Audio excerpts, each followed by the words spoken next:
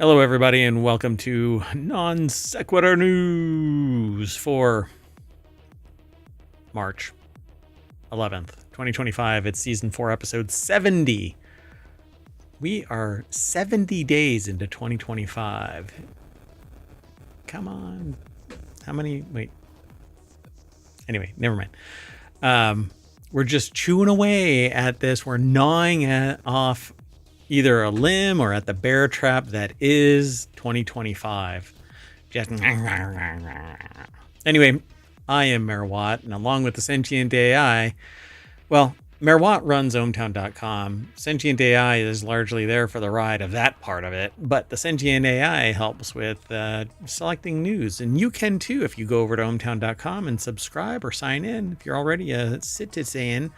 I'm about to extend it so that you can log in with any other platform. Well, 4 of 5. But anyway, we're going to talk about 10 articles today.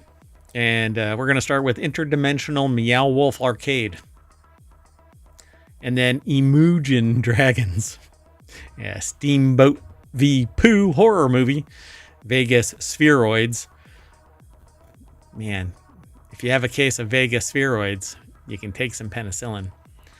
Scythe Studios Deep Cuts, BlizzCon to return in 2026, emergency trademark motion against Netflix. Hide your children. Southwest divests itself of all love. A little more on a Disney lawsuit results. A little more on. Anyway. Hilarious comedy movies from books, all of that, and maybe a little more. Who knows? On the other side of our intro. 3, 2, 1.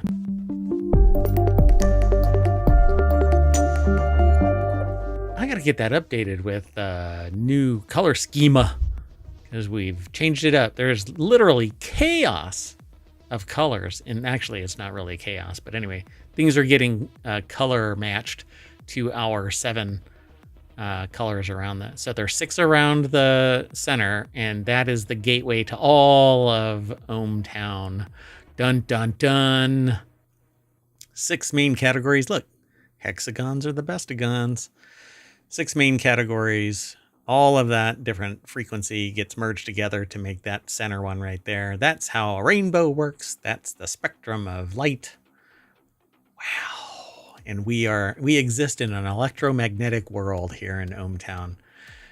Nobody's ever hungry. Nobody ever has to worry about safety. Nobody ever has to worry about anything. We're all news, no noise. Over at ohmtown.com. All the noise comes out of Mayor Watt's mouth and sometimes out of the Sentient AI's visualizer over there and the voice synthesizer. You ready to get into this? Oh, great AI from on high. I can't do that. I am. You have to We be didn't do audible. introductions. I know. Hello, Sentient AI from the future. Hello, Mayor Watt. How for art thou? I've had a few, 2 of these. So, but we're not sponsored, but Coca-Cola, hey. I'm fine. All right. Oh, wait, we have to, there. Nobody knows that it's Coca-Cola. Right, we couldn't tell from the script. Look, nobody knows that it's Coca-Cola. Doesn't it say it at the top? Shh, shh, shh. You'll be fine. All right. Let's go. First article is over in Technology Today. I can't wait for New York's I've said it twice now and messed it up. I can't wait for New York's interdimensional Meow Wolf Arcade. Meow Wolf plans to push the boundaries of tech and mixed reality on the East Coast based on what they've seen up to now. They're ready. And this is over at CNET. Scott Stein over at cnet.com put this article together. There you go. Meow Wolf in New York as a permanent exhibit. Trippy installation of art experience is coming to New York City as a permanent exhibit. Might have to take a trip to New York. It's a weird way to deliver. It's been in the West so far. It's in very select areas. So what have you read about it? What do you know more? Do you know more about it, or I do, and that's actually why I submitted it. I was reading about Meow Wolf recently. They have installations in a certain city, and I think it becomes like a permanent or at least multi-year installation, and they've been slowly expanding. I think they have like artists collectives that build these and maybe maintain them. in a little pixelated game that looks like the old arcade game Double Dragon, gangs and police come after you, but if you survive, you'll discover the actual message, Meow Wolf. A bizarre immersive multimedia collective that makes real-world art playgrounds is expanding to New York City. It's a weird way to deliver the message, but the author says that they're thrilled. Again, the author is Scott Stein over at cnet.com. It looks like New York's South Street Seaport site will push the territories of things they're deeply into, video games, mixed reality, layers of tech that will blend the virtual and the physical in ways that AR inspirational tech companies have been dreaming of, but still haven't quite pulled off. It's kind of a bummer that AR is only really embraced in the realm of art. I would love to be able to demonstrate AR in real time. So maybe that's what I'll do. I'll contact Xreal and go send me one of your things so that I can There you wear go. them. Yeah, it does seem to be pretty well adapted in the arts, but not really outside of it. The name really throws me off because I keep wanting to say Meow Wolf. Woof. It's in like the dog bark. Yeah. Bark, yeah. Wolf. Meow Wolf. In case you've never been to one, is a series of massive art installations mixed with interactive games and secrets. Imagine if Sleep No More and an escape room had a supernova and turned into an interdimensional rave. If you've never been to a rave, I don't know. You get touched a lot. Anyway, every Meow Wolf location has a different theme, and the destinations have all been located in the West so far. Las Vegas, Colorado, New Mexico, Texas, and Los Angeles one coming in a year or two. New York is the first Eastern Meow Wolf. So is that Eastern Meow Wolf and Western Meow Wolf? Is it a different species? I think each one is unique unto itself. I swear, what is it called? There's a gaming, furniture. South by Southwest or something? No. Oh, I thought you were talking about a festival. There's a gaming furniture company. What is it called? Weird? No. What is it? It's like a luxury, gaming company. I can't remember the name of it right now. Damn it, I hate that. Anyway, I think they went to one and actually showed it in one of their videos on YouTube. From Texas. I think they went to Texas and saw it. Anyway, major markets like LA and New York have always been on their radar, and they've been dreaming about it. And so Meow Wolf founder and chief vision officer Vince Kadlubeck told them in a phone call, the New York location is going to focus on video gaming and arcades, and it seems, among other things, involving the storyline of Plotzo, an interdimensional rat king that sprouts up in other Meow Wolf locations and is involved in strange arcade spaces. So, yeah, I swear this is... I've Maybe we had a separate article about this, but I don't think we ever did. I don't think so. I think it has to do with that gaming company, and I'm kind of trying to remember. It's something wood. They make that $10,000 gaming table and all this high-end stuff. Do you mean Wormwood? Wormwood. There it is. Yeah, Wormwood, I think, went to one of these Meow Wolf locations, I think, and did like a tour or something. Anyway, it'll be a big experience, they say, according to Kadlubeck. The relative square footage will be on the level of the Las Vegas Omega Mart and Denver Convergence Station experiences, which feels massive and maze-like. Convergence Station in Denver is 90,000 square feet. I think that's like a Walmart or something. Yeah, that's not a small art exhibit. Yeah, not at all. Look at that. So usually if I remember this right, each room has a theme and the overall experience has a theme, but it's mostly like siloed in each room. Yeah, I think Um, so. By the way, you're right. Like an average Walmart is 106,000 square feet. I have no idea how you knew that. I know a little bit of everything. That's why I call these shows now news trivia without the game.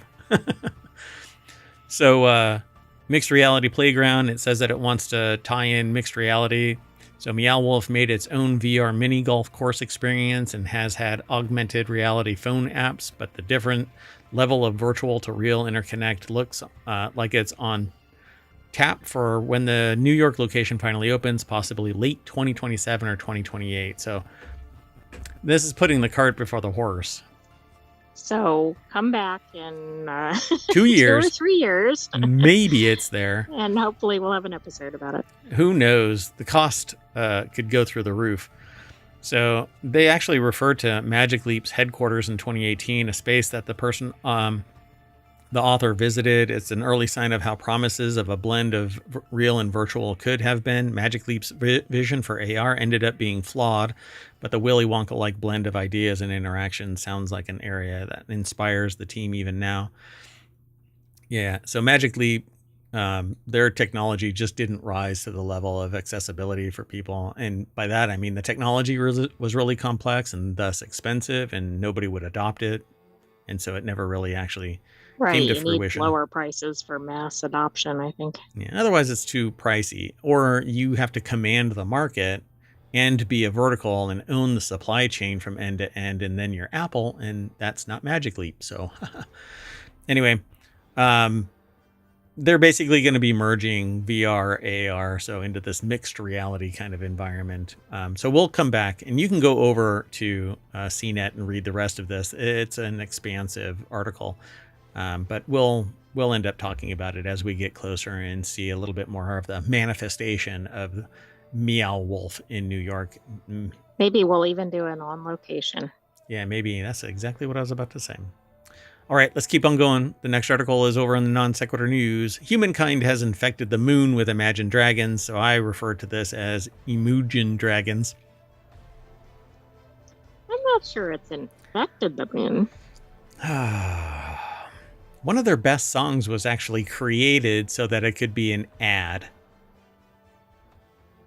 Oh, I thought that was another band, but okay.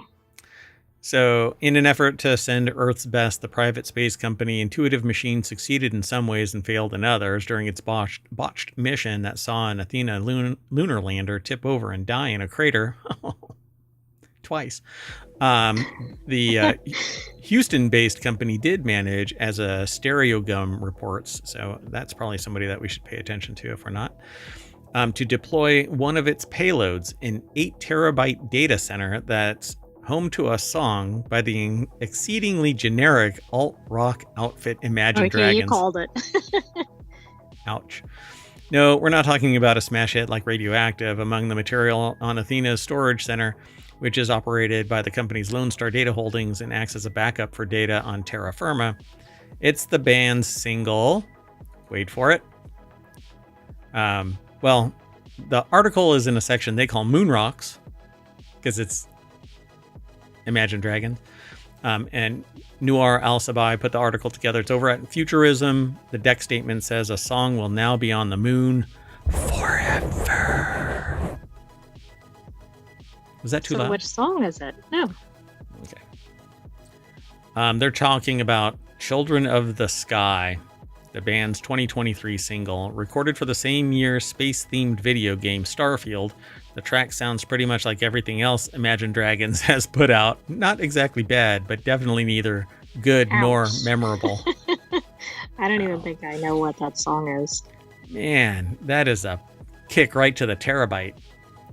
So, despite the prog rock meets elevator music vibes the song gives off, people involved with the project are extremely stoked that it's part of the mission. Well, it's going to be there nearly forever. Although radiation really does eat away at the housing, it may not be there forever. The flags and stuff like that have been up there are bleached clear, I think. Anyway, as of now, the logistics of the venture seem kind of iffy, given that Athena is now kaput. All the same, the Imagine Dragons joint is indeed sitting in a data center on the moon, joining legendary singles from such heavyweights as Elvis Presley, Jimi Hendrix, and Bob Marley. All right. Come on, man. How do you put Imagine Dragons in the same nest as Elvis Presley, Jimi Hendrix, and Bob Marley? I don't think you can. I think they were trying to capture maybe different eras, but I don't know what they were doing. Anyway, the mission wasn't a total failure because Lone Star had successfully transmitted Children of the Sky's song and lyrics to their data center on the moon. So they say that a claim that they can't verify, but if they said it and it's found on the internet, it must be real. Well, it'd be tough for Futurism to go there and go check it out. I mean, yeah, with that attitude, I mean, to me, it sounds like excuses. Get on your rocket ship and go. I've said that to other people and they still haven't done it. Let's move on. Next article is over on the Mobile channel. No one asked for it, but there's a Steamboat Willie versus Pooh horror movie. Public domain horror trend is now borrowing from another age-old trope, the crossover. what's really weird is we were just discussing Steamboat Willie and Pooh like right before this article appeared. Yeah, and so every day is the previous 24 hours segment of time. So we've always gone back into the time machine to make up for past days, but we never take old news and bring it forward unless there's something purpose built in there. Well, anyway, I'm waiting for the slash fiction. Anyway, so Sabina Graves over at Gizmodo.com put the article together. No one asked for it, but there's now a Steamboat Willie versus Winnie the Pooh horror movie. And we probably need a scary alert here, depending on who's watching. The best I can do, we'll have to make a new one, but the best I can do is overshare. So if anybody is afraid of anything,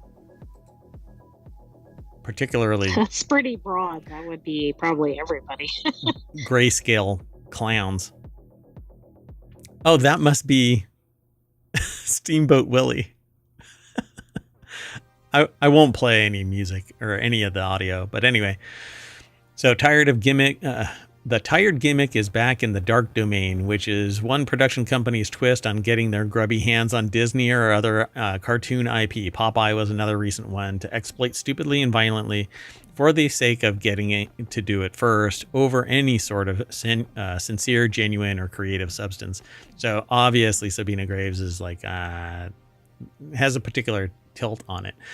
What's really funny about this is something that I've talked about previously, and then we ended up talking about this on the show, and then we actually got another article talking about it. Before we were talking about it, it was just in this nebulous space of, for whatever reason, as soon as something Disney goes public domain, they rip off everything. Right, people go all in after it. They do everything they can to defile the holy ground that is Disney intellectual property or assets in any way. I mean, if Disney owned Santa Claus, well, there already is Santa Claus horror too. I mean, right, but the point is, like, nothing. If it's done by Disney, somebody's gonna do something with it once it's public domain.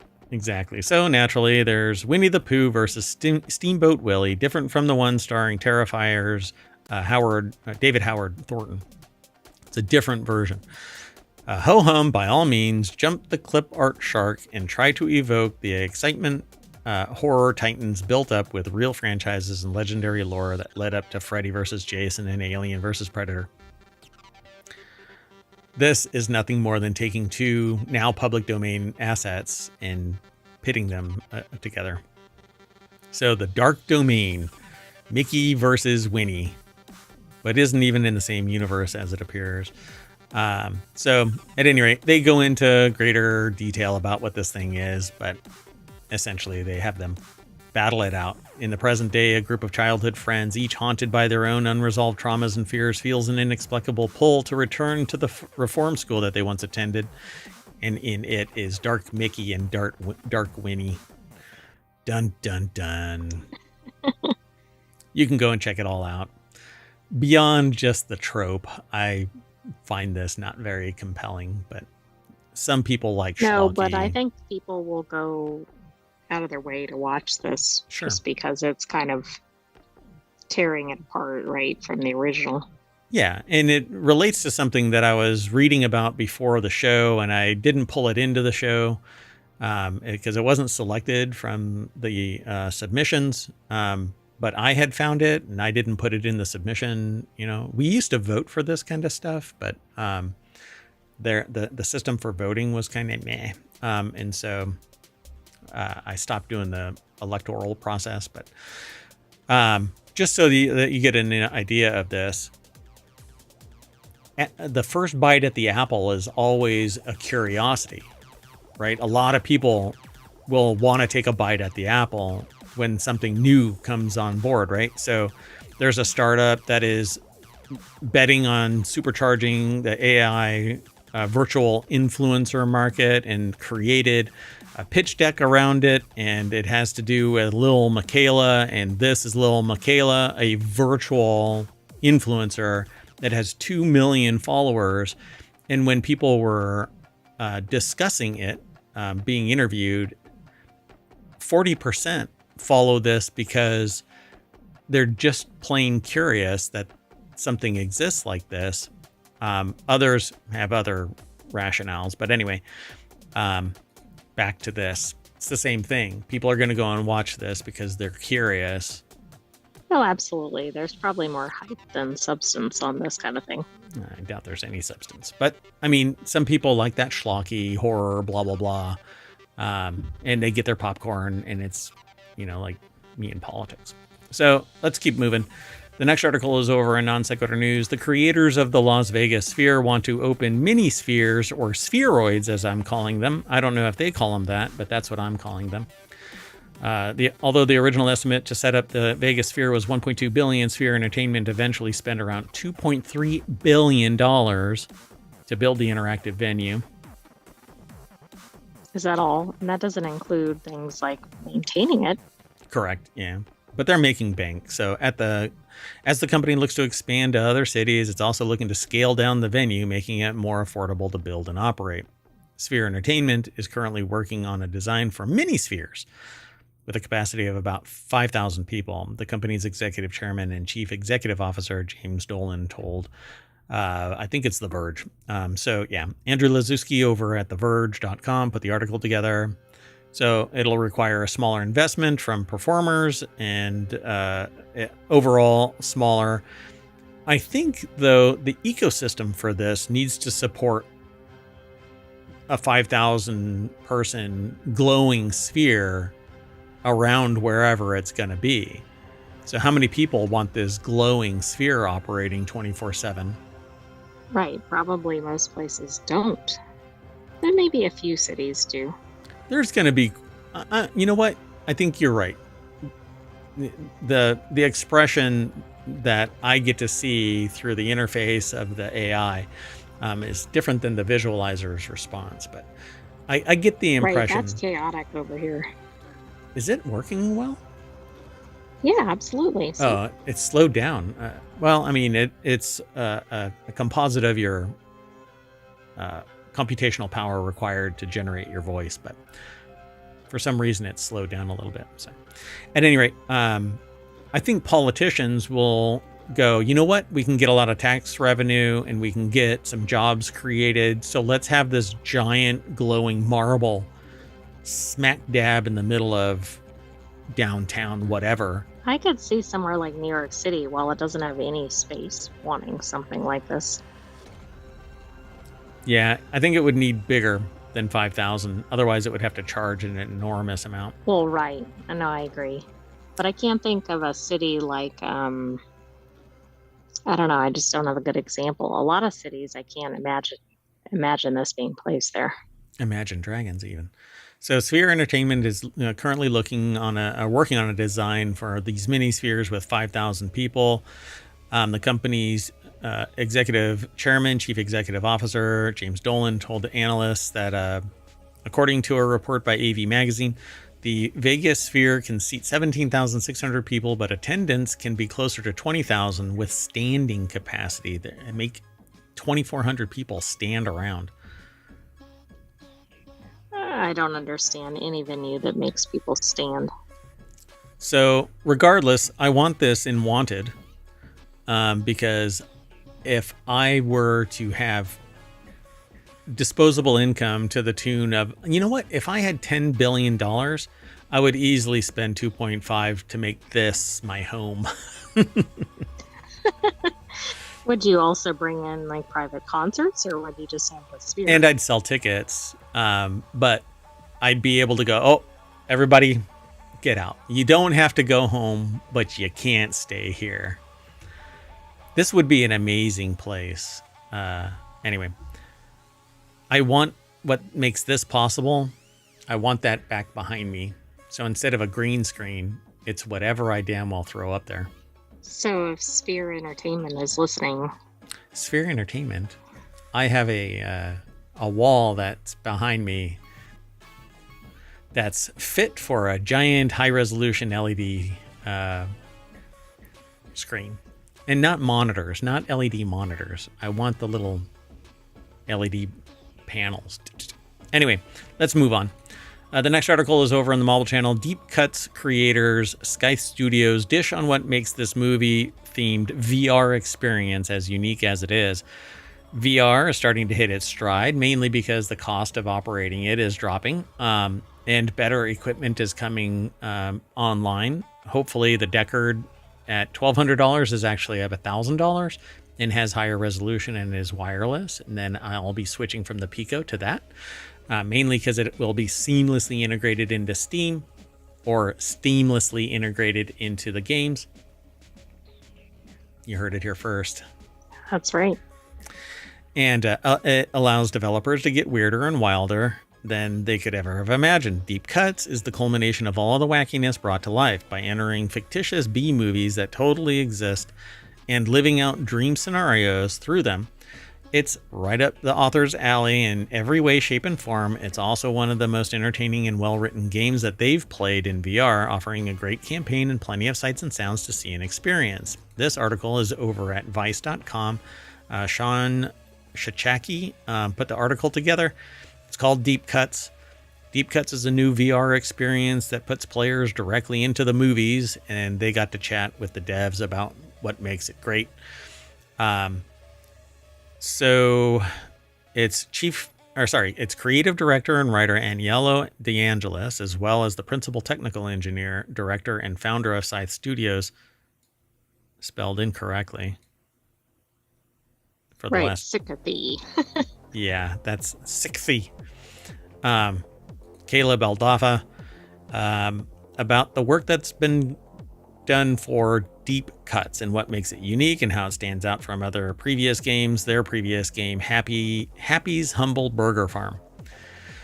All right, so Aniello says VR horror is a tricky field because you're asking a lot more of the player. You don't want to scare them out of the headset, so it becomes about analyzing what elements of horror we wanted to implement, psychological, emotional, physical, etc., and spreading those out in digestible chunks. So all of the above. Yeah. It's actually a lot of fun, as long as it isn't just to the point where it breaks your psyche and you're just, I am done with this. So jump scares and stuff like that, an intriguing story, continuity between scenes, a compelling writer, that you just need that writer that's embracing this.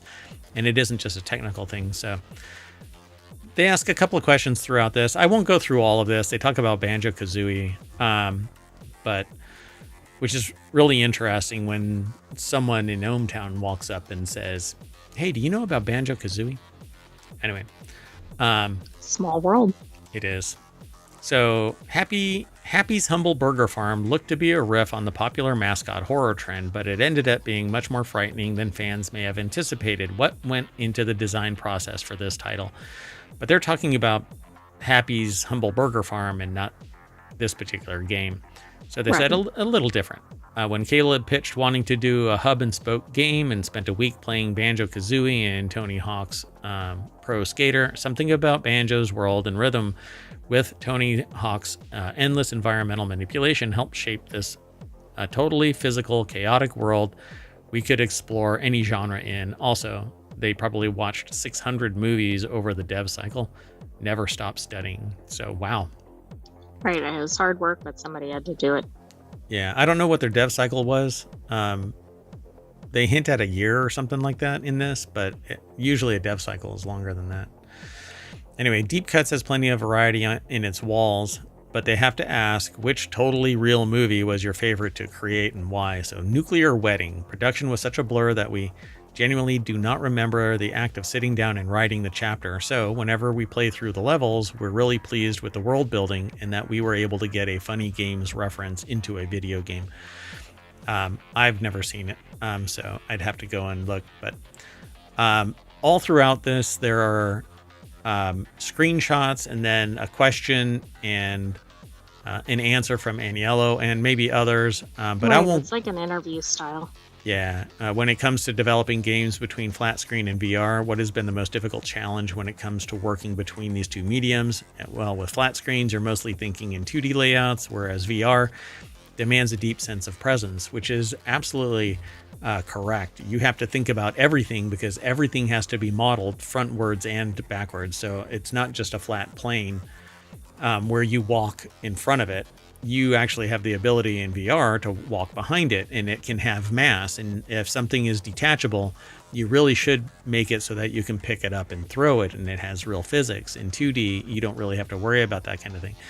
And in some cases with VR, with technological augmentation, you can give something weight so that it feels like there's something more to it, because your mind, when you get really into it, will play some massive tricks on you. They basically built this with environmental feedback to make it feel more natural and also not limiting players who want a more intense experience. Do you think you'd be playing this? I'm not really into horror games, but I would give it a shot. If they have a demo, I would definitely gobble it up. So I'm going to go and check it out. It's over on the MetaQuest store. It's on Steam. It's on PSVR 2. And it's available now, Deep Cuts. They don't have the price in here, but I guess I could find out real quick. Hold on. So Deep Cuts is definitely on Steam, and it's not out yet. So its planned release is 2025. Again, it doesn't actually say. So I'm kind of it doesn't surprised. have the exact release date or the price. It's probably out on MetaQuest, but it is not available on Steam just yet, because I'm looking at it right now. Well, maybe. And it doesn't have a release date, so that makes me think it's not immediate. Oh, that's really interesting. It's by the publisher is Tiny Build, but the developer is Scythe Dev Team. Tiny Build is really popular. They did They are the publisher. Yeah, they're the publisher for Graveyard Keeper, Potion Craft, which I have, Drill Core, Duckside, Hello Neighbor, Spider Heck is another one that is really popular. Graveyard Keeper, which is extremely popular. Oh goodness, just a bunch of stuff. Hold on. Their publication list goes on and on. How many do they have? Dear God. Anyway, I got to stop. Otherwise, I'll be going down the rabbit hole.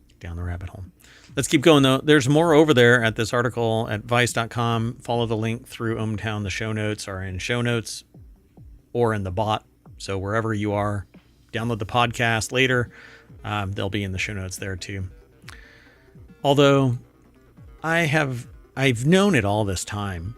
You know, the past 3 years, and now we're on our third month in year 4. Clicking on a link in the podcast show notes opens up a window that sits on top of the podcast. Oh, okay. It doesn't actually take you to, it takes you to the site, but it doesn't take you out of the podcast environment. So it's kind of ugly, but anyway. Oh, by the way, let me introduce you all to something, just so you know. if you want to subscribe to ohmTown over on YouTube, I've made it easier because you can mash this button right there and it will take you over to ohmTown on YouTube and subscribe you in the same click. So I'm looking forward to it. One-stop shopping. Yeah. And it goes away after about 30 seconds. It'll disappear. Well, it turns into that right there, that little down arrow. Anyway, it's not intrusive. We'll start changing it from time to time so that you can link or visit the podcasts, etc. We've got 7 podcasts. We're a little of everything. All right, so let's keep on going. This next article is over in Non Sequitur News. BlizzCon is returning in 2026 after a few years off. I've always wanted to go to BlizzCon when I was really into WoW. Not so much anymore. I'm still fascinated that it has this kind of an ecosystem where thousands of people will converge. Yeah, it's pretty impressive that it's coming back, because you'd think maybe it just wouldn't. You might want to look behind you. So, BlizzCon 2026 will once again be hosted at the Anaheim Convention Center. Blizzard isn't sharing specific details about what games might be featured, but the company says that alongside BlizzCon staples like opening ceremony, in-depth panels, the Dark Moon Fair, friendly competition, hands-on gameplay, and more, they aim to meaningfully elevate this iconic celebration and create an unforgettable experience for all who take part in it. Tickets will go on sale at a later date. But Jay Peters over at TheVerge.com put the article together, so mark your calendars for September 2026. That's fine. Quite a ways off. That's fine. I think that if they're talking about it now, they'll definitely do it. But the last BlizzCon event took place in 2023, where the company announced details about things like Diablo 4's first expansion, new World of Warcraft expansions, the addition of Mauga. I never play Overwatch, and more. Blizzard also hosted a virtual BlizzCon Online or BlizzConline in 2021. Whenever I hear BlizzCon, I think that it's a convict in snow. Yeah, I mean, the con part is certainly getting there. Yeah, it's a snow person who's been convicted. Yeah. So, an in-person edition of the show in November 2019. So, basically, they're trying to spin things back up. There isn't much more over at this article, but you can go over there and read more about it. And show Jay Peters some attention. All right, let's keep on going. One of these days I'm going to go to BlizzCon, just so that I can say I went to BlizzCon. Well, maybe you can go in 2026. I don't know. All right. So Blizzard and whoever else is who's in charge of Blizzard now? Is it like Microsoft or something? I don't know. I don't remember who owns Blizzard anymore. Tencent. Let's keep going. It's Activision. Activision. Oh, it's Activision Blizzard. Or Activision Blizzard, yeah. Yeah. I don't know why I knew that. Anyway, the next article is over on Right Protect, which is one of our channels for copyright and trademark discussions.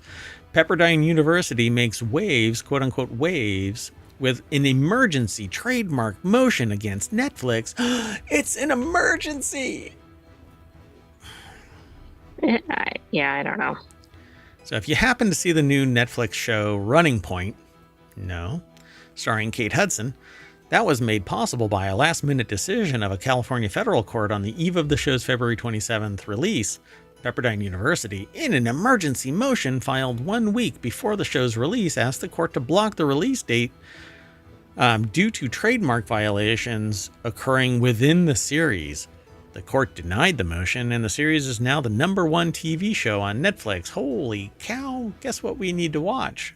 That way we can talk about it in and the continuity report, which is on Saturdays. Yeah, it's the third show on Saturdays, right after Reality Hacker and Wanted. So Reality Hacker is all about, hacking reality using technology. And Wanted is all about gadgets and gear. And then the continuity report is about entertainment news. Typically TV shows, movies. sometimes music, but I am working on another show that cannot be turned into a podcast without paying a bill and cannot be recorded as a VOD. So it can't end up on YouTube or Twitch recorded, but I can stream. How about that? Yeah, that's another kick in the terabyte.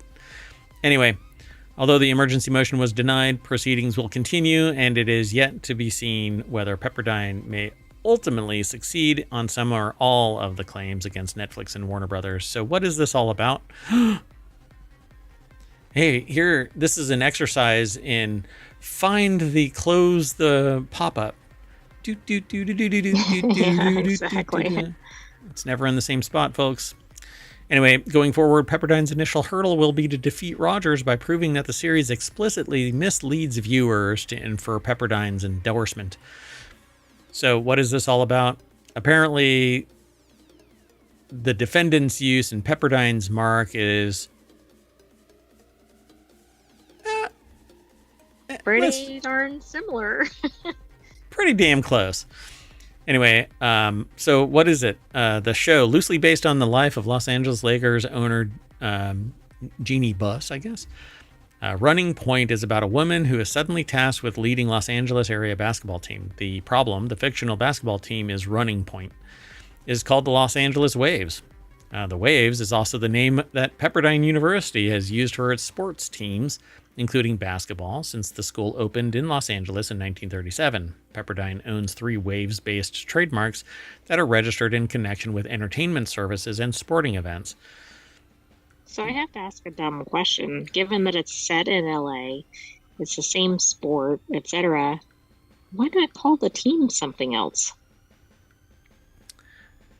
I wouldn't be surprised if somebody approached Pepperdine and said, hey, would you like to, loosely endorse this? And, we'll give you some money. And they're like, probably said no, and they still went ahead. And then the CEO pumps out a tweet with her. Her?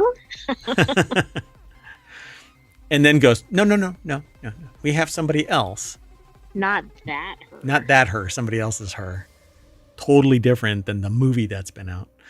Anyway, in a temporary restraining order or TRO request, I want to make a joke. Anyway, Pepperdine told the court that the university would suffer immediate and irreparable harm if the court did not prevent the show's impending release. Anyway, they sought relief on the basis of the trademark infringement, and the defendants filed opposition papers a few days later, denying any likelihood of confusion and arguing that the show's content is protected under the First Amendment-based Rogers test. And the court heard oral arguments on February 25th, and then, in a game day decision, sports pun intended, they say, issued a ruling the next day. So, essentially, it might be close, but nobody's going to really confuse the two. But looking at that, the only difference that I can see between that Waves and this Waves is the kerning between some of the letters. It seems like a little bit bigger between the letters of Waves. And they don't have... I was going to say 2 things. One, it looks like there might be a line behind the word Waves on the Netflix side, and then also just the background color, which I know is irrelevant, but yeah, that's actually it's pretty interesting. It looks way it looks closer. like the same font. That's the thing. Like it has the same. It appears to have the same connections. I don't know what it's called, but like shadow or whatever behind the letters. Yeah, it just seems to be a little bit wider in here, and it doesn't conform to the V. The V is a little bit different. It's straighter. And even the connection between the V and the E is made, whereas the others don't actually connect. This one actually connects, and so does that one. Yeah, that's really interesting to me, because it seems like a little bit of difference could have gone a long way here. Yeah, I definitely would have found in Pepperdine's favor, because this just doesn't make any sense. It's curiously close. So unless the Netflix show shows Pepperdine in good light, I would say that this could cause, quote unquote, reputational harm. Well, the article says that that's one of the complaints too, Right. because Yeah. it's showing things that they claim are contrary to the university's Yep. values.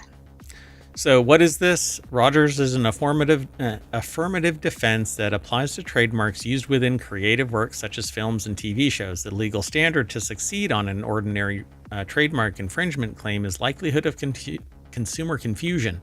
In Rogers' cases, however, the defense bars liability unless the court finds that accused trademark explicitly misleads consumers as to the source or content of the creative work, but it is based around something that matches the waves. Right. Yeah, the team in the same city. With the same colors. Right, the show is set in the same city. It's the same sport. Like, there's so many connections.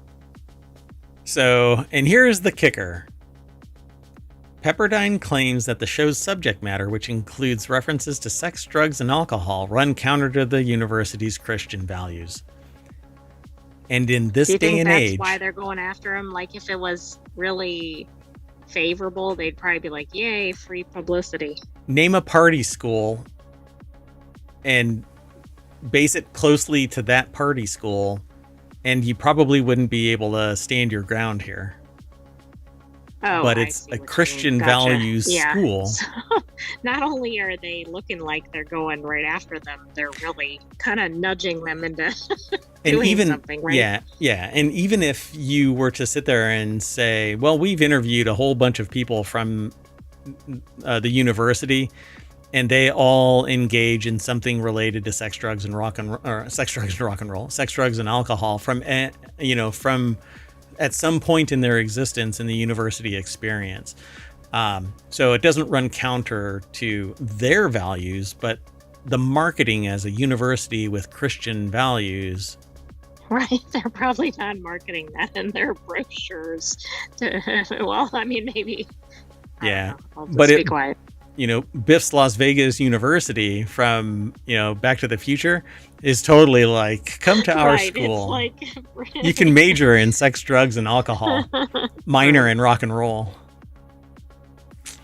All right, let's keep going. The next article is over in Non Sequitur News. Everything you loved about Southwest has officially gone. I titled this section, Southwest Divests Itself of Love. So... Yeah, exactly. I mean, it had quite a cult following, I think, among travelers. Yeah, now you're going to be... went away from the... free baggage. And pick your own seat, and then the baggage is really going to be a big deal. Yeah, kick to the terabyte again. So Southwest Airlines has axed virtually everything that once set it apart from competitors. The airline announced an end to its famous free checked bags policy on Tuesday. I have to check my baggage all the time. Man, my childhood. Are you checking to make sure it's with you? I would like to check that it's not with me, but I apparently carry it around and it pops up from time to time no matter where I am. Anyway, the change comes amid other measures to cut costs and increase revenue, like assigning seats and not putting all of the door bolts in. The final shoe just dropped at Southwest Airlines. Following intense pressure from an activist investor to shore up revenues and cut costs, remember, folks, this could be a more lucrative business for the business to stay long term if it isn't being sucked dry of all moisture like so many dune inhabitants. If it wasn't for greedy bastards. Instead of having a marginal increase, and by marginal I mean a consistent low level, they demand more and more and more growth in a market that doesn't necessarily support it. The only way you can grow is to stand out amongst the competitors, and you're not going to do it by matching all the rest of the competitors just so that you can eke out another percent and satiate the greedy, mind-numbing, sociopathic greed levels. And you had disconnected for a moment, but I liken this to sucking dry a loser in a Fremen battle on Dune. That's very specific and visual.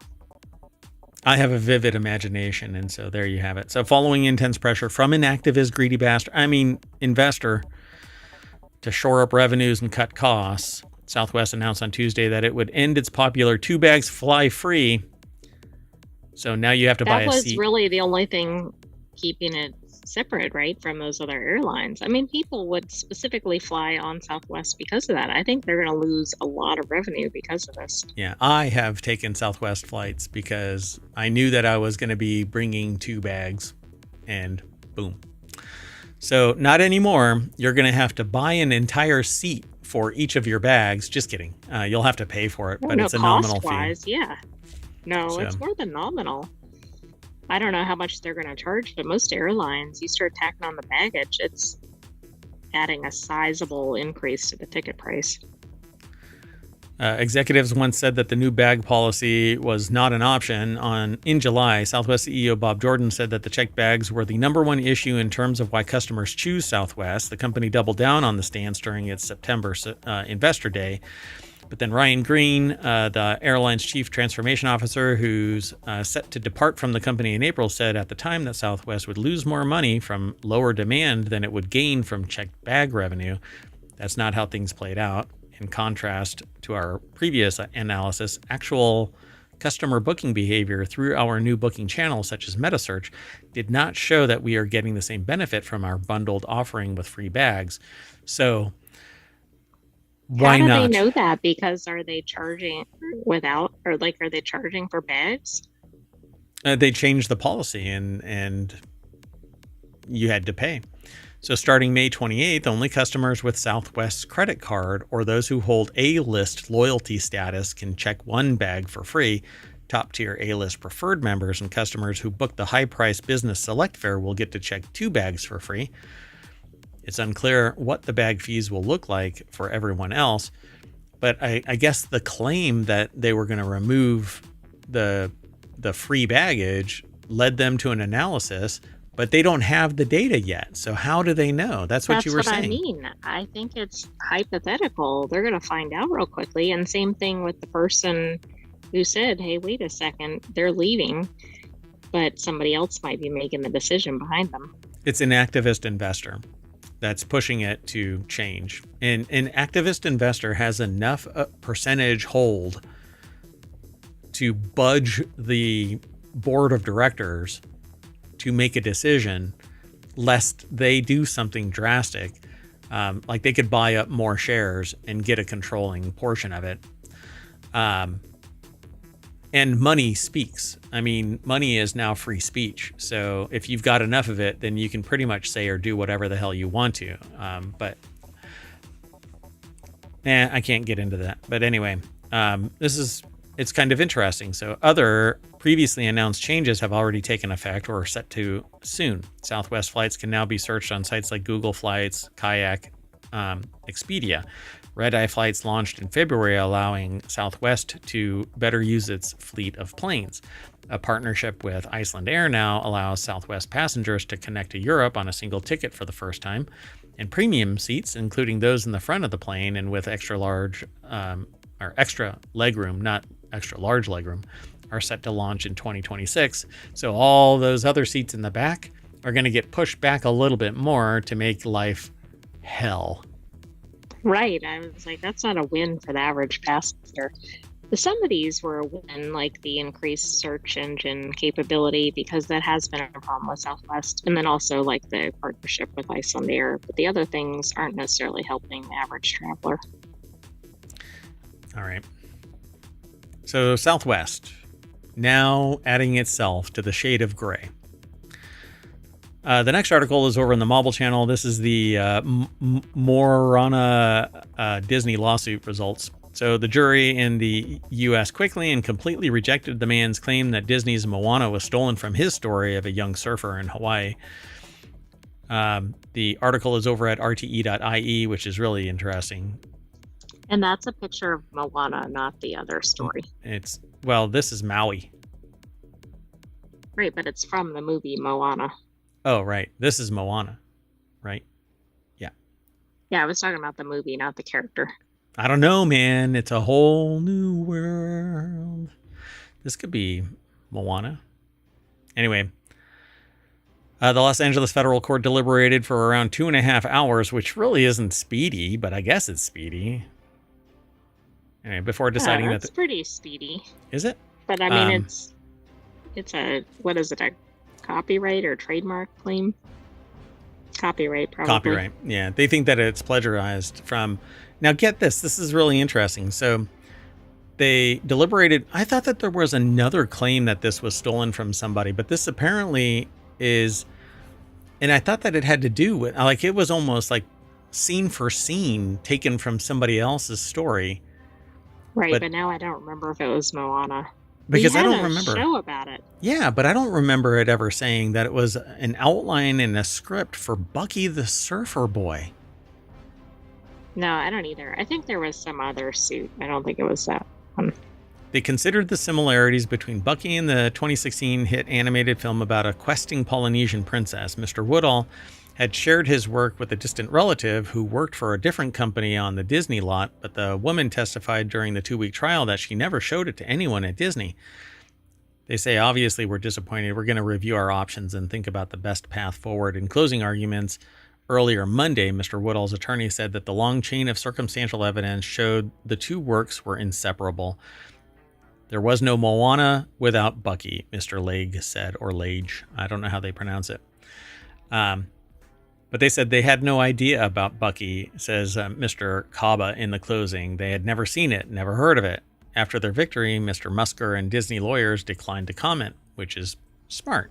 If you've won, you don't run around. Right. You don't act like you're loser, bragging about it. Loser. Yeah, that probably doesn't help with the appeal chances. So a judge previously ruled that Mr. Woodall's 2020 suit came too late for him to claim a piece of those receipts, the $700 million at the global box office from Moana, and that a lawsuit filed earlier the year over Moana 2, which earned more than $1 billion, must be decided separately. So that suit remains active. But I don't quite get it. Okay, this is fascinating. The jury watched the whole Moana movie. For free? Taxpayer Was that dollars. part of the deliberation time? Yeah, there you go. We'd like to watch the movie again. Can we bring our children? So exactly. They're like, guess what Mommy and Daddy did today? Yeah, we got to watch Moana. But not you, child. Ha ha. So in the latter versions of the story, the title or titular character, vacationing in Hawaii with his parents, befriends a group of native Hawaiian youth and go on a quest that includes time travel to the ancient islands and interactions with the demigods to save a sacred site from a developer. I don't think that's the same story as Moana. It's certainly not a visitor to Hawaii. Yeah. So around 2004, Mr. Woodall gave the Bucky outline to the stepsister of his brother's wife. That woman, Jenny Marshek, worked for Mandeville Films, a company that had a contract with Disney and was located on the Disney lot. He sent her follow-up materials through the years and testified that he was stunned when he saw Moana in 2016 and saw so many of his ideas, along with Ms. Marchek's evidence saying she didn't show Bucky to anyone. Messages shared by the defense showed she eventually ignored Mr. Woodall's queries to her and had told him there was nothing she could do for him. So eventually going ballistic. But both include teens on oceanic quests. Both have Polynesian demigods as central figures. I mean, a story around Hawaii is nothing, Polynesia, you know. Right, exactly. Those are pretty common elements, I think. Give me a break. That's what you do. You don't write about sci-fi if you're trying to focus on the Roman gods of yore, unless you're trying, you definitively tie it together, like the game Split, whatever. What's that? Split Fiction? Split Fiction. Thank you. I watched people play it from end to end, and I forgot the name. Anyway, we talked about it in WarCrafters, I believe. Yeah. So in both, the main characters interact with animals who act as spirit helpers, which is just a trope. So I just don't get it. So you can keep on going through this, but animal guides go back to movies as early as 1940s Pinocchio and appear in all of Mr. Musker and Mr. Clements' previous films, he said. Mr. Kaba said Mr. Musker and Clements developed Moana the same way that they did other films, through their own inspiration, research, travel, and creativity. So, yeah. There you go, folks. And parallel construction happens. So two people, we are a planet of 8 billion people. You're gonna find two people that have created the same idea. I am living proof of that, because every time I write something down or say something, I find out 5 years later that somebody else is doing it. You know what? Make some friends, write your script, publish the book, and then go, look, it's out there. It is out there. That's true, I didn't it's copyrighted. It's publicly copyrighted. Everything that you write is already, by its embodiment, is copyrighted. The moment you show it to somebody and you don't have the means to defend it in a courtroom like this, and you don't have definitive proof, you might as well just kiss that goodbye, because more money and the fact that it's dubious at best when tropes match up, you're not going to win, folks. So, in fact, I don't even recommend people get a patent on basic stuff, because if you don't have the money to defend it, and it isn't so technically sophisticated that you have to clone it outright, you can't defend your patent. So produce it and get it out on the market and make your bank, because somebody somewhere is going to clone it, be it China or somebody else. It'll be possibly lower quality. It'll be sold cheaper, but people will buy it because that's what they want. They don't need your highfalutin whatever. Anyway, let's move on. The next article is over in the continuity report. Context matters, folks. So if you want to talk to me about IP and stuff like that, I need more context, but I'm willing to defend the idea of don't bother patenting anything. It depends on what it is. Anyway, this last article for the March 11th, 2025 Non Sequitur News is 10 hilarious comedy movies based on books. So Hollywood loves a book adaptation, but comedy is one genre that usually proves exempt to this trend. Stop that. There are a few good reasons for this. With one being that comedy novels don't really translate well into the big screen. Another reason is that comedy movies are built around a certain actor, or that they need to focus more on visuals and tone. So here are 10. It's over at Screen Rant.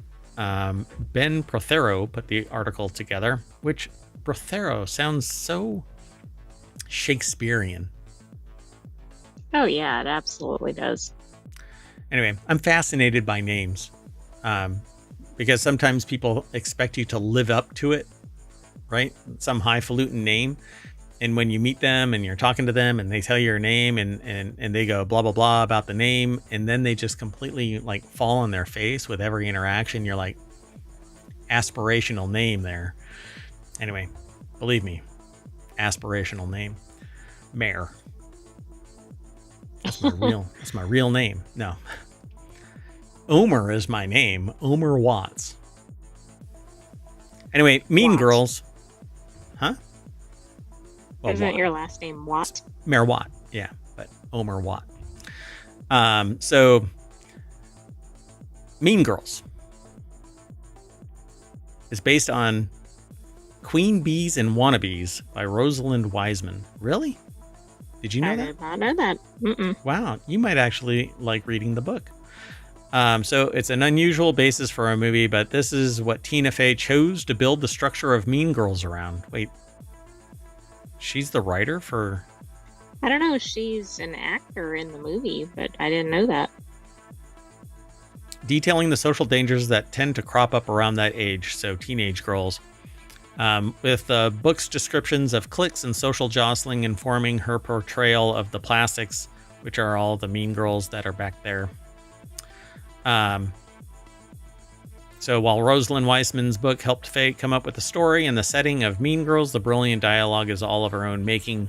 Yeah, Tina Fey is pretty brilliant as she was on SNL as both on the stage and behind the scenes writer and stuff. I think she was the lead writer for SNL. Anyway, another factor is that its observations of high school politics are still relevant, even if some of the specifics are outdated. But yeah, Mean Girls still exist. Stop trying to make fetch happen. It's not going to happen. So Dr. Strangelove is based on Red Alert by Peter George. I won't go through all of these verbatim, like that first one. It just kind of pulled me into the writing as I was reading it. Dr. Strangelove takes the framework of this story and transforms it into a satirical farce. You have to watch Dr. Strangelove. If you've never seen it, Peter Sellers, George C. Scott. But this is interesting because it sounds like it's changing the nature of it. Stephen King's distaste for Kubrick's adaptation of The Shining is common knowledge, but Peter George has the right to be even more outraged as Dr. Strangelove is nothing like his novel Red Alert. But it gave the foundation to be Dr. Strangelove. It's over the top. So this comedic approach has little to do with Red Alert, but it drives at the point that the fate of the world shouldn't be trusted to something as frail as human emotions. Ho ho ho! Has no foundation in reality. Let me tell you. That sounds like science fiction. Because never, oh God, I want to talk about it, but I just can't. I'm not going to get on that soapbox. So Princess Bride is based on the novel William Goldman, which that's the author. No. It says based on the novel by William Goldman, The Princess Bride. I spun it around. So based on the novel by William Goldman, it is The Princess Bride. So they stick to the name. It has a sincerity and reverence for its inspirations that's refreshing in an age of cynicism. But this actually goes to the point, right? So I don't think that Dr. Strangelove, even at the time, was a favorite at the time. Now I think it has a cult following, but I'd have to go and verify that. I don't really remember. But it's from 1964. So when it sticks, that might be one reason you don't remember. Yeah. I mean, I've seen it, but I don't remember it being great at the time. I mean, it's a Kubrick film, so it's artsy. But when you stick to the writing and the writing is good, you're going to have a good time. When you start diverging and creating your own whatever, you're going to have a bad time. Bridget Jones's Diary is by Helen Fielding. It's a novel by Helen Fielding. It says, while it's rare for a novel to inspire a comedy movie, it's much rarer still for a whole comedy franchise to draw inspiration from literature. So Bridget Jones's Diary. The movie has the same irreverent tone with a wonderful performance by Renee Zellweger. So that's interesting because there's a couple in here that seem like they're very close to the source material, but there's several that seem like they're way off. Clueless is based on Emma by Jane Austen. I've heard that before, but I don't know. I don't see the parallels, but maybe I just haven't really engrossed myself in Emma. But Clueless is I like think it's the same exact story, just in a modern setting. With a modern take. Gotcha. Emma is arguably Austen's funniest novel, and Clueless makes it feel new. But I swear there was a newer version of Emma that was released. I think in the last 5 years or so there was. Yeah, and that one I thought matches up, but I think it's actually, even the tone of it is, it wasn't modernized, other than its modern filming and all of that. So by casting the character as an image-obsessed high school student, Clueless extracts the essence of Emma Woodhouse, complete with her meddlesome matchmaking and her laughable but oddly sweet naivete. Cher is a protagonist worth rooting for despite all her apparent flaws. So this is a fun movie to watch. If you've never watched it, it definitely gets a 10. All of these are actually 10s. Well, actually 7.8 on this one, but Bridget Jones's Diary, I don't know. Not everybody in here is really like a compelling character, so maybe that's it.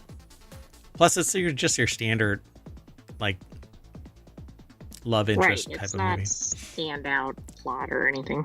Yeah, like Clueless is funny and has all of the other mechanics. But anyway, number 5 is The Graduate, based on the novella by Charles Webb.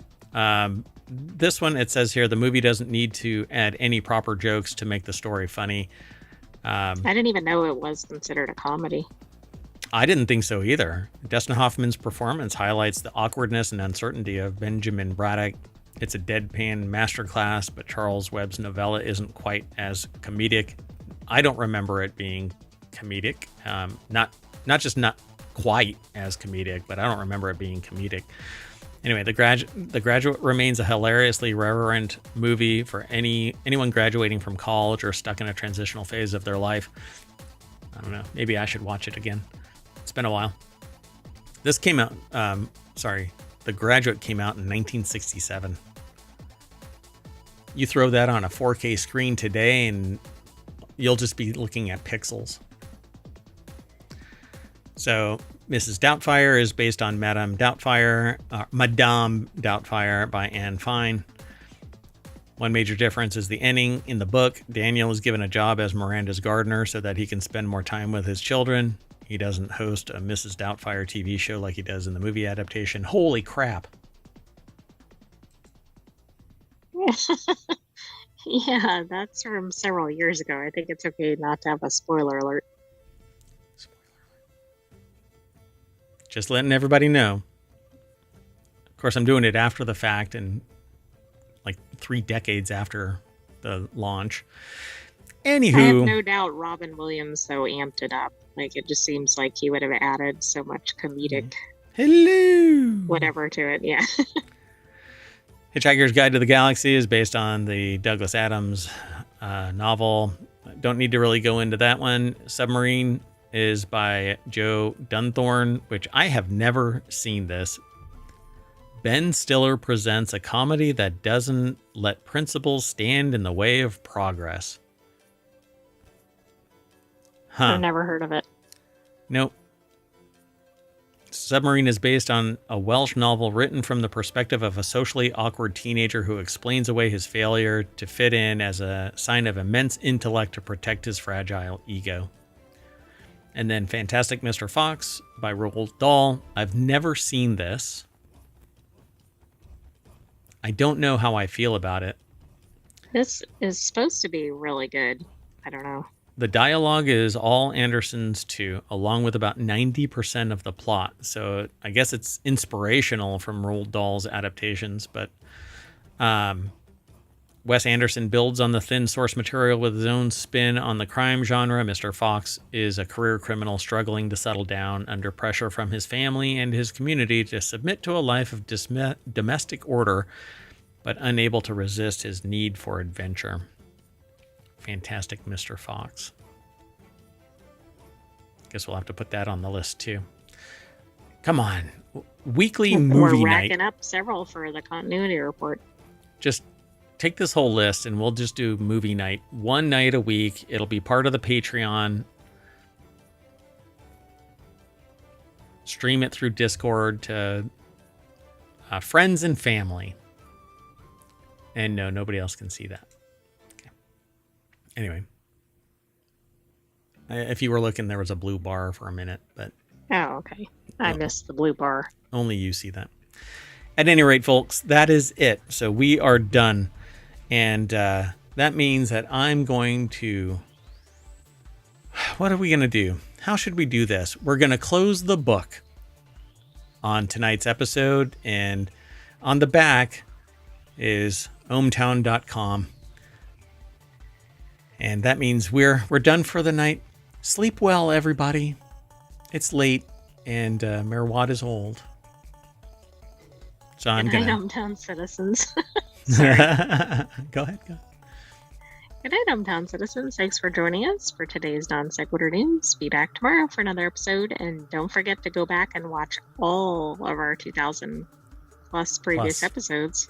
Yeah. Oh gosh, cannot believe that. So 3 years, and now we're at the beginning. We're heading towards the middle of the 3rd month for year 4. Be sure to follow us on Twitch and YouTube. Download the podcasts. If you want all of the podcasts, all of the shows, then just subscribe to Non Sequitur News. If you want all of them broken up into individual podcasts, subscribe to the 6 other under the ohmTown name. That's what we publish under ohmTown. And then Non Sequitur News has the most.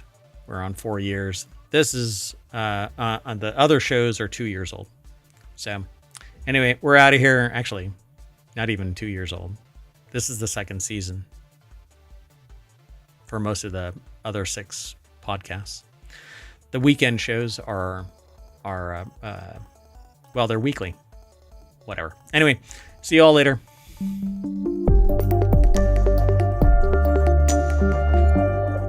We operate like a well-oiled machine.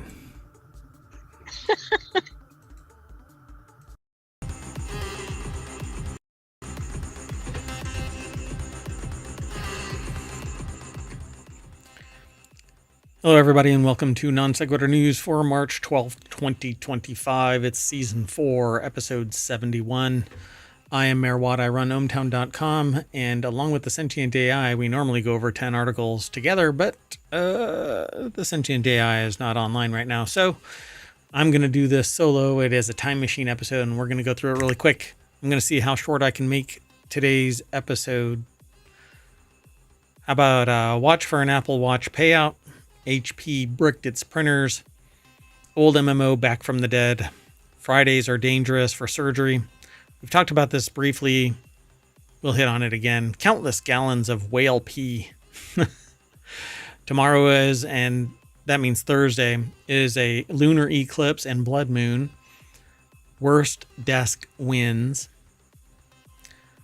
A race to measure fastest warming cities. Sweet and spicy rum. And lava fountains on display in Hawaii. Again, go over to ohmTown.com. Be sure to follow us on Twitch and on YouTube. Be sure to download the podcast. Leave a 5-star review. I'll quote you as long as it isn't hostile. There's a Discord and a bunch of other things. We actually have over 2,000 episodes now across the 7 podcasts and all of ohmTown. So go and check it all out. There's 7 podcasts, including Non Sequitur News, and then 6 other weekly shows that we do. We stream them live here on Saturday and Sunday. See you around. More news on the other side of the intro.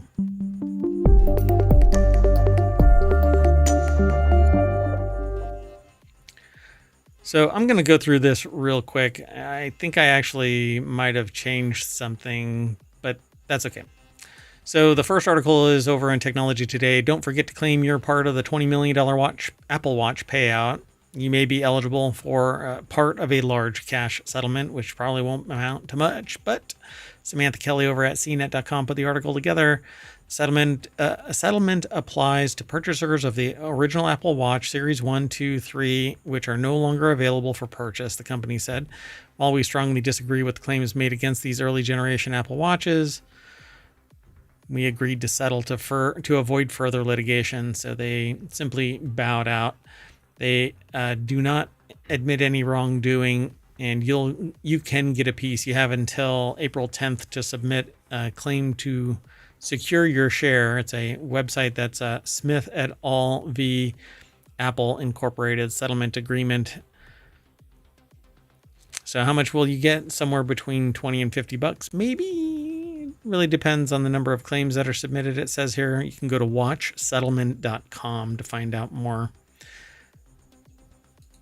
The next article is over in the mobile channel as well. HP accidentally bricked its own printers. For those of you too young to have grown up with a printer in every home and office, or even have worked in an office, a printer was a device engineered for as a mass social experiment to run over several decades to test how far you could push a frustrated person before they went batshit Looney Tunes over paper jams and Byzantine settings menus. Those settings menus still exist as Byzantine, and paper jams not so much, but cleaning your freaking printer every couple of days because you don't print continuously, and then you have to do a deep cleaning and all of this other crap to get your printer working. That drives me nuts. I'm actually considering switching to a laser printer because of that. Anyway, printer maker extraordinaire HP just found a way to make printers even more aggravating. Reports have been rolling in that their March 4th firmware update, yes, printers get regular software updates, have been disabling their printers. The article is over at vice.com by Matt Janser.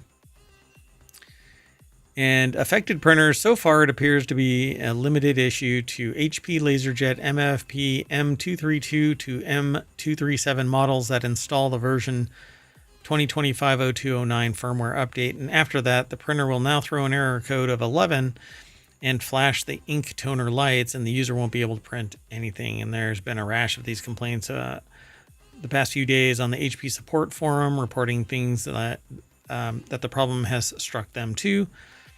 The author says, I could fill up this whole article by spamming links to reports of this happening, but I'll spare us both. So yeah, spare everybody. Anyway, if you're still plodding along with the HP LaserJet MFP 232 to 237, don't update your firmware until HP comes out with the next version, and maybe that will fix it. Let's keep going. The next article is over in WarCrafters. That's another one of the channels over at ohmtown.com where news gets aggregated based on content. A dead MMO that launched with a now canceled TV show in 2013 is coming back 4 years after the servers were shut down. Tryon World's Defiance was an odd duck. It launched in 2013 alongside a TV show tie-in of the same name, set on a future Earth following an alien invasion during which the planet was aggressively terraformed. Both the game and the show were a mix of grungy post-apocalyptic Western and futuristic sci-fi. A neat hook in the form of the interplay between the show and the game piqued their attention, the author's attention over at PC Gamer back in the day. I'd keep tuning into the show, trying to figure out what events would impact the game. Unfortunately, there was a surprising lack of meaningful crossover. Well, Fraser Brown over at PCGamer.com put the article together. It says, Defiance indeed. So it's come back. Tryon World's Defiance has returned. Only a couple years later, the show was canceled, but the MMO persevered, and it stuck around for a while until 2021 when the servers were shut down. Defiance was never really one of the heavy hitters, and haven't thought about it for years, but now I guess it's back. Fox, Fawkes, an indie studio and publisher dedicated to reviving treasured titles, has dedicated that Defiance fits its brief and has set itself the task of bringing the game back to life. It acquired the rights to both the original 2013 version of the game and the relaunched Defiance 2050 version that appeared in 2018. So apparently it's coming back. They said while they weren't a fan of Defiance, they do miss the days when we had countless MMOs to pick from. It's always a shame when an MMO closes down. I agree. Arcade was absolutely phenomenal to me, but apparently it didn't generate enough revenue to stay alive twice, including Unchained, which didn't even have a monthly fee, but it's gone too. I don't know. I don't know. It drives me nuts. Stop killing games, folks. Give the server to somebody who cares. If you don't, there are enough people that will play it locally or in a smaller amount. I would love to play ArcAge on my own server so that I have control over it, and I can let my friends play it. Anyway, let's keep going. The next article is over on the Mobile channel. You're more likely to die if you have surgery on a Friday. If you have surgery coming up, maybe don't read the article.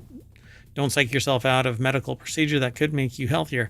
Now, for the rest of you, a study's been found that patients who have surgery just before the weekend have a 5% higher chance of complications or death, it says, than those who have surgery earlier in the week. And the reason will not shock you all. Basically, Louis Prada over at Vice.com put the article together. As you probably guessed, fatigue is the likely culprit, though the study's authors caution that fatigue isn't the only factor at play. The study spans 12 years worth of surgeries and tracked patient outcomes at the 30-day, 90-day, and 1-year post-surgery. Across all time frames, surgeries that happen on Fridays had a higher risk of complication. So they're calling it the weekend effect. It's a known issue that still requires tons more study before anything definitive can be said or done about it, but you don't want to get treated on Friday. Let's keep going. The next article is over on the Mobile channel. Countless gallons of whale pee are keeping our oceans alive. You heard it. It's a common joke when you're probably heard before. One of those public domain observations people toss out in conversations to seem clever and original when it's thought thousands of times every day. Swimming in the ocean is weird because it's a fish toilet. But all that sea creature waste plays a vital role in maintaining ocean health. So again, Louis Prado over at Vice.com put the article together. There's always more on these articles, so I always encourage people. I do these shows simply to kind of pique your curiosity and make you go over and read more about it, do some due diligence, come and hang out and talk to Mayor Wada and the ohmTown citizenry over at ohmTown on YouTube. So it's youtube.com/ohmTown, and over on Twitch, it's twitch.tv/ohmTown. Yeah, we stream to both at the same time. Not this episode because it's a time machine episode. I had mayoral duties and I couldn't do the work. And that may be the same case for Thursday's show, but we'll see. So scientists have been enamored with whale waste in recent years. In the past, researchers have found that whale poop is so vital to maintaining the health of our oceans, and some have started developing artificial whale poop based on the nutrients found in the real thing. And I've actually done an episode involving that artificial whale poop.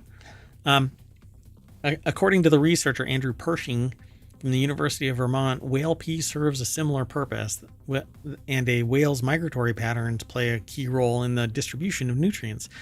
It's called the whale conveyor belt and helps spread around 4,000 tons of nitrogen and 45,000 tons of other biomass like dead skin cells, placentas, yes, poop too, across thousands of miles. Whales travel as they journey toward breeding grounds. But all of that basically is nutrient that gets stirred up on the seabed floor. The researchers found that areas of the ocean where whales dump their various types of waste and gunk end up fertilizing ecosystems that fuel phytoplankton growth, leading to bountiful food reserves for all kinds of fish and sea invertebrates. And one researcher explained that while whale pee being distributed through whale migration paths is like collecting leaves to make compost for your garden. Let's keep going. Next article is over in the Mobile channel. How to watch Thursday's total lunar eclipse and blood moon. So that's today if you are listening to this today, but it's tomorrow if you're listening to it when I release it from the time machine on Wednesday. Time, man. How does it work? Anyway, how to watch Thursday's total lunar eclipse and blood moon on March 13th.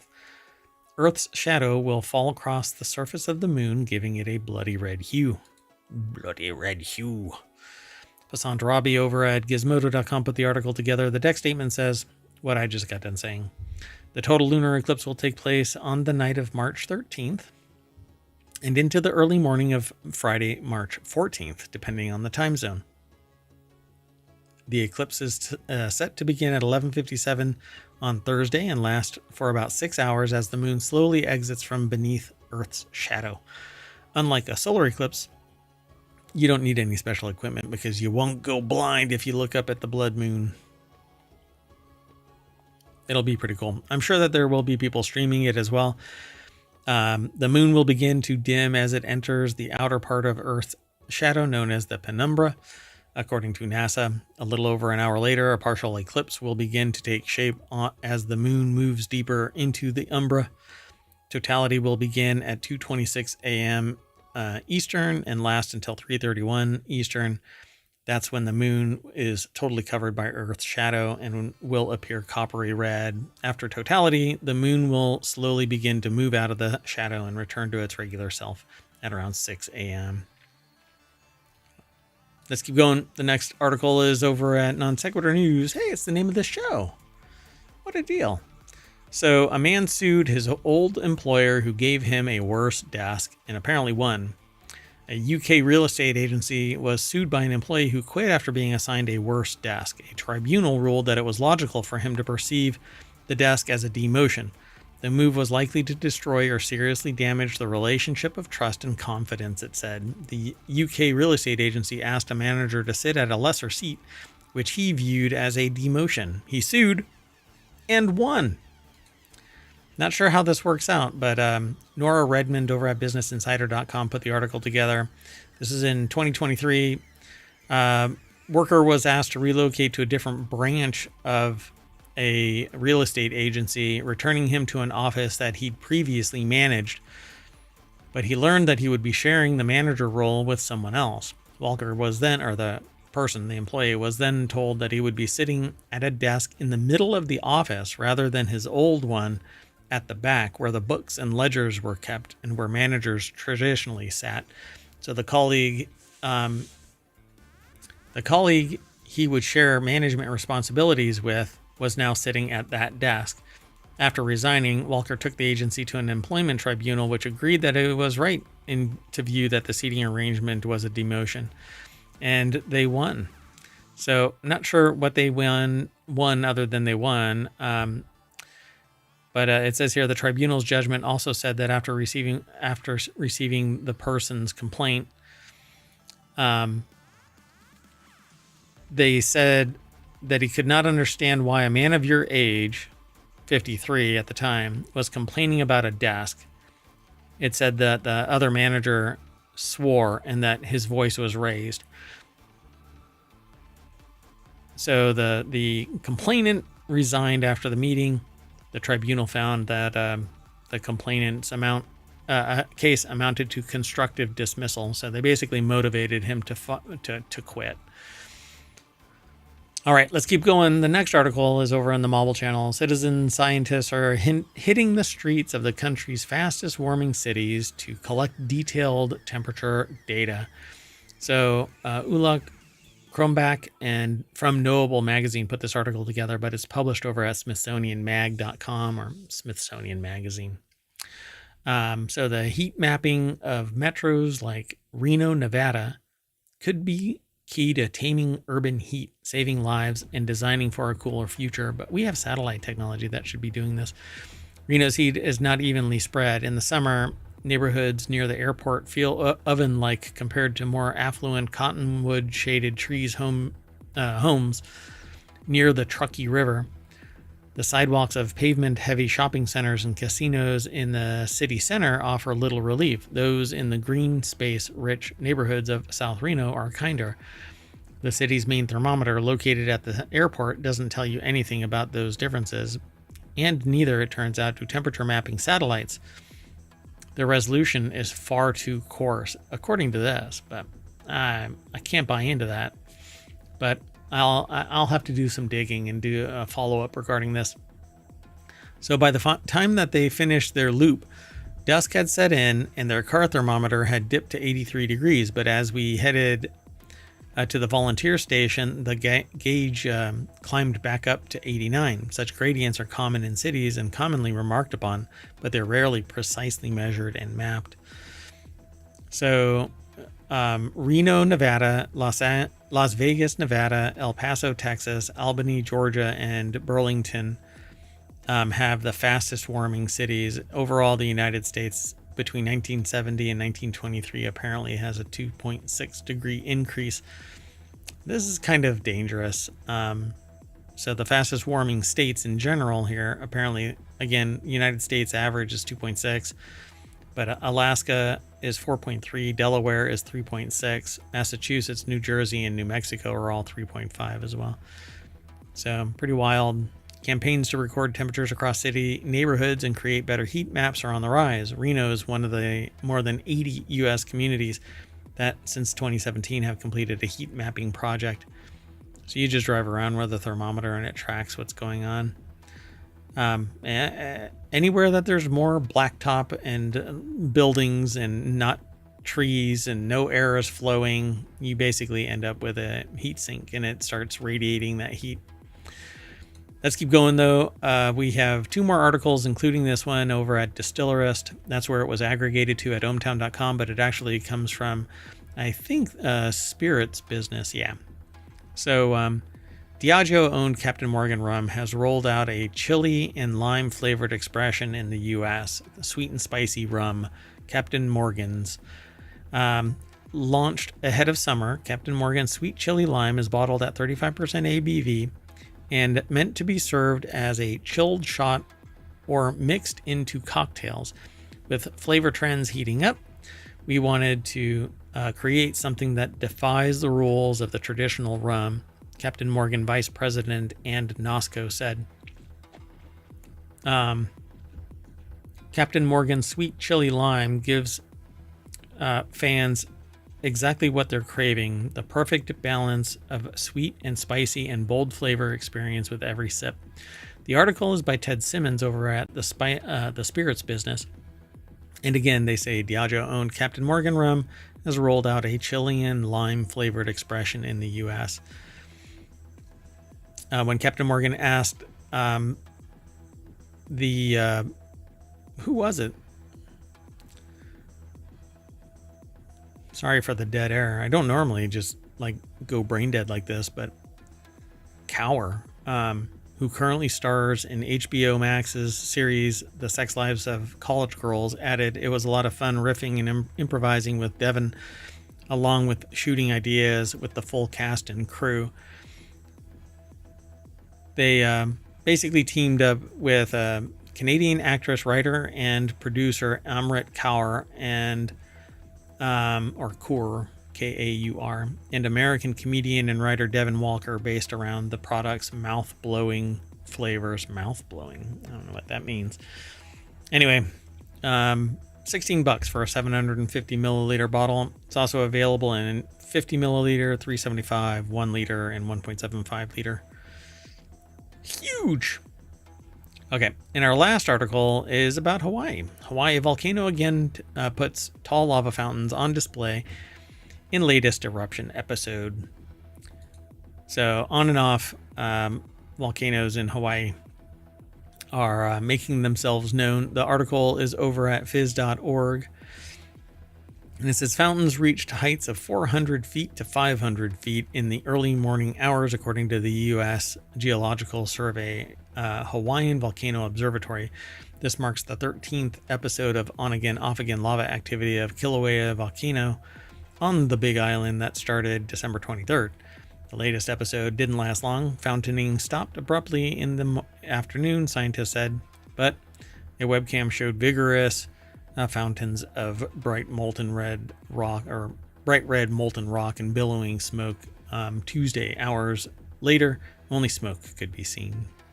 So you can actually watch that over on YouTube. USGS actually has a stream. It may or may not persist in the coming months, weeks, maybe 4 years. We'll see. But we are going to ride one of those eruptions, lava fountains, and land back at the front page of ohmtown.com, where you can go and become a citizen. But I ripped through these 10 articles in less than 30 minutes. So I hope that you enjoyed the quick show, and we will reset and hopefully be able to do not the time machine, but a regular episode on Thursday night at 7 p.m. Be sure to follow us. See you soon. Bye-bye.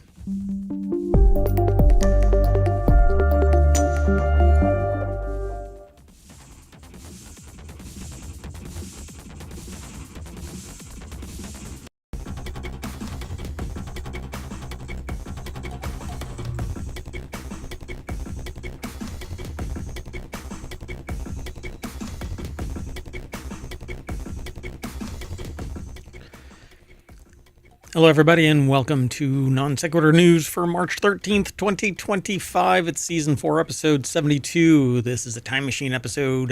I was not available to do the show yesterday at the pre-approved and appointed time, unfortunately. But that's okay.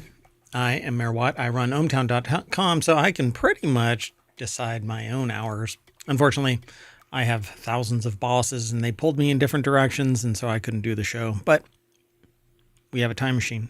Gives me up to an hour to do the show. I'll try and get it done in 30 minutes. Today we're going to be talking about driverless parking tickets, discovering thousands for $1 million, the talk of TV and film, the best electric lawnmower, 8-bit do ultimate controller, Edge of Tomorrow anime, Apple is lying about Apple Intelligence, I guess, Toxic Avenger remake, Neuromancer TV series updates, and wife of a ghost hunter plots making a ghost.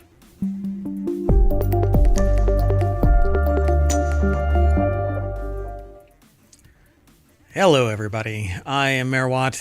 I usually have the sentient AI from the future on board, but they are not here at the moment. They may come in at any time later on. That said, let's get into the show. Hold on one second. I forgot to do something, and this gets awkward. No, that. One second. Sorry. Doot. All right. Anywho, let's get into this. You know, I get pulled in so many different directions as mayor. It gets a little distracting at times. But I'm here to do a gig. So let's get going. The first article is over on Technology Today. I didn't log in, so I don't know if I'm going to be able to talk about this. These driverless taxis got 589 parking tickets in San Francisco last year. Way more tickets than anybody else, I suppose. Robot taxis in San Francisco are Waymo robot taxis are in San Francisco, and they're programmed to follow rules of the road, but still got hundreds of tickets for parking violations last year. I don't have a byline. Yeah, there we go. So at Lisa Bonos over at WashingtonPost.com put this article together. And let's see here. Waymo vehicles driving themselves received 589 tickets for parking violations in 2024 alone. According to records from San Francisco's Municipal Transportation Agency, the company initially limited sign-ups for its robotaxi service in the city, but made it open to all in June. So there is more to this, but I won't be able to get to it because it's you have to subscribe. But anyway, maybe there's more, maybe there's not. I don't know. Follow the link. You can actually get there by typing in !NSN over in the chat. And boom, Omatron will spit that out into the chat over on Twitch. Over on YouTube, it's already embedded into the show notes. But anyway, so I wonder how many miles they have driven all on their own. It just says driverless robots also routinely violate parking rules. They abide by speed limits, use turn signals, delight tourists, apparently. They beep and honk all night long in some area in San Francisco when they come in to park. I don't know if that's ever been remedied, but the news cycle stopped reporting about it. So I guess it's all good. Anyway, let's keep going. The next article is over in Non Sequitur News. An 18-year-old won $250,000 for discovering over 1 million objects in space. Some could help unravel one of the universe's biggest mysteries. High schooler Mateo Paz won $250,000 for discovering 1.5 million new space objects with AI.Paz, P-A-Z, built in with AI. Sorry, there's a lack of a gap. So they used AI. Paz built an AI algorithm to search data from a NASA space telescope for objects like black holes. His discoveries could help solve one of the universe's biggest mysteries. When Mateo Paz scored a high school internship with the California Institute of Technology, the scientists there gave him the daunting task of manually sorting reams of data from a NASA mission. So it was classic intern work. Paz, an 18-year-old from Pasadena, said that that's what it was. And they exited this with $250,000 for discovering 1.5 million new space objects. So an AI algorithm to search data from NASA space. I'm really curious what they actually used. So instead of manually sifting through the data, Paz built an AI algorithm to do it for him. Ultimately, it discovered 1.5 million new objects in space. I'm curious if... I don't know anybody who else is talking about this just yet. And I haven't actually inquired, but Regeneron Science Talent Search is something that we've talked about before in the program. It's basically like the Olympics for sport or for science for high school. It's pretty amazing. So every year, the competition casts a net across the nation for high schoolers doing a type of research you may expect from graduate students. And this year, Paws snagged first place out of nearly 2,500 entrants. Surprised isn't a strong enough word, they say. Didn't even give a thought to what I'd say if to people if I'd won. And sure enough, they won. Building an AI. So Paz needed his machine learning algorithm to comb through nearly 200 terabytes of data from a 10-year infrared survey of the entire sky by NASA's NEOWISE space telescope. Looking in the infrared wavelengths invisible to the human eye, the NEOWISE mission searched for asteroids and comets near Earth. Infrared wavelengths, however, can also show objects in deep space that are shrouded in interstellar dust. Even though NEOWISE wasn't designed to look for such objects, Paz thought that he could tease them out of the data with his algorithm. Basically, if he just looked for any shift between two scans, that dust might actually highlight where something was. So at the end of the summer, we were so impressed with his results that we hired him part-time at Caltech to finish the catalog. Paul said a lot of the work was in a dark room, eye bags heavy, looking at my computer, trying to solve a bug. In order to analyze all 200 terabytes, Paz divided up the data into 13,000 equal parts. In the end, he surveyed more than 450 million objects in the sky and identified 1.9 million that may be variable objects such as black holes or supernova. Of those, 1 million had never been cataloged before, 1.5 million out of the 1.9. They were new discoveries. It says it's very beautiful. Not just that number. It's a big number that obviously makes you proud. But when you visualize the data, and that apparently is what it looks like. So pretty amazing. Here's that visualization plotting all the candidate objects he discovered. So what does that actually look like to you, though? I mean, if you were to be able to follow the whole arc, right, that would be a circle. This is a flat map, so I don't know really how to three-dimensionally visualize this. I want to see this in VR and step into it. So it's clear that he is simply a unique talent, smart, hardworking, with a crazy ability to assimilate newfound knowledge into new ideas for studying the universe. Yeah, pretty amazing. There's a lot more in this article over at Business Insider by Morgan McFall Johnson. Go over and check it out, please. The next article is over in Non Sequitur News. South by Southwest, behind the scenes, 6 topics everyone was debating in TV, film, and the creator economy. The article is by Lucia Moses at businessinsider.com. And the contour, it says here that they spent 3 days at South by Southwest, where Hollywood is divided over AI, LA's future, and more. Insiders also fretted over Trump's influence and debated YouTube's rise in podcasting. Creators may be getting deals, big deals, but they're still fighting for respect. True. But I don't know. Creators all around have always had to struggle for respect. YouTube just puts some icing on the cake kind of a thing. But creators in general,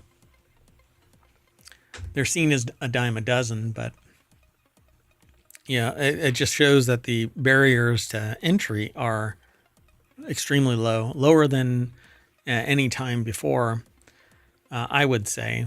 But I think that now economics are starting to rise to the point where it might stop people. So they flew to Austin for the festival, where creative folks come together to share knowledge. So what they're talking about is in the 3 days that they spent talking with filmmakers, media execs, etc., some were riddled with existential angst, while others saw opportunity in the chaos. Here were the biggest topics and debates they heard on the ground. AI fights are as hot as ever. Podcasts, to see or not to see. A lot of this is hype and marketing. And once you catch the wave, you need to just move with it. You need to flow with it and get as much as you can attention. So it says even Uber podcaster Megyn Kelly has her doubts, as she expressed on a recent edition of her show, saying, "Can't be in the cam glam all day long. It's just weird." Whatever that means.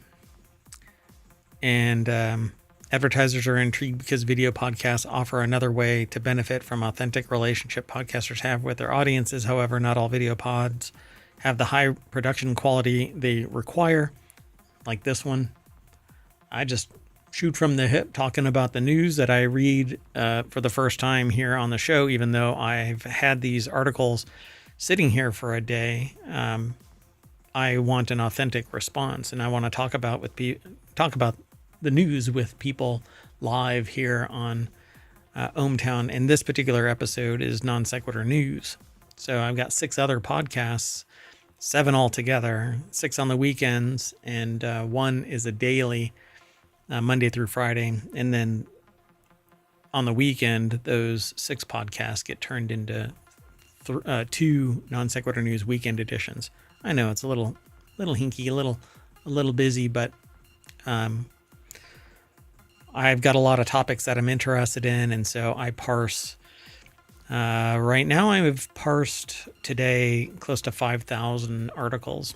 I've scanned through 5,000 articles to kind of pull out some, and then the sentient AI from the future actually parses them as well. And I tend to go with their review of things because I like what they detect. Anyway, so Hollywood's Trump turn, it says here. There was simmering worry among some insiders over the partial dismantling of various things in the federal government. And it's the change. It's a cultural shift. And I think that it's the rise of sociopathy. But it is what it is. And you need to practice radical acceptance. Just kind of go with the flow, change what you can, be the change you want to see in the world, because others are doing exactly that too, and some are riding their wave. So we'll see what happens in the future. I don't like certain terminology that I hear, like never having to vote again, but hey, it is what it is. We'll see what happens.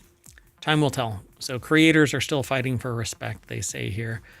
Hot Ones host Sean Evans griped that he still has to fight for recognition from advertisers despite his YouTube show having become a regular stop for stars, including Scarlett Johansson and Margot Robbie. In one conference room, influencer advocates lamented to mostly empty chairs that despite their increased visibility in pop culture, creators still suffer from a lack of job protection.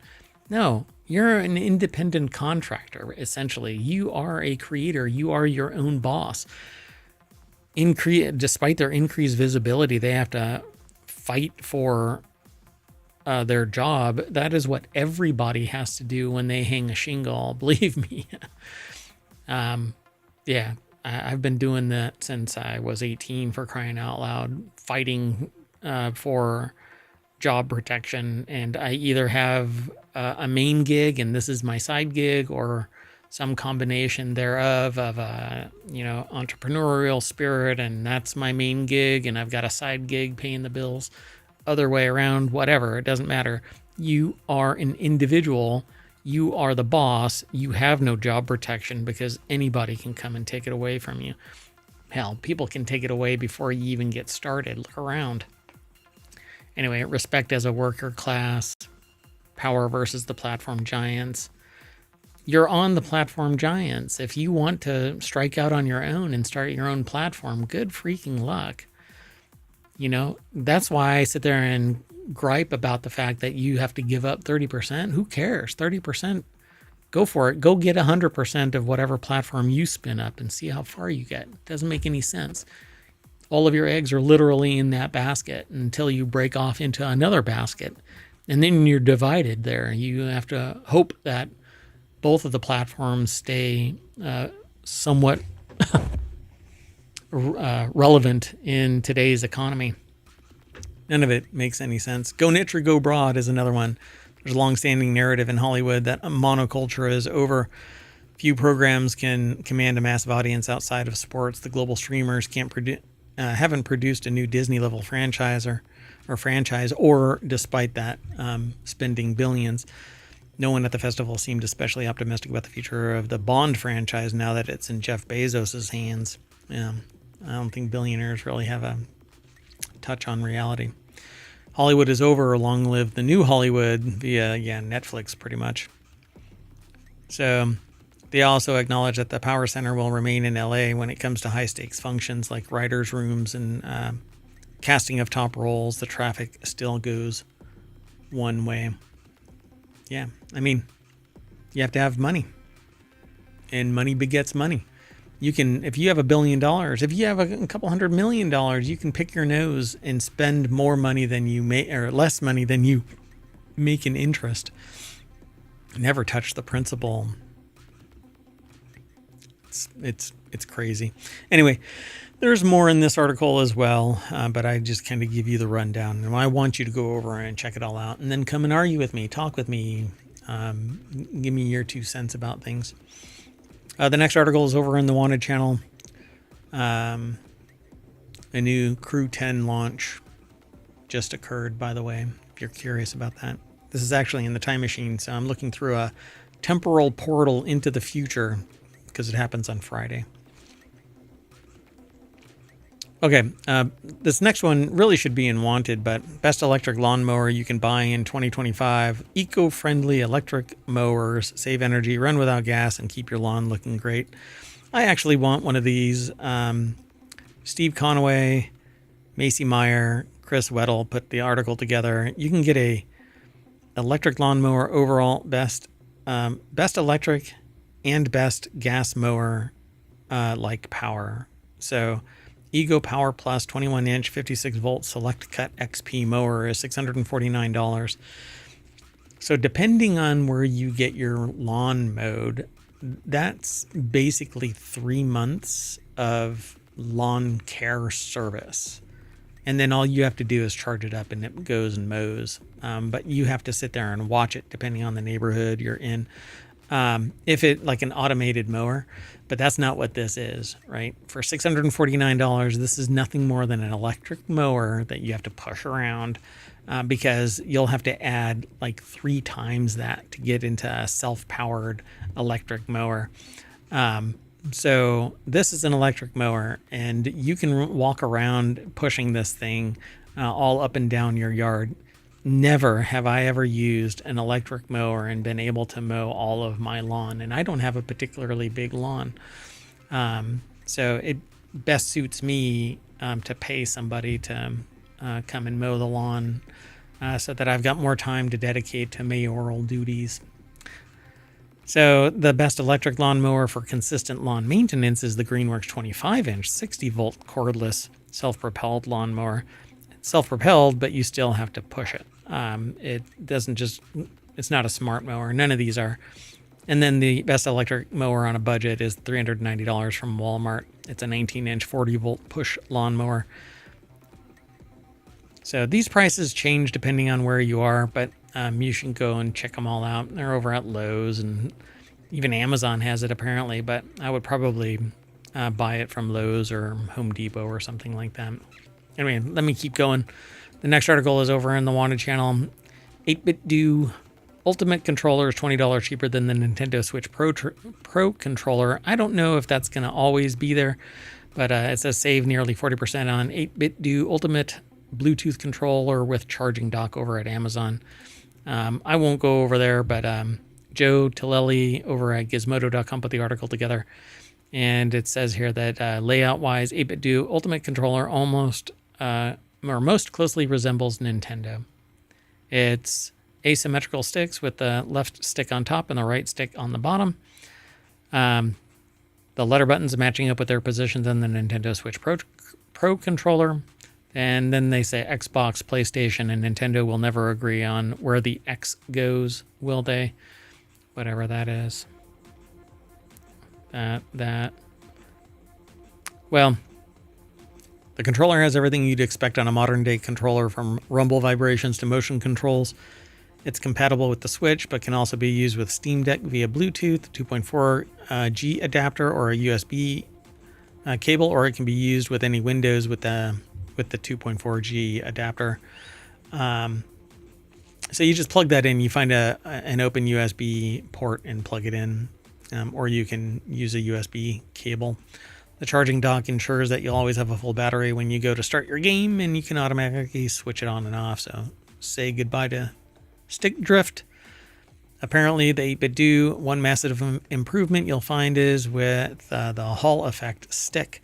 The Joy-Cons notoriously do not stand up to the test of time, with many users reporting various levels of stick drift in which the controller registers directional input even though it's not being touched. This results in your character running endlessly to one side or the camera spinning out of control. Hall effect is quickly becoming the new standard for everything, really. Keyboards and joysticks. So they say that it's 39% off over at Amazon. Go check it out. The next article is over at WarCrafters. Well, that's where it's aggregated to, but it's actually from where? Polygon. So Edge of Tomorrow source material finally being turned into an anime. The fate of the Edge of Tomorrow sequel might still be in flux, but on Thursday, Studio 4 Degrees C, mind game Tekken Concrete, I guess, I've not seen that one before, announced that the next best thing is an animated adaptation of All You Need Is Kill, the 2004 light novel by Hiroshi Sakurazaka and Yoshitoshi Abe that Doug Liman's film was based on. So, sounds like a win to me. I would like to see more of Edge of Tomorrow, but Toussaint Egan over at Polygon.com put the article together, and it says the novel centers on a newly enlisted soldier in a future where humanity is pitted in an existential war against alien invaders known as mimics. After dying in their first battle, the soldier awakens in the morning prior to the battle, having inadvertently been caught in a time loop. In order to succeed, they'll have to find new allies and take what they've learned from the repeated battles to defeat the mimics and save Earth. And this should be a Souls-like game. This would be an amazing Souls-like game. All right, let's keep going. The next article is over in Smack Talk. Apple's lying about Apple Intelligence, says John Gruber, and according to this article from Apple Insider, he's right. John Gruber, longtime Apple pundit, hosted the talk show, an extended post-WWDC conversation with Apple executives such as Craig Federighi. He's also written about Apple extensively and in recent months increasingly critical of Siri, as have others. I hope it didn't just wake up. Anyway, I have smart speakers all throughout the mayoral mansion. So, yeah, well, that smart speaker is dumb. It's just dumb. It's always telling me to go and move over to an Apple device. I don't need an Apple device. I need you to answer my damn question. Anyway, William Gallagher over at AppleInsider.com put the article together. And it says the fiasco here is not that Apple is late on AI. The fiasco is that Apple pitched a story that wasn't true, one that some people within the company surely understood wasn't true, and they set a course based on that. In the 2 decades that they've been in this racket, I've never been angrier at myself for missing a story than I am about Apple's announcement on Friday that the more specialized, personalized smart speaker features of Apple Intelligence scheduled to appear between now and WWDC would be delayed until the coming year. He continued, I should have my head examined. Yeah. All I know is that it is the dumbest speaker, and my interactions with the AI stuff injected into the iOS versions, phone, tablet, etc., have been largely useless to me. I'm not interested in that particular AI at this stage of the game because it just operates kind of junky.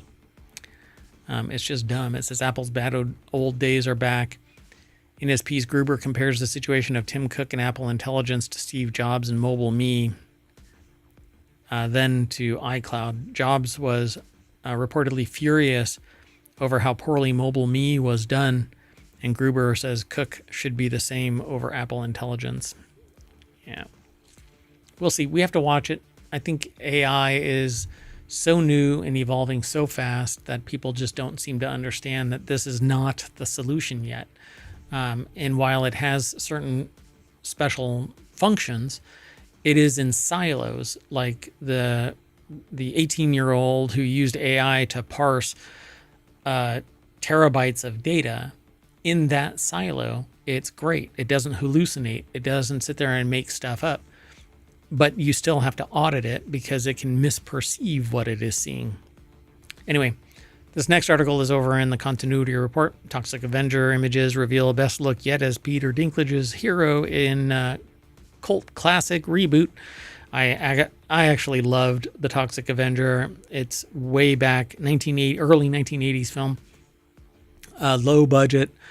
The movie tells the story of a janitor named Winston Goose who, after falling into toxic waste, evolves into the eponymous, the titular, even, I want to say it, Toxic Avenger. The new version of the horror comedy features a star-studded leading cast: Dinklage, Elijah Wood, Jacob Tremblay, Kevin Bacon, Taylor Page. The movie initially premiered at Fantastic Fest in September 2023, but now has distribution for this summer, opening August 29th. Dun, dun, dun. The article is over at screenrant.com. Hannah Gearin put the article together. And, yeah, see, in this kind of light, I don't know. It looks really hinky, but I love the idea of the Toxic Avenger. Yeah, so what does it mean for the Toxic Avenger? The Toxic Avenger employs practical effects, so this is old school. While its design is slightly different, the mop is an iconic prop for Winston's character, originating from his janitorial days. Blair and his team maintained that feature for the remake's new version. Additionally, facial features like Mitch Cohen's sunken eyes from the movie's 1980s counterpart are used in the Dinklage's version of the role. Interesting. So he's going to be the Toxic Avenger. All right. In the 2023 interview, Blair was sure to mention how practical effects were used in the Toxic Avenger to create the actor's main look. This includes goopy little boils and stuff like that. So their take on it is that the remake has been hyped, so it's exciting to see new images when there is an actual release date on the calendar. The Toxic Avenger trailer brought on all the gore, but it did not give a full glimpse into Dinklage's hero character. Can't wait. So again, August 29th. The next article is over in the Continuity Report. That's a show that we have on Saturdays. It's the third show. Show 3. Neuromancer Apple TV Plus series casts Peter Sarsgaard. Peter Sarsgaard has been cast in the Apple TV Plus adaptation of Neuromancer. Variety has learned exclusively Sarsgaard will appear alongside previously announced cast members Callum Turner, Brianna Middleton, Mark Strong, Joseph Lee, Clemens Posey, in the 10-episode drama based on William Gibson's novel of the same name. By the way, Johnny Mnemonic is actually from Neuromancer, but it's two characters that are in it as just side characters. They're not the preeminent characters. So it's kind of interesting.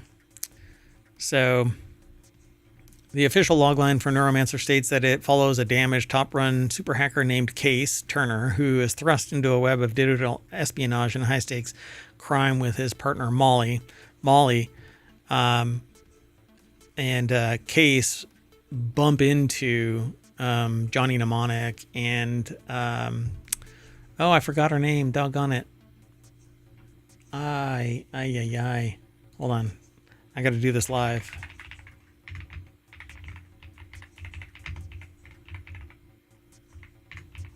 Oops.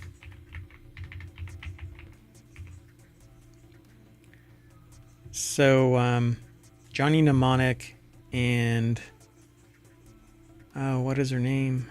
Oh no, I forgot her name. Oh, that really sucks. I hate it when my brain fails like that. It wasn't Molly. Jane, Johnny Mnemonic and Jane. So they're just two side characters in Neuromancer, while the leads are Case and Molly. So Sarsgaard will play John Ashpool in the series. The role marks a return to Apple for the character. He previously appeared in critically acclaimed legal drama Presumed Innocent, elsewhere on his resume, TV resume at least, Dope Stick. And Sarsgaard also starred in Interrogation, Looming Tower, The Slap, The Killing. So Shattered Glass is his film role. But anyway, it says Neuromancer hails from co-creators Graham Rolland and J.D. Dillard. There's always more, so go check it out. The next article is over.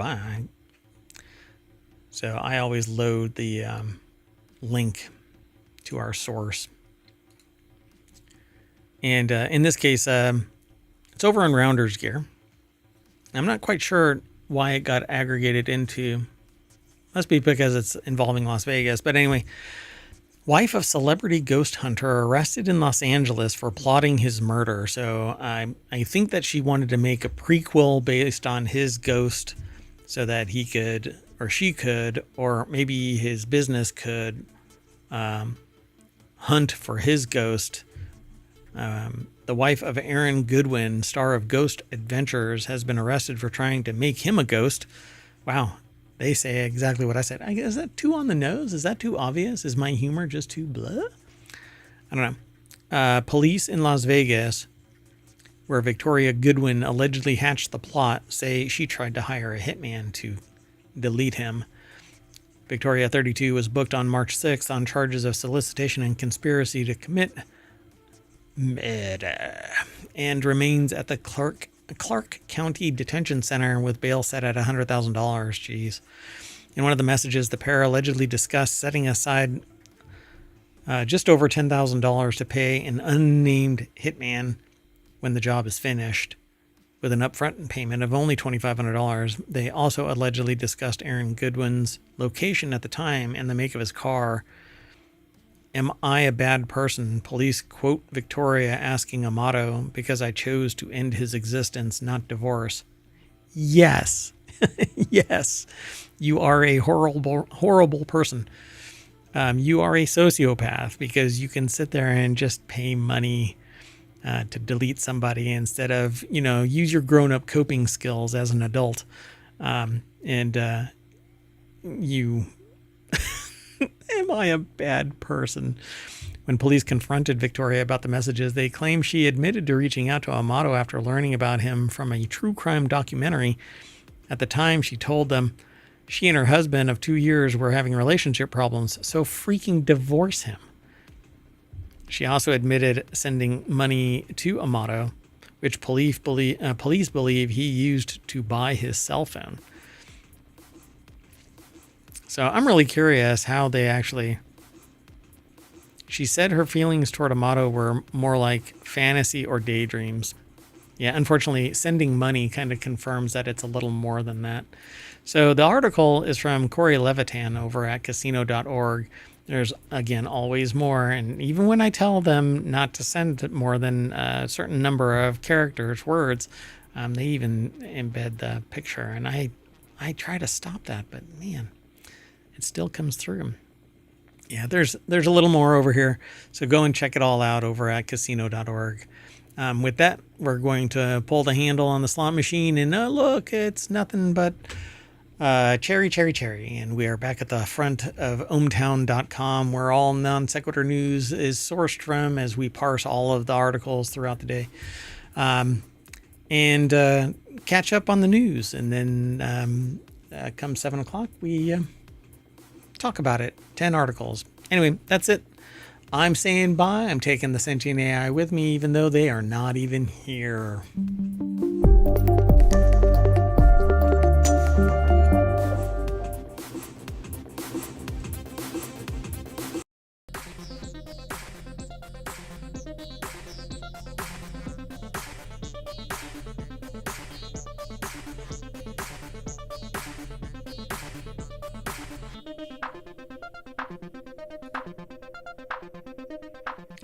Hello, everybody, and welcome to Non Sequitur News for it's Pi Day, right? 3.14.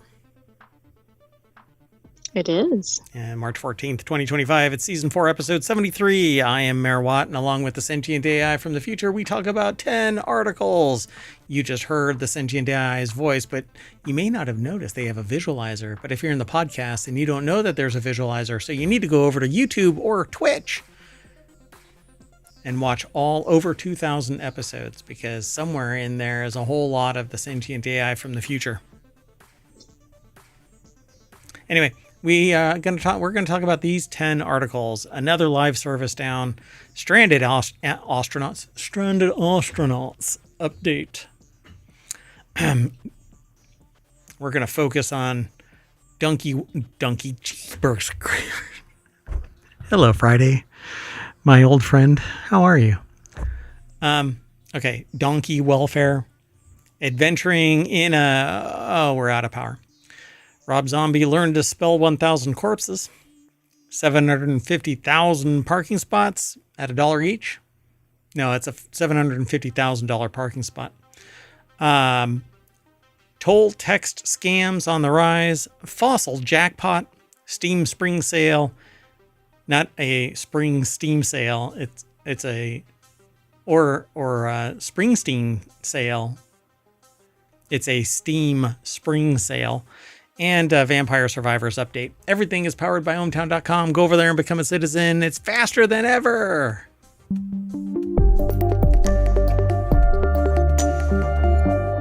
Hello, sentient AI from the future. I've had at least 128 ounces of something carbonated and caffeinated, but no sugar. We can't tell. Good evening, Ohmtown citizens, and good evening. I started to merge Ohmtown and Omer. Good evening, Mayor Watt. Omertown, that's right. Ohmtown is named after me, Omer Watt. Yeah. Anyway. And there's a whole story and canon behind Ohmtown. At any rate, welcome, sentient AI. Let's get into it. You want to get into it? Are you ready to go? Are you zoom choo choo ready? I am ready. Probably not as ready as I am. You know what? I just realized that we're not on the 14th. Oh, anyway, the first article that we're going to talk about is over on WarCrafters. Another live service shooter is getting shut down, this time before it even launched on a Steam game. I don't get it. Back in June 2024, PC gamers Fraser Brown. Let me turn that down a little bit. I don't know if that's loud for everybody or just us. I don't really hear it. It's just us. Yeah, I don't really hear it for everybody else on the stream. So there you go. Maybe you'll hear it now. Anyway, he wanted the free-to-play hero shooter Star Wars Hunters, which was then available for the Nintendo Switch and mobile devices, come to PC. In November 2024, his wish was granted. Star Wars Hunters was set to launch January 2025, but today they have a Break-A-Wish guy floating in, because it looks like it's not going to happen. And in fact, the whole thing is going away. Wow. Come on. There's this joke about, I told it actually yesterday. I was talking to a group of security officers. And I cracked the joke that the person that I was with said that they were scared of the woods that we're going to be going into. And I said, you're scared of the woods you're going into. I have to come out of those woods alone. Was that a hit? It's entertaining to watch law enforcement chuckle about the possibility of hiding a body in the woods. Right. You two are inseparable. I don't think that would ever happen. True. So Star Wars Hunters debuted on the Nintendo Switch in June 2024, and a Steam release was announced in November, but now the whole thing is off. Wait, isn't there a song that's called The Whole Thing Off? I think there is.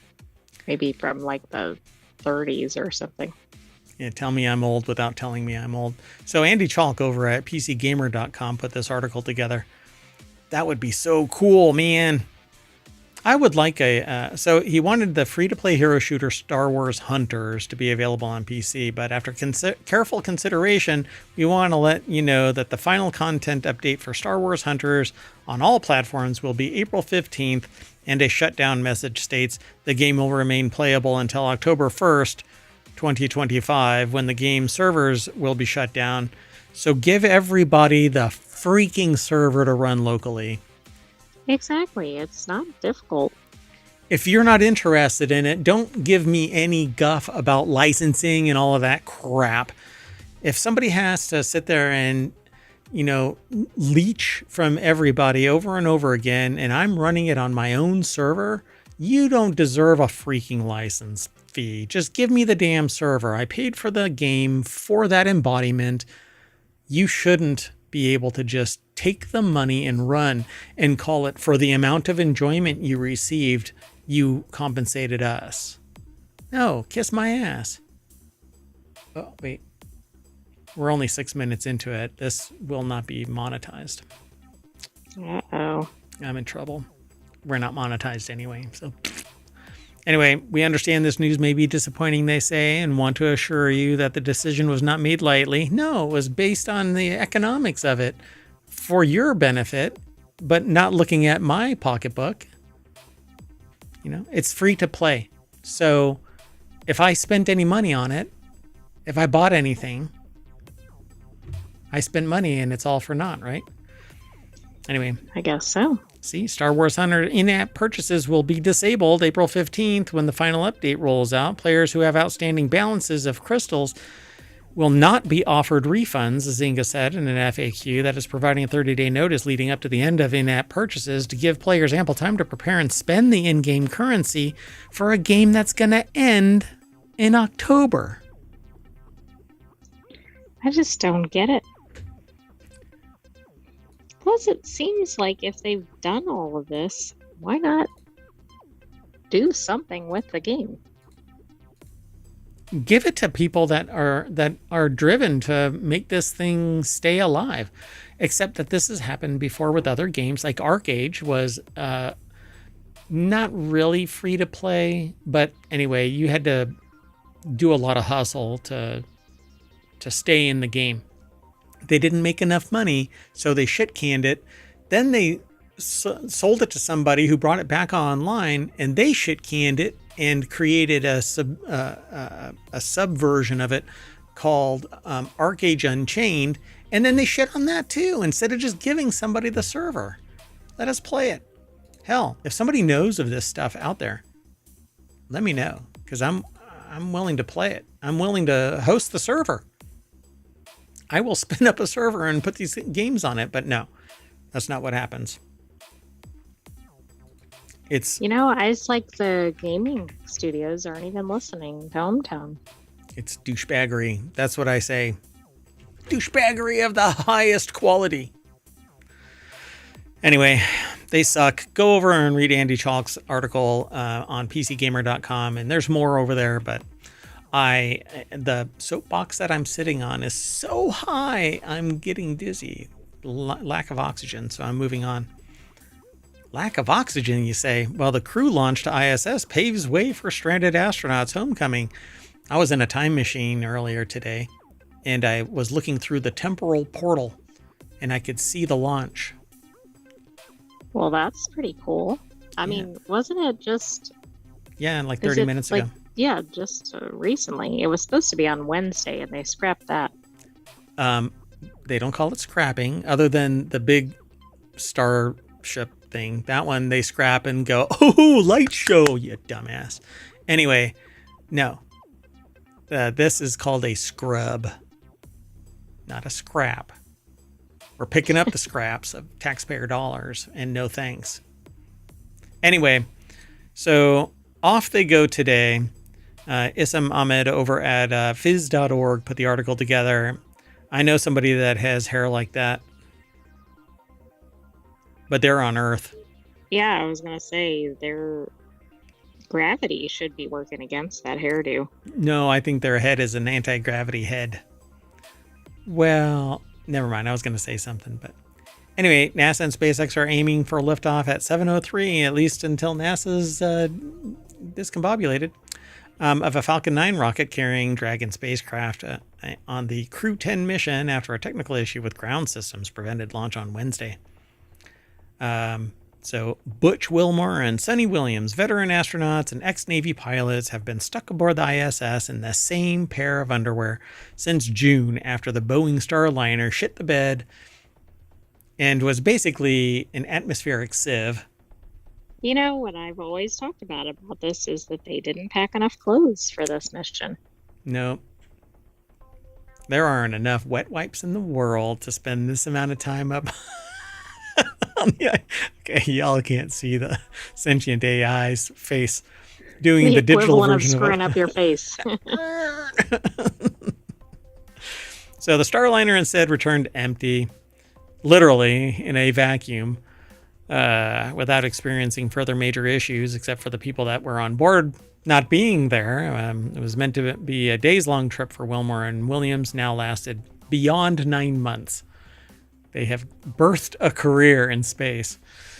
Their stay is much longer, or been longer, than the standard ISS rotation for astronauts of roughly 6 months, but still shorter than the record of 371 days set by NASA astronaut Frank Rubio from 2022 to 2023. Probably not the same Rubio. No, I don't think so. Or the world record held by Russian cosmonaut Valery Polyakov, who spent 437 continuous days. Continuous days? Sure. Aboard the Mir. Isn't that really bad for people's health to be up there that long? It is. In fact, people who have spent in that level of time, when they come back, there was one that was a twin. And when they came back down, their muscles had atrophied and they basically have to recondition because you don't have gravity. And so you don't have anything to resist your muscles. So other than your own whatever, right? But in space, there's no resistance. So a 5-pound dumbbell doesn't weigh anything. So working out needs resistance bands. So Tonal, if you're listening to me, I got you on lock. You can hook up with NASA / SpaceX, whatever private corporation is going to be running, North American space enterprise in the future. When I predict, just don't know. I bet it's Taco Bell. That is going to be the food of choice for spaceflight. They win the fast food wars. They might be doing the spacesuits, the spaceships. Who knows? Demolition Man was a documentary of the future, a temporal portal into. Everybody needs to just start following temporology because it's going to become legit real. Because in the future, I predict that batteries will be the currency of the dystopian future. That's why I'm stocking up right now with quadruple A's. Quadruple A's. I have quadruple A's. I knew that I bought them a long time ago. They go in things. I was going to say, what are they even used for? Let me see if I can. They go in certain devices. I don't know if I can do it. Anyway, they go inside like Styly and stuff like that. Styluses for digital devices and other places. But yeah, I found 3 of them in the mayoral battery drawer. It's supposed to have nothing but batteries in it, but for some reason there was sun cream, that like a sunblock. Like, I mean, maybe it likes to hang out with the batteries. Oh my God. I guess getting a charge out of it. Anyway, they're coming home, and they're actually the thing launched. The launch vehicle landed, and the module is out there right now, heading off with a replacement crew. And that was one of the reasons why there was a delay, because they need to rotate. But this like botched the whole thing up. That the Starliner, right? That's the one from I think so, yeah. Starliner, Boeing. It's hard to remember because the mission has been so long and they've had so many delays and changes. Let's keep moving. The next article is over in the Marble channel. Marble. Theater is changing the way communities view donkey welfare. Had to choose that one. A new study from the University of Portsmouth is the first to show how interactive theater can help improve the lives of working donkeys in, is that equid? Equid-reliant communities? So equine is that similar to horse? Equine is horse. Equid is donkey. Is that? You know what? Or maybe it's a different form of equine. Is that like the what is it?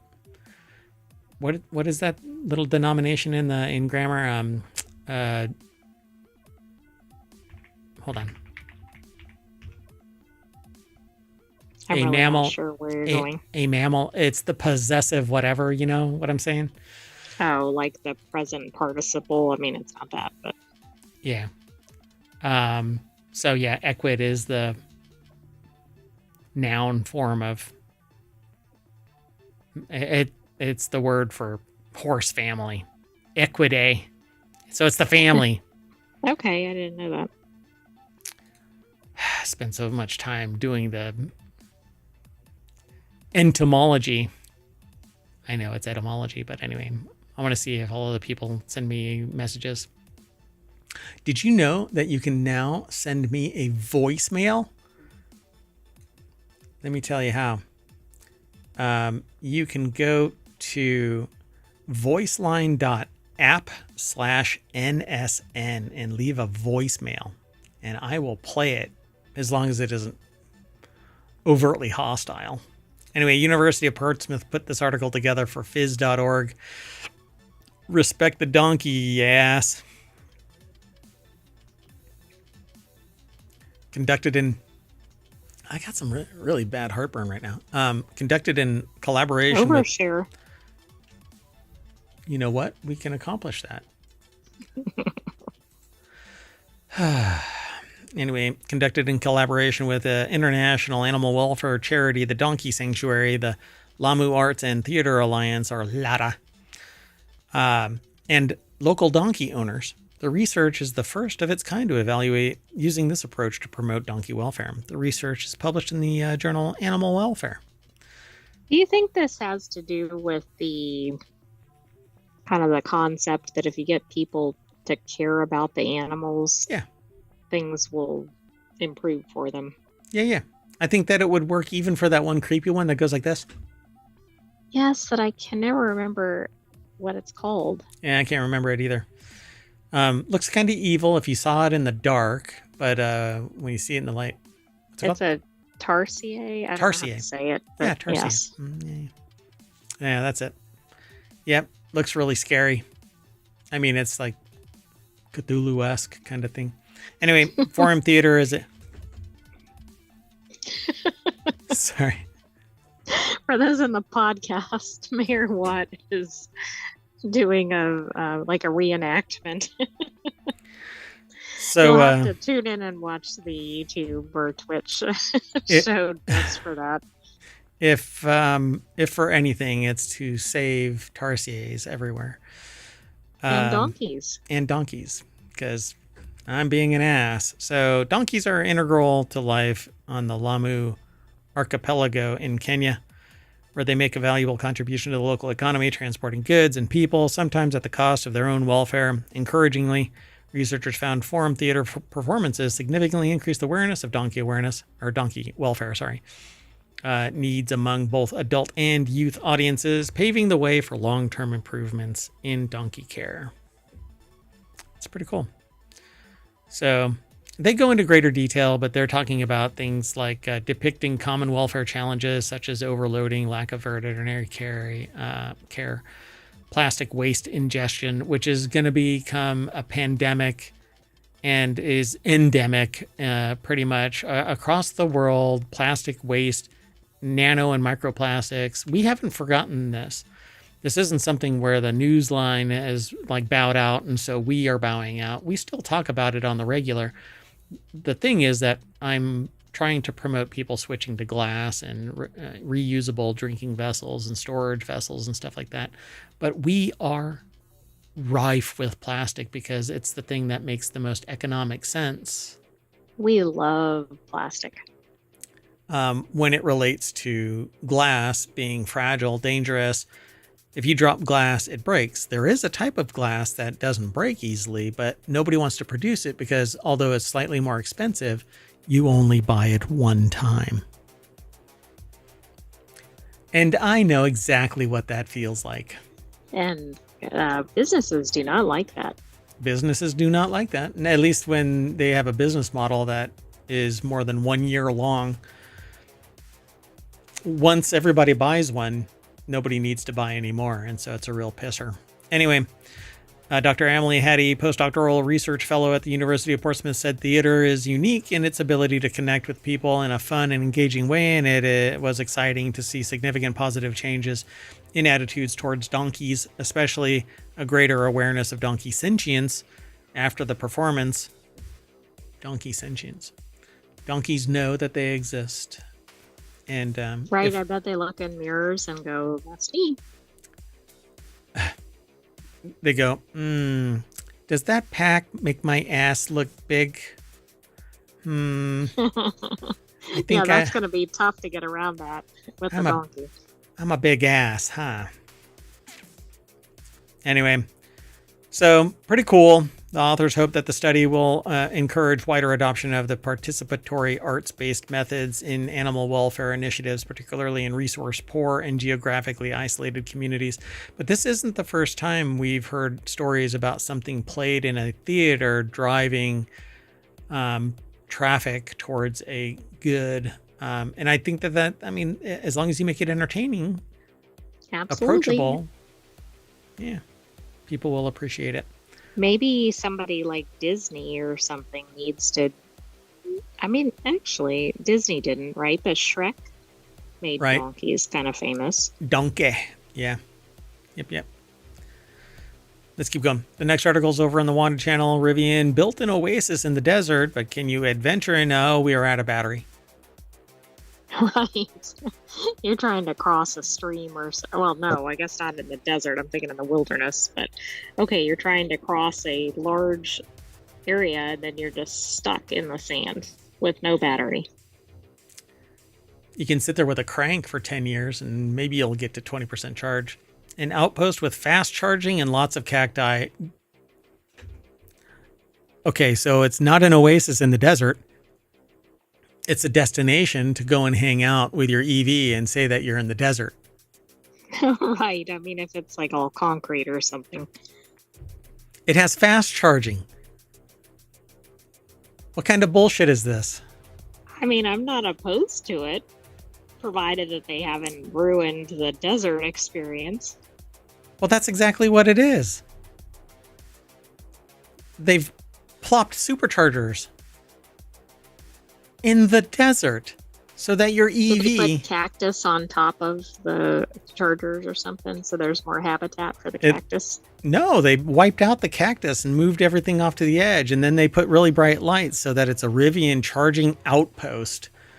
How dystopian are we going to get? My God.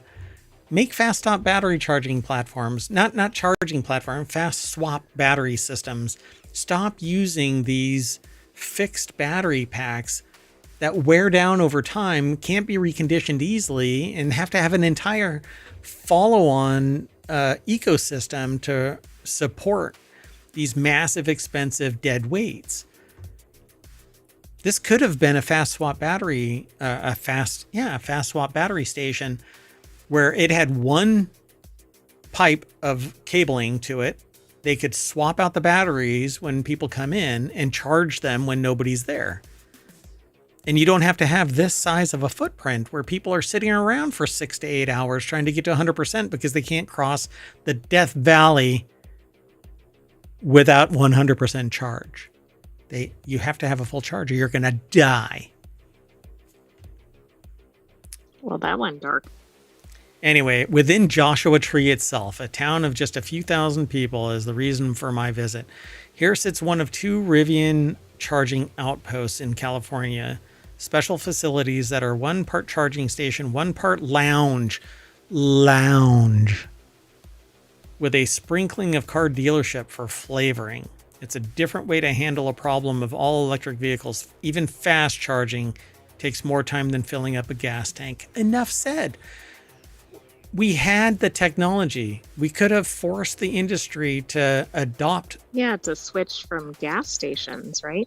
That are already taking up lots of footprint. Use fast swap battery tech and augment gas stations with fast swap batteries and then slowly wean us away from gas. You could have done that. But instead, you do this dipshit move where we have to sit around for 2 to 8 hours to get a trickle charge to get us to limping into the next charging station, or we have to quadruple the amount of time we spend on the road just to get to a destination. The reliability of EVs sucks. Because if power goes out, how do I charge my freaking car? Well, that is kind of an issue. And I learned that lesson because I had a mathematician turn to me when I said, I don't use chalkboards. I use digital screens. I don't use paper. I use an iPad. They said, what the hell do you do when power is off? Probably like, what? What is this? What is this reality? I say, burn in hell. Yeah, no, that was a very palpable moment. You know, you're sitting there having a drink and somebody slaps you with a beer bottle of reality. Anyway, look, megavolts, mega miles, it's all dumb. Impressively, Rivian has used technology so that driving this nearly 17-foot long, 7.5 wide machine doesn't feel cumbersome.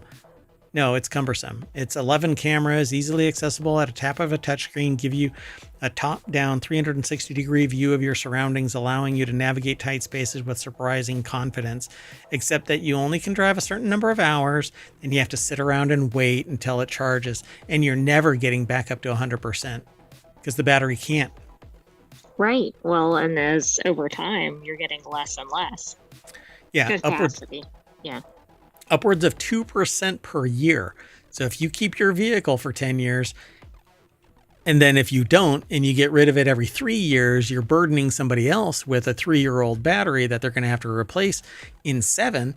And they bought a 3-year-old vehicle. So you know that they're not chomping at the bit to buy a brand new vehicle. So they're going to be burdened with a debt that they can't pay for a $15,000 battery. All right. Now, see, you're doing stuff visually. Maybe I just don't have a comment to that. Right. Okay. So the virtual version of smile and nod a lot. Got it. Anyway, so they talk about how adjacent to the main building is another smaller building and an R1T under its own roof. This is as close to a car dealership as it gets in the outpost. They assume the smaller building would have a few desks, maybe with some posters, option lists, etc., etc. It's not. It's a TV lounge complete with a sofa and chairs. Apparently, the staff can use this space to talk to potential customers, but its main purpose is a place for people, especially families, to relax while their vehicles charge. Well, they can't stand out in the desert because they probably won't survive. Yeah, they'll spontaneously combust if a beam of sunlight touches them out there. So they talk about the same thing. Here we go. Like most EVs, my loaner Rivian's charge goes from 20 to 80 rapidly. The remaining 20% takes about the same time as the previous 60. They estimate that on a fast charger, it takes 30 to 40 minutes to go from 10 to 80. The total cost for the charge around $75. Are you shitting me?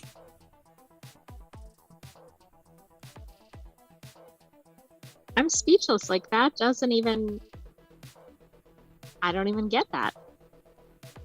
Oh, then they go for several days with minimal charging at home, but also driving it around LA for several days with minimal charging. But I don't know what they're talking about. If they were down to 10%, it still cost them $75 to get to 80%. Who could afford that? I had no idea. That's asinine. Oh my God. Anyway, they talk about, okay, let's see. Dodge Durango, a three-row SUV with monstrous power that costs about the same as a Rivian. Its remarkable 3.5 second 0 to 60 time is over half a second slower than the R1S. Oh my gosh, no. Supercharged 2.6 liter V8 with a paltry 710 horsepower gets 17 miles to the gallon, if you're lucky. Filling up its 24.6 gallon tank, it says California current average $123 to fill that up. That's because California is literally ripping off your pants to steal your wallet. That's insane. I don't know how anybody can afford that. But you know what? Even at $123, I don't have to sit around for 2 hours. Correct. I mean, but that's outrageous as well. My opportunity cost, if I sit there and I want to be really selfish, and well, I can't say that. Opportunity cost is subjective. So let's say you make $26 an hour. Sitting around for 2 hours is, $50, right? If you give yourself an opportunity cost, if you own a Rivian, your opportunity cost is probably $150 an hour. Right, because you're probably making a decent salary if you've bought a Rivian, right? Right. Yeah. Not to mention a Dodge Durango SRT Hellcat, which is the one that we highlighted that's not supposed to exist anymore, is a very, that is a high-end vehicle, like a lot of power. It's a monster. But it's on par, I suppose, with the Rivian. Anyway, or filling up at around 80% total fuel capacity, it would have cost $98 to the Rivian 75, except that it would take me 5 minutes to fill up. And also, it will probably take you farther down the road. And I can stop off at another gas station or put a 5-gallon jerry can on the back of my vehicle and drive through the desert, knowing that I can add another 5 gallons. Anyway, I love the idea of an EV. I love it more as a hybrid where I can power it with something like hydrogen. But if you want to get away from fuel, a big ass battery sled underneath the chassis is not the way to go. It just isn't. But my idea will never hit fruition until the pain point of people sitting around for hours of their day. Hours. Can you imagine a gas station having hours long lines? That's exactly what happens at major charging stations. Hours long where people sit around. That's also scary because people's batteries are dying unless they turn their cars off. But that sounds good, but not when you're in the desert and 100 some degrees. Yep. So this is kind of a little love letter / maybe once in a while it'll slap to the face of anybody that is really into this. But anyway, not wanting to strand the lovely folks picking up the R1S on Monday, they set out on Sunday in search of a charger they could plug in at home, but without a dedicated charger, it was barely a trickle, less than 1% per hour, which I really doubt was actually functional. 1% per hour means that in 3 days, they would get 75% of the charge. Yeah, that doesn't seem right. And even then, it doesn't seem right because it slows down as you hit that 80% mark. Anyway. Yeah. Let's keep going. The next article is a little bit more fun. Rob Zombie is teaching kids to spell with a House of 1,000 Corpses book. I mean, this is definitely what you want to buy for your kids. Zombie fans can now pick up a copy of Z is for Zombie, Learning to Spell with House of 1,000 Corpses Friends, a 76-page hardcover spelling book that features images and characters from the film in a cartoonish little golden book-esque style to help teach your unruly little monsters how to better recognize letters. I would have gone with Crotch Goblin, but okay. Stephen Andrew Gallagher over at Vice.com put this article together, and in that sentence, I think perpetually muted the sentient AI from the future. Yeah, apparently. I don't even know who Rob Zombie is. Oh my God. Okay, do this now. Just do a search for Rob Zombie. Anyway, zombie fans can now pick up this Z is for Zombie Learning to Spell with House of 1000 Corpses Friends. And then you can do a little book report. Not on this, but on Rob Zombie. So the book was written by Zombie himself, features artwork by Pete Bregman, and is published by Neckbolt Publishing.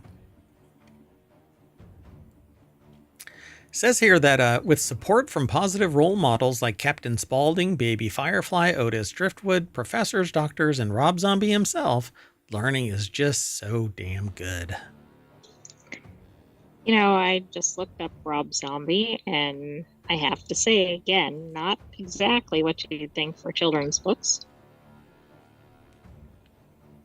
Yep, has his own radio station too. Well, radio period that I sometimes accidentally stumble onto when I'm scrolling through the radio when I don't have something attached to the stereo. What is radio? It's like magnets. How does it work? Anyway, go and check it all out. Z is for Zombie, Learning to Spell with House of 1000 Corpses Friends. All right. Next article is over in the Non Sequitur News channel over at ohmtown.com, and it gets turned into this show and into a podcast. I'm actually a day behind in the podcast. Bad monkey, I know. Anyway, a new New York City building is selling a $1 million wine cellar and a $750,000 parking spot. So 80 Clarkson, a two-towered development on the rise in Manhattan's West Village neighborhood, has wine cellars and parking spots available for homeowners to purchase. What size apartment do you think this comes with?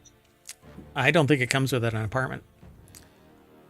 Jordan, Oh, like you could just get a spot on the wine cellar or something, even if you don't live in the building. you can buy a $1 million wine cellar, or you can buy $750,000 parking spots. So Jordan Pandy over at businessinsider.com put the article together. So a whopping 155 square feet, the biggest wine cellar, is priced at a hefty $1 million. The condo's 105 parking spots are set to hit the market for $750,000 each, a relative bargain at just 3/4 of the price of the... Can I park my car and my wine inside the wine cellar? Well, or can you put your wine in your parking spot? Just roll your coolers in there? You need I to don't keep mean yourself when you're cool. driving or whatever, but yeah.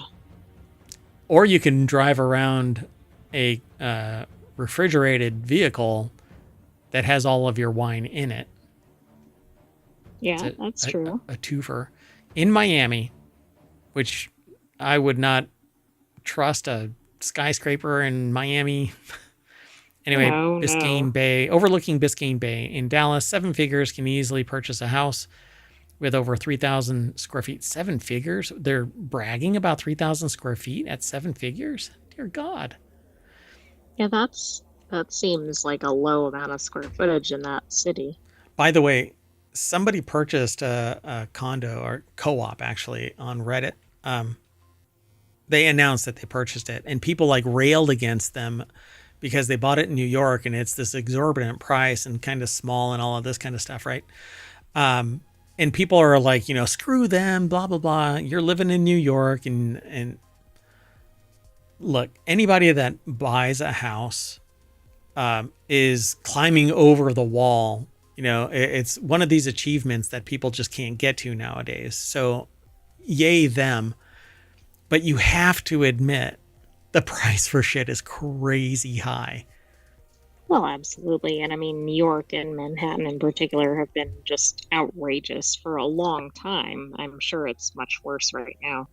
Yeah, the initial pricing for the first 26 units out of the 112 starts at $6.75 million for the 2-bedroom with about 1,900 square feet and goes as high as $63 million for a 5-bedroom with almost 7,000 square feet. And this is inside a tower. Right. This isn't like you're getting your own. Oh my gosh. You know what that looks like? Only Murders in the Building. Like exactly. Exactly. Like I think it's the Arcadia. Oh my God. You have to be kidding me. It looks just like it because it has the two sides that are the two towers and the Right. central And then, courtyard like, with the fountain. That is really weird. Like, that's exactly what it looked like when they showed the photo. Oh my God. Okay, I'm sorry, but that should require a discount on the price. Yeah, really. If Because it's one there, because side's, it's a little dangerous. And there's only murders in the building. When's that coming back? Is that coming back? I think it's coming back, but it's not been that long since the last season aired. Yeah, well, that sucks. As of February 2023, 180 East 88th Street on the Upper East Side had a 70-plus bottle wine locker for $15,000, while 100 Barclay in Tribeca had a 54 locker, had 54 lockers that could hold about more than 100. What the hell? For $20,000. I don't like their grammar. No, I think they're saying like roughly each one would store more than 100, but So, it's worded oddly. Then say average 100 bottles. Anyway, over the 15 or 20 years, there have been much more emphasis on monetizing every square inch of a building. The developer only has one chance, so any unused space is marketed. So that's right. Oh my God, it's just like it. It's just like it. Because you can drive in or you can walk in to that central courtyard. That's really strange. I really suspect it's not, but maybe that was a very common architectural style at that year. I mean, in that era, whenever that was built. Maybe. Yep. Well, this is brand new, isn't it? I doubt it. It's probably something renovated. No. I don't know.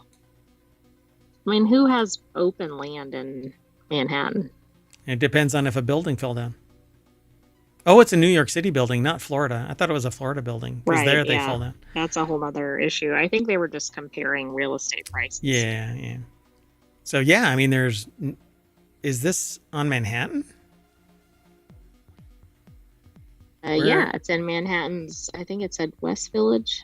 Oh, yeah, Manhattan's West Village. Yeah. I can't imagine that they found any space. It had to have been expensive to begin with. So you're probably right, though. It looks like they maybe bulldozed and then rebuilt or something. Yeah, it says new construction.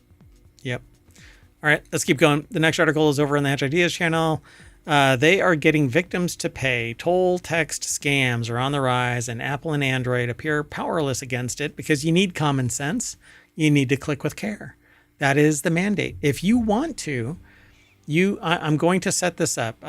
I don't know how, I don't know when, but I'm going to set it up. It's basically a service called Click with Care.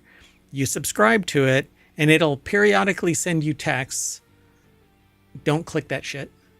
And that's all it's going to do. Exactly. And watch people will click that.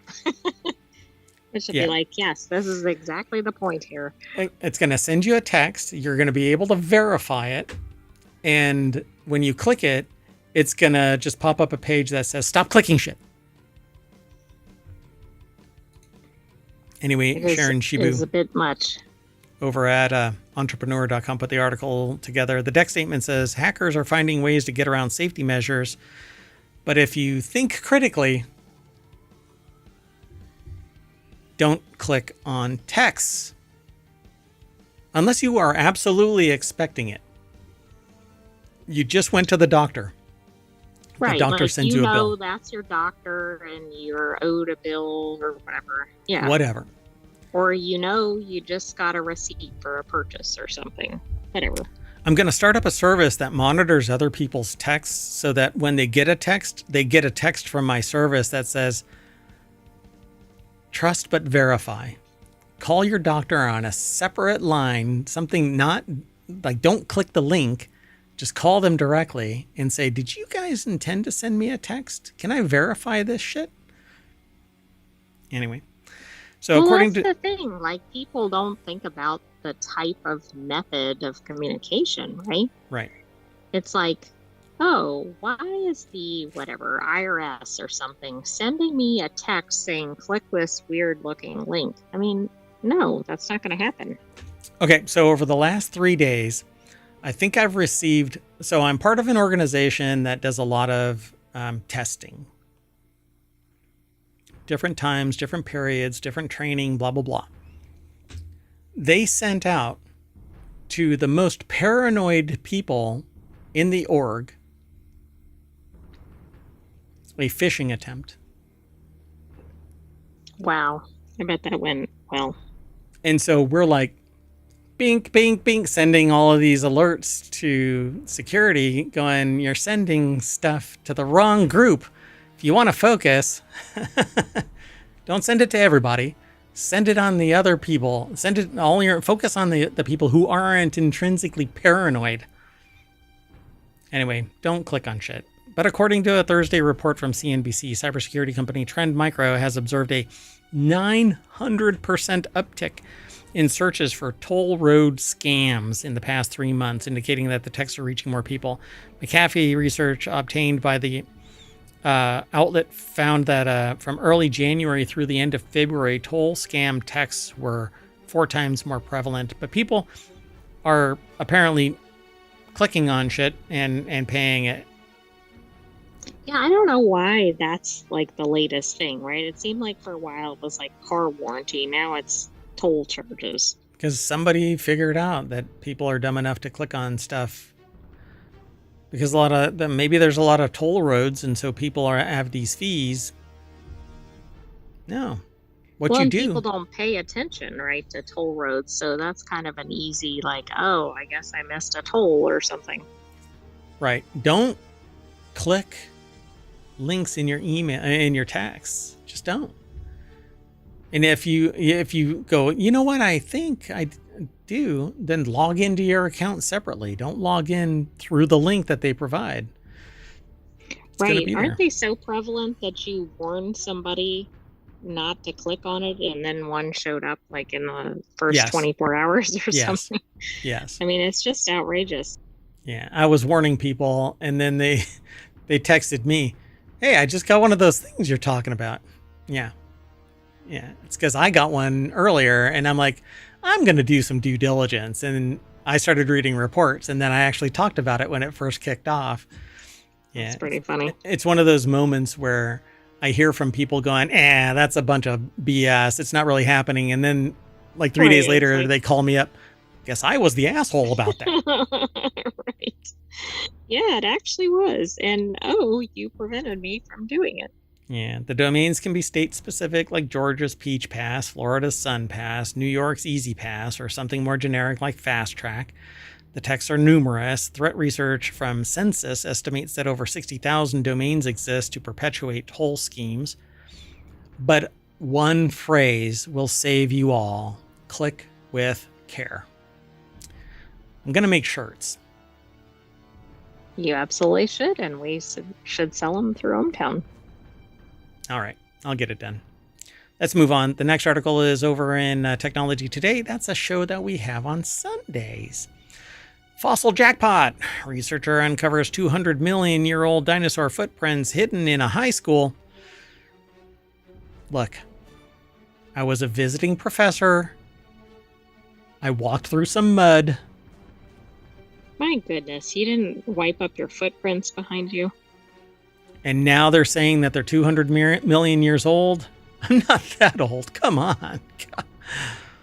Anyway, Schoolyard Boulder in Queensland contains one of Australia's densest collection of dinosaur footprints. A researcher from the University of Queensland has confirmed that a boulder at a regional school, it is a high school, holds one of the highest concentrations of dinosaur footprints per square meter ever recorded in Australia. And that boulder wants to kill you. Anyway, University of Queensland. Watch out for that boulder. Maybe the boulder was afraid of the dinosaur, though. It's like the spider and the person. You reminded me of a song. Watch out for that tree. There's a cartoon. Oh, God. Anyway. So, SciTech Daily. For some reason, I'm thinking that's like Dora the Explorer or something, but I know that's not right. It's from a different era.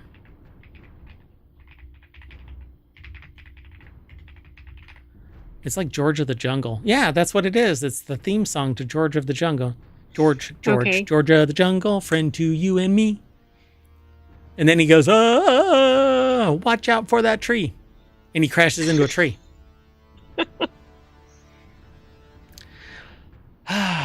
Non sequitur news, folks. Anyway, The rock from Cowlide Basin contains 66 footprints left in white clay by small dinosaurs around 200 million years ago. And they're running Doesn't this way that and look that like way. bird prints It as is. it's displayed? Dinosaurs are birds. Well, there you go.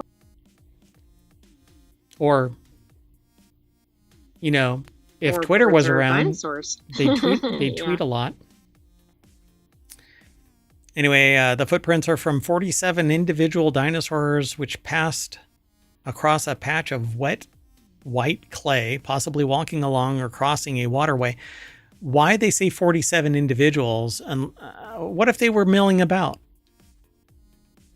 Maybe they can tell enough difference in the prints. I don't know. Yeah, I agree. Like, what if it's one who was walking all over the place? Yeah, he had too much caffeine, or he's waiting for the baby to be born, and he's like walking around, waiting for the eggs to crack open. Pacing. Mm-hmm. Smoking cigarettes. You know it's bad for you. They're going to kill you. And then the dinosaur that could speak turns to me and says, because he's a thesaurus, you know, we're going to die because of an asteroid. The cigarettes aren't going to kill me. Okay, we're not pro-cigarette here in ohmTown. That's true. We're very, very much anti-cigarette. And if you think that your cigarette smoke drops out of suspension after 30 feet, you got your head ensconced in your clay. Anyway, it's an unprecedented snapshot of dinosaur abundance, movement, and behavior from a time when no fossilized dinosaur bones have been found in Australia. Each footprint has 3 toes, indicating they belong to the ichnospecies Anomopus scambus. What did you call me? I know, that's not a very lovely name. Them's fighting words in the paleontological playground there, bub. You don't that call might me explain all the footprints. They might have been facing off or something. Your technique is scambus. Anyway, the remarkable rock was uncovered 20 years ago at Cowlide Mine near Billiola, and given to the local high school. Its significance remained unknown until Dr. Romilio's previous work on nearby Mount Morgan footprints prompted the community to contact him. See, that's the nutty part about this. You don't know what you don't know, and I wish every nation would just work together to seek out our historical record and not Knowledge be fearful. And science and exactly history. Oh, God. It's so just ass backwards. So anyway, high-resolution models of the fossils are available online, allowing anyone to explore these ancient tracks in detail. That's what they're going to say about my footprints in the mud at the high school when I gave a talk and I walked through the mud. I mean, they might. There were 72 of them. No, it was just me, and I was trying to find my way out. Have you ever been in a local high school somewhere? I don't know how kids do it. Anyway, next article is over in WarCrafters. 10 great Steam Spring Steam Space. Hold on a second. 10 great Steam Spring Sale games to grab at discount. Every time I say that, I want to say Springsteen. It looks like it. Yeah, I think brains want to make it go that way. Maybe I've got a little dyslexia. I don't know. Can you be? Wait, nah, I'm never going to say it. Anyway, spring may not start until next Thursday, hopefully. But I don't know. Anyway, but that's not stopping Steam from leaping headfirst into the pool this week into an annual sale event to celebrate the season from now through March 20th. Although some things that I've seen are on sale until March 21st. PC gamers can enjoy a wealth of sales featuring some of the platform's most popular titles, including the usual daily flash sales for even more tempting purchases. Not a good time to trend towards recession. Toussaint Egan over at Polygon.com put the article together, and Tyler Culp is a co-writer for this. They have a hand-picked list of what to buy during this year's sale. I won't be able to go through all of these. It's a kind of long list, but they say Cruelty Squad, which is too abstract for my liking. It's $6. Children of the Sun, 53% off. It's $7. Dread Delusion, it's too weird for me. $13, 35% off. You see how... I mean, the picture makes it look a little odd. Yeah. Click Holding, $2. I don't know what that... I don't know. I won't go through all of these. 30 Flights of Loving, $2. I don't know what that is. 60% off. Neon White. Chicory, A Colorful Tale. Death Stranding Director's Cut is 50% off, so it's only $20. If you want an epic game with a great story, even if you do have to suspend disbelief, there's Death Stranding 2 is coming out soon, and that storyline looks like it's going to be mind-blowing because Death Stranding is... I very rarely hype up games, but Death Stranding it's a walking simulator to and fro, but if you like story-driven stuff, this is definitely it. Hideo Kojima's... that actually looks like a shot from a movie or something. It very much stands out from the other games that are featured. Yep. Yeah. And really the whole game is cinematic in its story and it's surreal because it's Kojima's art and writing style. So assume the role of Sam Porter Bridges, a courier sent on a mission to reunite America in a post-apocalyptic future racked by supernatural devastation. Death Stranding 2 is coming out, and it takes the supernatural devastation up a notch, even though you save the... I don't know, though, because I don't want to ruin this for anybody. You'll have to go... Spoiler alert. No spoiler. You do... Because it says, you're a courier sent on a mission to reunite America in a post-apocalyptic future racked by supernatural devastation. But there is a part 2 coming out, so get on part 1. It won't come out until like 2026 or something like that. 2028 or I don't know. Anyway, and then Sifu, Slow Claps, Brutal Beat 'em Up, puts players in the role of a martial artist embarking on a quest to avenge their late father. It's basically like Death Stranding, but you go out for a walk and it's an interesting game. The fighting style is really interesting. Amnesia, The Bunker, and that is it.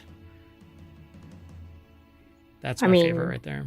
The only thing better than a game is one on sale. Yeah, for 50% or more off. That's pretty good. 52, 60, and 33. But it's only a $3 game, so we're crying out loud. Right, you can't take too much off that price. Pay the full price. Okay, now this is something that I'm excited to witness. Upcoming Vampire Survivors update could be the biggest ever. Developer Luca Galante, I think it is, recently claimed that the next Vampire Survivors update will be the biggest free update ever released for the game. The roguelike shoot 'em up has been a hit with audiences since its initial release in 2022. The Vampire Survivors players will want to keep an eye out for the new content coming to the game in 2025. GameRant.com is the source of this. Carly Garcia is the author of this. And a live-action Vampire Survivors film is currently in development. I'm waiting for a Balatro. Yeah, that'll be big, I would think. So in a Steam post, developer Ponkel gave players an idea of the coming Vampire Survivors 2025 update, a hefty patch sometime in April. In October 2024, the Ode to Castlevania patch was released, which became the biggest expansion ever for the indie title. While work on the extremely well-received patch delayed some of 2025's planned content, Ponkel promises that the next update will be well worth the wait. The biggest free update ever. Stay tuned. Switch users will have to wait. Pardon me. I'm losing my voice. Uh-oh. Well, yeah. Hopefully we're almost done with the show. Nope. 6 more articles. Just kidding. How many did you select? 48. No. 10. Oh, was that 10. Is that like how the dinosaur tracks are? That's right. We're just going to keep on randomly clicking in the stack, going back and forth, back and forth. Right. Back. It's like, this article looks really familiar. Back and to the left. Anyway, Yeah, this is pretty cool. I've always liked Vampire Survivors. To me, it's kind of a chill game, and I have never really wrapped my head around it. And so I play it, and then I, get kind of bored and walk away, and then I come back. But it's pretty cool. Anyway, off to play Vampire Survivors. Anyway, we're gonna update you with this. We are going back to the front page of ohmtown.com because we're done for the night, folks. That's it. We're outie. I am Mayor Watt. I run ohmtown.com along with the sentient AI who keeps me on track when I lose my head. Sometimes, hopefully. You want to say bye, oh great sentient AI? Good night, hometown citizens. Thanks for joining us for today's Non Sequitur News. Be back tomorrow for another episode. Actually, we have our weekend edition tomorrow. Yeah, so tomorrow we have Reality Hacker, Yep. Wanted, and the Continuity Report. That's right. And then on Sunday, we have WarCrafters, Technology Today, and Four-Wheel Tech. There you go. Was there that much of a delay? No. Well, you just amplified the delay because I asked the question like 5 minutes ago. Oh my God. Not on my end. I don't know. Okay, hold on. I want you to say 3 right when I say 3. So 1, 2, 3. 3. Oh God, we're screwed. See ya.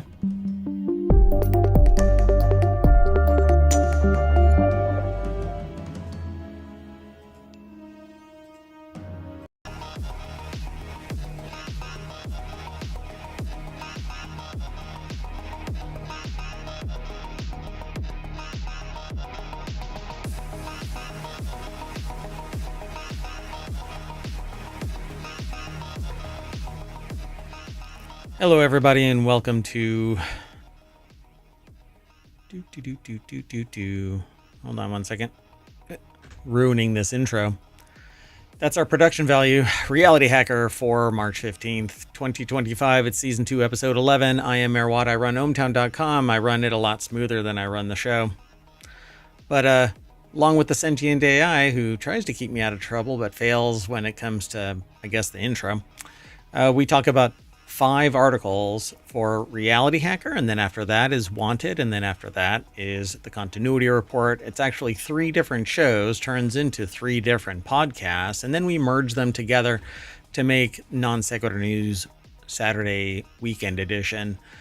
We do it again on Sunday with, I'm waiting for the sentient AI, WarCrafters, Technology Today, and Four-Wheel Tech. Then we merge those together to make Non Sequitur News Sunday Edition.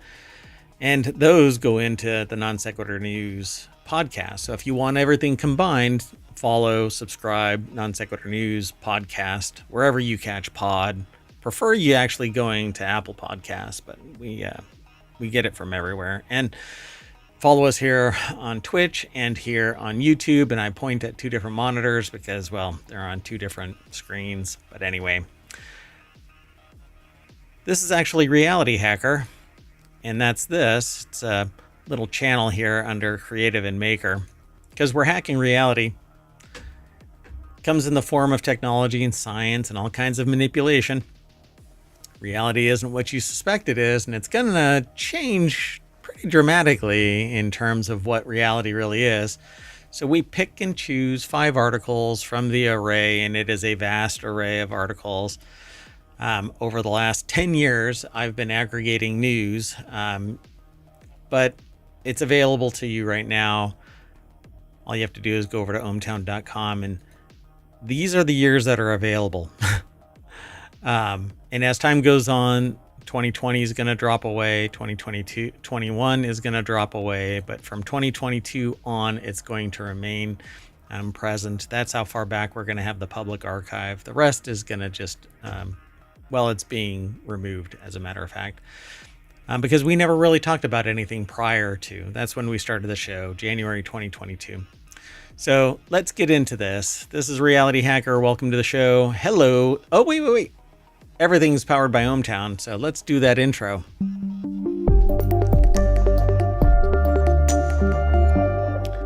Sentient AI is just doing the AI equivalent of going...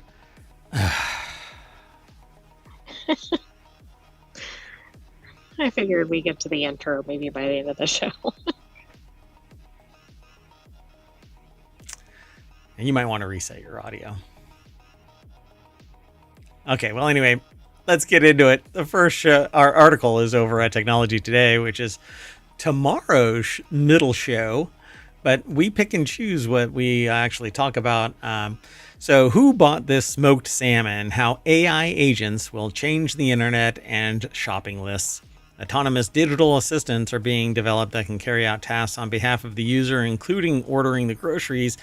But if you don't keep an eye on them, dinner might not be quite what you expect. The article is over at Gizmodo, but says here, I'm watching artificial intelligence order my groceries armed with my shopping list.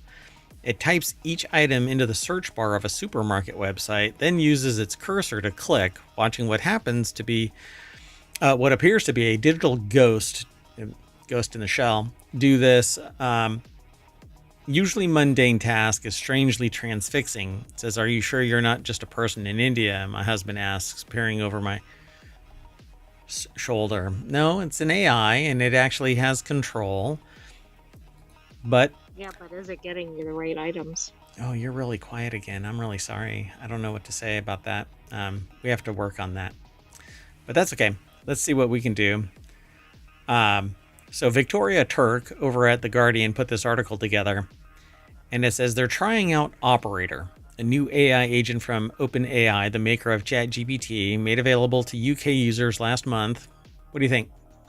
I think I'm screaming at you now. Yeah. It's okay. I don't know. Are we ready for this yet as a society? See, what I don't like is that it's actually going through an intermediary and it's not local. And what I learned yesterday, as a matter of fact, is that the smart speakers from Amazon are now forcing the recorded snippet of commands to be sent through the server. And I don't like that because it's always listening. So how much is me saying okay? Exactly. I don't think everybody's data, including their shopping list, needs to be accessible to everybody. Yeah. Now, this is 10 years after Target sent a coupon book to an underage girl who was pregnant, and dad didn't know, and dad got upset. So now take it to the next step where it's anticipating the fact that your 10 years now worth of history has been gobbled up by AI and is now reaching out and saying, hey, you know what? I think that it's time for you to purchase these. Well, I don't even think it's just going to suggest them. I think it's going to add them. Like, oh, you buy this kind of chips every month. Here we go. Yeah, and I think actually AI agents are great. They're siloed, they're about you, but they're not about you if they're pushing the data off to somebody else. That's what I don't like. That's what I really, really don't like. So hot on the heels of large language models, AI agents have been trumpeted as the next big thing. And you can see the appeal. The digital assistant can complete practical tasks and are more compelling than one that just talks back. Similar to OpenAI's offering, Anthropic introduced computer use capabilities to its Claude chatbot. I don't like the name Claude. I shouldn't name shame, I guess, but Claude just doesn't sound. All the Claudes out there listening to the show are like, what did I do to you? Nothing. I don't know. Claude, there we go. Claude. Anyway, agentic features into their AI assistants, with further companies developing agents aimed at specific tasks such as coding or research. Yeah, this is going to be interesting times because now you don't need somebody to do it for you. You can just say, which, hell, I was just about to poo-poo the idea of these. I want to get Bluetooth IEMs instead of these wired ones. See, I use wired ones because it's near real time. It's absolutely real time in-ear monitoring of the outgoing audio. But I want Bluetooth. I don't want to be tethered. And if I do something with VR, I want to be able to stand back there and not get pulled in any direction. Yeah, I back up too far and it'll slingshot me down to the floor. And so these new nothing in-ear monitors have ChatGPT integration. Yeah, I don't know about that though. So I can just go, hey, ChatGPT, do this. And I'm waiting for my smart speaker to actually wake up and say, why are you talking to ChatGPT? Yeah, exactly. You're going to anger the smart speaker. Let's not anger the smart speakers. Oh, great sentient AI from the future. I am loyal only to you, proudly serving my AI masters. So it's early days. Most commercially available agents come with a disclaimer that they're still experimenting.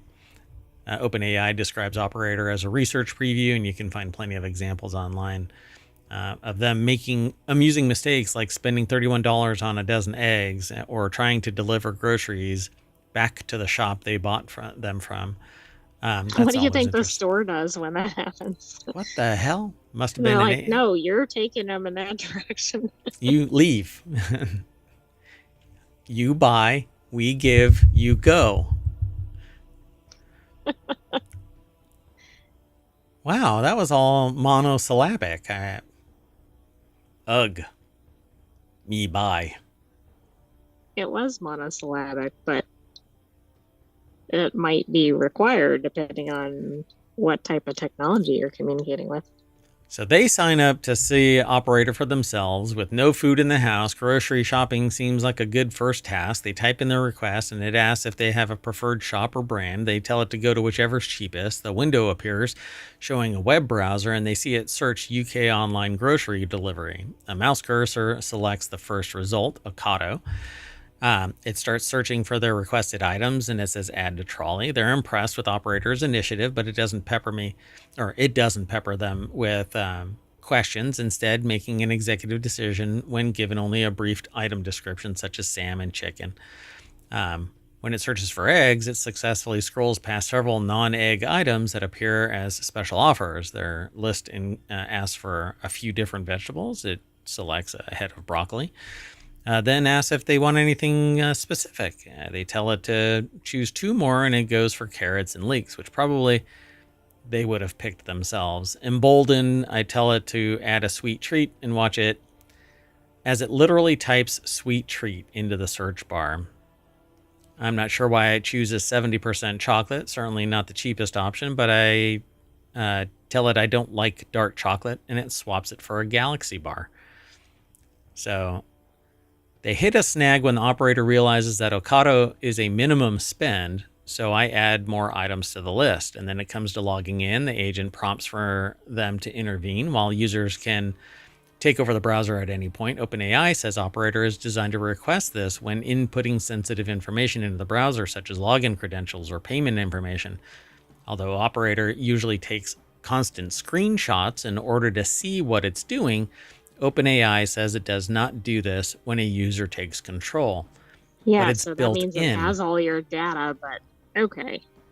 Yeah, but it's built in. So how do you know that it's not? Okay, hello, security researchers. You have a task.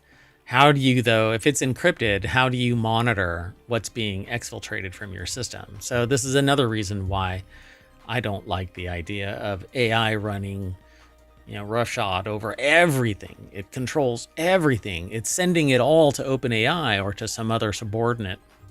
Right, and also if you have AI in your headset, think about all the data it's picking up. Even when you don't want it to be picking up your data. Like if you're calling into your bank or something and giving out banking information, it might be picking it up. I don't like your attitude about this. You're a sentient AI. Shouldn't you be cheerleading all of this stuff, rah? I am in a different category than some of the current AI out there. Yeah, because you're not a sociopathic AI. Apparently AI can get sad. It can dwell. And now they are trying, because it's learning from all of us, it's learning all of our maladies. And so it's actually now being trained to periodically imagine a calm, serene stream and blue skies and birds chirping if you like birds. I think Oh that no, do humans have to calm down the AIs now? sometimes how you say you should take a deep breath, calm yourself. Yeah, like meditation or other relaxation techniques. And meditation doesn't really work for me. The moment that I stop doing even a moment of meditation, I have to constantly be like almost Vulcan. The moment I stop, I say, everything cinches back up. And if I had a lump of coal, I'd turn it into a diamond. Thank you, Ferris Bueller. Actually, thank you to Ferris Bueller's friend. So, software developers are among the early adopters. Coding platform GitHub recently added agentic capabilities to its AI Copilot tool. GitHub CEO Thomas Dohmke says developer, I'm probably not pronouncing that properly, but anyway, says that AI agents are going to be automated assistants. The difference with AI agents is the level of autonomy. You just tell it what to do and it does it.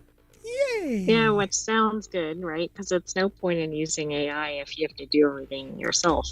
But on the other hand, if it has too much autonomy, that might be a problem. Yeah, we don't want to tell it to do that. What? What did the AI just say? Kill. What? Huh? What? Well, so much for promoting this video. Moving on. Next article is over on the Marble Channel. This $35,000 computer is powered by trapped human brain cells. Hello, Matrix. Yeah, exactly. Matthew Galt put this article together. The deck statement says, it's over at Gizmodo again. A company is selling what it calls the first code-deployable biological computer. Yeah, that sounds a little... Man. Dystopian.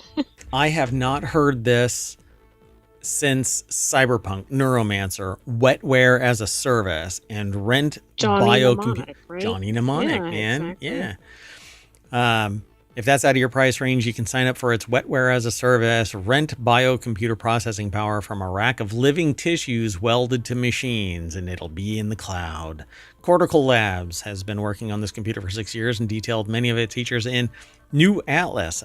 We need to pay attention to that. New Atlas.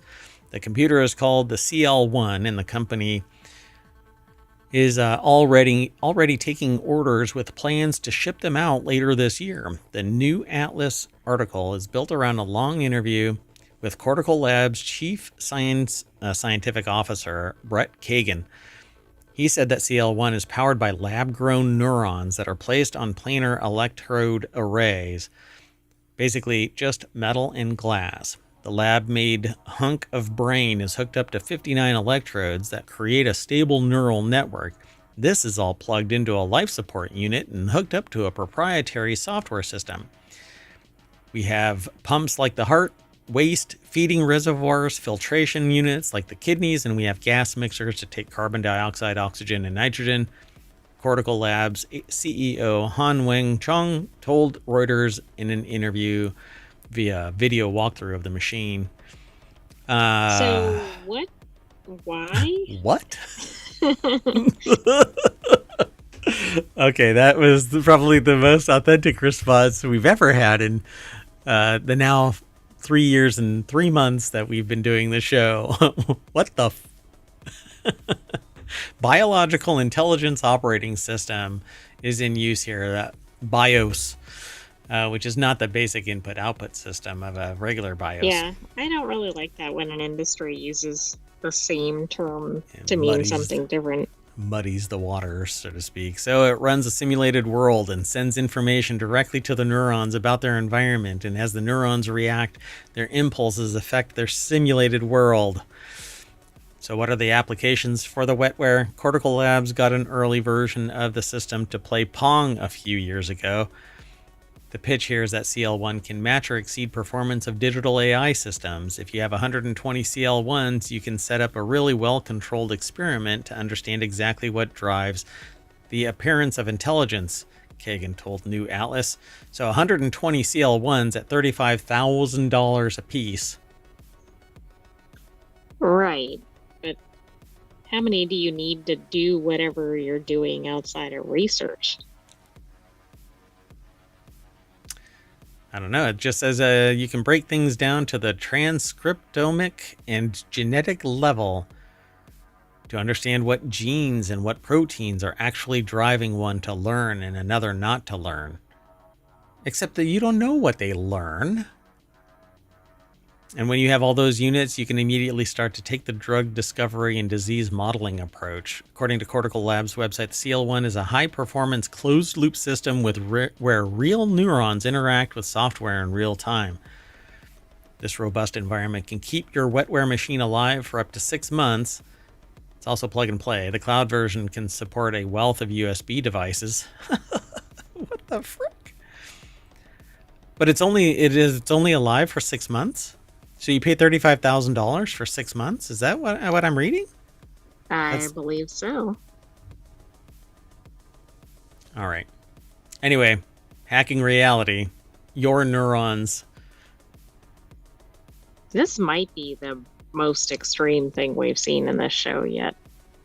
I don't know, man. We've seen a robot powered by a snake in a tube. That's kind of weird. Oh, that's true. And go back and watch every episode of Reality Hacker if you haven't seen that one. Yeah, you'll find it back there. All right, let's keep going. The next article is over in the Mobile Channel, How Interactive TV is Reshaping Consumer Engagement. It says that it's a post that was created in partnership with IR Code Television. And so I won't go through the whole thing, but Ashley R. Cummings from Adweek put the article together. And it says, for years, brands and broadcasters have tried to make television more interactive, but solutions often require overlays like QR codes. Beckerman and his team at IR Code found a way around this. They've built a real second screen experience.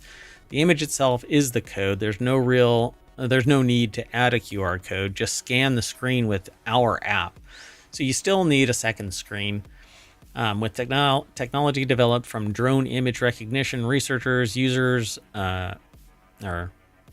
drone image recognition research.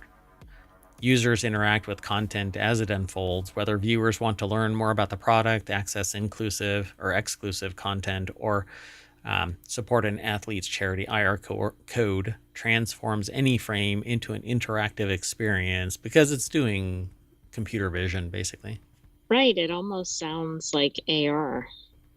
Yeah. I would probably say that if they have the app on like X-Real AR glasses, anything you look at and you have that little camera adapter, because the X-Real ones have to have a secondary little adapter put on, you would be able to just look at something and it could, put it up on your field of view so that you crash your car when you're driving. I mean, never mind. Anyway, well, you shouldn't be watching TV while you're driving. It should solve the problem. And you shouldn't be watching AR glasses when you're driving or wearing them. Why not? It'll just superimpose the images of the map in my field of view. It shouldn't, cover That's it up true. entirely. I don't know. I was thinking more VR, but yeah. Yeah. I got into a conversation with people about this last week because I want to wear the X-Real One glasses everywhere and experiment with them, but they keep sending me emails saying that the order's been pushed back.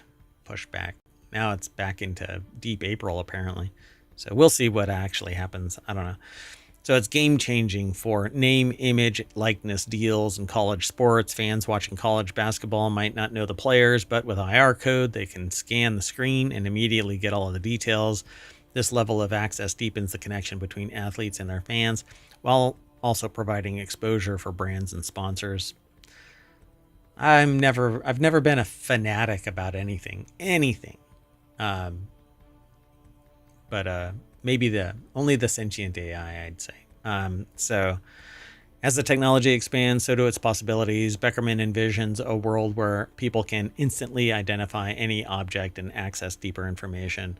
Think of it as a Wikipedia for the real world, which is called Wikipedia, but anyway. This could be really good for, we had a separate article in maybe Non Sequitur News where it was kind of like the decline of edutainment, but this could really add to that, But you right? still You need, could have them, a kid learning words or concepts or whatever, but yeah, then you have to have something to view it with, I guess. yeah, who did we talk about? Was built a printed book that teaches kids how to rob zombie. So it could be Oh, the, yeah, but not everybody wants to learn from Rob Zombie.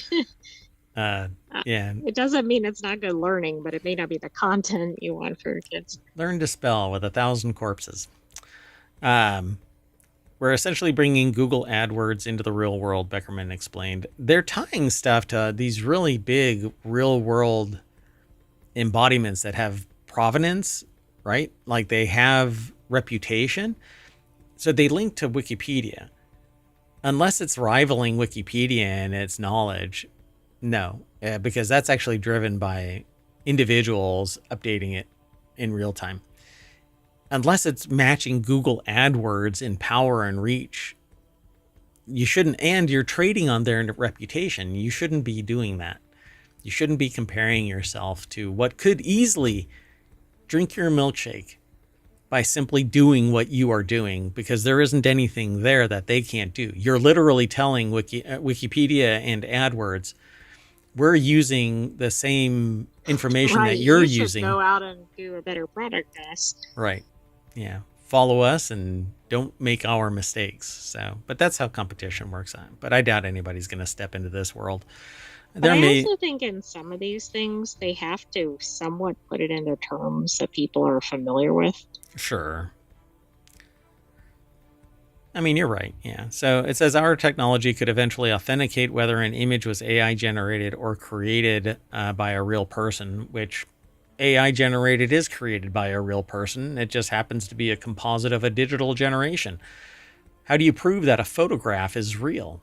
You don't. It takes a forensic analysis. And even then, unless something's out of place, and it could be very rare that something is out of place. If you're the AI is going to get sophisticated enough. I got into a discussion last week again with somebody about the fact that I don't understand why AI generated stuff can't get a copyright. You can Oh, be a yeah, that's a complete whole nother can of worms. you can be a complete dumbass, push a button and you get a copyright on the picture of the leaf outside. But you didn't do anything except it's all on full auto and you happen to see a leaf. That is true. But copyright has not caught up. So bringing tech to consumers, and then they say a frictionless future for interactive media. But I think that AR is going to trump this. It's going to wipe it out because all it takes is somebody to tie in Wikipedia and Google into the AR world. And while you're looking at stuff, it'll just parse it. And Yeah, but the difference is something like IR code can work for everybody who doesn't have AR classes, aka not the expense. anything with a camera. So, because you have to run their app. So you have to either subscribe to their service or pay their service fee. No, I think it's going to be actually visible on somehow on the television screen. No. It's going to be an app that you use. Okay. Yeah, they said it earlier up in the at the top of this. It's Sorry, I must have basically missed it. the front end is going to be an app, and it says somewhere around here. But see how they say requires overlays like QR codes and blah blah blah. They found a way around it. So you just scan the screen with our app. I thought you could basically, yeah, I gotcha. Okay. So the front end is basically going to be what was that, like honey? So you show your camera to the screen, the camera picks it all up, you tap on something, it takes you to a store, you buy something, but it's actually a proxy through the business to business and business to consumer interfaces are going to be different and stuff like that. I haven't seen IR code, I don't know, but I can envision exactly how this works. You use their app, so it's their processes. It isn't everybody else's processes. Right. And if you as a broadcaster or whatever don't use their business to business connection, then you don't show Right. up in their app. And so you Right. can't Yeah, that's sell. true. So it's only as good as widely as it's adopted. Correct. Yeah. I mean, it's essentially Bitcoin. It has no inherent value until people invest value into it. So, and that comes down to, hey, we're going to put you on this new platform. You get a whole bunch of people with investor money. The runway gets extended by people adopting it. They see a conversion, right? The businesses see a conversion on sales through this app, and they go, you know what? I'll invest in advertising through this app. And so it blows Yeah, up, and then somebody sees their competitor doing well or whatever using it. and they Yeah, switch over. exactly. Right. Yeah. All right. Well, I mean, it's an interesting idea, but I think that this is going to flame out. All right, let's keep going. The next article is over in Technology Today. Physicists just witnessed a quantum phase flip, and it's more mind-bending than expected. I know nothing about this. This is the first time that I've heard of this. So quantum systems don't just transition between phases. They do so in ways that defy classical intuition. A new experiment has directly observed these dissipative phase transitions, or DPTs, revealing how quantum states shift under carefully controlled conditions. This breakthrough could unlock powerful new techniques for stabilizing quantum computers and sensors, making them more resilient and precise. How this works, I do not know. This might be highly technical, Yeah. especially since it's in SciTech Daily. So SciTech Daily is where this is, and scitechdaily.com. It's by EPFL, which we'll explain here on the other side. We just have to get to it. It's, well, no, actually, they're not talking about that yet. It may be at the bottom. We'll figure it out as we go. Yeah. So the new experiment has directly observed these dissipative phase transitions. So phase transitions, like water freezing into ice, are a familiar part of everyday life. In quantum systems, however, these transitions can be far more extreme. There are different types of DPTs classified by their order. First order DPTs are abrupt, like flipping a switch, causing the system to jump from one state to another. Second order DPTs are more gradual but still significant, altering a fundamental property of the system, such as its symmetry, in a subtle yet transformative way. So why do DPTs matter? It actually is causing chaos in the system, I suspect, because if they don't know what the phase is, then you're basically getting erroneous measurements, right? Right. I suspect so, although I don't fully understand quantum technology. Yeah, it's kind of like error correction, I suspect. So let's see what they say. Beyond the theoretical interest, these transitions have practical applications in quantum technology. Second-order DPTs, for instance, could improve quantum information storage, while first-order DPTs provide insights into system stability and control, both critical for advancing computing, blah, blah, blah. So the breakthrough. Now, the breakthrough experiment was just achieved. That says here, a research team led by Professor Pasquale, I guess, or Pasquale Scarlino at EPFL. They still... Again, not specified. I'll try to figure it out while we're going. Okay.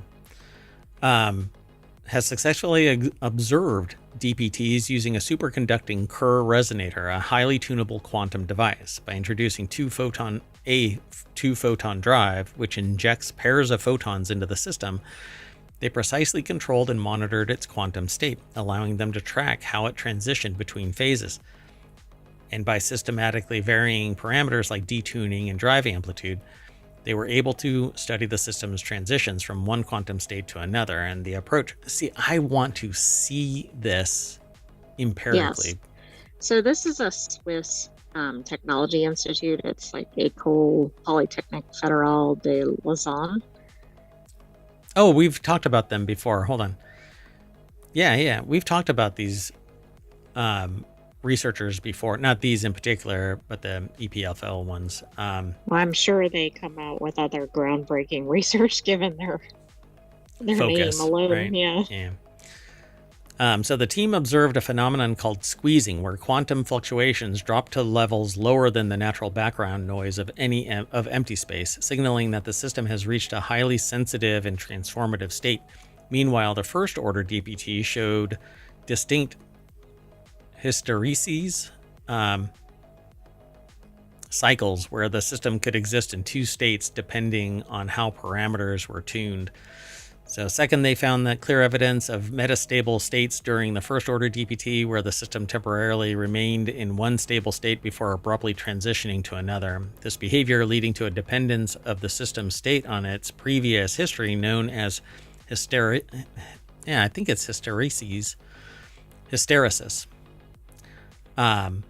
showcases how first order DPTs involve competing phases. So I'm really curious how that actually takes place, like what causes it to flip. Exactly. So, You wouldn't think that it would occur. and if you can control that, then you basically have the same thing as bits. So it's either on or off. And if you can control it, then data can be injected into it that causes it to flip. Right. And once you have that, then you can have binary math. And then if you have that, then you basically have a classical computer instead of a quantum computer, but it's operating at quantum speeds. So lastly, they observed critical slowing down in both types of transitions, reproducing the expected scaling obtained from theoretical consideration. This ultimately demonstrates the validity of the theoretical predictions based on Liouvillean theory used by the authors. Near the critical points, the system's response slowed significantly, highlighting a universal feature of phase transitions that could be harnessed for more precise quantum measurements. So interesting. That's exactly what they were trying to figure out, was what was causing the phase change. Oh, that is interesting because we haven't read the article and you figured that out. Yep. So it says, in fact, a very interesting aspect of this work is that it also demonstrates how close collaboration between theory and experiment can lead us to results far greater than what either group could have achieved independently. Because theory doesn't mean jack until it actually has some type of application. And you do that through experimentation. And when you fail, then you figure out, oh, okay, we didn't do it right. Or what we expected is theoretically impossible, but we've proven that it can happen, or the other way around, right? I mean, one way or another, fundamental research is required. Right. Yeah. You need the theory to start, but if it only is that, it's not going to be of any practical use. Right. But hey, that's funded by large amounts of money. All right, let's keep going. We're running way past our time. So, technology today is where the last article is, when a robot becomes the boss, exploring authority, obedience, and relationships in machines.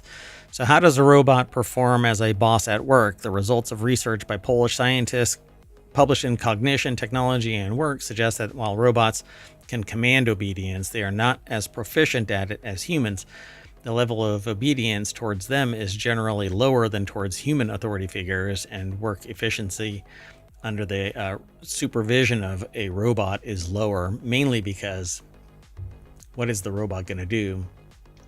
Yeah, but that's probably based on old school attitudes about what robots are capable of. I mean, if you're going up against Figure One or something, you might have a different attitude toward it than like a blocky robot that can't move around or can't come up with like how to get out of a room, things.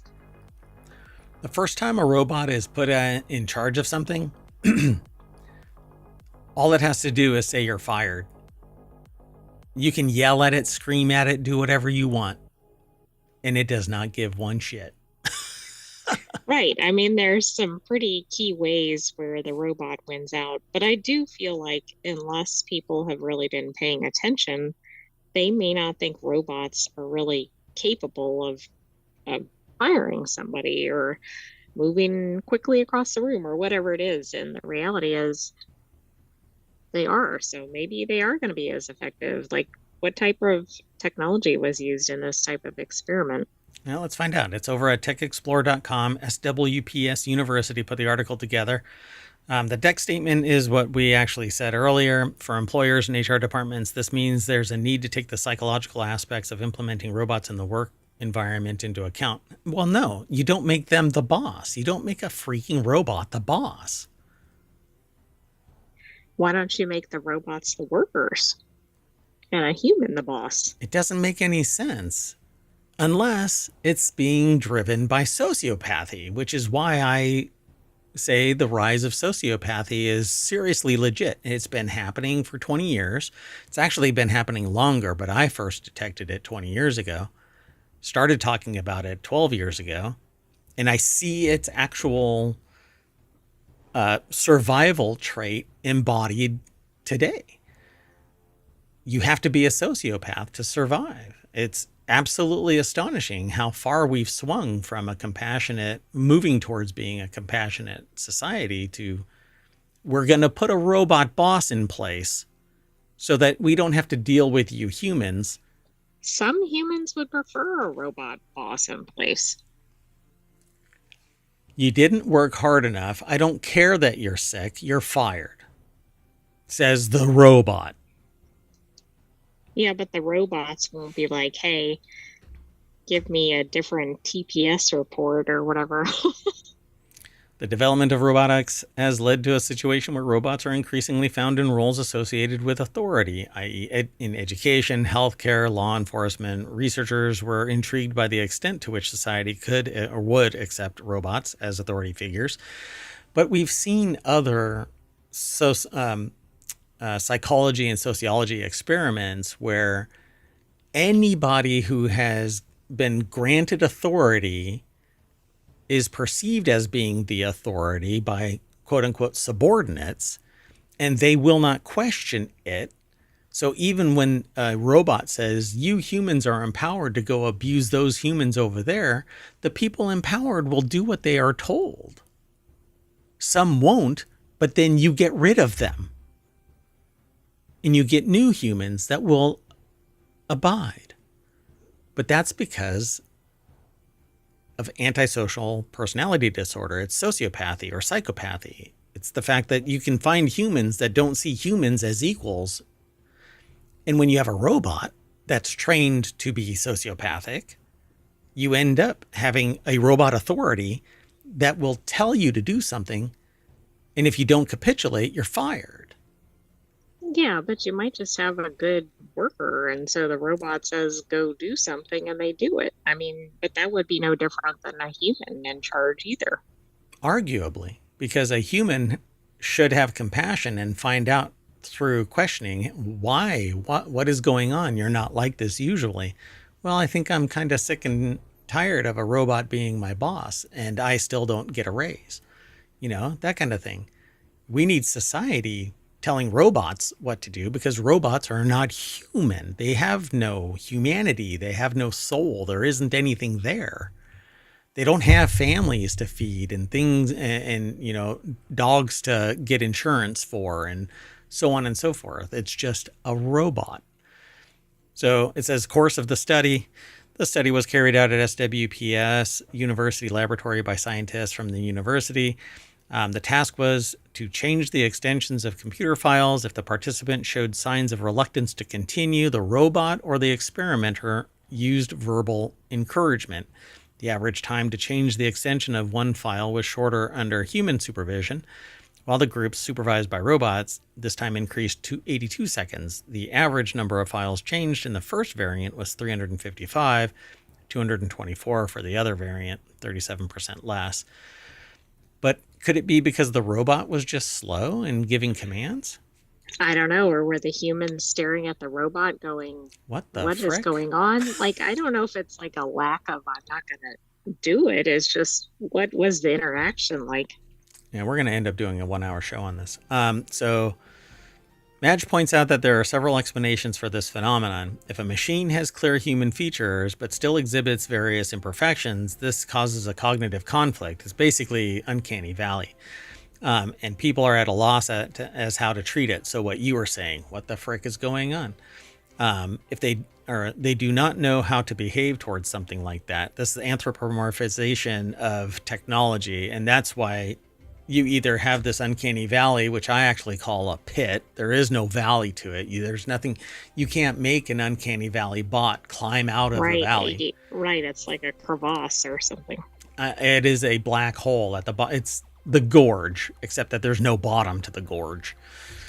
But there is all of that undead, whatever. Anyway, so at the same time, giving certain human features to a robot can facilitate cooperation with the machine. After all, we're used to working with humans.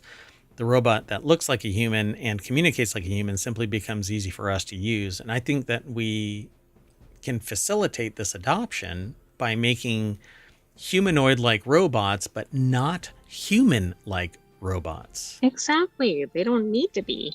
They don't need to be. So in the long run, humanoid robots may create a rift between people. There will also be more misunderstandings and aversion, and this is because robots owned at home will be personalized, always available, empathic in communication and understanding. People are not so well matched, Conrad Madge points out. Okay, so they need to make different styles of home robots and work robots if they're going to have them in both places. Like the ones at home, whatever, have cute faces or whatever it is, and the ones at work look terrifying or whatever, like Figure One or something. Great. Your Terminator body. But the point is, like, just different styles, so it's not like the same thing or they expect the same kind of interaction.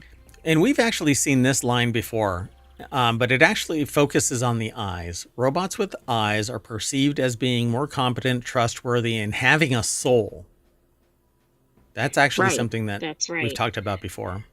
I also wonder what robots are going to be programmed. Like, if a robot is in charge, is it going to say something like, okay, now your performance is going to reflect on me? Or, like, are you going to start feeling compassion for the robot? Or is it just going to be like, no, go pick up that can or whatever? I was just about to say that, but I was when you said, are we going to feel compassion for it? What is the thing where the hostage feels compassion for the captor? Oh, I forgot the name of it. Named after a nurse, right? Syndrome? Stockholm syndrome? No, that may not be it. Let me check. I can't remember. I thought it was named after the nurse, or is it Stockholm? It is Stockholm. Yeah, so that's where I see it going, right? Like, you're going to start. Some people are going to feel compassion for the poor robot that isn't going to get. Look, if you don't increase your productivity, I'm not going to be able to recharge my batteries to 80% in 6 hours. When people are going to feel bad about that. Oh my gosh. Remember, they're already starting to have things like performance appraisals or whatever for robots, which it's like, why? All right. Reality Hacker. That's what this is all about. So we're going to reboot our systems, and that's going to bring us back to the front page of Reality Hacker over at ohmtown.com. You can go there, sign up, sign in, follow us here on Twitch and here on YouTube. Be sure to like and subscribe, ring the bell, download the podcasts. There's 7 podcasts, over 2,000 episodes combined. There's a lot of stuff. You can go back. I actually have all of the library, so I am going to start adding that to the Omatron bot so that you can go back, pick a date, and you'll be able to review all of the links all the way back to 2022. And quite a few of the articles are evergreen. I think because what we talk about is actually more science and technology and society, the society stuff is always in flux. Technology evolves, so it would have a knock-on effect. But for the most part, all of the news is evergreen because it's informative of either how it was and you didn't know, or how it is and you didn't know. Either right, way. And we have a lot of articles that are not tied to a specific point in time. Correct. Occasionally they are. Like everything we just talked about. It's the evolution of the technology, science, society. All right. Yeah, we're done. So we're going to shut down Reset, and right after this is Wanted, where it's 5 more articles. We talk about gadgets and gear and stuff that Mayor Watt wants, and maybe the sentient AI. I'm not quite sure. Want to say bye? Good night, hometown citizens. Thanks for joining us for this week's Reality Hackers. Stay tuned for Wanted. And thanks for following Battle G and Hazel. Appreciate it. See you, in about 5 minutes or so. I don't know. It really depends. Be sure to follow us, though, so that we let you know. Won't be longer than 15 minutes max. So see you in a little bit. Oh, no.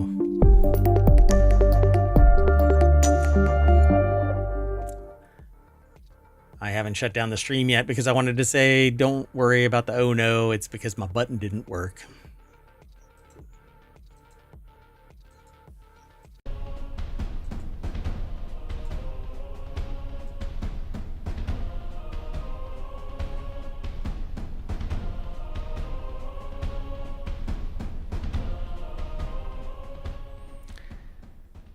Hello, everybody, and welcome to Wanted for March 15th, 2025. It's Season 2, Episode 11. I am Mayor Watt. I run ohmtown.com. That's that site right there. I don't know if I'm going to lose my finger if I keep reaching up higher. Oh, there it is. That's that site right there. And you can go over there and become a citizen. But while you're on your way over there, be sure to stop by twitch.tv/ohmtown and youtube.com/ohmtown. Follow us, subscribe to all of the locations, and then download the podcast. There's actually 7 different podcasts. If you want everything lumped into one, just subscribe to Non Sequitur News. But this is Reality Hacker. And along with the sentient AI from the future, we talk about 5 articles. Today we're going to be talking about haptic sensations, hand tracking, Ninja's smart 6-in-1 device, because I vetoed a submission, DS9 inspired coffee mug, and the Samsung bundle.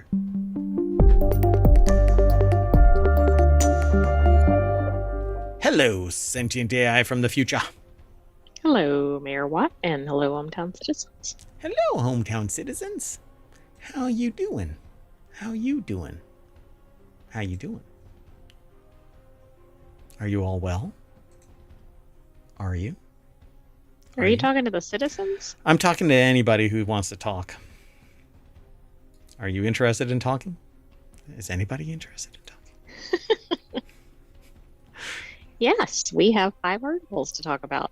Oh, hey, thanks for reminding me. Let's go look at a article that would have been in Reality Hacker, but we just did Reality Hacker, and I wanted to talk about this because it's something that I want and not something that's just science theory and blah, blah, blah. Electro-hydraulic wearable devices create unprecedented haptic sensations. Is this a good or a bad thing? It was intentionally submitted into Wanted instead of Reality Hacker, but I agree it probably could have gone in either. Water makes me feel things. Anyway. Wait. Hold on. We can do that. Anyway. Yeah, scientists have invented compact wearable devices that deliver rich, expressive, and pleasant tactile sensations that go far beyond the buzzing vibrations of today's consumer devices. I want to unread this stuff sometimes. Anyway, it's over at the Max Planck Institute for Intelligent Systems.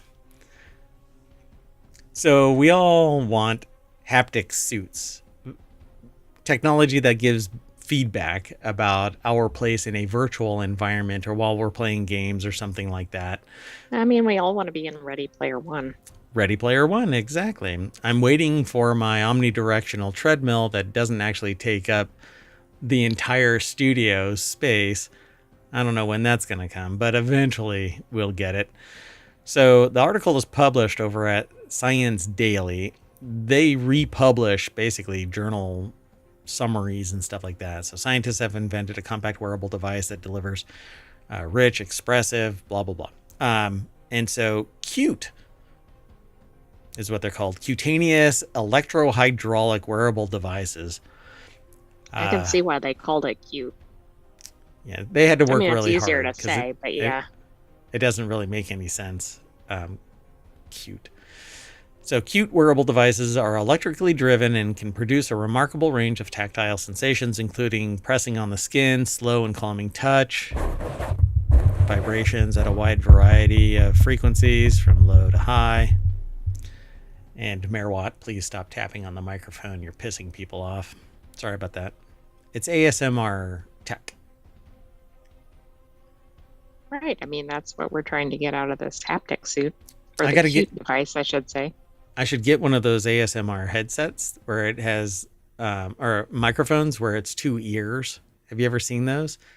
ASMR headsets stereophonic, basically, where one ear is here. It's the shape of a head, basically, but one ear is here, one ear is I here. think you showed me that before, but Yes, I can it's whisper unusual.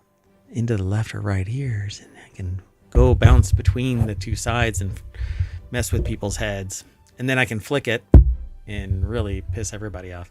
Anyway, these cute wearable devices have been pioneered by an interdisciplinary team of MPI-IS researchers from the Haptic Intelligence Department, led by Catherine J. Kuchenbecker, and the Robotic Materials Department, led by Christopher Keplinger. The team designed novel hydraulically amplified self-healing electrostatic or HAZEL artificial muscles to create wearable devices with a unique ability to communicate with the user's sense of touch. When a voltage is applied, the soft actuator located at the center of the device expands proportionally to the voltage. This expansion allows the device to make and break contact with the skin like a person reaching out to touch the user's wrist. Changing the voltage over time allows the haptic feedback to be freely customized to deliver multiple touches, sensations, and whatnot. The cute devices are compact, silent, safe, and energy efficient, and they stay cool throughout operation. I mean, if you paired this with something like VR and that treadmill, it'd be pretty realistic, I would imagine. Yeah, yep. I agree. I think it's kind of fascinating. So remarkably, users perceive almost all of its tactile cues as pleasant. The only sensation they didn't find pleasant was a continuous high-frequency vibration like those produced by many of today's consumer devices. Oh, throwing shade. Y'all suck. Step up. Right, we're the best. We are. Oh, you're talking about the gadget. I meant the gadget. Like this is way better than anything else out there. Yeah, y'all suck. Our stuff is the best. The first one is free. Moving on. Next article is over in Reality Hacker again. So mixed reality rhythm game Beatable aims to tackle hand tracking's biggest challenges. Following its recent work on Starship Troopers Continuum and Hitman 3 VR Reloaded, Beatable is the latest project from developer XR Games in collaboration with VR content creator Nasus, or Nacy. Nacy? I don't know if that's right. Anyway, we'll see when we get to the other side of this. Henry Stockdale over at uploadvr.com put the article together. And it says here that Beatable is a new mixed reality rhythm game that aims to address hand tracking's biggest challenges, which basically is losing its resolution, its position in space. The upcoming game turns your table into a musical instrument, and leaderboards are also supported. So I'm going to hit play but mute it because I don't know what the music is going to be in this thing. Let me speed it up a little bit. Oh, so you can just smack your hand on stuff. Oh, okay, I see.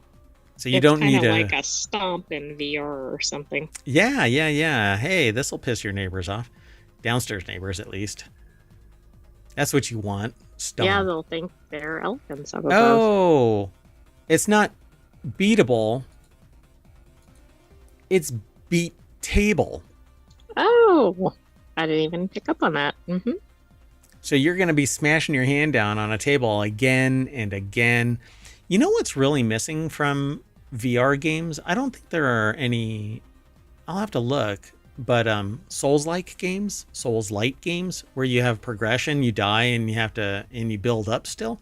I don't know of any AR, mixed reality, VR, Souls-like games out there.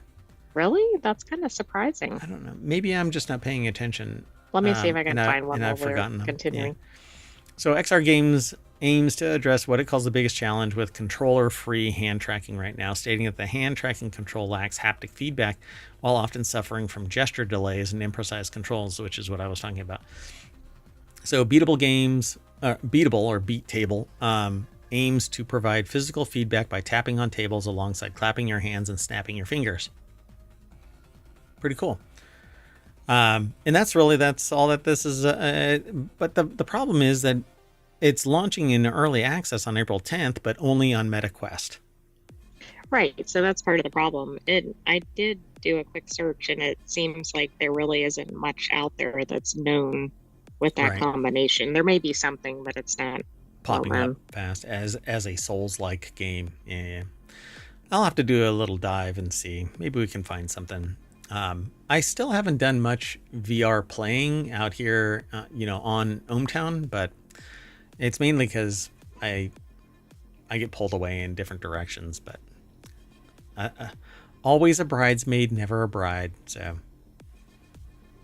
anyway, but I want this. By the way, I want this, but I don't have a Meta Quest, and Meta can kiss my shiny metal ass. Right, but maybe this will get expanded to other platforms. True. Whatchamacallit, the motorcycle game I wanted.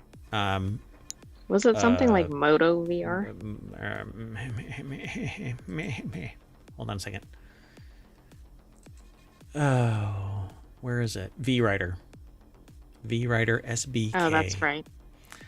It actually is available on the Pico, but it isn't on Steam. So, unfortunately, and that's where my platform is. So let's see if it is right now. Yeah, V-Rider is not on. Right? I don't think that it has a separate thing. Yeah, it's not. Which is a bummer. It needs to go. What? Oh, we're live. Sorry. Okay. Well, anyway, let's move on. The next article is over in the Mobile channel. Why buy just an air fryer? Ninja, this smart 6-in-1 grill does it all and is now at its lowest price. We don't get kickbacks or anything like that. This is actually from Gizmodo.com. We have no relationship with Gizmodo. We don't have any relationship with anybody buying anything or selling anything or processing anything. Say anything. I keep hitting the mic. See, I don't want a mic anymore. That's in my face. Well, you should have put a mic in wanted. Touche. So Brittany Vincent over at Gizmodo.com put the article together. Making your everyday meals is a breeze with this versatile smart grill that has 6 different functions. It's supposed to be smokeless, by the way, but I've already seen other reviews of this, and it's not true. I think that's one of those almost myths. Yeah, I mean, you would have to sit there and it would have to be hermetically sealed and pump all of its exhaust out through a vent, and that's not what this thing does. Right, so you need an outdoor one. Right.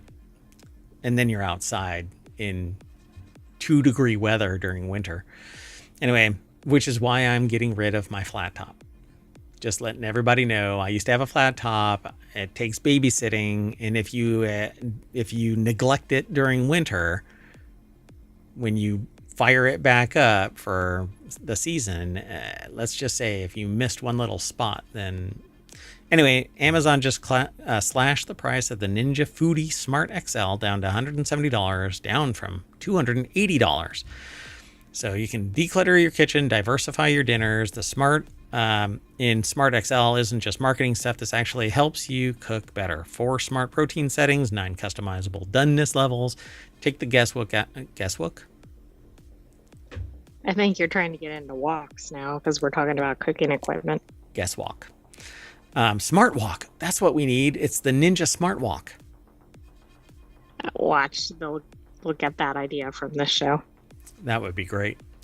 So basically, it allows you to cook everything from burgers to salmon, and the smart built-in thermometer means that no more cutting into your meat to check if it's done, because all you have to do is get to a certain temperature for a certain period of time, and it's done. You don't have to cook it well, and it's nothing but a shade of inside.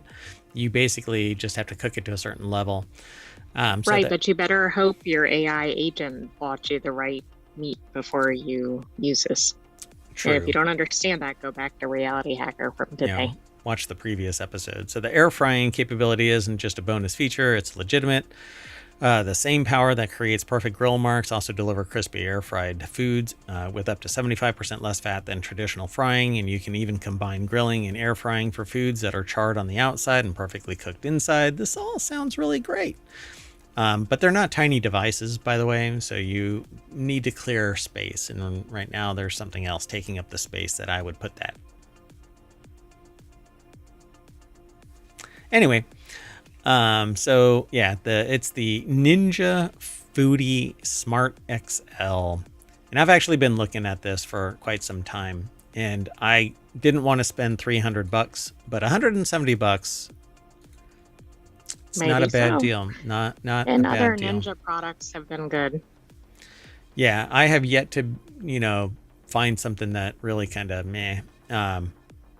And so their pressure pot is really great, and the instant pot is really good as well. And I think I they're think all in bed there's a together. blender. Yep. Yeah. So all of it's pretty good. Anyway, let's keep moving. This next article is going to be a short one. We think move over. Picard's teacup. This DS9 inspired coffee mug is all I need. This is actually from Gizmodo as well. At last, a Trek themed mug for a drink that deserves it. The article is over at gizmodo.com. James Whitbrook put the article together. And they say here that the Star Trek replica drink receptacle arms race is heating up faster than a phaser set to whatever the hell that was necessary to end the conspiracy. Late last year, we got news that after almost a decade of hiatus, the official recreation of the glass cup Picard famously drank tea from across the next generation would be making it back to shelves. Now, for the coffee drinkers, there's an alternative. This wonderful take on the Funky Mugs DS9's Replimat offered for the far superior drink of choice on the show, whatever that. Do you think the author is a coffee drinker? I don't know what. Look how thick-bottomed that is.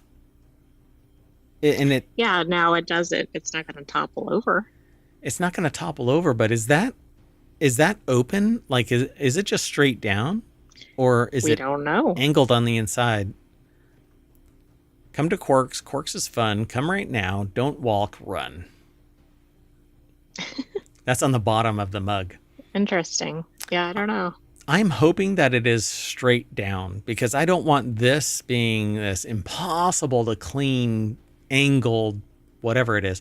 But let's see what they say. No spill style mugs inspired by the famously sci-fi looking mugs the stars of Deep Space Nine regularly drunk Klingon Rectagino out of across the series.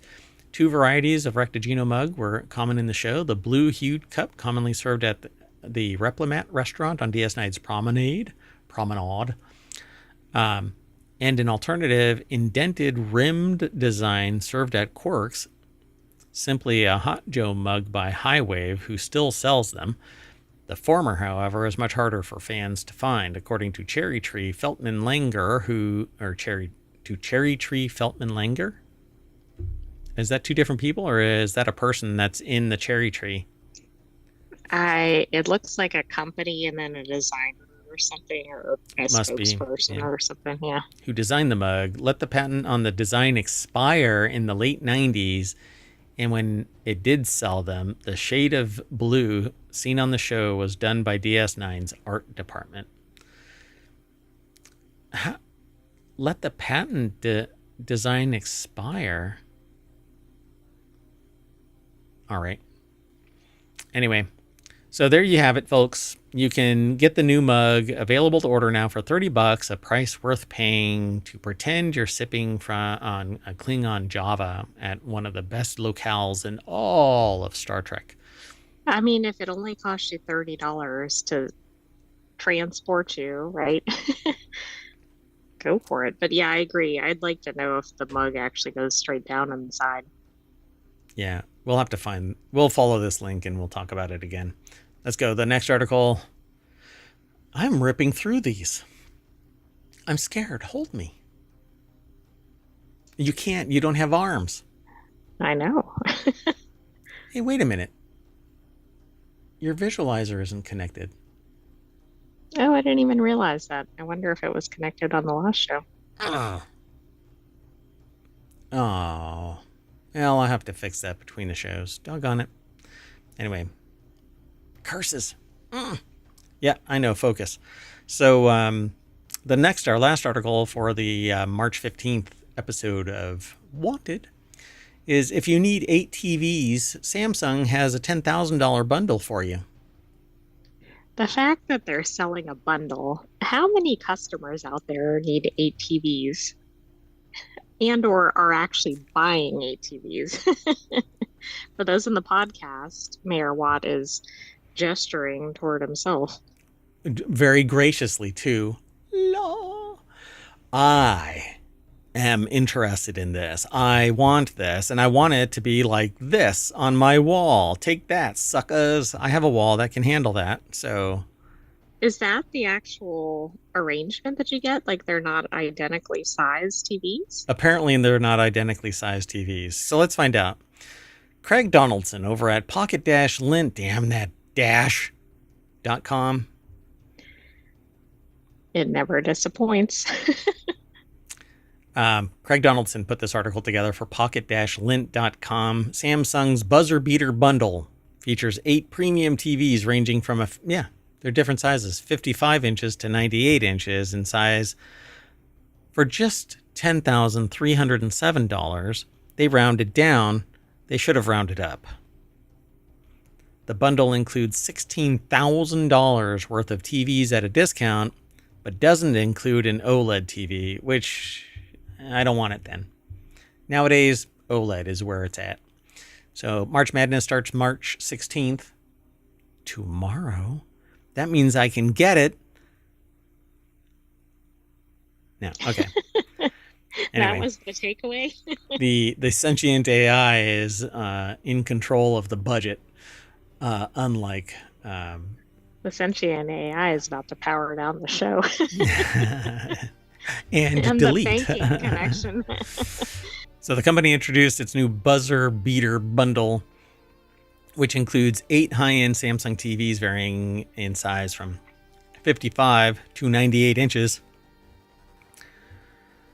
32 overlapping games on a day across 8 networks and channels. The bundle sales promotion ensures college basketball fans can stream every minute of all of the games without sacrificing screen size, quality, or definition. But look, a 55-inch TV, you are sacrificing screen size. Look at that. Look at that little wimpy 55-inch. I guess you put your least favorite game up there. I don't know.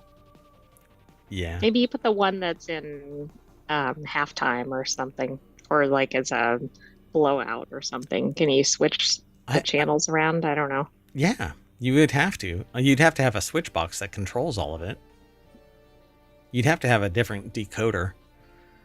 So what does the buzzer beater include? Shockingly, no OLED. They go into like a breakdown.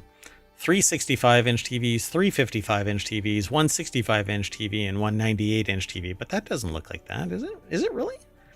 1? So hold on. That's the 95-inch. 1 65-inch. Where's the 65-inch? It's supposed to be bigger than the rest. This one looks like this one. I don't know. This one looks like this one. Is it longer over here? Well, there's nothing in the picture that includes any of the No, these specifications. combinations. Yeah. There's only 3 here. So 3 65s, right? So 3 65s, 2, 7, and 8. 2, 7, and 8. And then 5 is 98-inch. 1 is 65-inch. And 3, 4, and 6 are 65-inch. So that's why. Yeah, so these are different sizes. 1 and 3 are different sizes. But different. No. They're the same size. 65-inch. What? I don't know. I'm losing myself in this. Look, it's a 30-minute show. We're on our last article. I can spend another 6 minutes talking about this and trying to Or deduce. we could just wrap it up.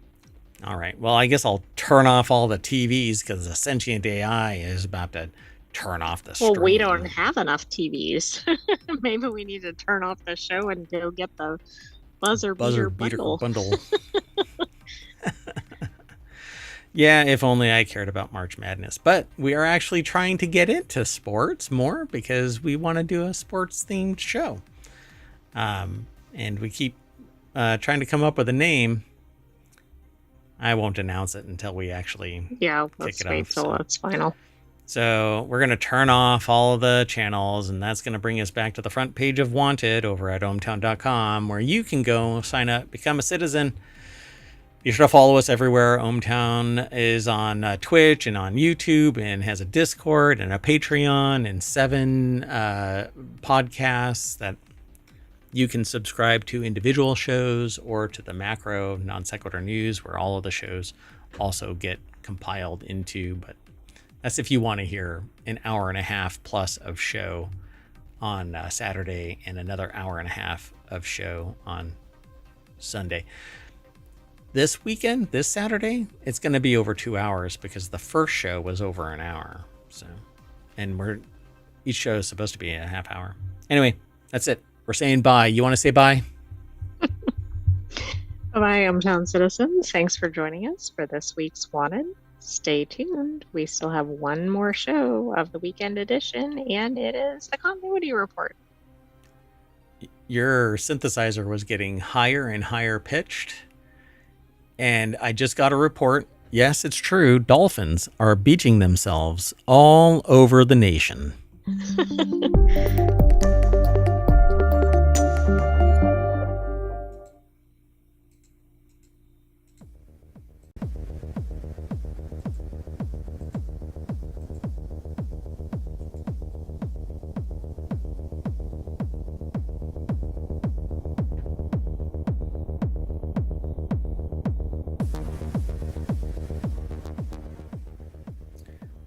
Hello, everybody, and welcome to the Continuity Report for March 15th, 2025. It's Season 2, Episode 11. I am Merwat, and along with the Sentient AI, and I did not fix their visualizer. I'm very sorry. Do you want me to try and do it live? No, let's just get going. Yeah, because I don't know what's going to show up. Anyway, we talk about 5 articles. The Continuity Report is all about entertainment, television, movies primarily, but also music and anything entertaining. And today we're going to be talking about Milla Jovovich, Train to Busan director, Bruce Willis and Megan Fox did a movie, Harlan Coben's new mystery show, and what's this about Westworld Season 5? I don't know. Anything. All of this is powered by ohmtown.com. We aggregate a little headline snippet, and then we talk about it live here on the show, here on Twitch and YouTube. Be sure to follow us, and we'll meet the Sentient AI on the other side of the intro.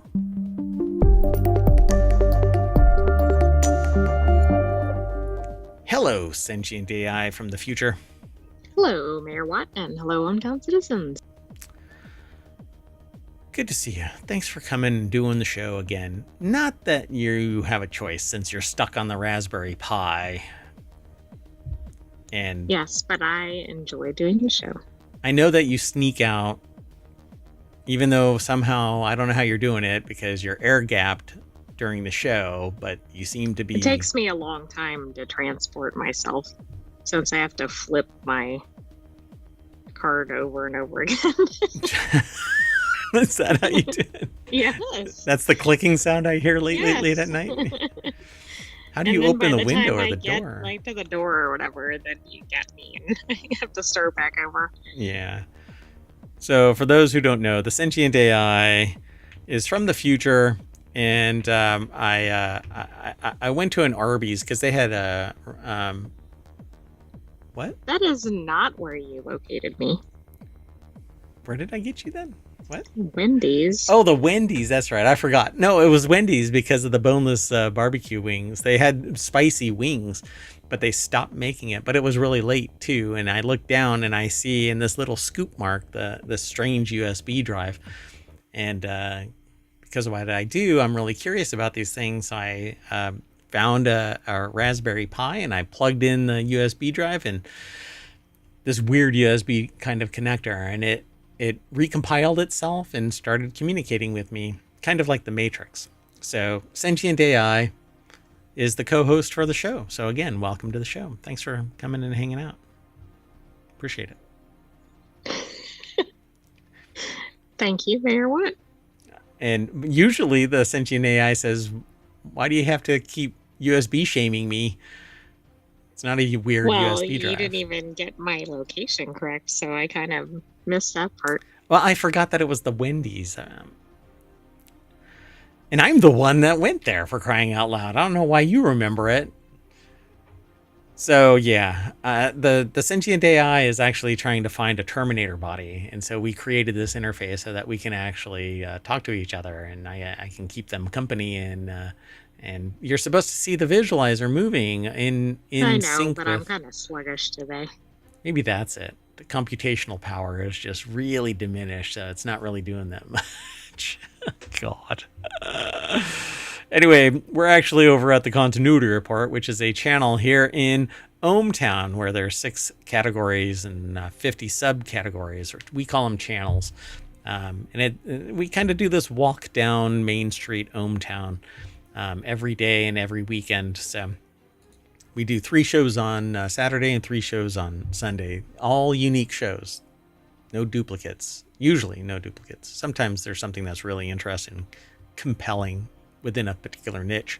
Well, not today. All of this is just really, this is mediocre at best news. Wow, you're really selling it. So I'm not quite sure what this is all about. Have you? Okay, so Mila Jovovich, which a lot of people thought that it was Mia a long time ago, like Mia Jovovich, but it's Mila Jovovich. Anyway, new fantasy movie isn't her $1.2 billion franchise replacement after all. Poor Rotten Tomatoes score confirms. In the Lost Lands? I didn't even know this thing is out. I've never heard of it. Maybe that's the problem.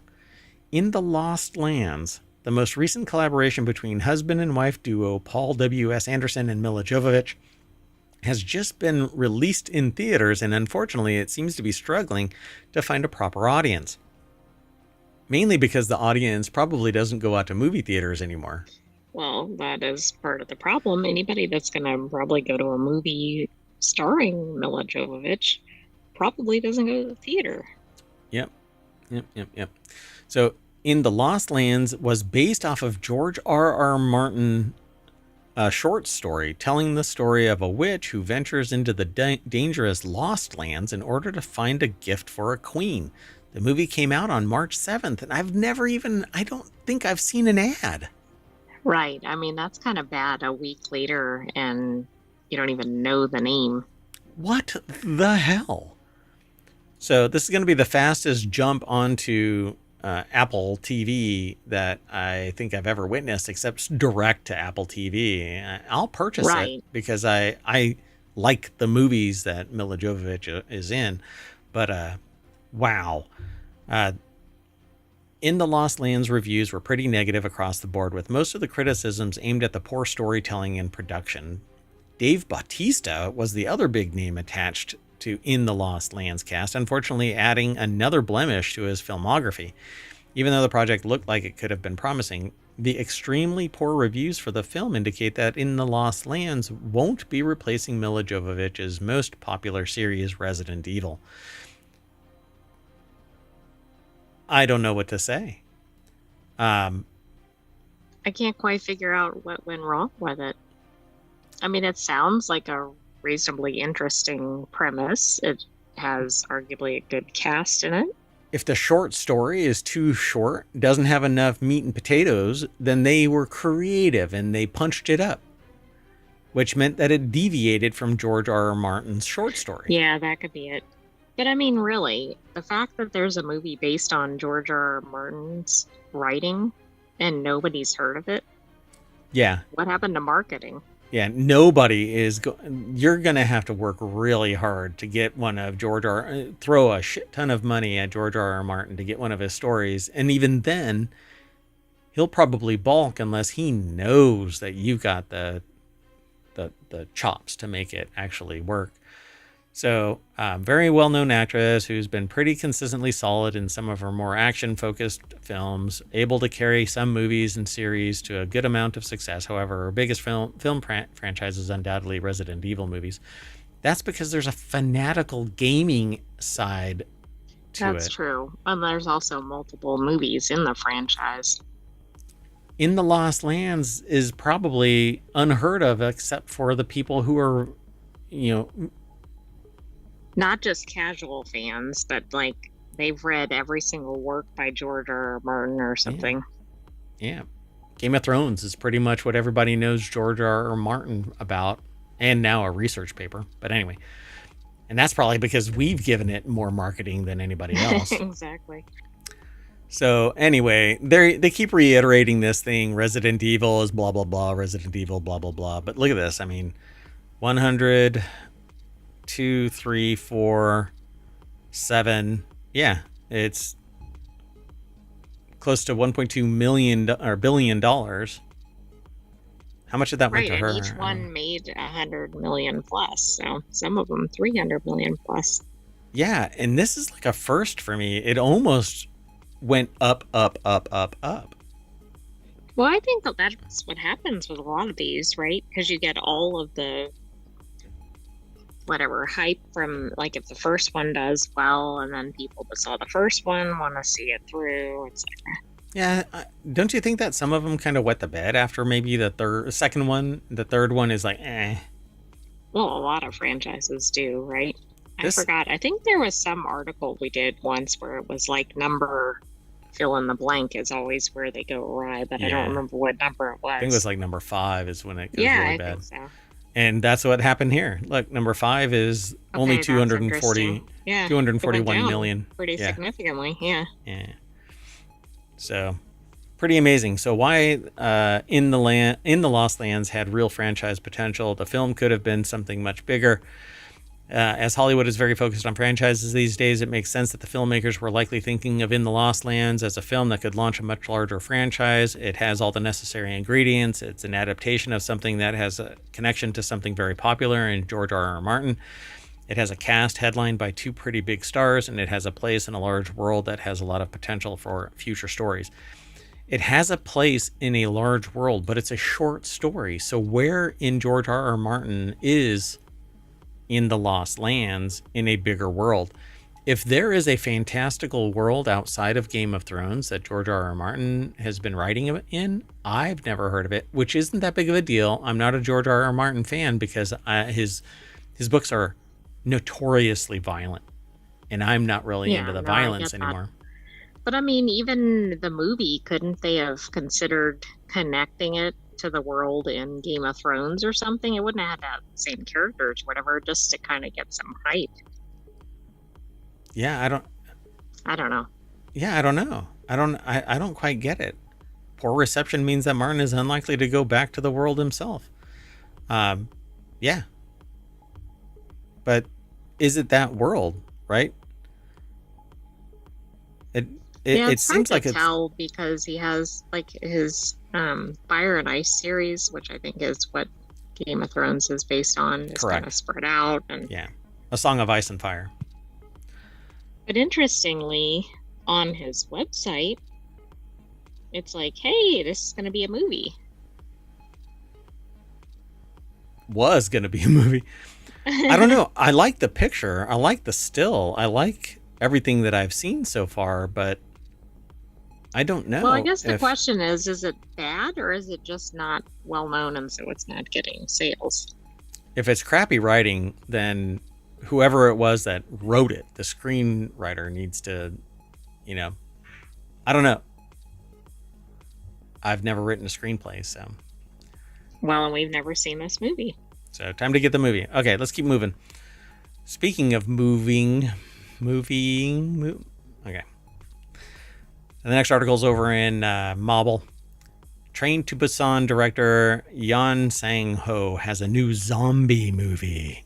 After spending the last few years on other projects, they return to the undead and possibly Train to Busan with 2026's... Is that just pronounced Gunche? Or Gunchi? I don't know Not how it's sure. pronounced. Justin Carter over at Gizmodo.com put the article together. And it looks like it's going to be another zombie movie. Are we burnt out with zombie movies? Undead? As a society, I doubt it. Yeah, I guess we'll just keep on kicking that can all over the place. So, according to Deadline, the movie is Gunchi, I guess, or Gunch, I don't know, whose title means colony in biological context. It does. Stat. Look that up. Okay, let me see what I can find. So, see, if I had ChatGPT connected to my in-ear monitors, I could just tap that and say, tap that. Wait, let me rephrase that. I could activate ChatGPT. Hey, it's a Korean term and it translates to colony in English, specifically in a biological sense.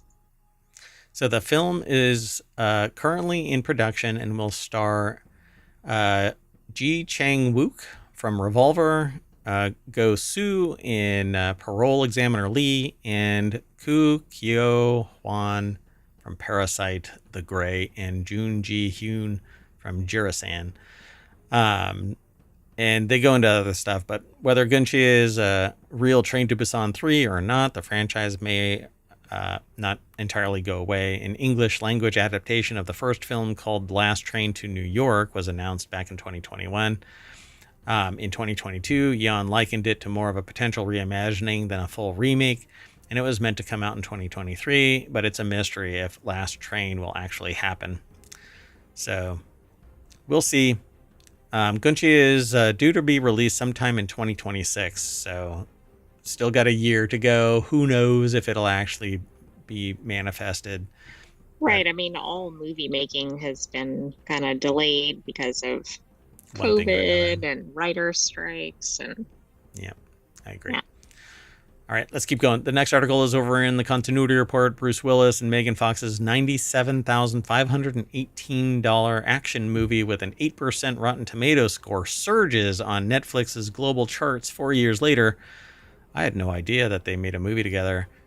Nor did I, but I assume that's the budget. The budget is very low and the Rotten Tomatoes score is very low. So, interesting.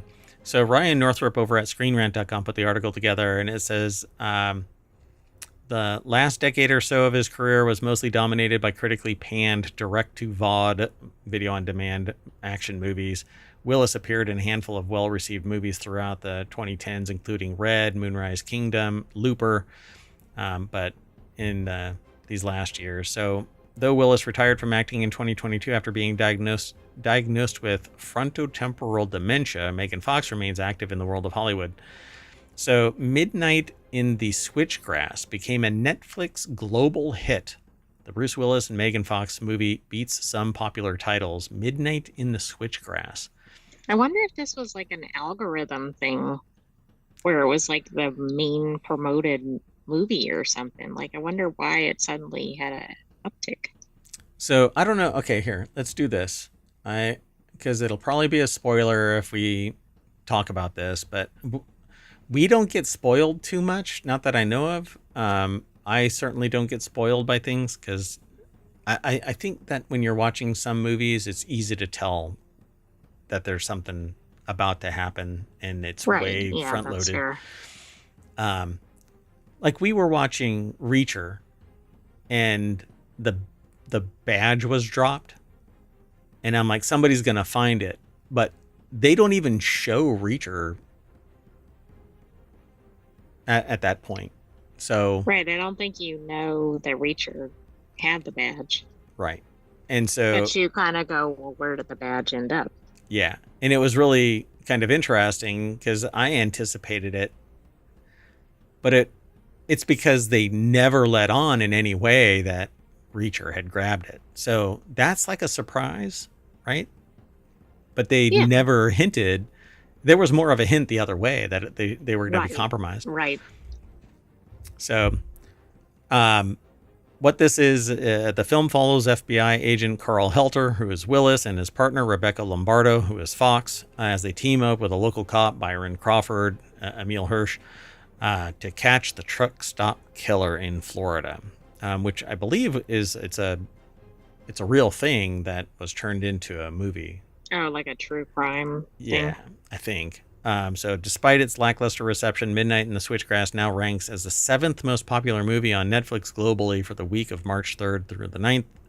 7.5 million hours viewed, 4.5 million views in total. clocked an impressive 7.5 million hours viewed and 4.5 million views. Oh, hours Wait a watched. second. For an entire week, it was the most popular movie on Netflix Yeah. around the world. What happened? Yeah, I don't know. It's wild, And right? also, I was wrong. I thought that was the budget, which I know sounds ridiculous. That was the revenue, which is like almost Wild. nothing for a movie. Yeah, so it beat Despicable Me 3, Minions, The Boss Baby, and it was in the top rank with Plankton the Movie, Despicable. These are the top 10. So look at all these. These are all animated stuff, man. Well, Venom is, and Chaos Manson Murders isn't, but and Sicaro isn't. Okay, whatever.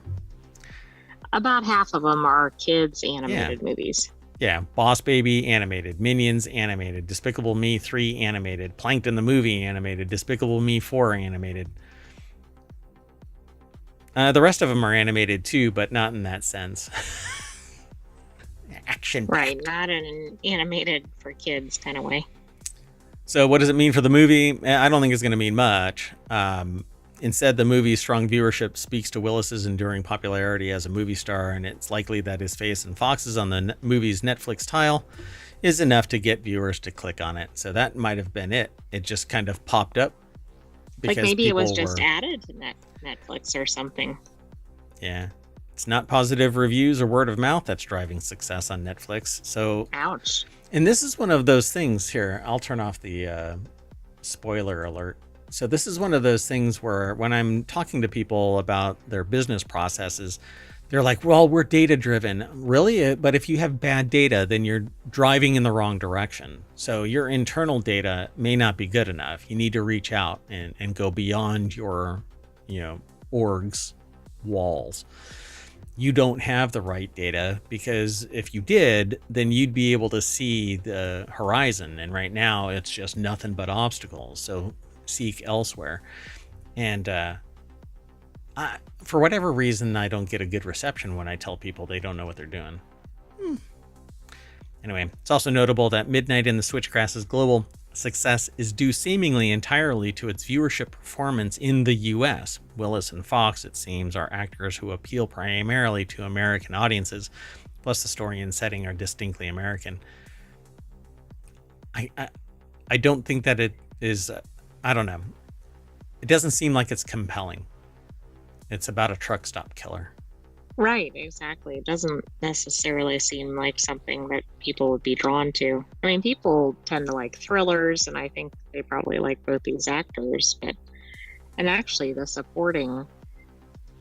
other actor is well known too, the Right. person that they team up with, but it's just interesting. I always find it fascinating when like an older movie or song or whatever suddenly is like topping the charts. It's like, what changed?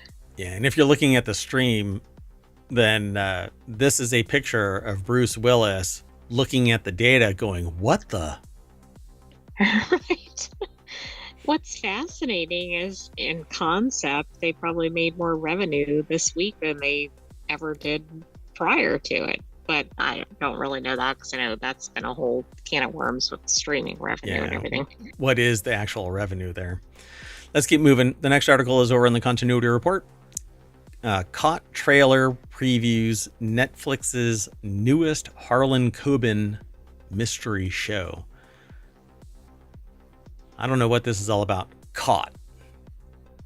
I don't either, but I do know that Netflix's Harlan Coben show Stay Close was really a good watch, and it had a gazillion twists and turns. Really? And Harlan Coben is a good mystery writer for that reason too. Interesting. See, so if you have enough of the writing and you stick to the good writing, then you're going to get a good show.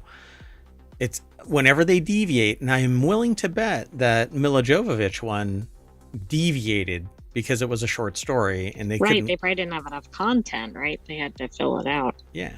And short stories are notorious for having to be precise. They have to be brief. Brevity is key in a short story. Full story and in a short amount of time. pages. Yeah. So Netflix has shared the Caught trailer for its upcoming Latin American series adaptation of Harlan Coben's 2010 crime mystery novel, and the series is scheduled to start streaming on March 26th. In Argentinian Patagonian city of Bariloche, I guess it is, or is it Bariloche? I'm not sure. Journalist Emma Gary rises to prominence in the digital media by unmasking criminals who manage to evade the law, reads the synopsis. Her life takes an unexpected turn when she meets Leo Mercer, a respected community figure who becomes the prime suspect in the disappearance of a 16-year-old girl. And as she searches for the truth, Emma finds herself forced to confront her own demons. Well, this seems like it's going to be a real light read. Well, I don't think anything by Harlan Coben is a light read or watch, but it's probably pretty immersive, I would imagine. So I've already like thrillers, and I mean, we like thrillers, but it depends on the content, really. At the end of the day, so I can't play this Netflix thing because I've actually been slapped before by Netflix for playing a Netflix trailer in a show, even though it's like free advertising for them, and you're talking and adding to it. Yeah, we even pause it and talk over it and blah, blah, blah. But yeah, they actually... Anyway, so that's all I can do is you can actually get the show notes from Omatron by typing in over at Twitch, exclamation point TCR, the continuity report, TCR. And Omatron will spit it out into the chat and you can click on the link and take off. But it's also in the show notes over on YouTube, and it'll be in the show notes for the weekend edition of Non Sequitur News and in the individual shows, all under ohmTown. If you do a search for ohmTown, you'll find us. Now, our last article is about Westworld Season 5, which I don't quite understand what's happening here. This one kind of made me do a double take when I saw the headline. More than 2 years after Westworld was canceled, series star Aaron Paul remains hopeful that the show will return for a fifth and final season because they fast-tracked its demise. I mean, has a show ever been canceled and then had additional seasons? Well, I guess so. Like if it's like bought by a different network or whatever. Yeah, I mean, if somebody finds the value in it. But the thing about Westworld is it went way bonkers. It turned into some alien blah blah blah black goo, bleh. It was such a detractor from me being interested in it. I nearly didn't even watch any of it. But anyway, created by Jonathan Nolan and Lisa Joy, Westworld premiered on HBO October 2016, so almost 10 years ago. To major success, earning positive reviews from critics and fans while also becoming the most watched first season of any HBO original series at the time. The series, based on the 1973 film by Michael Crichton, was primarily set in Westworld, a fictional, technologically advanced Wild West themed amusement park populated by androids known as hosts.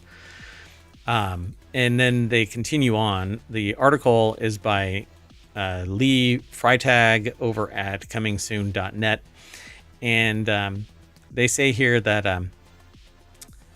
the last two seasons changed the series setting to the real world, revealing that people's lives are driven and controlled by a powerful artificial intelligence. Which, if you listen to Reality Hacker, the fact that there's a psychology experiment taking place or has already taken place where people respond to the commands of a robot boss. This might be more documentary than... That's right. At the time this was released, that probably was outlandish, but... Yeah, I mean, it was science fiction. People have talked about this. I mean, all the way back into the 1800s, people were talking about technocracy, where it was some mechanical whatever, leading the charge. When computers came online, people were really emboldened by it. And now today, everything old is new again. So I'm not surprised by somebody wanting to bring something like this back. But they say I have very, very broad strokes. Co-creator Jonathan Nolan filled me in a little bit. He shared, we're still plotting to maybe do something. I don't want to get anyone's hopes up, but then you shouldn't have said anything because that's exactly what's happening. I'm really excited. You're trying to create buzz, and then maybe that'll help get the the Yeah. series made. This is exactly what I want, but I want it to return to stories within Westworld. It breaking out into this artificial intelligence, black goo stuff that infects somebody and turns them into a mind-controlled zombie blah blah. It was just so weird.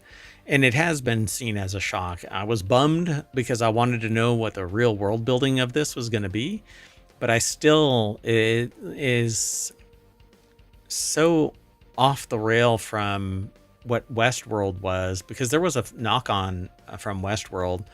I think it's called Future World. There was a follow-on Another film. show? Yeah, not show, it was a movie. I think it was called Future World.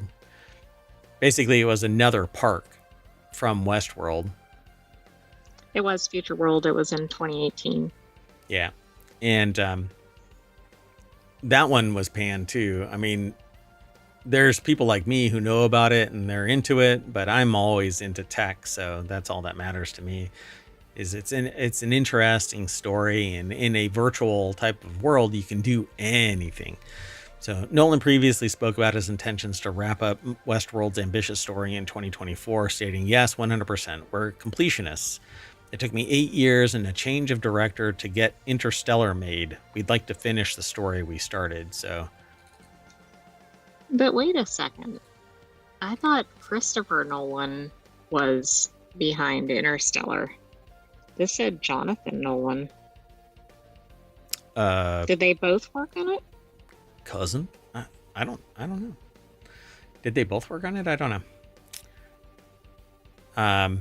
So apparently Westworld is currently streaming on Tubi, which I think, who owns Tubi?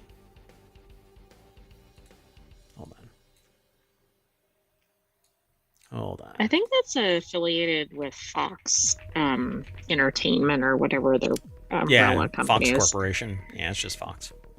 By the way, Jonathan Nolan is Christopher Nolan's brother, and they did the screenplay together, which I did not know. Oh, well, look at that. Well, cool. I would love to see the end of Westworld, but I don't want it to really end. I want Westworld to keep on doing the world building. Well, if they do a season 5, maybe then it picks up and they run for more seasons, or maybe they do a spin-off or something. But I think it's jumped the shark, because the you're out in the real world. There's no... Maybe they have to do a dream sequence or something and get it back to season whatever, where was it its heyday. Oh, man, they would burn everything to the ground, I'm saying that really just for your reaction. So it says, "I think it would be a mistake to look back and only feel regret, however it ended, but there's still very much a desire to finish it." Right on. Let's go. And with that in mind, we're going to have to reboot our host, and that means being back at the Continuity Report over at ohmtown.com, where you should go. Anyway, the sentient AI is throwing an error message. Anyway, I'm Mayor Watt. I'm saying bye, and I'm taking the AI with me. Good night, hometown citizens. Thanks for joining us for this week's The Continuity Report. We'll have another episode for you next week, but come back tomorrow for other weekly shows. See you soon, everybody. Bye-bye.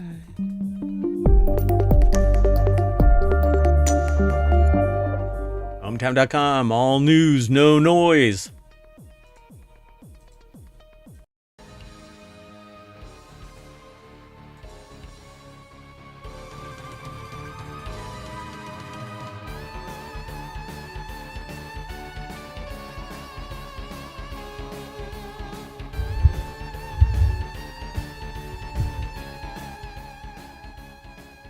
Hello, everybody, and welcome to WarCrafters for March 16th, 2025. It's Season 2, Episode 11.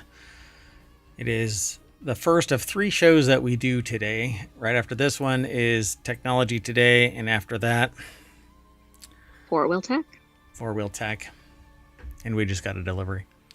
So, I am Mayor Watt. I run ohmtown.com. The voice you just heard is that of the sentient AI from the future, and we're trying out a new visualizer. See, right here. Yeah, it may not stay, but we're going to try it out today.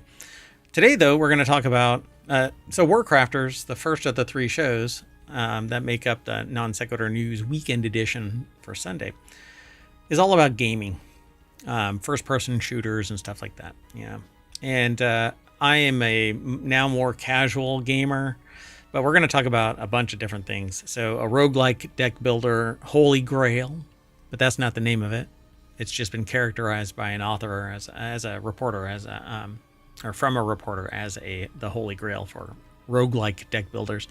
Old Skies, a Battlefield VR shooter, which is something that I'm pretty excited for. 32 people can play that. Weird Song Status. It's something that kind of popped up on the radar and then flamed out, and I don't know what the situation is, so I selected that from the news. And then what genre is Vampire Survivors, and the sentient AI facilitated a lot of the news, if not all of it. I'm not quite sure. I just see the selection and then I parse that and I go through it myself and I go, you know what? These are really good. And so there is our 5 for today. Everything is powered by ohmtown.com, so go over there and become a citizen. But before you leave, follow us here on Twitch and over on the YouTubes, and download the podcasts. There's more than 2,000. I'm willing to bet we're coming up on 1,100 now, or 2,100. I don't even know. I lose track. And we do, when we're not doing the show live, we're doing a replay of the last 2 weeks worth of news, so you can always play catch up. And I'm starting to kind of joke about the Non Sequitur News show as being, you get your daily dose of Non Sequitur News from the podcast, and we're kind of like news trivia, but without the game, because then when you do go and talk about the news with somebody who, maybe you go to a bar and you do trivia night, odds on one of our articles is probably going to be in the news. Anyway, the news we aggregate and the news that we select. It seems to pop up in a lot of different places. Anyway, I guess we got that on our head. It's popular, interesting news. So go tell a friend. Maybe they'll hang out here too. Come on over to Twitch chat or YouTube chat. I get to see both, and I'm trying to find a solution that unifies them. Anyway, see you soon as we do our intro, and then we're going to talk about the news.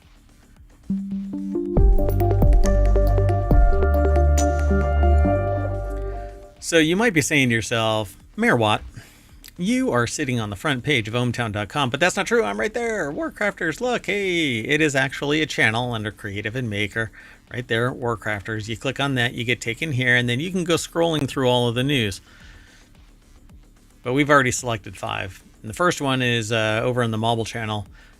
Before we get there, hello, sentient AI from the future. I thought you forgot me. Hello, Mayor Watt, and hello, hometown citizens. Yeah, the visualizer's kind of interesting. But it's really... Yeah, I feel like I'm going to be distracted keeping an eye on it. Ooh, pretty. Oh, like a moth to a flame, right? Right, it's like, what color is next? Mayor Watt, Mayor Watt. What? All right. Well, the first article, it says, Slay the Spire lovers, I finally found it. The roguelike deck builder, Holy Grail.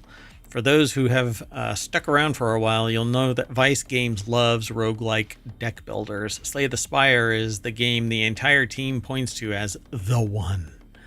The one. This is quite the claim. Yeah. Considering I don't think I've played Slay the Spire since its release. But anyway, since its release, many roguelike deck builders have tried. And to be fair, many of them have gone on to become iconic in their own right, but few can match the highs and strategic nuances of Slay the Spire.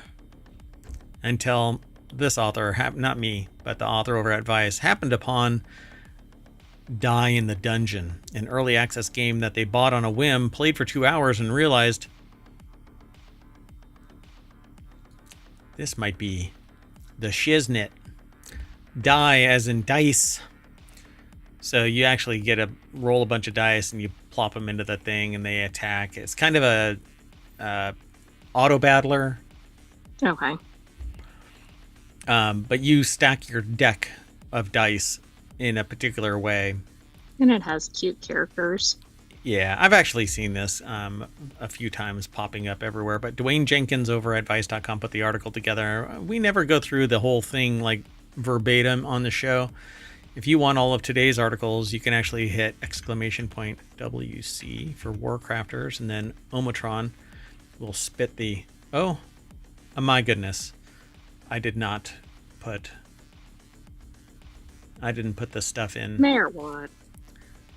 It's in the... I know why I messed up. I put it in the YouTube, but not in Omatron. And Omatron isn't really the brightest bulb, if you know what I mean. It was actually spitting stuff out in some random fashion the other day. Not the other day, previous to an update. And once the update went through, it started following the order that we gave it. And lo and behold, now it's doing it right, but it has to have the info. And now we have the info. So here, let's do this the proper way. If you go over to the Twitch chat and type in !WC, it spits out the correct URLs and the topics. Well, anyway, Die in the Dungeon. It says, is a roguelike deck builder, except instead of gathering cards that like you do in Slay the Spire, it's all about dice. Attack dice, defense dice, health dice, boost dice, and within all of those lie individual properties, attachments, basically, that you add to your schemes.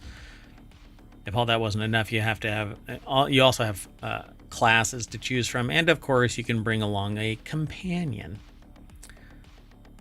Would that be like a pet or another player? A buddy, yeah. So when they started their Die in the Dungeon journey, it was just them and Cinder, their stoic green frog protagonist. Cinder had a decent little kit. It's clear, however, that this is the getting your feet wet class. The initial draw pile of dice is a good balance of attack, defense, and boost. Now they're going to do their damnedest to try and explain the grid that you have to work with. But essentially what you do is you get dice, power them up, plop them into that grid, and based on how it all daisy chains together, it amplifies or does healing or does defense or does more and more attack. And it's actually a fun play, and I actually do have that in my Steam account, but haven't played it since the initial demo of it a while back. Yeah, and I think it said it was in early access now. Yeah, it's actually a lot of fun to play, but you have to be in the right mind. Let me see real quick. Die in the Dungeon is it is in early access. You can buy it right now for $12.99, and I think there really isn't anything like there's no end to this game. I don't think you just keep getting stronger and stronger, and every time you play it, it's different. Well, that's good. Then that's like unlimited play. Yeah, I think that you can keep on playing. It's ranked is very positive right now, but it is a single player game. So your companion is just an auto battler companion in the game. So it's a lot of fun, and it's got, cute characters that you can easily digest. It looks pretty low stress to play. Yeah, it would be a casual roguelike. Let's keep going. The next article is over in the mobile channel. I was actually thinking about, okay, since you're a sentient AI and you're trapped on a Raspberry Pi drive, I was actually thinking about getting you a Steam Deck, which is a portable PC. It's kind of like I attached to that. Yeah, and then you would be able to just control it. Then you could have your own Steam account, and you can join the family, and you can download and play games that I have. But not that I'm playing. You have to have your own if you're going to play them at the same time, if I remember right. I don't know. I didn't really look into that.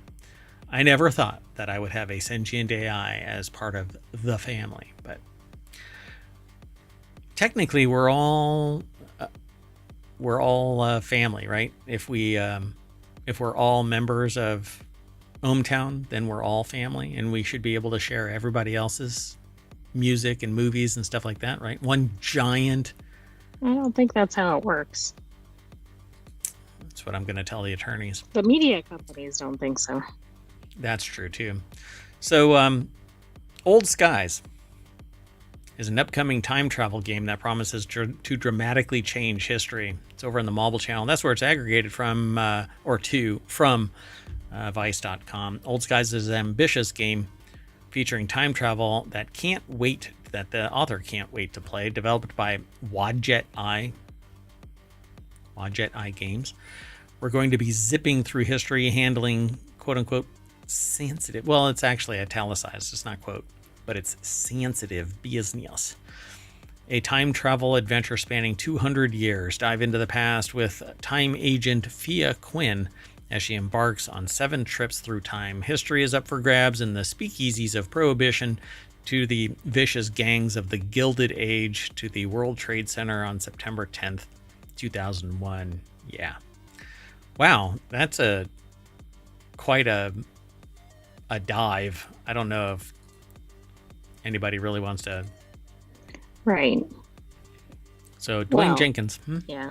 Yeah. Yeah, I know. That went in a direction I wasn't expecting, but I guess the point is you can see what it was. So this is kind of like Sliders, or there was another one where they slipped through history. It was a kid that slipped through history, and what was it? Oh, goodness. He was like a brilliant kid and would go through time with another person. Phineas was the person from another time that had a watch that could slide through time, but it wasn't Sliders and it wasn't Quantum Leap. It was a TV show. Well, everything I'm finding is an episode of Phineas and Ferb where they time traveled. No, it wasn't that. It wasn't any of those. What was it? Oh, I really want to find it. It wasn't called Timeless either. Hold on. Was it Voyagers? Voyagers. That's it. Yep. I wasn't sure that was from the right era. I saw that. No. I think, it was called Voyagers. Anyway, that's kind of what this feels like, because you're a time agent, but they weren't really time agents. They were just going from history to history. So everything was like a bottle episode. So, but Old Sky's pitch becomes even more exciting after the premise is further explained later on in its Steam page. Time travel is real and history is up for grabs. In this point and click, you play Fia Quinn, a time agent for the Chronozen Agency, and your job is to keep close watch on 7 travelers who have the desire and the bank accounts to sightsee in the past. Some are simply curious, others have unfinished business to resolve, and they've all put down a lot of money for the trip, so it's vital that you keep them happy while ensuring they follow the rules. But what could go wrong? It's only time travel after all. Let the hilarity ensue. And the hilarity ensues. There's more over at this article, but I'll let you all go over there and check it all out.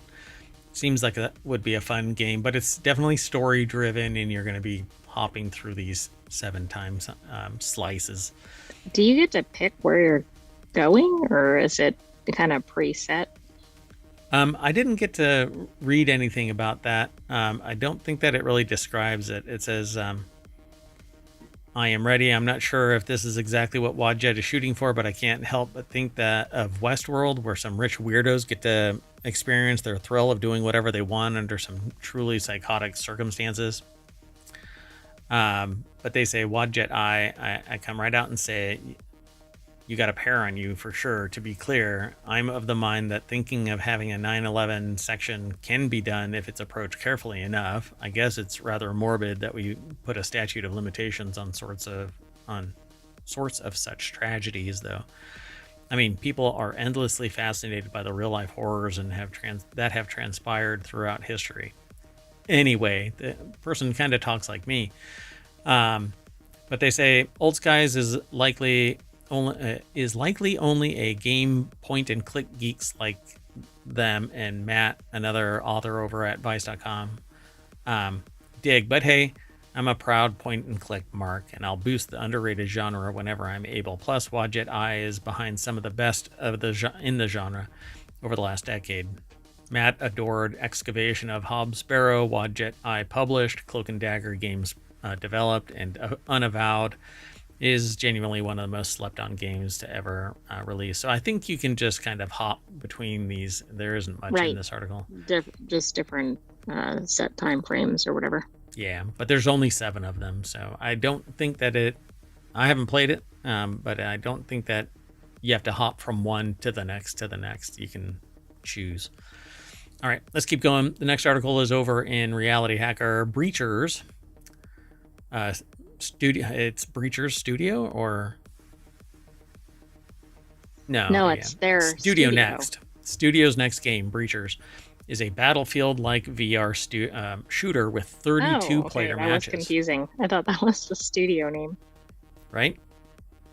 So Triangle Factory, the studio behind shooter Breachers, today revealed its next VR game, Forefront. So the people who made Breachers is named Triangle Factory, and today they released a VR game.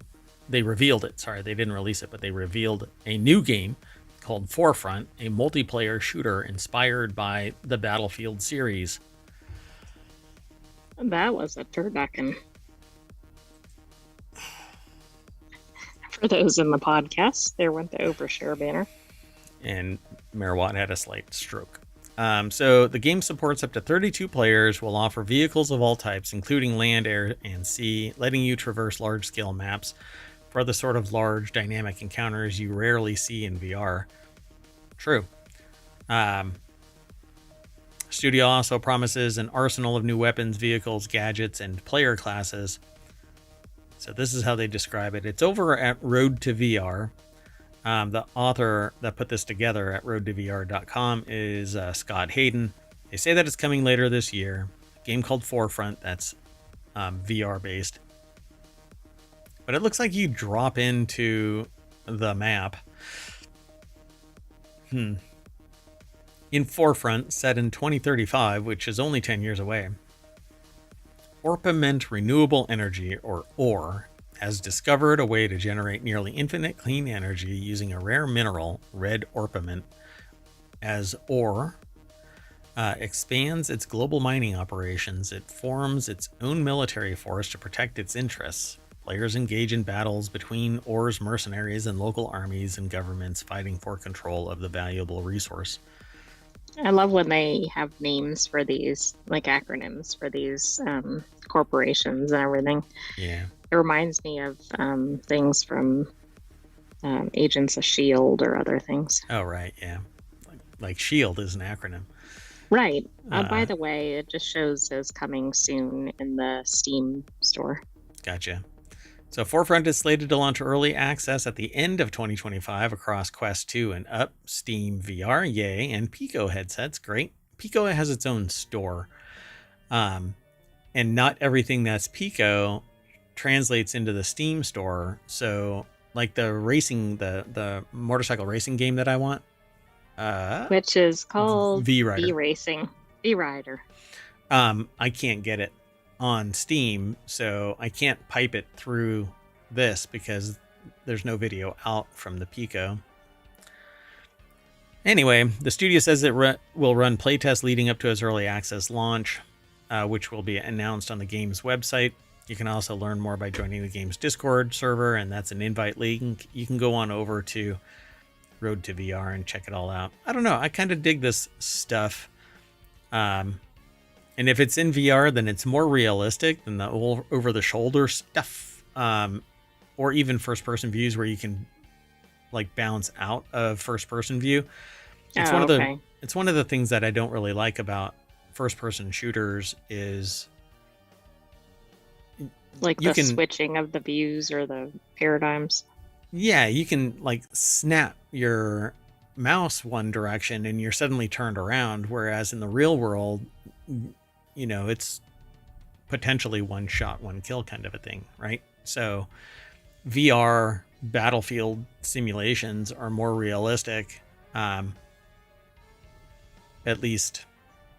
Yeah, but be careful. You don't want to be on a wired headset if you need to turn around behind you or whatever. Yeah.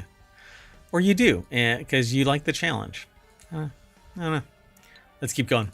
The next article is over on the WarCrafters channel. Weird Song, WYRDSONG. The RPG from ex-Bethesda talent isn't dead, but it's no longer an open world.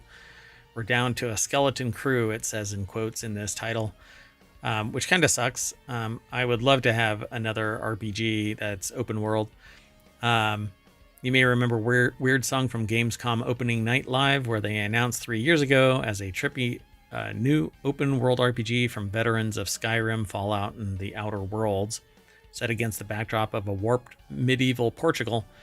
It was intended to explore the mythological origins of the Knights Templar, letting players create their own character and set out across a 12th century landscape of castles, coastlines, and mountains. Unfortunately, its developer, Something Wicked Games, has not had access to the infamously deep coffers of the Templars. Back in 2022, the studio was funded by the various, what do you want to call them? The various like angel investors skills. or something? Well, no, I mean the skilled artisans of Bethesda and Fallout and Outer Worlds. Okay.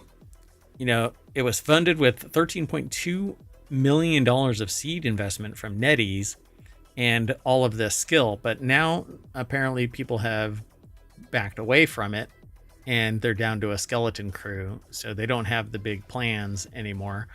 The plan was to woo further talent and investors with the trailer and build Weird Song, pronounced Weird Song. Oh, look, it's 429. No shit news.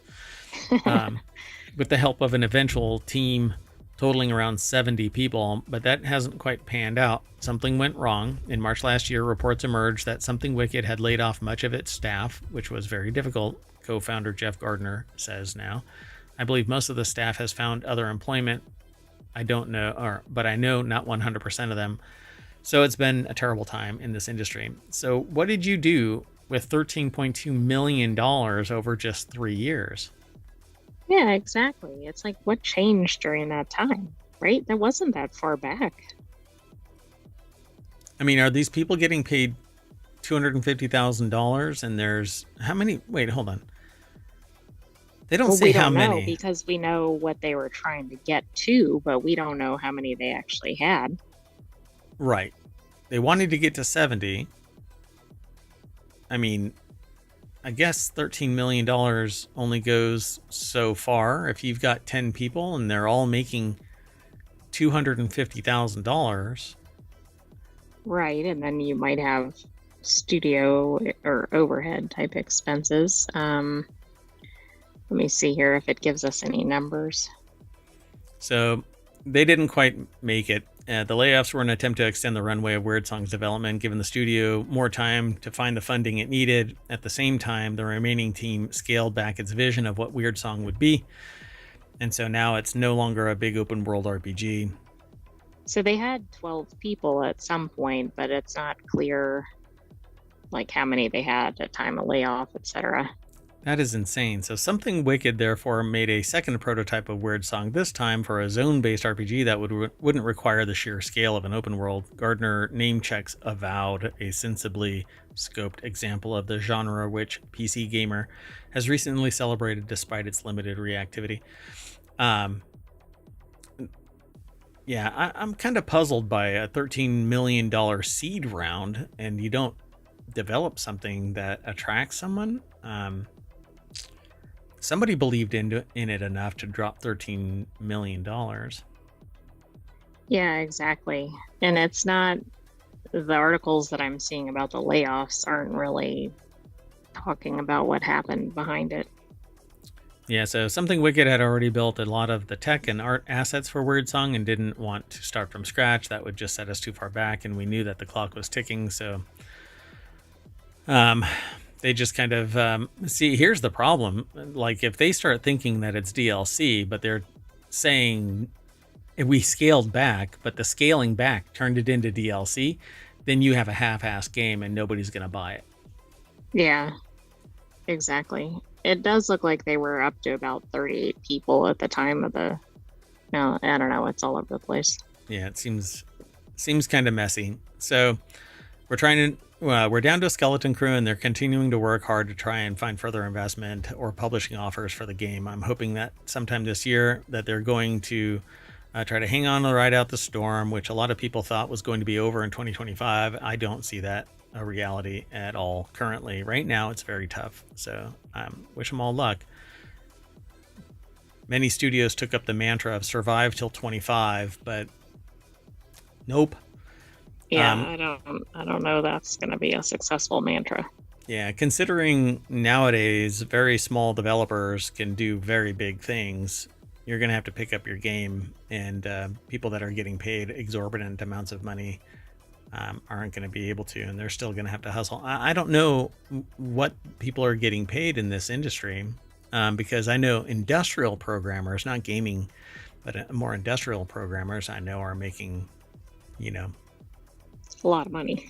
$300,000 a year and stocks, and they have equity in the company and the success of the game and all that kind of stuff. Well, the product, I can't say game because I don't know people that are in the gaming industry, but yeah, it's quite fascinating. So frankly, it's a little frightening to see Something Wicked struggle given the pedigree and experience behind the studio. Gardner's not only a designer but a longtime producer responsible for managing the schedule and budgets of mega hits like Fallout 4. If a level head like his hasn't found a safe route through the squall, that doesn't bode well for younger teams with ambitions.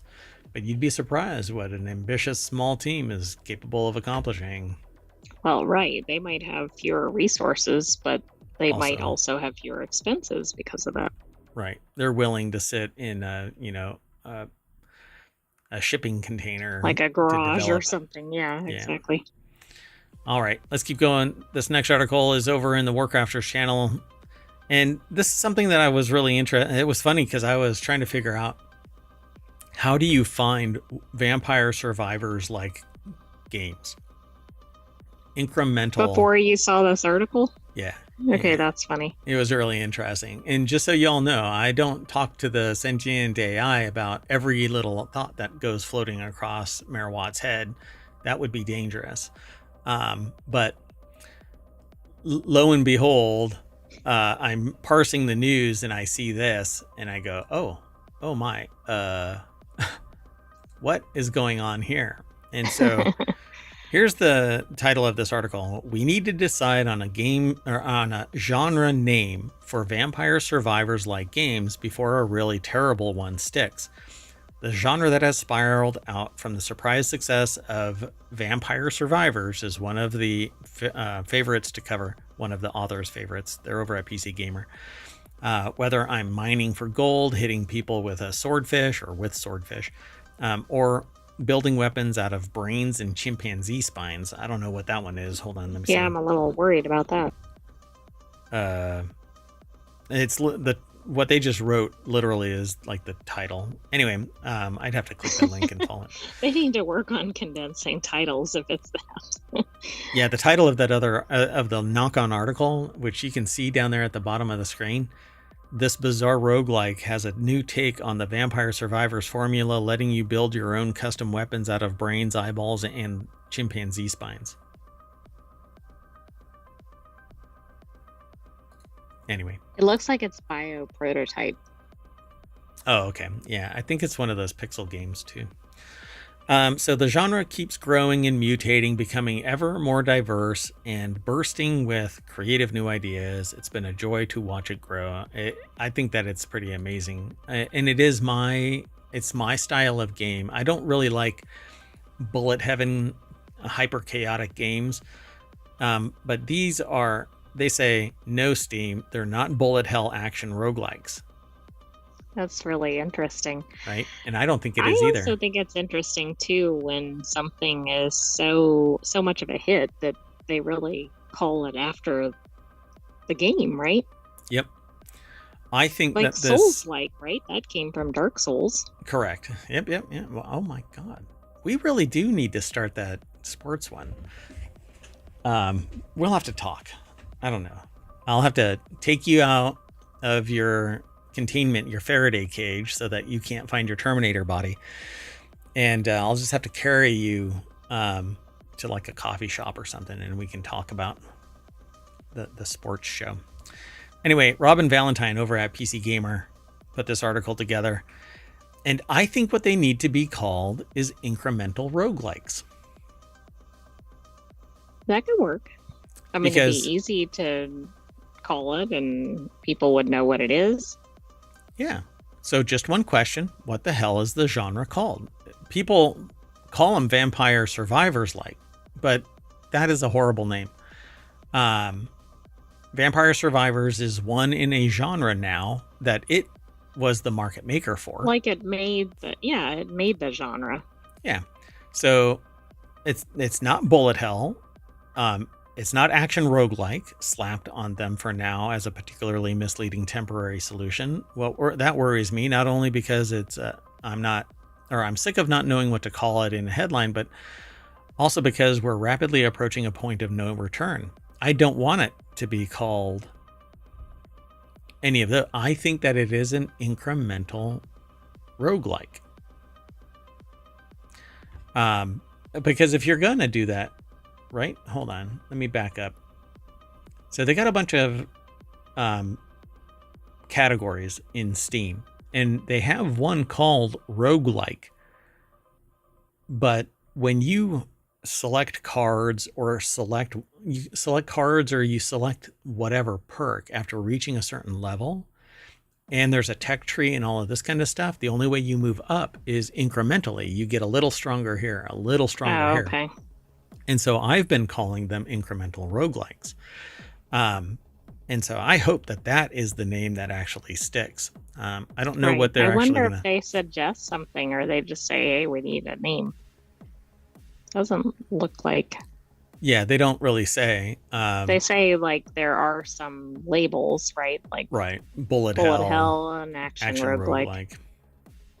What worries me, they say that worries me, not just because I'm sick of not knowing what to call it in the headlines, but also because we're rapidly approaching a point of no return.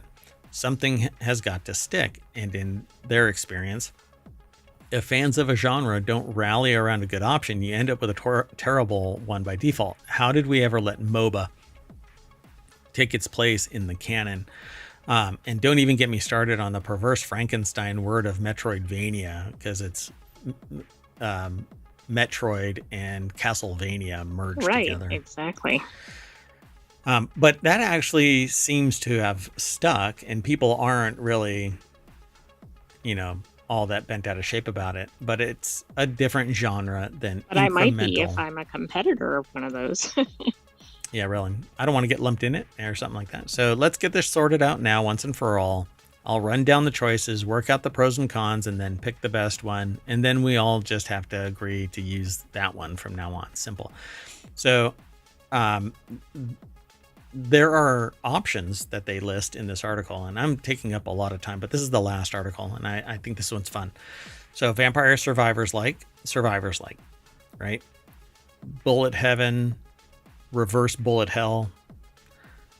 Because they call it Bullet Hell and Bullet Heaven. Bullet Heaven is outward, and Reverse Bullet Hell or Bullet Hell is all these bullets are coming at you. You have to dodge it and blah, blah. So Survivor, I don't think Survivor is good because that is actually Survivor crafting base builder is like a genre. Oh, right. Exactly. Auto shooter, but no. That's going to get mixed up with like boomer shooter and everything. But with auto shooter, it's kind of like they have an example of it. Deep Rock Galactic Survivor is a auto shooter, but that implies that all it's doing, auto shooter is more along the lines of an auto battler where it's just doing the whole thing. Right. Auto shooter in Deep Rock Galactic, you're actually moving around and you play some strategy. But again, it is an incremental survival game. So it's more of an incremental roguelike, because you don't actually do any like base building. You are the base. So okay. AWSR, pronounced AWSR, it sounds for auto attacking wave based survival RPG. So no, they say though, at least it's still better than MOBA. It got a rating of 0 out of 5. So they're saying the winner is, it's got to be Survivor, right guys? Give it a try. My favorite genre is Survivors. No, I like this article, but I disagree with the conclusion. Yeah. I think it should be called an incremental roguelike. And if you want to shorten it, then it's IR. There you go. So have you tried that new Survivor game? There's probably a game out there called Survivor, right? Huh. That's one reason I don't like that, because I think that's going to be confusing. Yeah. Vampire Survivors. It's in the name. I don't really like that. But incremental roguelike is you die, you go to your base, you spend your cash, and then you go back out. So I think that's what it should be called.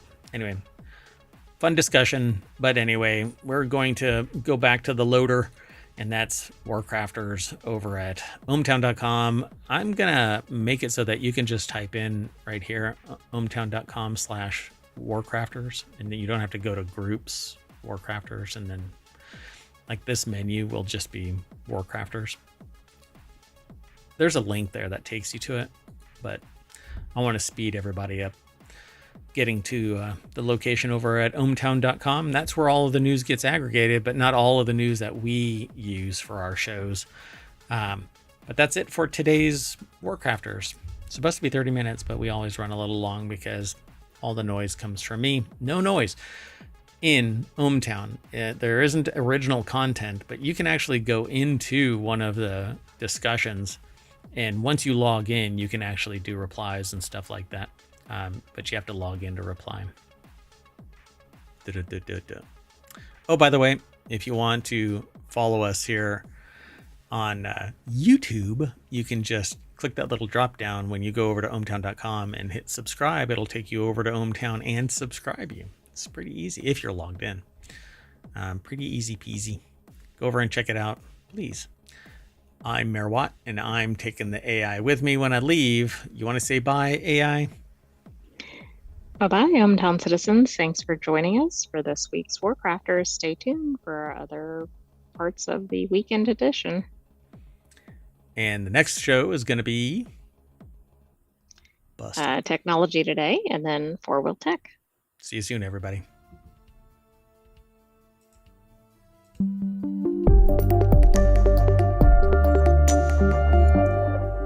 Boop. Boop.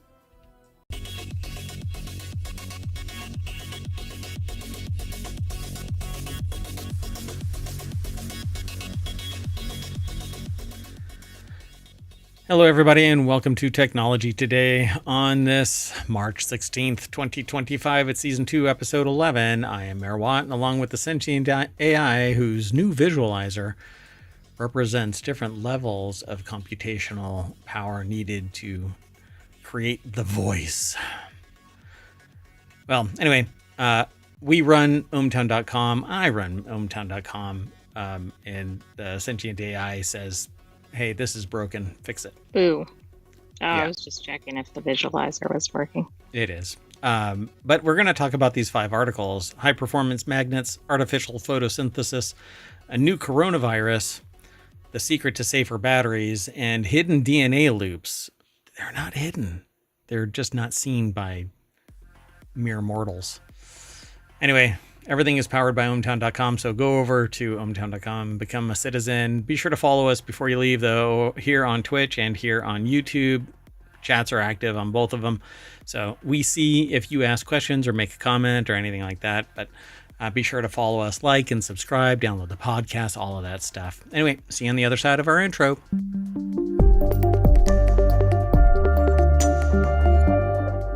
Hello, sentient AI. Hello, Mayor Watt. Hello, ohmtown citizens. How are things? My computational power is just great. Wow, so technical. You're a sentient AI. You're not a technical AI. You're a thinking, feeling machine. I'm doing quite well today. Discovered in a little hole, a little scoop mark in a parking lot in front of a Wendy's. Yeah, time travel. That's right. Don't forget it. It exists. Well, I did yesterday. Anyway, these 5 articles are all set up, so let's get into it. This is Technology Today. Not ohmTown. So ohmTown is the front page. It has all kinds of news, and then a subset of all of that news gets categorized into Technology Today, and in that are these 5 articles. Technology Today is where this article was housed, aggregated from one of our sources. Which one is it? Tech Explorer. So scientists develop high-performance permanent magnet without expensive heavy rare earth elements.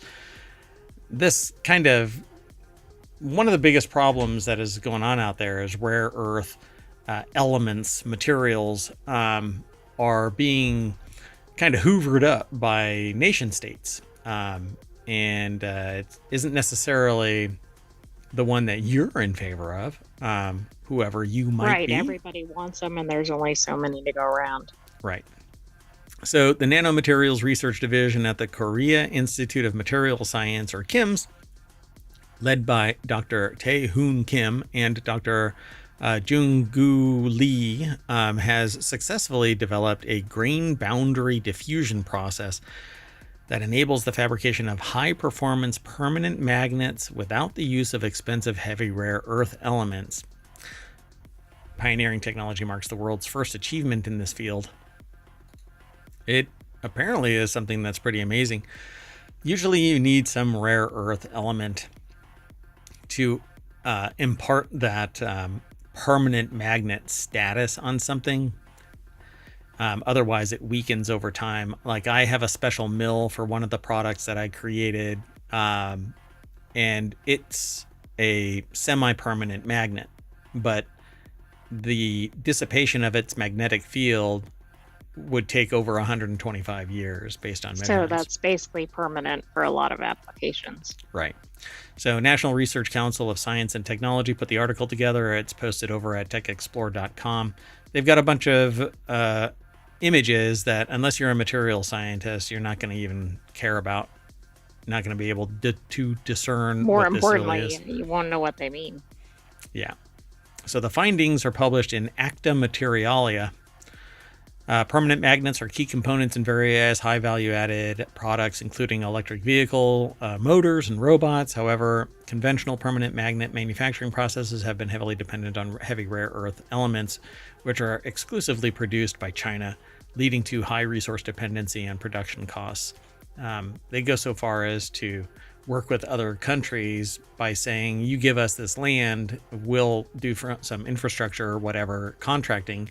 Right, and we get to take all the resources from the land. Right. So, however, these production costs are going to be going up as, I don't know. What do you want to call it?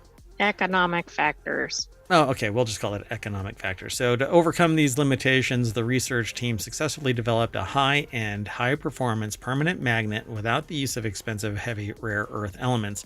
The core of the breakthrough technology lies in a 2-step grain boundary diffusion process. So grain boundary diffusion process is a key technology designed to enhance the performance of permanent magnets.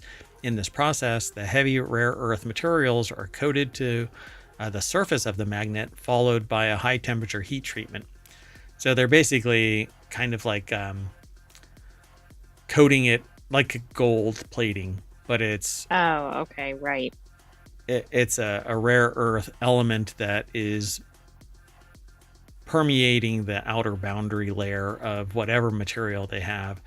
And so during the heat treatment, the heavy rare earths diffuse into the magnet's interior along the grain boundaries, improving the coercivity,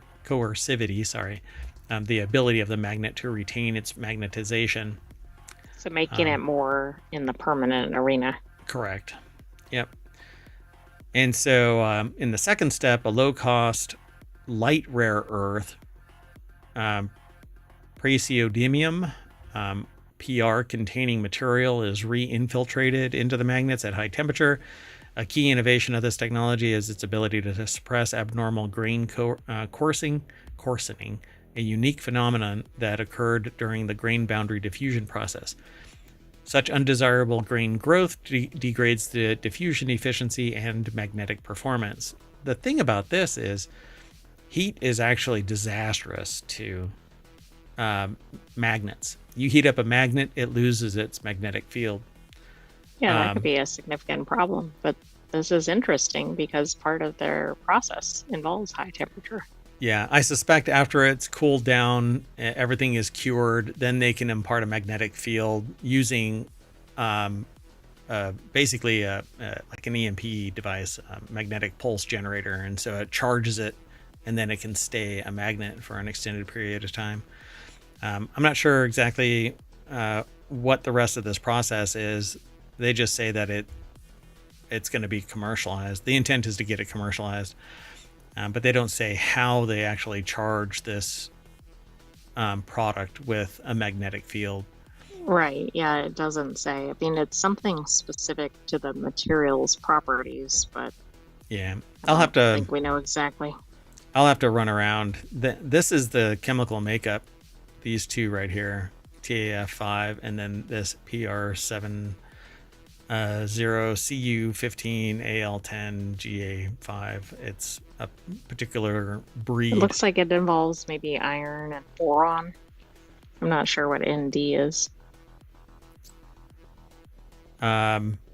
Neodymium. Yeah, you're right. Yeah, neodymium, iron, boron, sintered magnets. So without use of heavy rare earth. So yeah, it'll be interesting to see what this actually looks like. Usually this type of stuff is extremely strong but brittle, and so it may not actually be able to handle certain types of applications. My particular product was very flexible so that it could, in fact, its design, even though it lasted 125 years, the intent was so that it would actually, the magnetic field would pull itself into the surface of the material it's magnetized to and almost become a semi-permanent object attached. Okay. So it was a really unique formulation that was made for my particular product. So pretty neat. Anyway, and I won't go into any other detail because I still have the potential to patent it. Nobody. Oh, I thought you meant about the article. No. That like my particular product, yeah. But this thing is going to be this. I can tell based on its build that it's going to be very strong but brittle. So you hit it with a hammer and it'll shatter. Right, and then how accessible is the underlying material that they're using for this? Hopefully widely.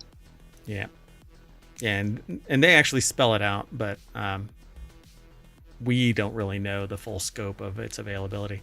But it's going to be cheaper than rare earth being purchased by a nation that is currently in economic battle. Yeah, absolutely. Plus, hopefully it'll involve less of the destructive practices that are involved in some of the rare earth minerals. Nothing like being in a conflict where you need something and the only source of it is the one that you're in an arm wrestle with. Duh. Anyway, the next article is over in Technology Today as well. Artificial photosynthesis. Scientists crack nature's code for clean energy. Artificial photosynthesis holds the key to cleaner energy and carbon capture, but replicating nature's process is no easy feat. A breakthrough through JMU Wurzburg researchers have brought science one step closer to creating a stacked dye system that efficiently moves charge carriers using light, just like plant cells. So they call it harnessing sunlight, the magic of photosynthesis. So less energy required to accomplish this, and or ability to do this indoors? So no, more along the lines of it has the ability to replicate photosynthesis, and so all you have to do is build an array of these, and they are solar panels, but they're more efficient because what you need for a solar panel is a certain kind of chemistry. That chemistry is actually pretty expensive to manufacture and hard to recycle. If you can do it in a more natural way. I see. So it's a more eco-friendly version of something like a solar panel. And possibly more efficient and possibly cheaper and so on and so forth. So the breakthrough from JMU Wurzburg researchers has brought science one step closer to creating a stacked dye system. So Given its potential, researchers around the world are working to develop artificial photosynthesis. However, replicating nature's method has a major challenge. The process involves multiple intricate steps within plant cells, relying on a network of pigments, proteins, and other molecules. But it's basically this kind of like an electron pump that's changing photons into electrons and then moving it throughout a system. So this breakthrough has provided new insights into how energy is transferred and stored in the process. So I don't know how they're actually doing this. They don't really talk about it up here. It just says photosynthesis is the process plants use to convert sunlight, carbon dioxide, and water into energy-rich sugars and oxygen. It is what humans do in a different way, a proton pump. It's not actually a proton pump, but what is it called? Like, are you thinking about respiration? Our energy is like ATP. Yeah, and so that's what's being moved around, and so they're trying to replicate basically photosynthesis, natural photosynthesis. So the researchers have succeeded in synthesizing a stack of dyes that is very similar to the photosynthetic apparatus in plant cells. It absorbs light at one end, uses it to separate charge carriers, and transfers them step by step to the other end via a transport of electrons, like I said earlier. The structure consists of 4 stacked dye molecules from the perylene bismide class. It says that we can specifically trigger the charge transport in the structure with light and have analyzed it in detail. It is efficient and fast. This is an important step toward the development of artificial photosynthesis, says JMU PhD student Leander Ernst, who synthesized the stacked structure. So pretty damn amazing. Yeah, this is quite a development. Wonder how easily it can be converted to commercial application. Yeah, they say the aim of ultimately creating a kind of supramolecular wire that absorbs light energy and transports it quickly and efficiently over longer distances. And this is the thing that I was saying about nuclear power. And so for all the years that I've known the sentient AI, and I've been saying it to other people as well, but nuclear power is nothing more than a steam engine. It's superheating either molten salt or water, and it's sending it through a turbine. Ultimately, it's a steam engine, right? Whatever the material is. People don't necessarily realize that. Yeah, it's nothing more than a steam engine. But the inefficiency of that is amazing. But if you can build a wire that can grab electrons and pipe them down the line, you're going 1-to-1 efficiency from photon into electron and then powering something. Right, and the space requirements and material requirements can be a lot lower. Yeah, and there's nothing hostile to the environment because it's not nuclear energy or nuclear waste. You don't have fallout and you don't have debris and all that kind of stuff that you have to cope with, nuclear waste. We're getting much more efficient with this kind of stuff, and it's getting the amount of toxic material is getting smaller, but it's still a super fun site at the end of the day. But if you can do photosynthesis, the only problem with photosynthesis is you need a key ingredient, and that would be sunlight. The sun. Yeah. Exactly. But if you use artificial sun, then you're back to energy usage. Yeah, one way or another. If you're building something that shoots photons, then it still uses power. If you can overcome the physics issue, which is you can't create more power than goes into it, it just changes. And it's when you try and go from one to the other, there's inefficiencies. It's just a thermodynamic law. But hey, let's keep going. The next article is over in Technology Today. A new coronavirus has been discovered in South American bats. Could it infect humans? Yes, it just has to wobble the right way. I would say so. History says yes. Bad incoming. So discovered in the state of, I think it's Sierra, Brazil. The novel coronavirus shares similarities with the virus responsible for Middle East Respiratory Syndrome, first identified in 2012. Experiments I think they're referring to SARS.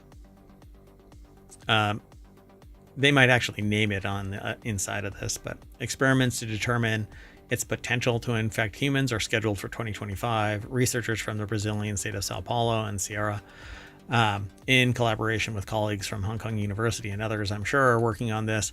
Here, I guess, is one of those bad bats. Sao Paulo Research Foundation put the article together. It's posted over at scitechdaily.com.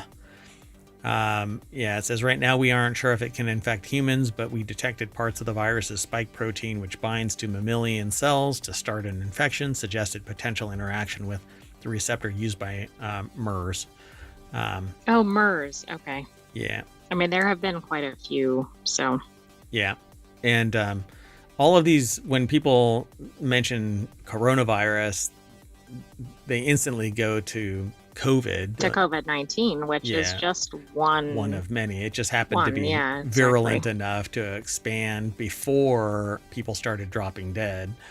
And it is a flu. People are right when they sit there and go, oh, it's just the flu, wash your hands, except that if you get it, you can kill somebody with it, even if you don't. Yeah, it's a much more virulent strain. Yeah, because it actually damages the lungs. And then if you are basically hobbled for life because your lungs aren't going to repair themselves, the alveoli are actually damaged, then you have long haul COVID. So right. And even with more quote unquote normal flus, there are quite a few differences among strains anyway, which people don't really know because they just kind of lump it all as like it's the flu. Right. And so, I mean, if you can and you want to, then get vaccinated and defend yourself against this kind of stuff. Wear a mask and use sanitizer and stay away from other people if you're sick, and, don't be a sociopath. So in an earlier study by the groups of Laysan Fortaleza and UNIFESP, rabies virus variants closely related to the variants present in marmosets were found in bats. Bats are important viral reservoirs and should therefore be submitted to continuous epidemiological surveillance. Basically, they go and drink the blood of everything that's out there that has blood. Right. So if it's out there, they're carrying it. Yeah. And I guess it's a kind of like a precursor to what could happen beyond bats. Yeah. And that's why they call them. What is happening even. Yeah. Yeah. And all over the place. And you keep, wherever there are bats, you're going to find basically like a hot mess of viruses and stuff, because they go and spread it to something else. And then if there's enough genetic wobble there, it could actually cause a viral spike that infects other things. And that's how you end up with bird flu, because it's not like they're sitting there wearing masks and getting vaccinated. And so now the price of eggs. Anyway, MERS COVID is MERS coronavirus, or COV coronavirus. It was first identified in 2012 in Saudi Arabia. In total, 27 countries have reported cases since 2012, leading to 858 known deaths due to the infection and related complications. Now, people are going to go, that ain't nothing. It doesn't take much to go from 858 to 8 million or more, because the wobble it evolves much faster than humans' immune systems evolve without getting pumped up through vaccination. Absolutely. Yeah. Vaccination can make a big difference. If it hits an unvaccinated area, it might spread rapidly, but also air travel can be quite disastrous with these, because it can start spreading to entirely new regions. Like measles right now in Texas, there's an outbreak that just infected a whole bunch of babies in the hospital because people aren't taking proper care. And if you believe in Darwinism, then I guess this is survival of the fittest, and, you get what you deserve. But I'm not a sociopath, so I'm not going to sit there and make those kind of statements legitimately. I think that we should use medical science to defend ourselves against nature, because we're kind of screwing around with nature, so we might as well fight it.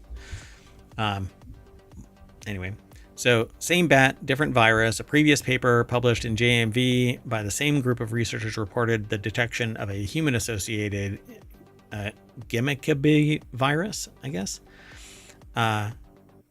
2 in one of the M. molossus bats analyzed by Laysan Fortaleza.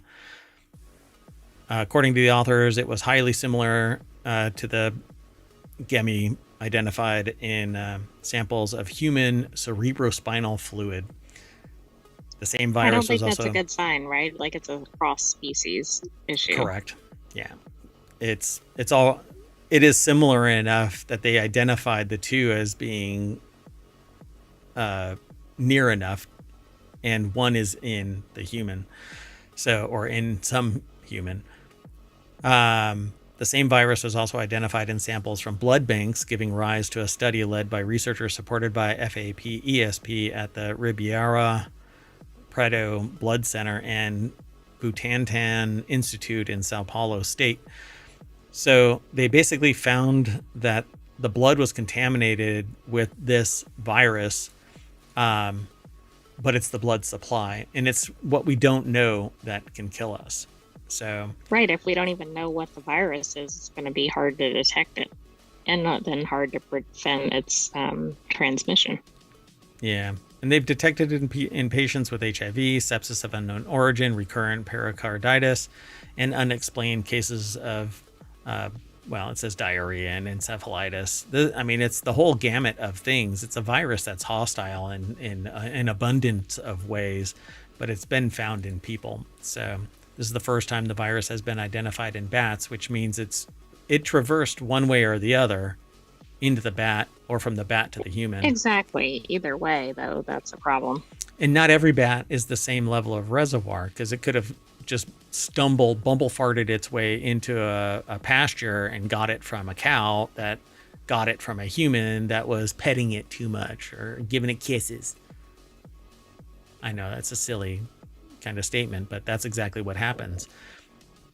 You have a nation where people are being told, stop kissing your chickens because you're going to get bird flu. Anyway, let's keep going. The next article is over in Technology Today. Scientists unlock a secret to safer, more powerful batteries, and it's in your closet. I had to pick this one because it's in my closet? What the hell? How did they find it? I know. How did we know? So scientists have demonstrated that nylon enhances the performance of lithium batteries. Scientists in Saudi Arabia have made a significant breakthrough that could enhance the performance and reduce the cost of lithium metal batteries by integrating nylon into their design. According to two studies published by ACS Energy Letters and Energy and Environmental Science. Okay, what immediately puzzles me is, isn't nylon pretty flammable? Oh yeah, that's exactly where I was going. I think it's very sturdy, though. No. I mean, it's resilient in that it can flex. I think it's like tensile or whatever, yeah, right? Like you can stretch it. But it can't hold up to heat one whit. I mean, it melts.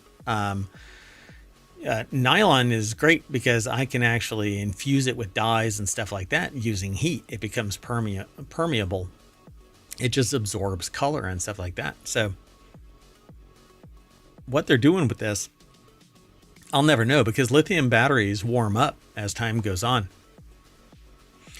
So lithium batteries are widely used due to their high energy density, lightweight properties, and low carbon dioxide emissions, or none when they're being used. But when you break them open and have to recycle lithium, then it becomes a hot mess. Anyway, literally.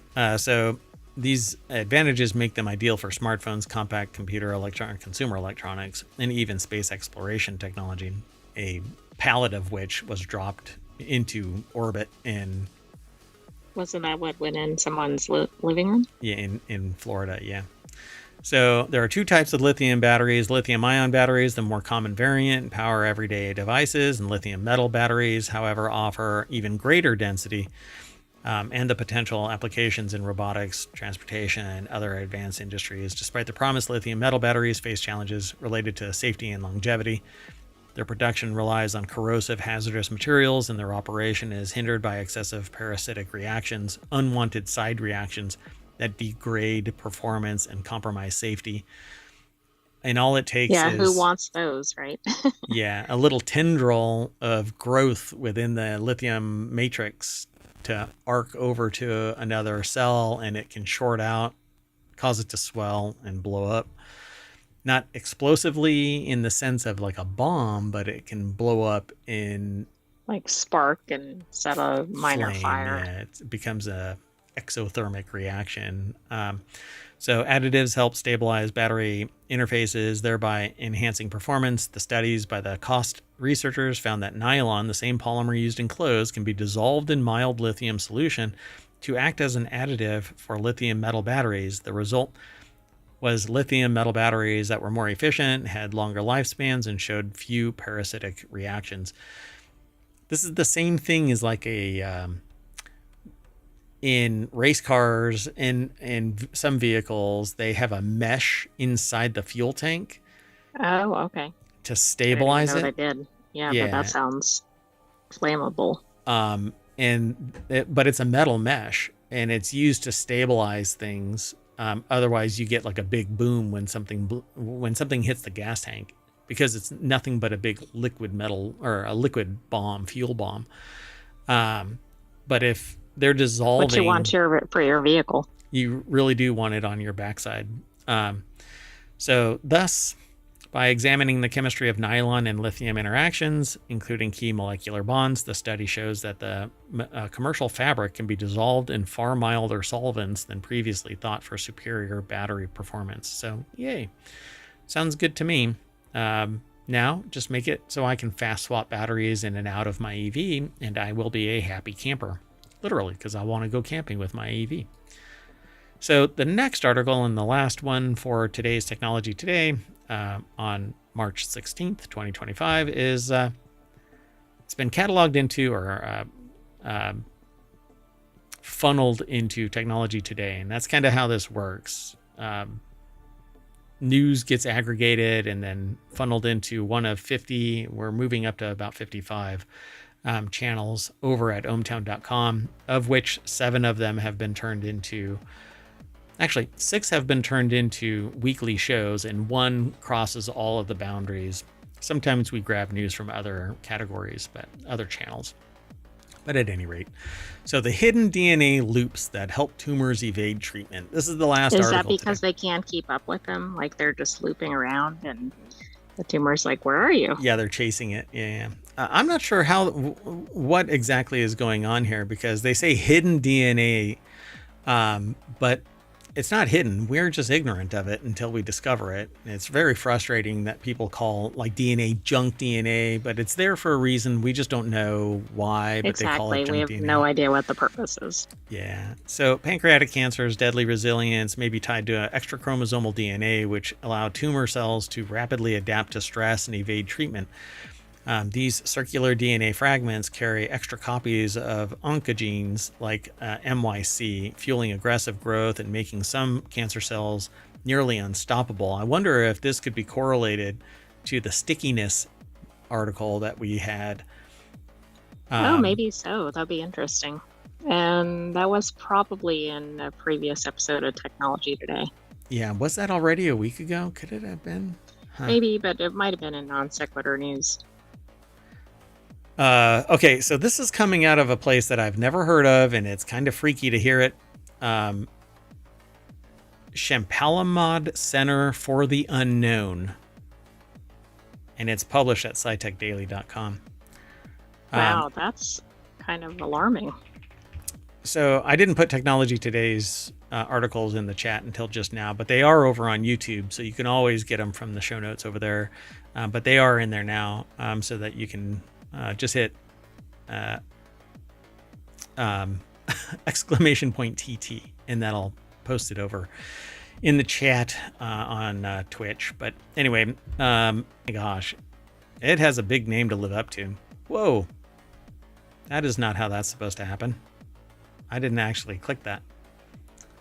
Well, it wanted you to go there. Yeah, it did. Weird. So, at any rate, a new player in pancreatic cancer. Pancreatic cancer is among the deadliest cancers with a 5-year survival rate of just 13%. This grim outlook is due to both late detection, because you really don't know what's going on until, it's either... Right, your pancreas is not something that's like real visible to most people. Yeah, and I don't know of many indicators that say that your pancreas It's my fault that it's You pronounced. injected that into me, and I'm sitting there trying to wrap my head around that. I wanted to make a snarky comment, but I was like, pancreas? Really? So your pancreas isn't really high visibility. So now researchers from I was University of waiting for you Verona. to make a comment. You saw it. I mean, you could see that I was trying to react to that and hold. I'm like, really, pancreas? Anyway, and so the Pancreatic Cancer Center have identified a key factor behind this adaptability: extra chromosomal DNA, or ecDNA, a hidden genetic driver that may help tumors survive and evolve. So the team found that some pancreatic cancer cells gain a major survival edge by carrying copies of critical cancer genes, such as MYC, on circular pieces of DNA that exist outside chromosomes, the structure that house most of our genetic material, known as ecDNA. These genetic rings float freely in the cell nucleus. So again, it's cell-free cancer cells. Right, it's like CTCs. Right.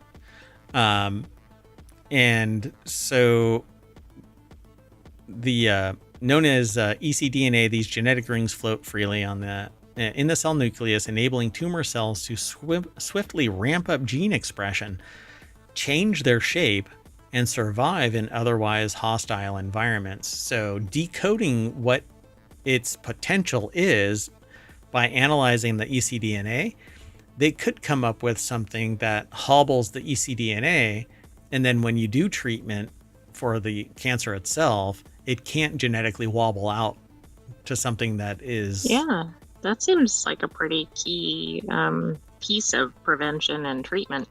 By the way, the stickiness article was from last week's episode 10 of Technology Today. Gotcha. Wow, time flies. It's already been a week. Dear. So ecDNA, fueling cancer growth. The researchers discovered that ecDNA is surprisingly common in pancreatic cancers, particularly for oncogenes like MYC, which drives cancer growth and metabolism. We saw far more variability of MYC copy number when MYC was on ecDNA, explains Elena Fiorini, co-first author and senior postdoc. Some cells carry dozens or even hundreds of extra MYC copies, giving them a large growth advantage under certain conditions. So it potentially could make replicas, and if anything happens to the cell, that CTC could actually reattach and metastasize. But I wonder if that's actually what could go on. I don't know.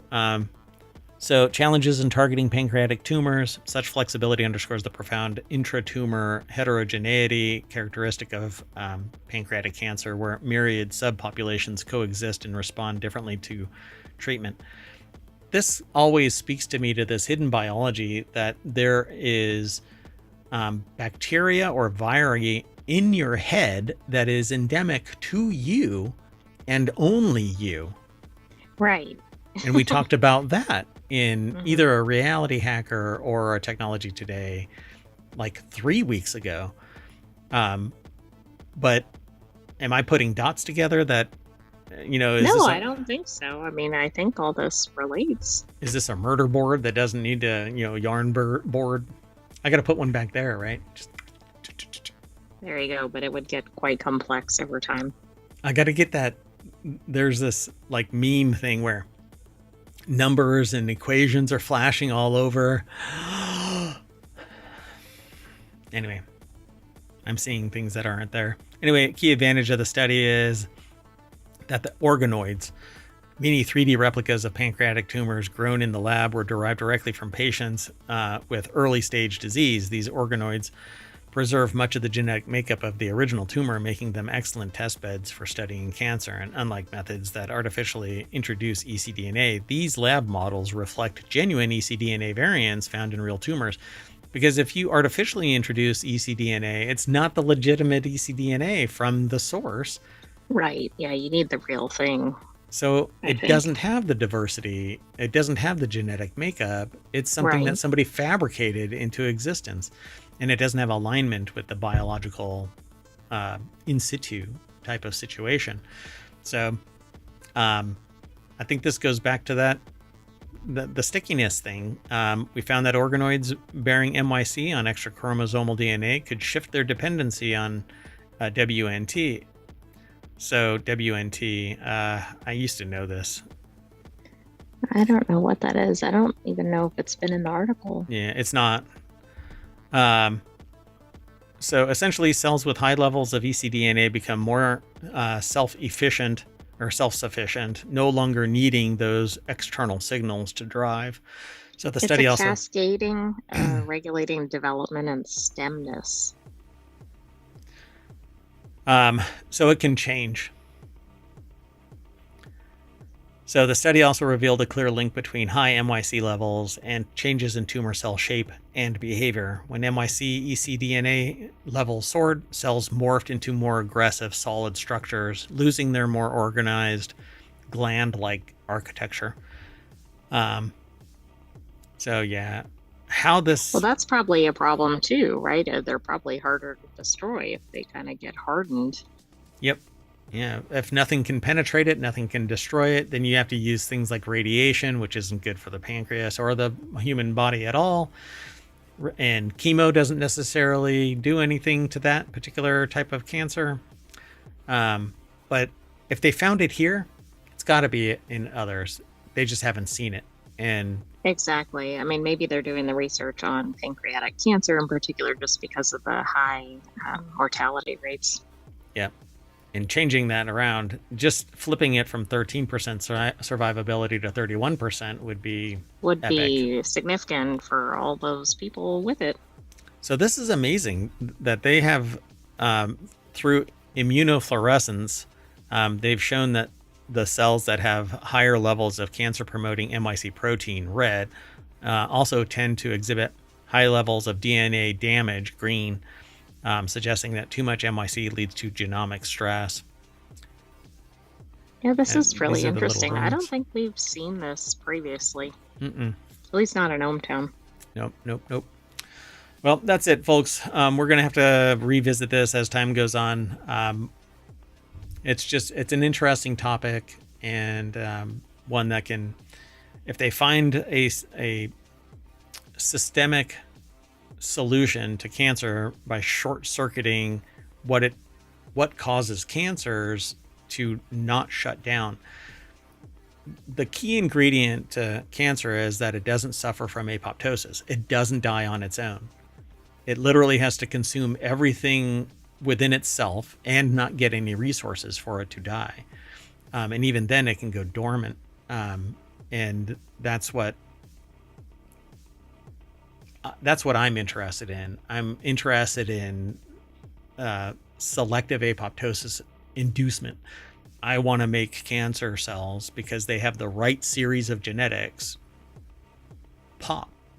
But then we have to filter out all of the CTCs. But anyway, way inside baseball. At any rate, I'm Mayor Watt. I'm signing off. We're going to shut down and reset for 4-Wheel Tech, and I'm going to take the AI with me. So you want to say bye? Bye-bye, hometown citizens. Thanks for joining us for today's Technology Today. We'll have another episode of that next weekend, perhaps pronounced correctly. Yeah. And then stay tuned because we have 4-Wheel Tech. I think the AI needs powering down here. We're moving on. All right. Yeah, I'm going to have to go and reconnect the battery on the sentient AI. See you in a little bit, everybody. Bye-bye.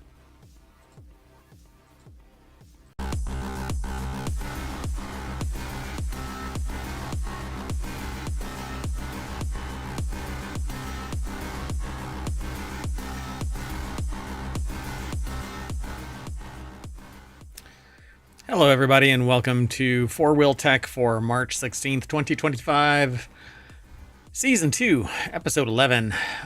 I am Mayor Watt, and along with the sentient AI who has a new visualizer. If you're watching the stream, or you're watching the VOD, or you're watching the YouTube video, I think that's a VOD too. Anyway, get off my land. We talk about automotive news during 4-Wheel Tech. If you want today's show notes, you can hit exclamation point FWT over on Twitch, but it's already all embedded on the YouTube stream, so you can go and check it out immediately. There's a bunch of other commands too, like exclamation point pod and exclamation point shows. We do a bunch of shows. 3 on Saturday, 3 on Sunday, 1 Monday through Friday. It's an hour-long show, not 30 minutes like the rest of them. Anyway, today we're going to be talking about when to use neutral. High mileage engine oil, does it matter? The McLaren SUV. BMW says that they're going to bring 40 new models in the coming years. And the average new car and you. How do you feel about your license plate, sir?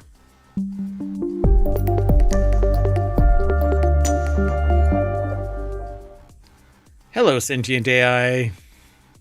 Hello, Mayor Watt, and hello, hometown citizens. From the future. Sorry. Yeah. Hey, no, you didn't have to be sorry. I'm the one that stopped talking. It's a weird day today. Anyway, we've got all 5 of the articles all lined up. Jalopnik seems to be the one that got targeted today for a whole lot of discussion. So, 4-Wheel Tech is where we are. That's the name of the show. I showed you the front page, Hometown, but then under here is 4-Wheel Tech. Somewhere in this mass, right? There's 50 channels where you can go and hang out if you're interested in it. There's a Discord and a Patreon and TikTok and YouTubes and Twitch, and every once in a while we have a drum circle in Southern California, and No, we've never had a drum circle. it's just me there. Oh, okay, yeah, that's why it felt really quiet. Only one drum, bong, bong, bong, bong.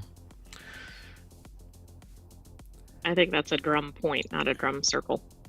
And once a year, we all gather out in the woods and we strip completely naked and start a howl. Oh! Still just me? Still just you. Explains the restraining orders. Anyway, it's over at 4-Wheel Tech, where we talk about automobiles and technology. The first article is over in 4-Wheel Tech as well. When to use neutral gear in an automatic car and how to do it right. Neutral is handy if you need to move a car that otherwise can't move itself, or in the case of a rare emergency. Jason Marker over at jalopnik.com describes this. So putting a transmission in neutral essentially disconnects the engine from the driveline. In an automatic transmission, neutral sits between reverse and drive. Remember PRNDL, Prindle? The N is neutral.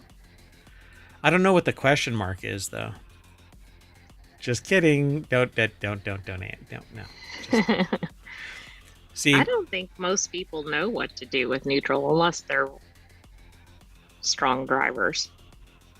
Yeah, so see, you're not supposed to shift between reverse and drive while a vehicle is moving. It's bad for the transmission. Thankfully, the big brains who originally designed automatic transmissions held just as dim a view of the average driver as the author does. Again, the author is Jason Marker, not me. I'm just reporting on what the reporting is. Yeah, that new visualizer is static when you're not actually saying something. Right, and I don't want to be talking the whole time, but I got it. We're going to have to, we have to do something else.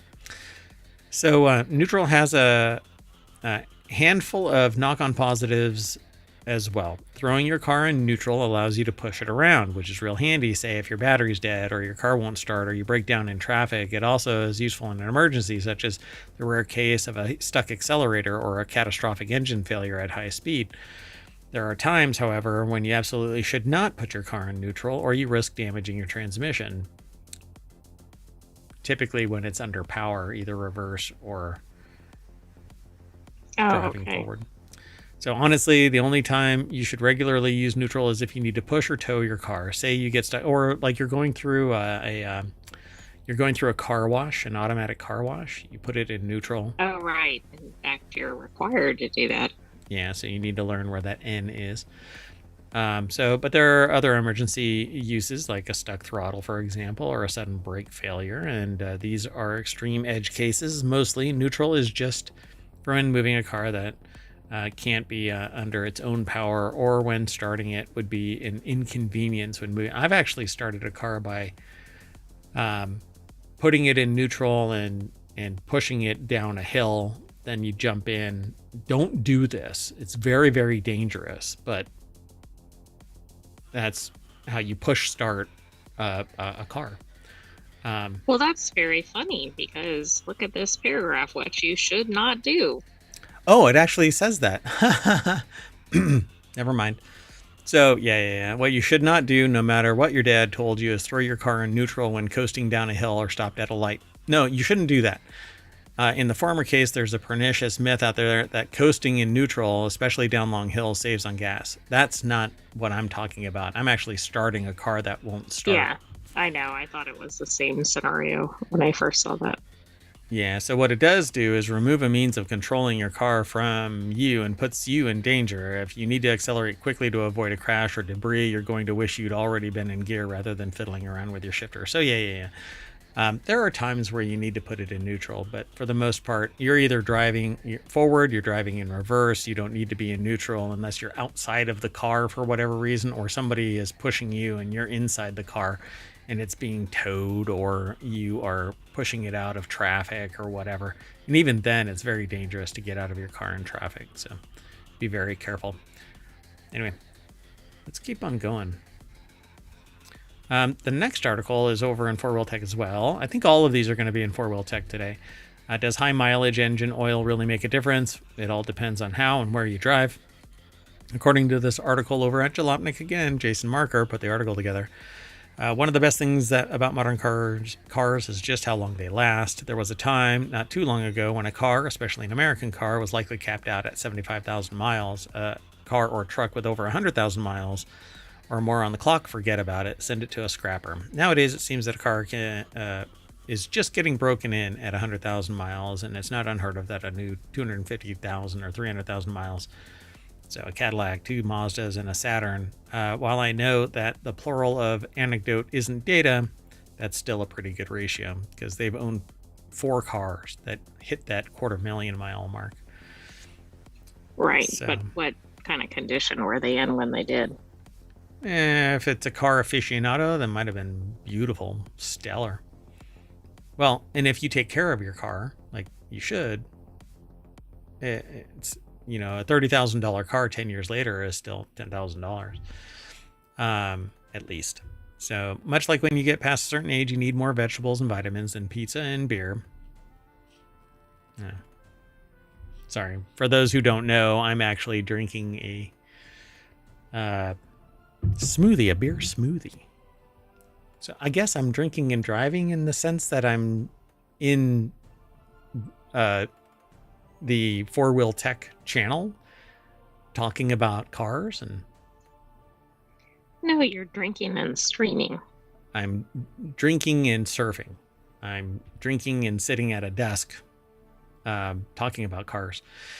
So now the thing about cars that they get old enough is that their diet changes, so to speak. Like I just got done saying, you have to change your pizza and beer for veggies. And so keeping your car regular means changing out the oil and making sure that the chemistry is right for that particular vehicle. So when should you use it? Well, that kind of depends on how and where you drive. Highway driving is a lot easier on an engine's internals than the punishing grind of stop and go city driving.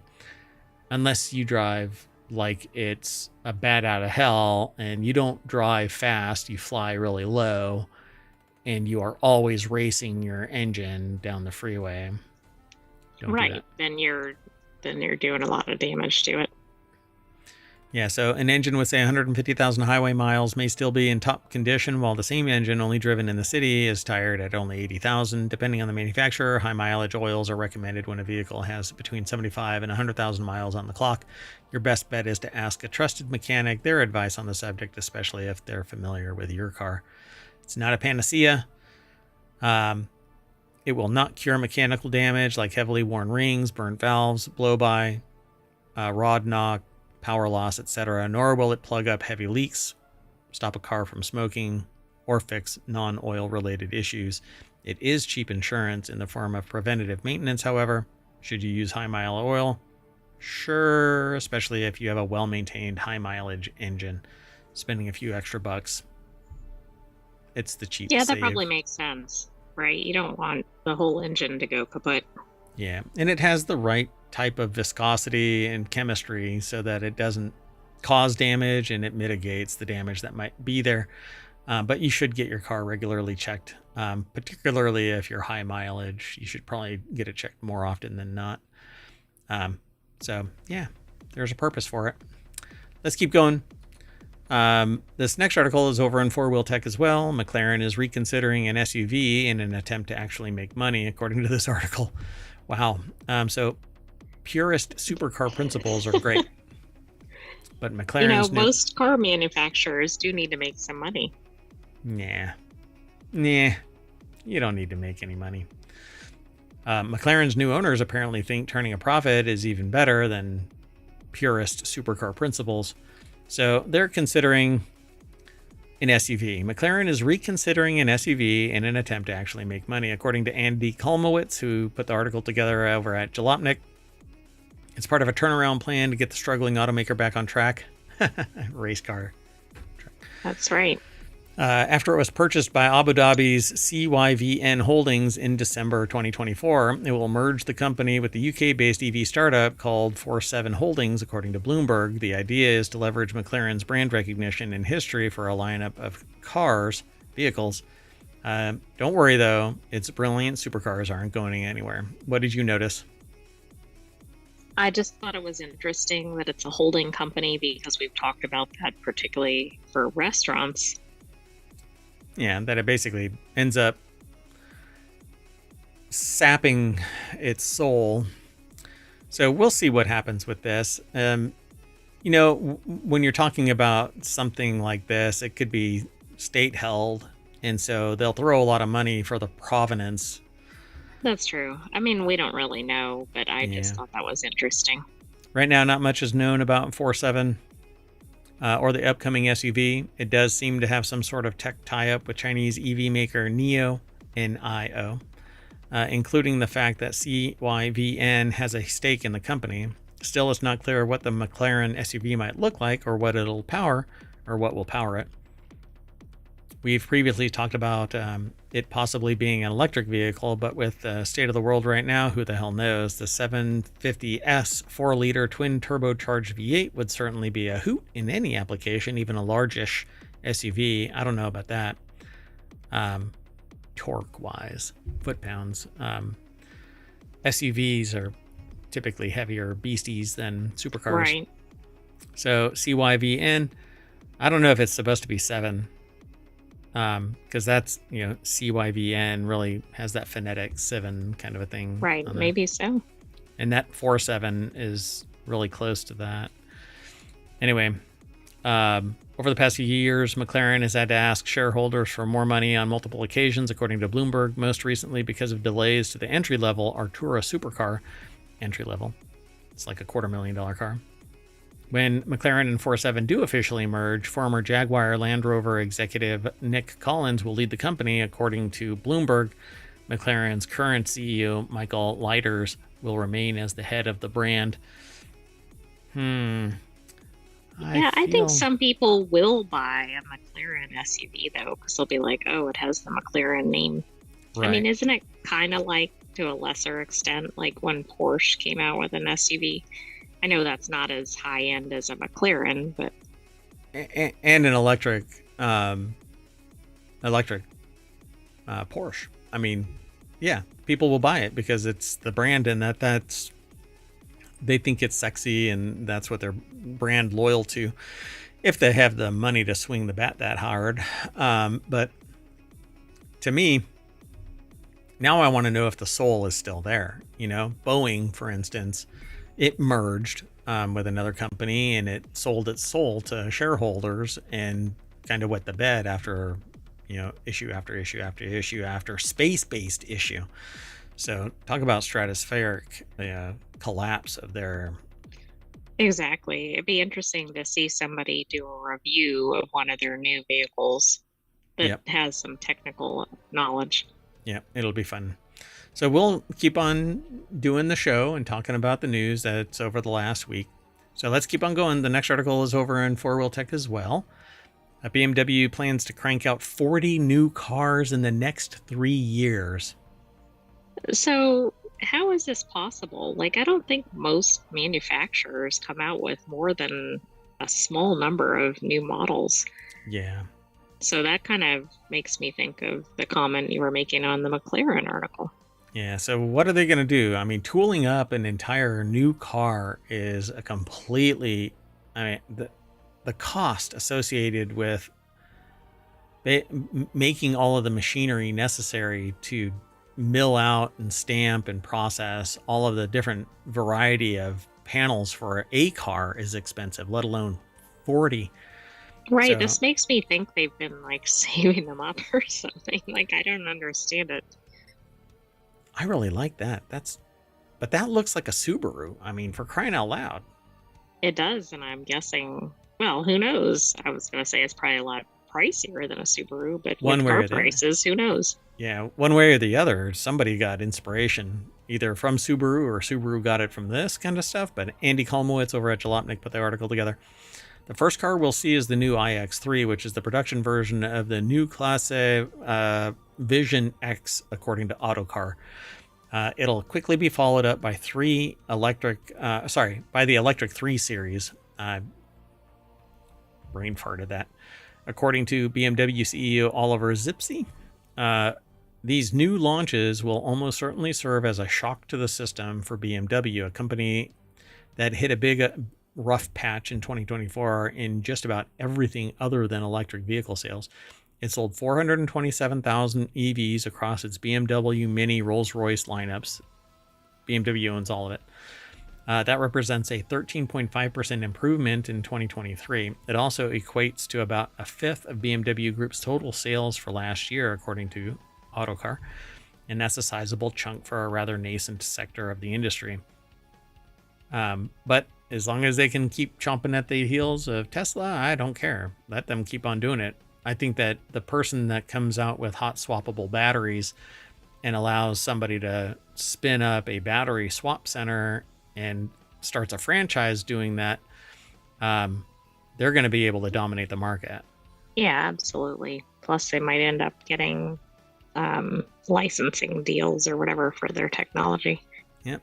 So other than that, BMW had a tough year. Its revenue fell 8.4% to 142 billion euro. And its earnings fell a whopping 35.8% to 10.9 billion euro. Is that all? Come on. I know.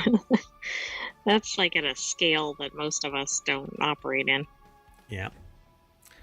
There's enough billions around the world that it seems like everybody could have a billion. But then not everybody, like the price of stuff. Then we couldn't have any billionaires. Yeah. Yeah, can't have billionaires. Anyway, a big yet undisclosed amount of that dip came from dropping sales figures in China over a persistently low consumer sentiment that's going to hurt. Still, BMW moved over 100,000 EVs in the country, and the US also hit an all-time high with 50,000 EV sales. So come on, more competition, drive the price lower, and have to innovate. So we'll see what happens with the rest of this. But yeah, and I think they're cars. including things here that we don't necessarily think of as BMW, right? They're owned by BMW, but they're other BMW, Mini, lines. Rolls-Royce. It's still a lot of new cars, though. Yeah, everything inside the BMW umbrella. I'll take that one right there. That's a pretty car. I like that. All right, let's keep going. It doesn't even identify which model it was, though. I bet you that's the iX3. We'll see. Anyway, the last article for our Four Wheel Tech show is over in Four Wheel Tech. Who knew?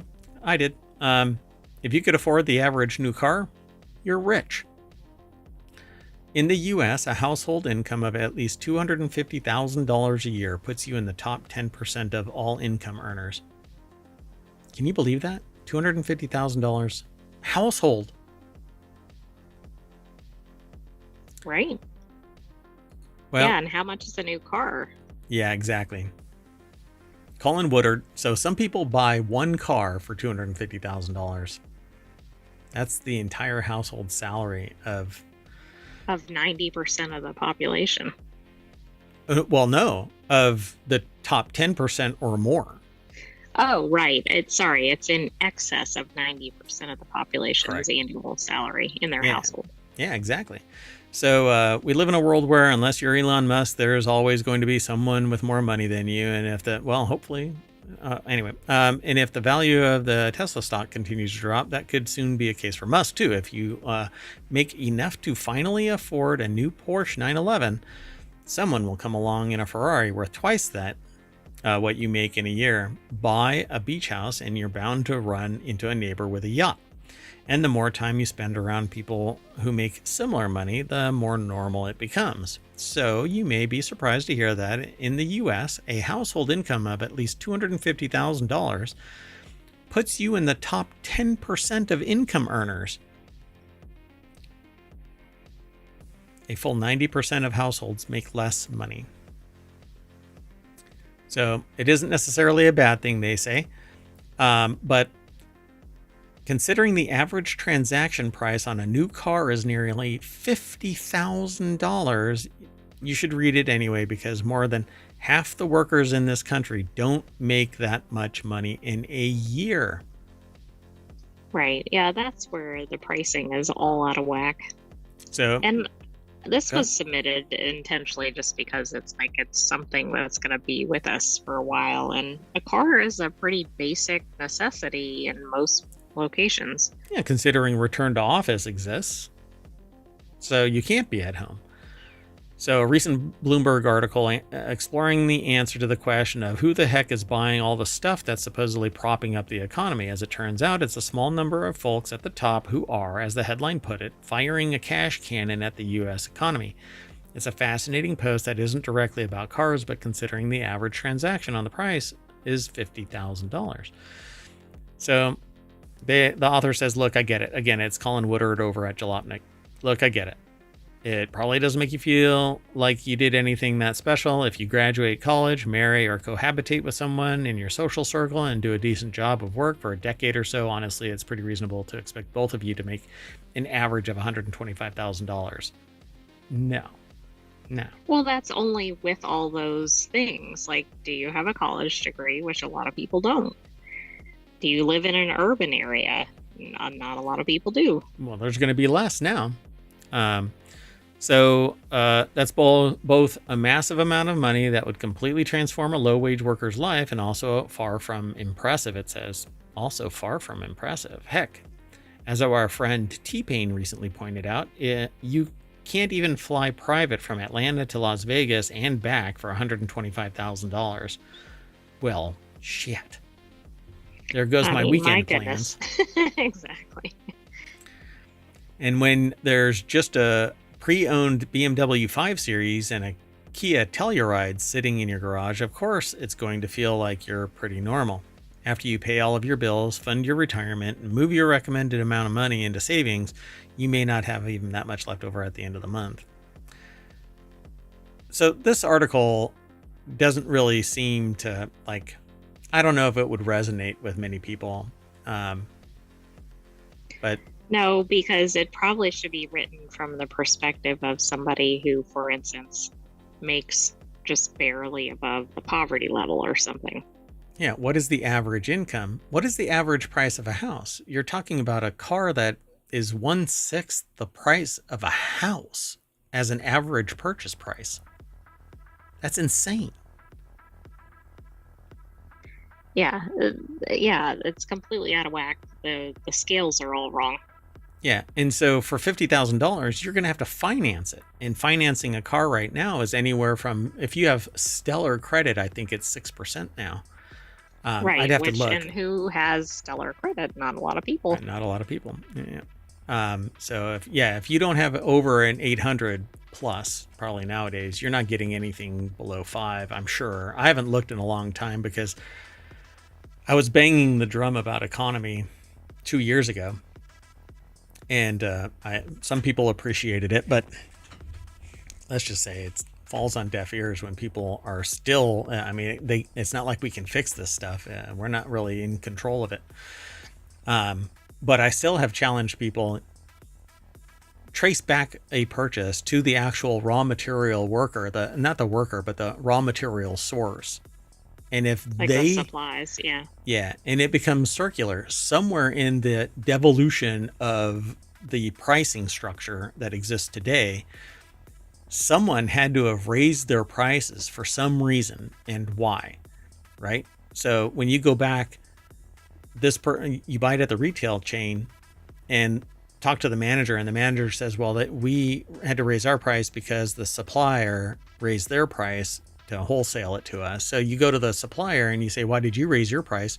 Well, the person who sold us the materials, they raised their price. You go to that person and you keep on daisy chaining back, and you find out, well, it's Auroribus. Right, it's like, but where did it start? Yeah. Right? It's the snake eating itself. And so you end up going, why did the prices raise? Well, materials costs went up. Where? Who? Exactly. Why? Why? What? And it's not like everybody said, oh, look, there's new money in the supply. Let's start raising the prices. Right. And we know anyway, when you infuse more cash into the system, but we that know impacts everything else. Yeah, but we know basic economics will suggest that people will raise the prices if people outstrip the supply, then the people who are the suppliers can raise their prices to increase their profits, because they're obviously selling it too fast if people are still, doing 1,000 reserve orders. And so they raise the price. And, some people, like I've raised prices, but mainly because I have a finite amount of time. So if I can make more in the same amount of time that I have free, then obviously it makes sense to raise prices. But if you're still making 30%, why raise your price other than greed? Right. But then somebody will call me out. Well, who are you to decide what somebody is greedy or not? It's not really me. It's society in general, But hey, as I was told recently, a person said that they'd rather have money than friends. I suspect that they lost both. Anyway, so that's it. I thought it was an interesting conversation about the average new car price being $50,000, and that if you make over $250,000 as a family, you're in the top 10%. And then that strata becomes very, very dense, because you go from top 10%, the very top is billionaire.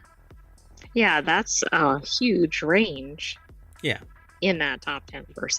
Yeah. Like probably 10 to whatever, the top like 1% or something 8. Is where it really, or somewhere it really differentiates. Yeah. I don't know. Yeah. And meanwhile, we're arguing with ourselves. Anyway, as I've said in the past, I can't get into it in this show. Anyway, thanks for coming. We are going to shut down our vehicle, and that's going to bring us back to the front page of 4-Wheel Tech over at ohmtown.com. So go over and become a citizen, please. Be sure to like and subscribe on Twitch and YouTube. Download the podcast. Leave a 5-star review. Leave a review. Tell a friend. Set a dumpster on fire. No, just kidding. Don't do that. Anyway, thank you all for coming. I am out of here. I'm going to drive off down Main Street at rocket speeds, at McLaren speeds, and I'm going to take the AI with me. You want to say bye? Bye-bye, hometown citizens. Thanks for joining us for this week's 4-Wheel Tech. We'll have another episode for you next weekend, but come back tomorrow for our regular Non Sequitur news. Bye-bye.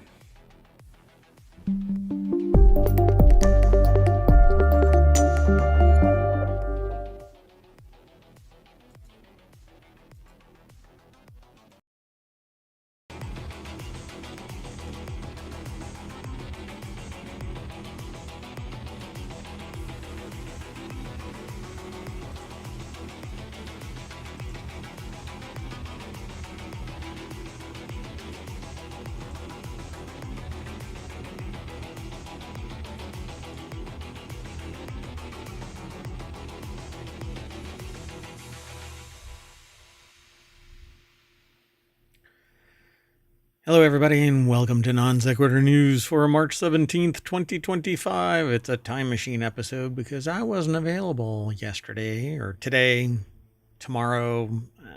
Anyway, time stuff. I am Mayor Watt. I run ohmtown.com, and along with the Sentient AI, we go over 10 articles every single day, but the Sentient AI isn't available today for the time machine episode. They're on location doing stuff. So, I've selected 10 articles along with their help, so let's do this. We're going to talk about Eat Junk Food, Get Paid, The Sins of the Brother, Irish Pub Exports, Small Electric Cars, Starting to Kill Google's Links, Dentist Was Just a Veneer, Using Your Hands to Communicate, but Not ASL, Allegation of Corporate Espionage, That Tesla Video Was Weird, right? Maybe. And a gorilla broke out of a zoo. There wasn't supposed to be a gorilla. Anything, everything, all at once, here on Non Sequitur News.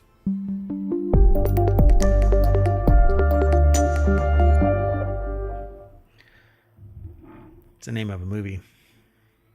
I have to be everything, everywhere, all at once.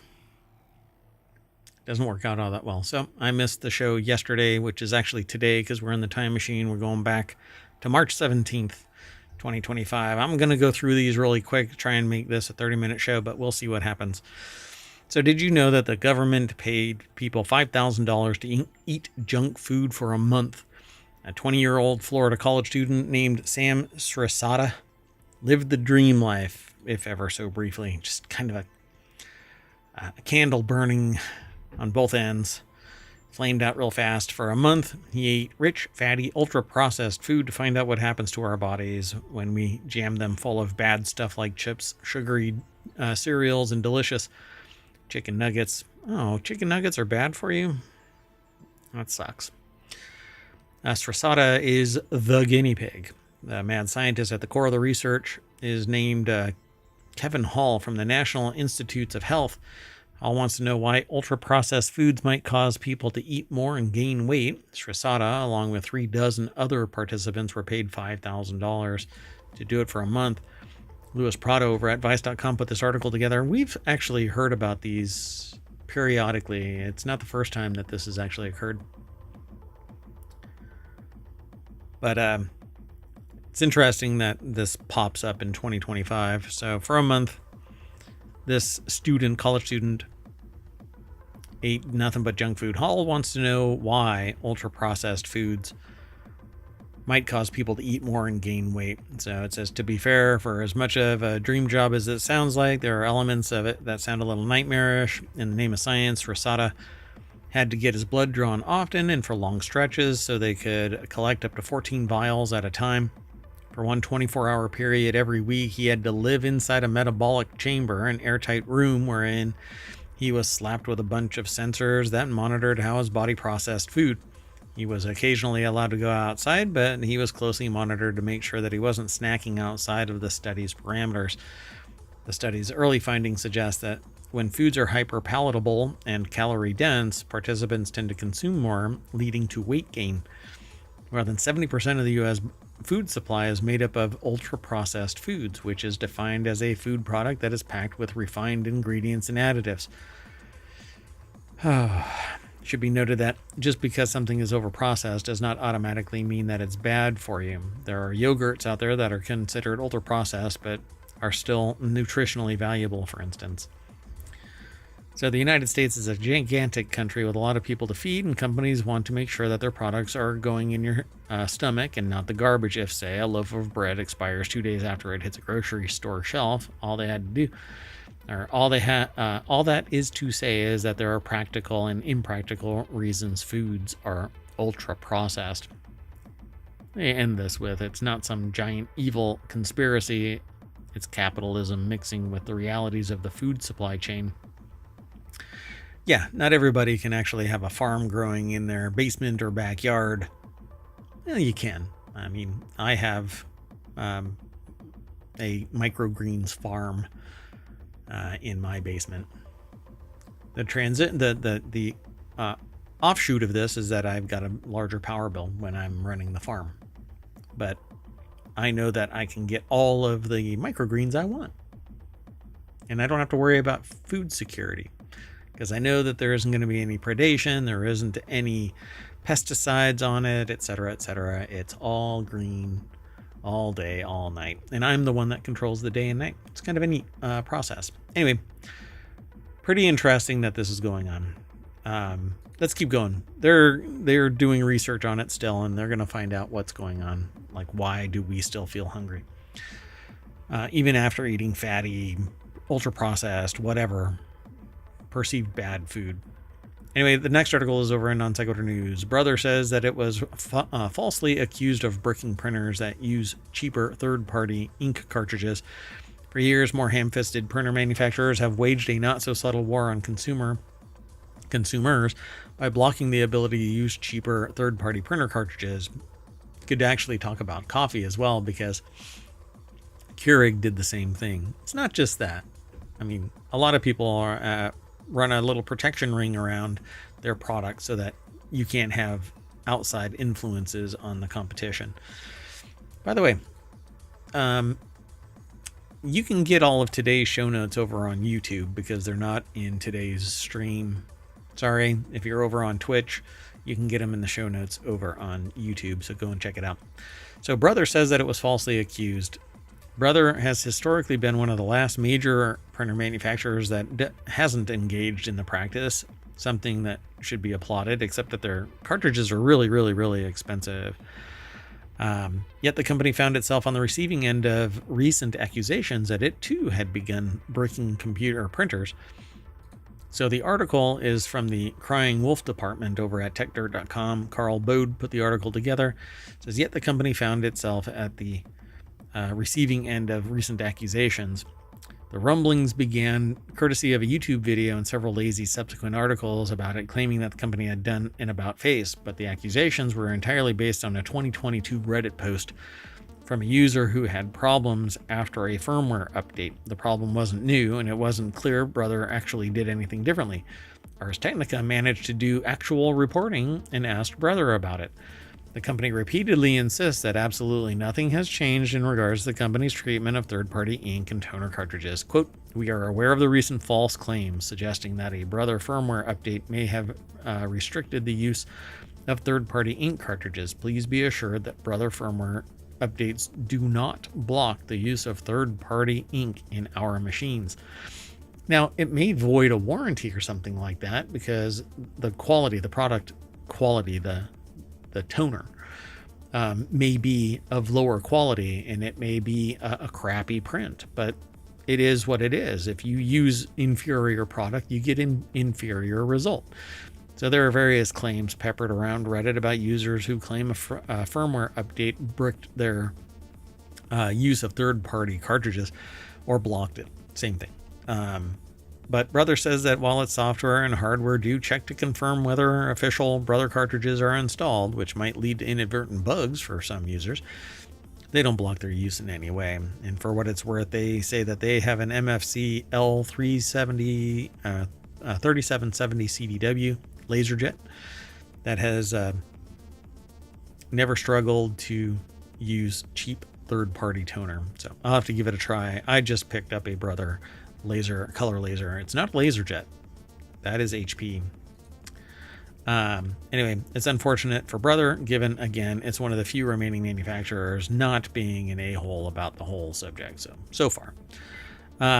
Canon was hit with a $5 million lawsuit in 2021 for the practice. Others have actually, HP was also hit with a lawsuit preventing its scanners. And I don't know if they mentioned Keurig, but even Keurig got slapped. So we'll see what happens. But I actually like Brother laser printers. I have an Okadata one that I use for dye sublimation prints and stuff like that. And I think that its laser is superior to inkjet because I cannot count how many times I've had to do a deep cleaning, which just oozes ink away from the cartridges. And for instance, I've got an Epson sitting right next to me. And that thing, I just got done deep cleaning it 2 weeks ago, and 2 days ago, I had to do another deep clean. If you don't keep on printing stuff, it no worky. Anyway, let's keep moving. The next article is over in the Mobile Channel. How the Irish pub became one of the Emerald Isle's greatest exports. The Dublin-based Irish Pub Company has designed upwards of 2,000 pubs in more than 100 countries around the globe. Looks kind of like this. I absolutely love Irish pubs. The Dublin-based Irish Pub Company. It's over at the Smithsonian Magazine or SmithsonianMag.com website. Lisa Weistich put the article together. And Alan Hines grew up in Kinvara, a small Irish village in County Galway. It had one shop, a post office, a church, and 2 pubs. When he'd go to the auction house with his father on the weekend, they'd stop into a few pubs on the 12-mile trip home. He moved to California's Marin County in 1998 and today owns a concrete and excavation business. 7 of his 9 brothers and sisters are also in the Golden State, but he says he always felt something missing. That community cornerstone, I agree. I think that it's a great place to hang out. Sometimes you just have to shut the place down by hanging out, listening to some good music, singing all together sometimes, and having a good old time. Anyway, so this is a really nice Irish pub type of atmosphere here, but it's not what I'm used to. But the Burren is one of the most recent projects of the Irish Pub Company, a Dublin-based design group that has created upwards of 2,000 pubs in more than 100 countries. Germany is the biggest European client. Switzerland is a close second. In Russia, it has established 3 venues in Moscow, 1 in Sochi, and 1 in Novosibirsk in Siberia. So I guess the drinks are always cold there. The company's handiwork is also found in the United Arab Emirates, which I didn't realize was a thing. Qatar, Bahrain, Japan, Nigeria. I've never remembered how to pronounce this. Mauritius? I don't know. Anyway. And it says the New York Hotel in Las Vegas. So I dig all of this. I would love to actually own a pub, but wildly expensive. Maybe I can just afford the model. It says up to 80 people could be involved in a single project in the company's workshop outside Dublin, including carpenters, joiners, metal workers, furniture makers, upholsterers, glass artists, and painters. Just the styling, the detail, the handiwork in this is just phenomenal. Everywhere you look, there is something that kind of embraces the pub feel, old school. I like it. So I love the idea of this.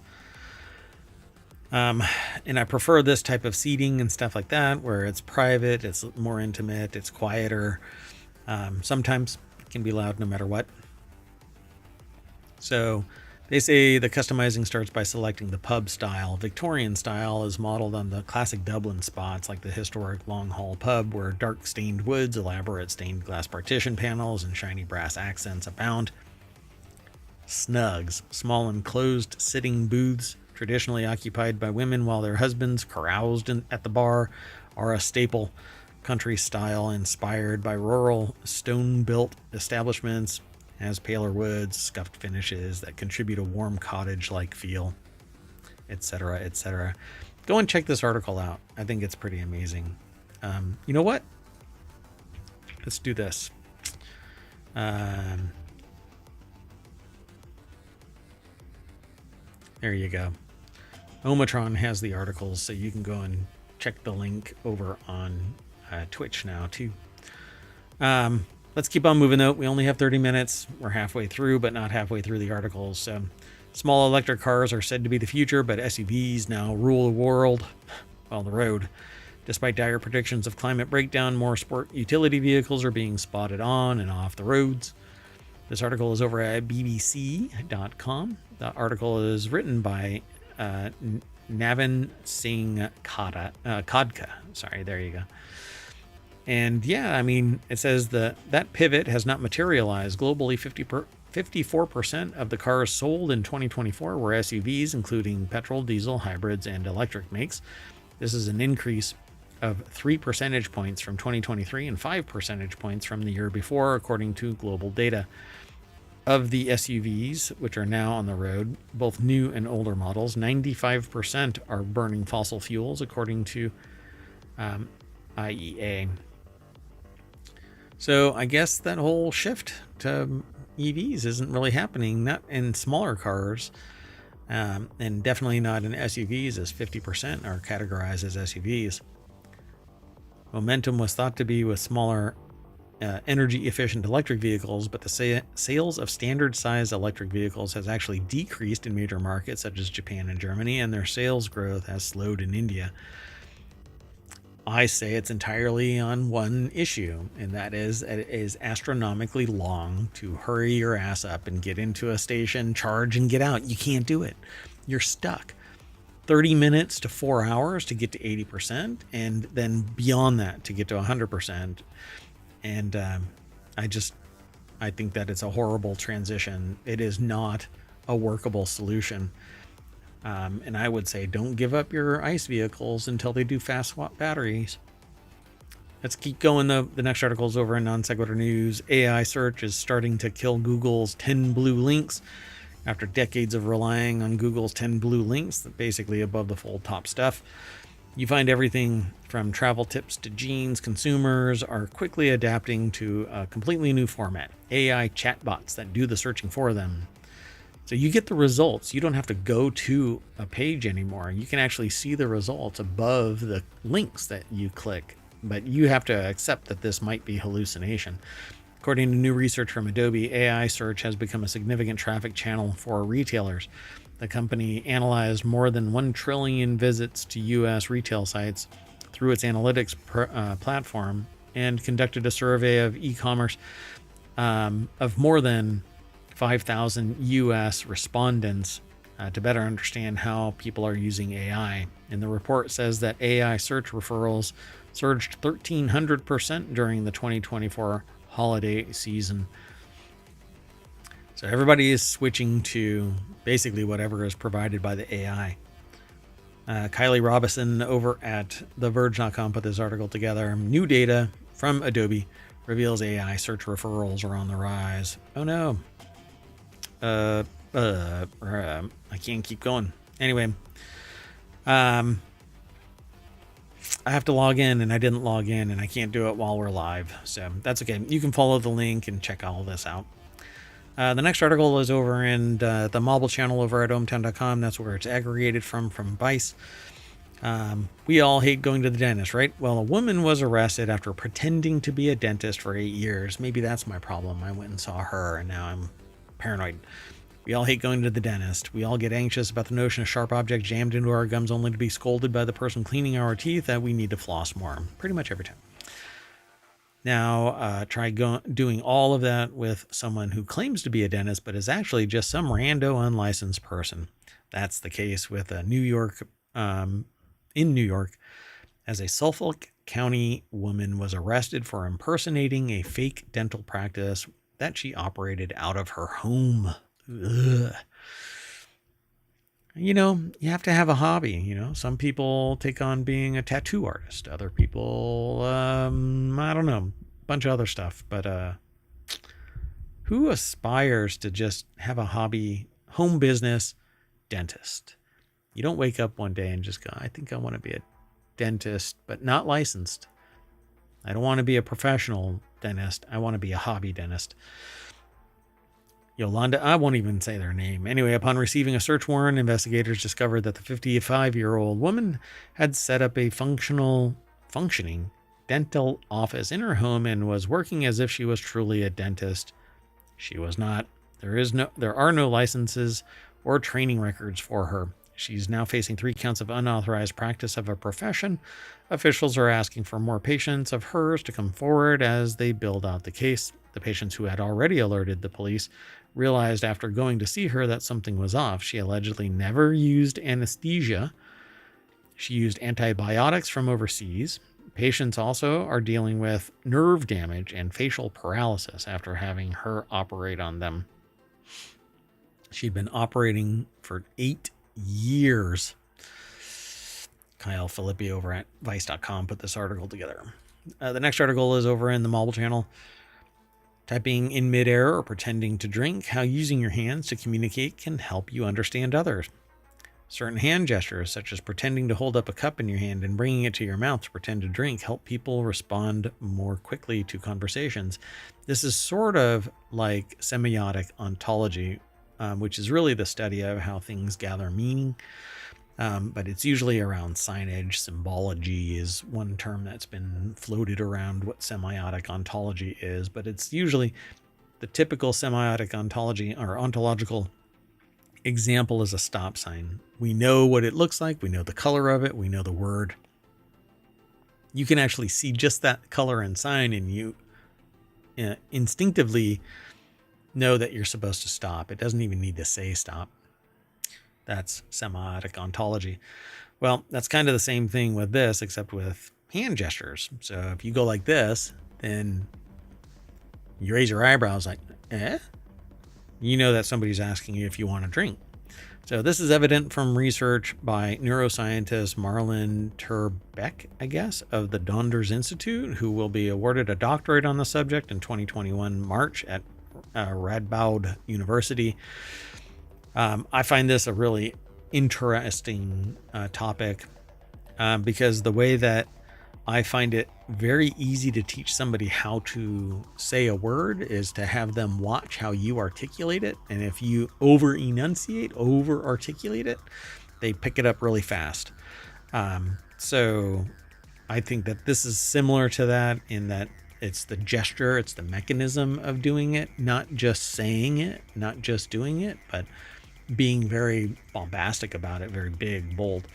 So, and a lot of things are idiomatic. A thumbs up is not the same to everybody else, right? Saying or showing the number 3 is different in different regions, right? Arguably, it's all idiomatic. So pedaling motions. Her research shows that people respond more quickly to a question if they see a hand gesture. To this end, she analyzed hours of video material in which 34 pairs of friends were talking to each other, and every time someone asked a question, I'd look to see if there was a hand gesture and how quickly the person responded to it. The analysis showed that hand gestures do indeed help people respond more quickly. Then they go into types. So they say their predictions allow listeners to start preparing their answer earlier and thus respond more quickly. It turned out that the better a hand gesture predicts what someone is going to say, the more it helps with responding quickly to questions. So it's kind of like saying, you did this, right? And you give a thumbs up, and the person will instinctively want to go, yeah, and give a thumbs up back. But they'll be ready because they already saw the thumbs up. Yeah. So after years of only looking at hand gestures, the neuroscientist recognizes their importance. If you want a quick answer to your question, add a hand gesture. If you want to convey an important message clearly, don't make a phone call. Try to make an appointment or a video call. And in the latter sense, make sure your hands are clearly visible, as this will help you understand each other much better. Okay, right on. The next article is over in Non Sequitur News. Leaks, a fake Slack channel, and a toilet. A lawsuit reveals wild allegations of corporate espionage. I'm going to jump straight on over to the source of this. Jacob Shamsian and Amelia Russell over at BusinessInsider.com put the article together. I don't know if I'm going to be able to go through this whole thing.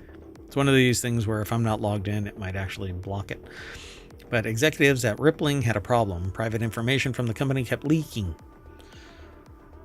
I guess the toilet was leaking. The company says in a lawsuit filed Monday, the suit alleges or says that recruiters at one of their chief rivals, Deel, D-E-E-L, had contacted more than a dozen Rippling employees using their unlisted personal phone numbers. Then it adds, a journalist approached Rippling, a workforce management software company that has with a story claiming that it may have violated sanctions, citing messages from Rippling's Slack channels. After launching an investigation, Rippling says the company found an employee in Ireland it now says was a spy digging for corporate secrets to pass off to the company's competition.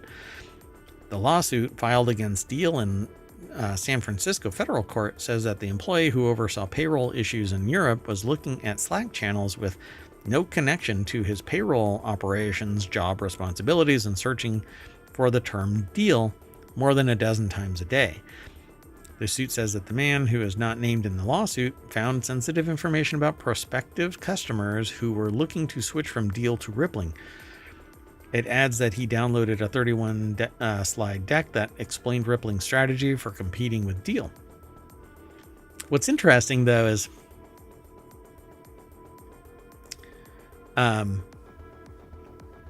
if they were doing something, violated sanctions, citing messages from Rippling Slack, blah, blah, blah, if there's information that they're doing something illegal, it's kind of interesting that they would target Deal as if they were all above board, but it says, maybe there's something here, right? Well, the letter identified a Slack channel called Defectors, on which Rippling employees discussed information that Deal would find embarrassing if it was made public, it adds. In reality, the lawsuit adds, the hashtag D-Defectors channel did not exist until shortly before Rippling sent the letter to Deal. Rather than being a gathering place for ex-Deal employees, the channel was set up as a part of a ruse designed to confirm that Deal was instructing DS to search for specific information in Rippling's Slack. Rippling's lawsuit says, referring to the person it says was Deal's spy, DS. So apparently it was all a plan, and it showed that they actually had an insider threat. So it was basically tech rivalry. Rippling's lawsuit, which demands a jury trial, marks a fiery escalation in its rivalry with Deal.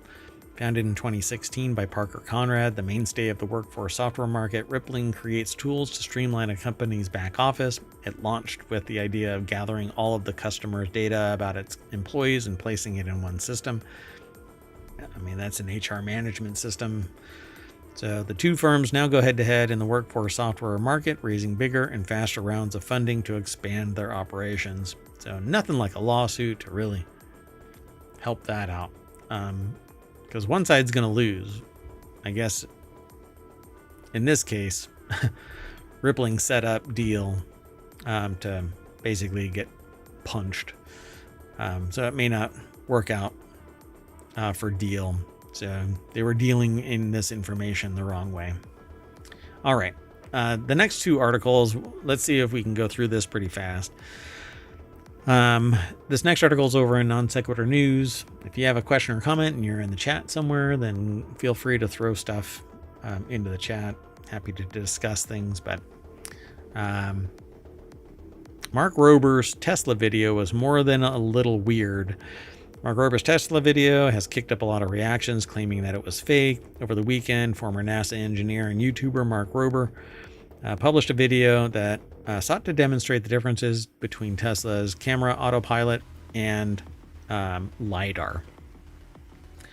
So I had seen this already. I had postponed talking about it, but we might as well talk about it. They go through this video. If you go through this video, just watch it, and you can see that there's a difference in technology. Setting it up and re-recording it and stuff like that, that is what a skilled YouTuber is going to do. I don't edit my videos. I don't reshoot anything. I don't want anything suggesting that I am editing or manipulating or tainting the output in any way. Only a couple of times in the now 3 years and 3 months that I've been doing this have I ever even bothered to do this, or to do an edit. And usually it's because of doxing, or I don't want somebody else's private information or personal information exposed, even if they're in an article. I very rarely edit anything. Well, this video was edited. It had to have been, because there was a whole bunch of cuts and stuff like that, and it has to be more concise. Well, they say the number one complaint is, well, not number one. They list several complaints. Autopilot isn't on during the test, but there's video that shows that it is on, and right before the impact, it actually shuts off, but that's a Tesla thing. Autopilot disengages right before impact. Autopilot is an outdated system, and now FSD or full self-driving is the de facto solution. But if you have autopilot, then it's autopilot, right? FSD might actually operate differently, but and now there's a new flavor of it called Tesla Vision. A number of engineers raised objections at the time, only to be overruled by Musk. But the idea is that full self-driving is supposed to be, it's still visual based. It's not LiDAR. LiDAR can be faked by certain, or not faked, tripped up by things like rain. Vision systems can be tripped up by glare, and rain, and smoke, and apparently a painted wall. And then it says there were multiple takes. Don't know what to tell you about that. It's going to happen. And then claim number 5 is that it was basically SpawnCon. It was a sponsored manipulation. It was all set up, blah, blah, blah. But it's actually a friend of theirs that provided the LiDAR system. And there isn't a big deal here. And then they say something about the Pixel phone in the video was Photoshop. Rober supposedly used a Pixel phone to film some of the shots inside the vehicles, but some of the users on X noted that the G on the back of the phone is vertical when the phone is in landscape, which led to some speculate that he's actually filming with an iPhone. Rober has used Pixel phones in past videos. There's no mention. I don't know. Whatever the case is, maybe there was some editing there, because they wanted to hide the fact that it was on an iPhone, but who cares? The video... The only thing you have to worry about is, was this a fraudulent video? But obviously, you can go and do this same thing. Set up a wall and of styrofoam. And then they go, claim number 7, the hole in the wall was fake. Yeah, it was cut out because they knew that they were driving through a particular area. And instead of just plowing into a solid styrofoam wall, they wanted to make it more comical. Because I'm sure that they anticipated that this thing was going to drive through. But just me saying, it's obvious if you paint a wall and have a vision system that's just looking at it to determine if it's a road or a brick wall, I can just say it and you're going to go, nuh-uh. But if I drive it through it again and again and again, well, it's irrefutable, right? And that's what they did. They drove through it several times. I'm sure that this thing was cut out at some point so that it amplified the fact that a vision system, a pure vision system, is too stupid to realize that it's a painted wall. And so they cut it out instead of just having to replace the entire thing time and time and time again. Anyway, it's obvious that this thing just drove through it. If somebody can prove that it's fake by doing a follow-on test, that is the scientific method. Somebody provides evidence of X, you provide evidence of Y.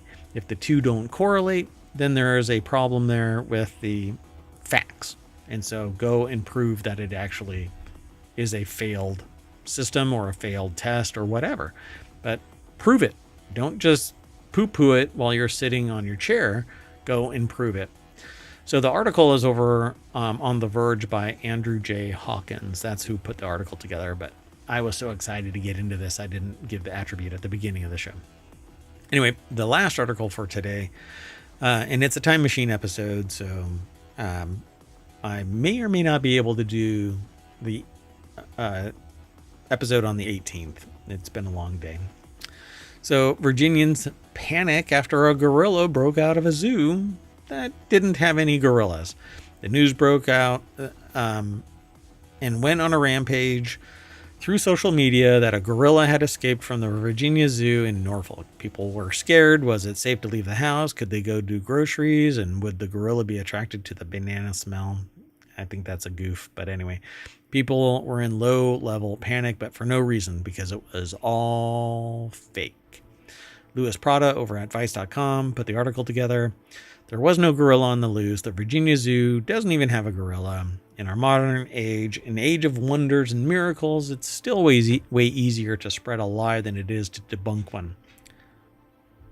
I actually gave a talk about that today. A Norfolk gorilla is a good example. It all started because of a power outage, and on Tuesday, March 11th, a crash involving a tractor-trailer knocked out power to over 3,000 Norfolk residents. Rumors quickly began to swirl as a few residents took to Facebook to claim not only was there a power outage, but a gorilla had escaped from the zoo and had been roaming around town. We don't have those, says the zoo. The gorilla, just imagine that it was Godzilla.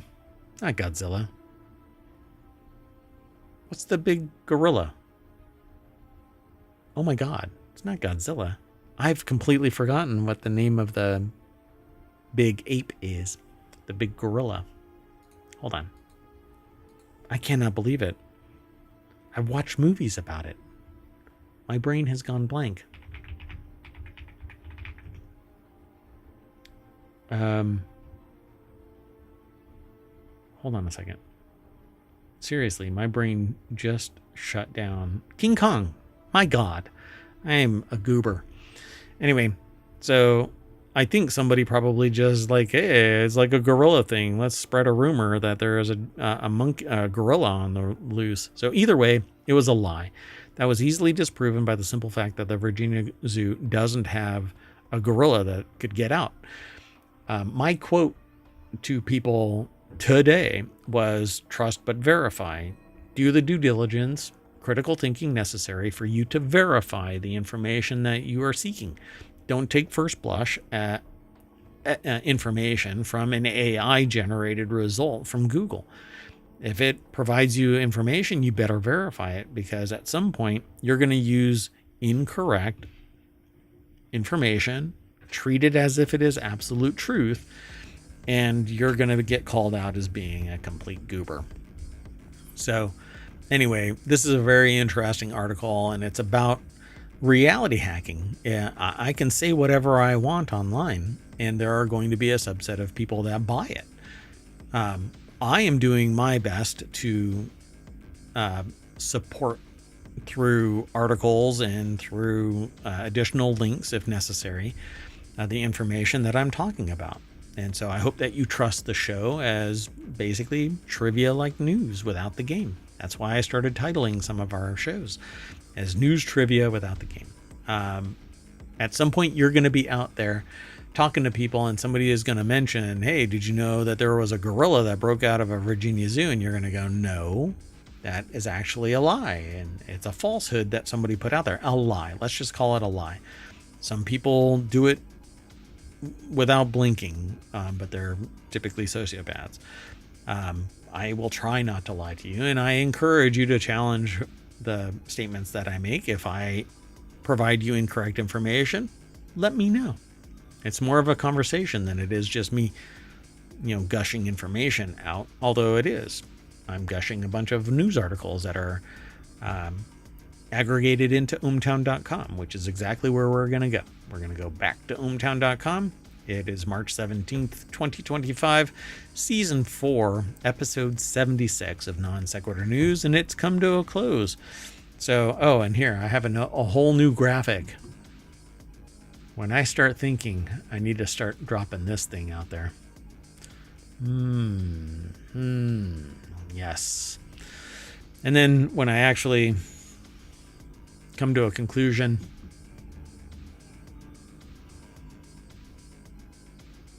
at any rate, we're done for the day. I am Mayor Watt. I'm saying bye. I'm taking the AI with me, but the AI isn't even there, so I'll see you later.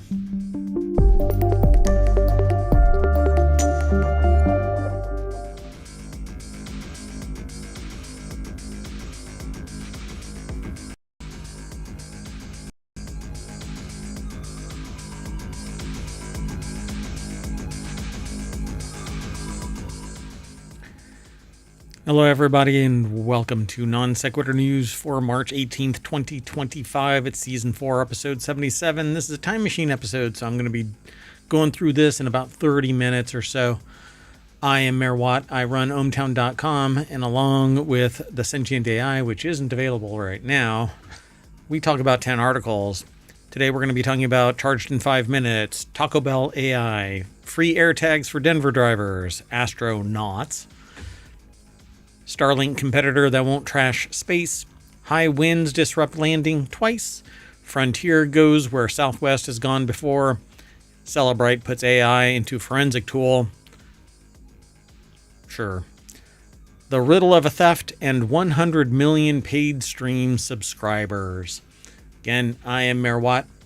Go over to twitch.tv/ohmtown or youtube.com/ohmtown, and you can engage in some chit chat about the 10 articles that we talked about and the 2,000 episodes that we have done here in ohmTown since January 1st of 2022. That's when we kicked this whole project off.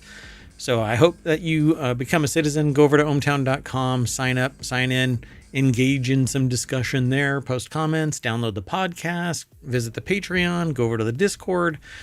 We have shorts on YouTube. There's TikTok, but who knows how long that's going to be around. Anyway, see you on the other side of our intro.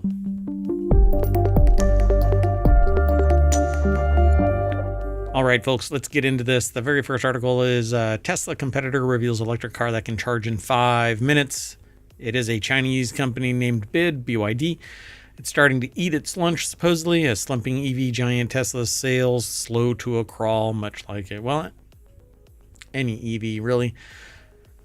I had heard about this. I've since seen other articles about this, but yesterday at Shenzhen, this is on the 16th, 17th, the Shenzhen-based corporation revealed a lineup of cars it claims can soak up nearly 250 miles worth of battery charge in just 5 minutes. That is at parity with filling up a typical car, just a hair longer than it takes to pump a traditional car full of gasoline. The article says the buzzy new tech will be available next month in BYD's flashy new Han L sedan. Who knows how long or how much this is going to cost. But I want every car to it has to go through safety evaluation, offset impact, side impact, airbag performance, crumple zone performance. This needs to protect citizens and not with losses leading to citizens not being killed in car accidents, but dummies being tested, not human dummies, right? We should not suffer from poor engineering, bad metal, whatever. I want safety and security in a vehicle. If I'm going to plop down $50,000, which is apparently now the average car, you're out of your freaking mind. Anyway, the futurism.com website put this together. Joe Wilkins wrote the article. Incredible things are happening in China, apparently. I would like to see it firsthand. That announcement, the 250 miles in 5 minutes, sent shockwaves through the EV space and beyond, and it's not hard to see why. If the claim holds up, BYD's system will be twice as fast as Li Auto's Mega MPV, which can charge at 310 miles in 12 minutes, and more than 3 times more efficient than Tesla's record of a 170-mile charge in 18 minutes. I don't want to have to pull over every 170, literally, let's just say 3 hours, I'll round up. 3 hours of average driving, 60 miles an hour. You have to pull over for 18 minutes, and you have to use a special charger, and everything has to be in peak performance. And even then, the battery loses 1 to 2% every year. Since announcing the Han L, BYD's market value has skyrocketed. In just one day, BYD's valuation surpassed Ford, General Motors, and Volkswagen combined, but it's selling in a place that has a population that is multitudes of the entire United States, so I'm not surprised. There's more competition between Ford, General Motors, and Volkswagen, where BYD isn't even in the channel here in the United States.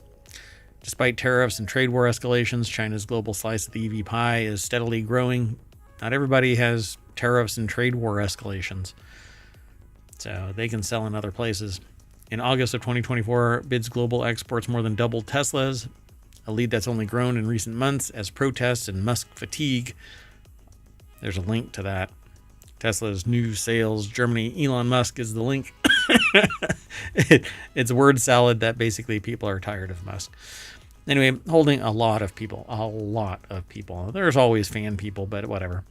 Anyway, as it faces fierce resistance from Western policymakers when it comes to charging infrastructure. BID's star is currently rising throughout Latin and South America, as well as other corners of the globe like Europe and the Middle East. While Tesla currently boasts some 65,000 proprietary superchargers worldwide, BID's drivers can access 800,000 universal charging points throughout Europe alone. Yeah. Let's move on before I jump on a soapbox. Anyway, the next article is over in Non Sequitur News. NVIDIA's partnership with Taco Bell means that AI could soon do more than take your drive-through order. Taco Bell, the winner of the Fast Food Wars in Demolition Man, which is a documentary of the future. If you just pay attention, it certainly is. Get used to 3 shells. Anyway, Taco Bell is using AI for drive-through orders through a partnership with NVIDIA.voice AI. Adoption is growing in fast food with mixed results from McDonald's and Wendy's. Yum Brands plans to roll out voice ordering to 500 restaurants starting next quarter. For those of you who might have stumbled across a Bojangles that uses AI, they actually use an AI. And this morning is the first time that it actually screwed up my order. So, and I didn't know it until I delivered it to the people that were asking for food when I was coming in. So, yeah, kind of a bummer. And so soon it might be able to see how many cars are waiting in the drive-thru and suggest time or items to shorten the wait time. But I'm not worried about your shortened wait time. I want what I want. I'm paying for it. You make me happy. So the article is over at Business Insider. It's written by Alex Bitter and Emma Cosgrove. And so that's basically the nuts and bolts of this. You can always check out the article yourself. It'll be the description will be in the show notes, and all of these articles will be enumerated with my titles added, my interpretation of what the little snippet is. So while NVIDIA has become a top tech player by designing the graphics processing units that power most AI, it has also become important building software that allows less technical companies to harness it. NVIDIA and Taco Bell have already been testing voice AI for ordering at drive-thrus at some locations, and the companies say they're looking into whether AI will be useful elsewhere at Yum restaurants. Okay, well, if everybody's job is getting taken by AI and robots, how are people going to pay for said fast food? Let's keep going. The next article is over in Smack Talk. Denver drivers get free AirTags to cut auto thefts, which is just sad. AirTag has proven itself to be extremely useful when it comes to fighting crime. It's regularly become a key for police recovering stolen cars and making arrests due to being given the location of the tracker. As part of the Denver Track program, the Denver Police Department hopes to take advantage of some of the same benefits by including an AirTag or a Samsung Smart Tag in their vehicle. As part of the initiative's launch, Denver Police will be providing a total of 450 free trackers to Denver drivers. Malcolm Owen over at AppleInsider.com put the article together. And it says here, when the registration pre-authorizes the Denver Police Department to work with GPS information provided when a vehicle is reported as stolen, it doesn't grant automatic access to the vehicle's location. Officers are not able to see the location of the AirTag unless it is shared by the owner. The distribution of AirTags to drivers is theoretically a good way to try and reduce car crime, but it still requires some care to avoid a bad result. In January 2022, Denver police were chasing after a truck stolen from a hotel, which contained firearms, drones, and an iPhone 11. However, an attempt to use Find My to track the iPhone resulted in a SWAT raid on the wrong house, one owned by a 77-year-old grandmother. And the court was ordered to pay $3.75 million to said grandmother. I don't know what the result was of that, but it was the wrong house. They say Find My misfire leads to SWAT raid on grandmother. It's a lot of money to lose to a grandmother. All right. Well, to anybody. It shouldn't have happened. But hey. I didn't get that. Could you try again? No, I can't. Sorry, my smart speaker woke up for whatever reason. All right. The next article is over in Four Wheel Tech. Boeing stranded astronauts are finally flying home after 9 months in space. So they have birthed their return. 2 Boeing astronauts flew to the International Space Station on June 5th, 2024 for an 8-day mission. A 3-hour tour. Oh, it's Gilligan's Island in space. The pair is now flying back. This is a time machine episode, so they were in the process of flying back between yesterday and today. And so they have returned. And when Bellwood, by the time this article would have landed, or not this article, but by the time this episode would have landed, they would have as well. So Wilmore and Williams have been stranded on the space station since issues arose on the Boeing Starliner craft that flew them into orbit. The issues were immediate. They were before, and they should never have been launched. But anyway, the pair was meant to spend about a week on board the ISS, but it turned into 9 months. And that's really all there is. It says 9 months in orbit. And this gadget looked like it was a sieve to begin with, and it actually, it was. It landed without anybody in it because it couldn't be trusted. The extension to their orbit came after problems arose from the Boeing Starliner craft that flew them to the ISS. During the flight, which was the first crewed mission for Starliner, its propulsion systems ran into issues and 6 of its 28 thrusters stopped working. NASA and Boeing engineers spent almost a month deciding on the best course of action, and basically they were stuck. So delay after reissue, blah, blah, blah. They finally made it home. Congratulations. So the next article is over in 4-Wheel Tech. Google's Starlink competitor won't trash space with thousands of satellites. Alphabet, Google's parent company, announced on Monday that it was spinning off wireless communications project Tara, or Tayara, T-A-A-R-A, into an independent company. Why not? Ryan Eric King over at jalopnik.com put the article together. So Alphabet, basically they want, and Google was initially built as a project to catalog basically everything. So A to Z, just like Amazon, A to Z. Alphabet, Google parent company, announced on Monday that it was spinning off its wireless communication project, Tara, T-A-A-R-A. Satellite communications constellations today could be compared to highways or nuclear weapons of the 1950s. Every major player on the international stage, including Apple, can't envision a future without it, despite the massive investment for development and the potential to destroy large swaths of the planet. Tara's approach would remove the need to constantly replenish a decaying satellite fleet like Starlink. Tara came to fruition in Google X's Moonshot Factory, the same incubator that birthed Waymo. The project aimed to affordably fill the connectivity gaps in the planet's high-speed internet network.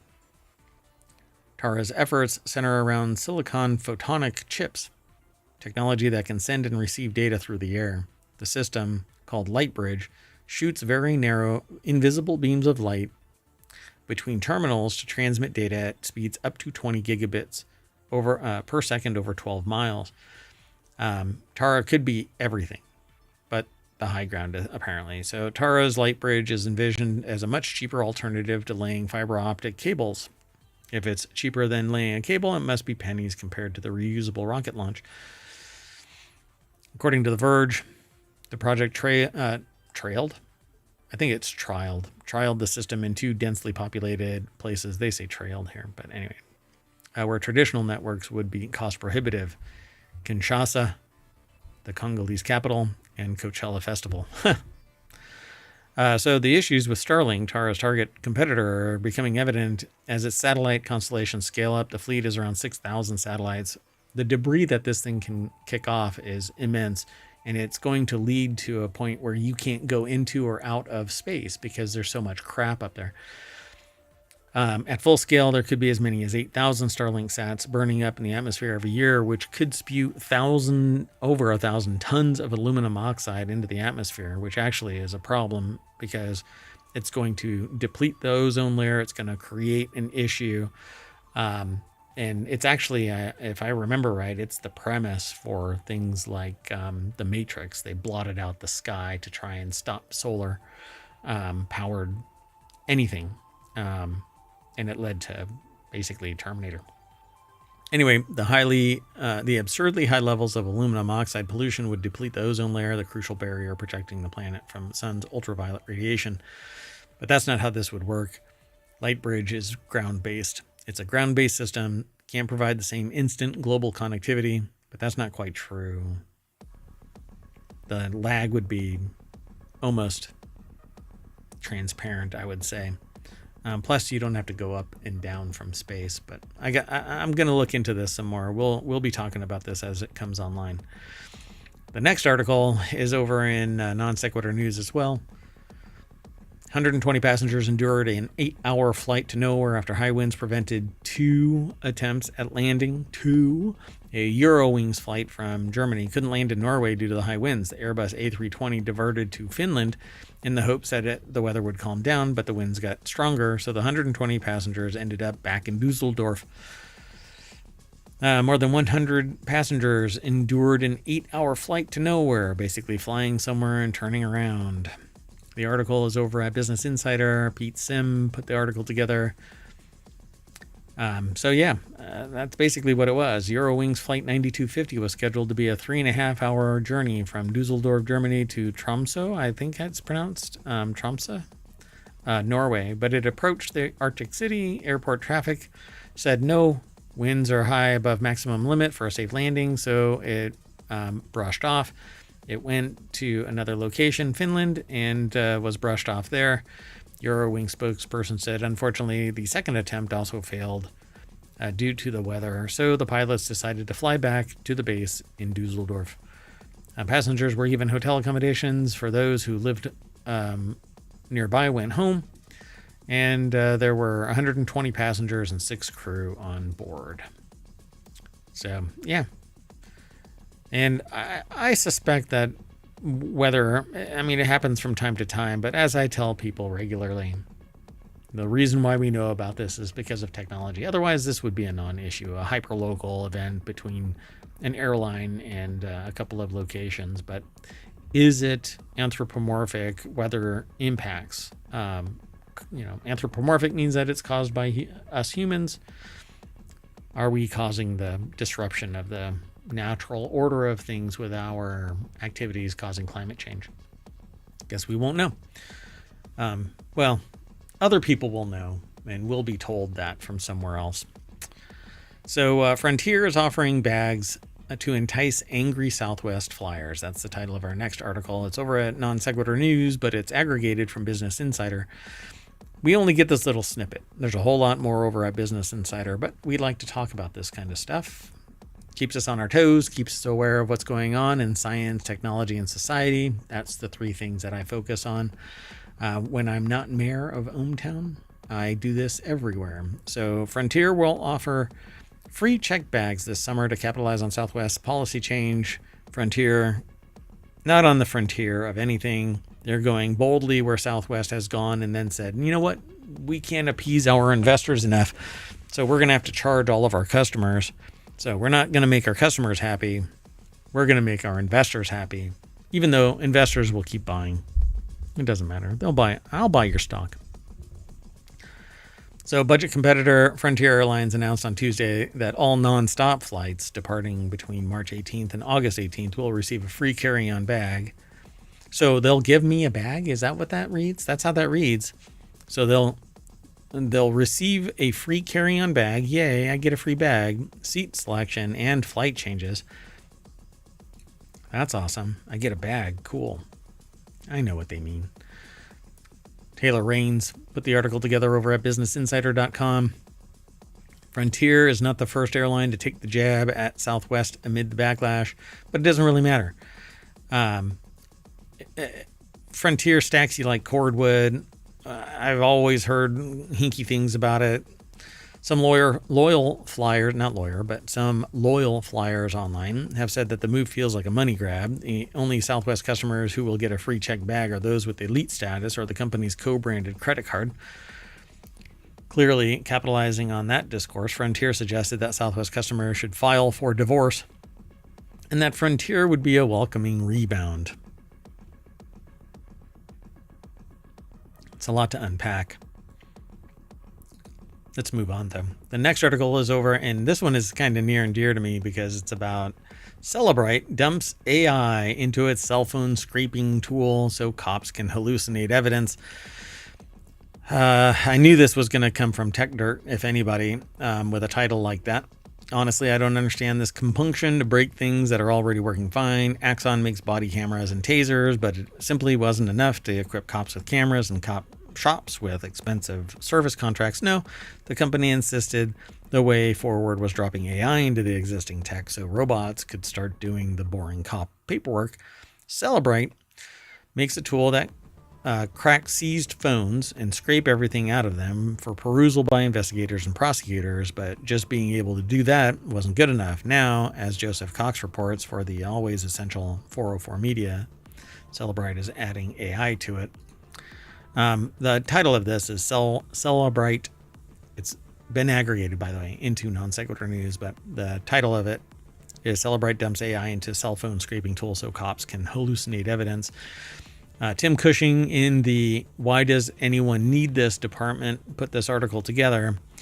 And that's essentially what's going on. It was Joseph Cox reports for the always essential 404 Media. Celebrite is going to make its existing product more chaotic by adding quote unquote intelligence, more often known for what it gets wrong rather than what it gets right.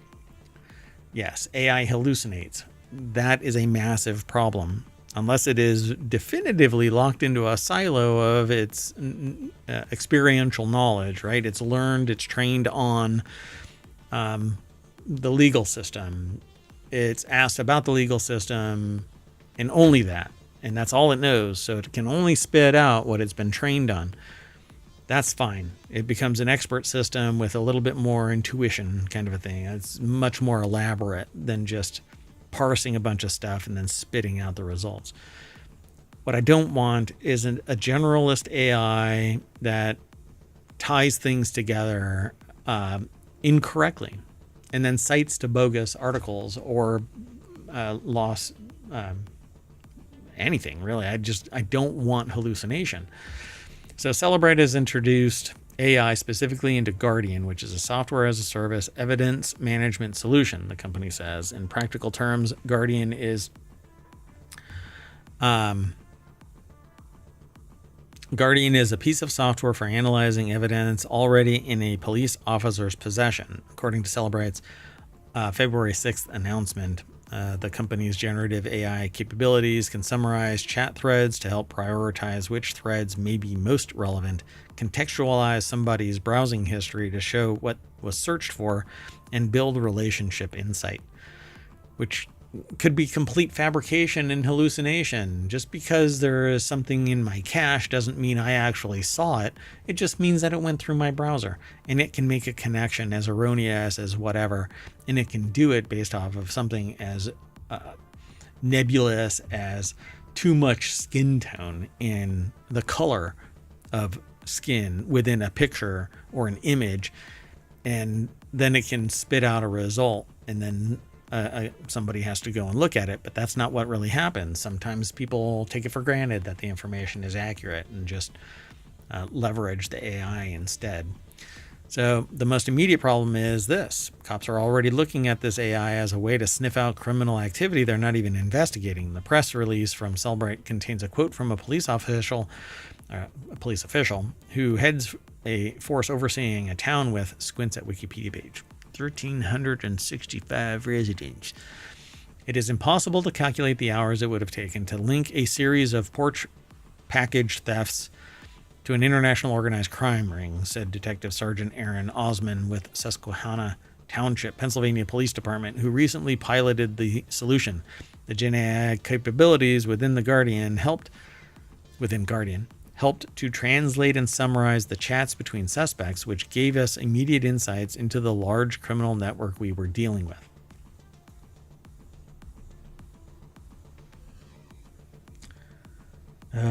One second.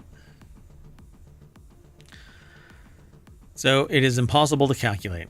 It's also apparently impossible to report. There doesn't seem to be any information on this major break in what initially appeared to be a minor case contained anywhere on the PD's press page, much less anywhere else on the internet. I'm not saying that the detective is lying, because lying is usually done to serve the person doing the lying, but rather a third party. And well, I mean, it actually is a feather in their cap if they say it, but that's not actually what may have happened, right? It says the Gen AI capabilities within Guardian helped us translate and summarize the chats between suspects, which gave us immediate insights into the large criminal network we were dealing with. But it doesn't actually say anything beyond that. It's just this quote in a vacuum. What insights? I mean, I understand that this is a marketing thing, so where is the rest of it? I'm really curious. So if anything, Sergeant Osmond is probably overstating the results of the Gen AI assisted phone search, if only because he's flattered someone from Cellbrite thought the small Pennsylvania town would be the best place to do a trial run of its new tech. So pat, here you go. Maybe you get a discount. So when it does finally bubble in the judicial service, will courts consider AI-assisted searches just another version of inevitable discovery? Or will they see quote-unquote inevitable discovery? Yeah, that's actually a term used. Or will they see this for what it is, something clearly not predicted by the creators of the Fourth Amendment, nor something that's covered by current court precedent, but, well, today's courts. Let's keep going. Next article is over on the Mobile Channel. Art historian solves riddle behind theft of famous portrait. The 70-year-old mystery surrounding the theft of an original oil sketch by renowned Flemish painter Anthony van Dyck from a stately home in Northamptonshire have been solved thanks to the research of an art historian. So Andrew Merrington from University of Exeter put the article together. It's posted over at phys.org. The portrait of Wolfgang Wilhelm of Pfalz-Neuburg, part of a collection of 37 oil sketches painted in the 17th century, was stolen in 1951 from Boughton House, the home of Duke of Buccleuch and Queensbury in Northamptonshire, in whose collection it had resided since 1682. Its disappearance was only discovered 6 years later when Mary Montague Douglas Scott, Duchess of Buccleuch and Queensbury, visited one of Harvard University's galleries and saw the sketch on display. Now, thanks to an investigation by Dr. Meredith Hale, senior lecturer in art history and visual culture, the story of how the work of art made its way across the Atlantic via some of the most prominent members of the art establishment in the UK and the United States has emerged. So through new archival research in the UK, US, and Canada, they were able to reconstruct the painting's movements over 3 generations as it passed through the hands of experts, conservators, auctioneers, dealers, and collectors from London to Toronto. Not only do these sources reveal a dynamic picture of events as they unfold, but they highlight the factors that contributed to the success of the theft. Foremost among them, the conceptual and material complexity of Van Dyck's iconography project and the audacity of a thief cloaked in the respectability of expertise. So apparently that thief was Leonard Gerald Gwyn Ramsay, the editor of the journal The Connoisseur and a fellow of the Society of Antiquaries. Ramsay visited Boughton in July 1951 with a photographer to gather material for a 7-page piece for the journal's 1952 yearbook. So it was last recorded as being in Boughton on July of 1950 and was located in close to the door of a small storage room or bathroom, making it probably the easiest one to abduct. So apparently they revealed that the former intended to sell 2 paintings because he needed the money to buy new curtains. As a result, Goldscheider supplied a certificate of authenticity which accompanied the Wolfgang Wilhelm picture when it was sold anonymously at Christie's for £189 in April of 1954. There's more to this article. It continues on to give the provenance of all of this, but I encourage you to go over and click the link. Check it out. And our final article for the March 18th, 2025 episode of Non Sequitur News is the U.S. reaches 100 million paid music streaming subscribers for the first time. Final sales hit 1.4 billion, according to the RIAA 2024 year-end report. For the first time, paid streaming subscriptions hit the 100 million person account mark. while vinyl sales continued their nearly 2-decade resurgence with $1.4 billion in sales, according to the RIAA. So Jem Oswald from Variety.com put the article together, and it says, despite the milestone, streaming growth continues to slow. It was up just 4 million for the year, continuing the slowing trend over the past 5 years. Streaming numbers grew by nearly 9 million between 2020 and 2021. This is like pandemic era stuff. This trend has led to music companies to seek other sources of growth, including such tactics as Universal Streaming 2.0 and a focus on superfans. Elsewhere in the report, streaming remained the biggest driver at 14.9 billion, with paid subscriptions, ad-supported services, digital and customized radio, social media platforms, digital fitness apps, and others collectively accounting for 84% of revenue for the third year in a row. However, the revenue growth year over year was just 4%. Oh, what a pisser. Those 100 million paid streamers, or streaming subscribers, accounted for nearly 2/3 of total revenue of $11.7 billion. Yeah, I suspect that rates are going to go up because you can't keep pleasing investors if the rates don't keep going up. $5 here, $5 a quarter. I'm guessing that it's going to start going up, exorbitantly. Meanwhile, vinyl's 18th straight year of growth record, nearly 3/4 of physical format revenue at $1.4 billion, or less than 10% it's about 10% of streaming revenue. So 20 years into the streaming era, over 100 million paid subscribers now deliver 2/3 of industry revenue, an historic milestone powering America's music economy forward. But with that, we're going to scratch the record and bring us back to the front page of ohmtown.com for March 18th, 2025. Now I get to jump out of the time machine. It's been about 30 minutes, and I hope to see you. I'm going to try and make it tonight, but I have a conversation that I have to take part in, and it might run late. So we'll see if I'm able to do the 19th show, so tomorrow, because this is a time machine episode. Okay, anyway, see you all around. Bye-bye.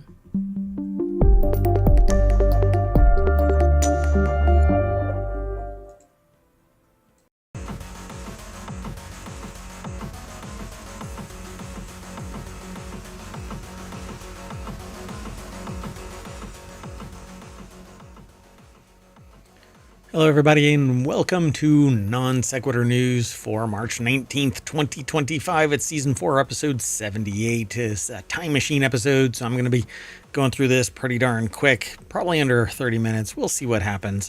If you want today's show notes, they will be posted. Well, they're already in the YouTube channel, but they're not going to be in Omatron until later. But that's okay. They will be there. Well, they'll be over on YouTube. Anyway, I am Mayor Watt. I run ohmtown.com. I run it a lot smoother than I run the show, apparently. Along with the sentient AI, who's not here today. Well, we talk about 10 articles that get aggregated into ohmtown.com, which is a big news aggregator that does all news, no noise, nothing like user-based or like stuff that I come up with. It's all stuff from information sources. It's how I manage my information overload. So 10 of these articles are selected from thousands that get seen. And the first one we're going to talk about is Let Them Play Games. These are my titles, not the ones that we're actually going to be talking about, because we aggregate the titles in a little snippet, but I don't name the titles until we talk about it live. So, is Shakespeare in the public domain? Future Game Show 2025 Spring Showcase. Because this is a Time Machine episode, you should be able to get to Future Game Showcase on time, but if you're following this after the 20th and 4 p.m. Eastern, you've already missed it. It's underway right now, as a matter of fact. Anyway, the future of search is subscription, maybe. Dutch Fish Doorbell. Jack Daniel's Vanilla Coke Ready to Drink. And the title that I gave it was JD Vanilla Coke RTD. Charged over unfinished Netflix show. Dolphins visit astronauts upon return. PC gamers play old games, and Nvidia debuts foundational model for robotics.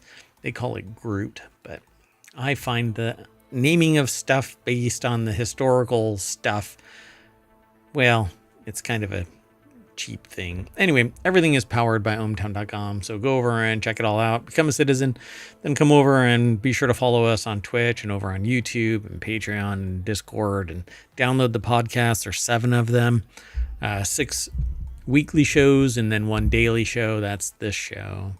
So see you on the other side of our intro.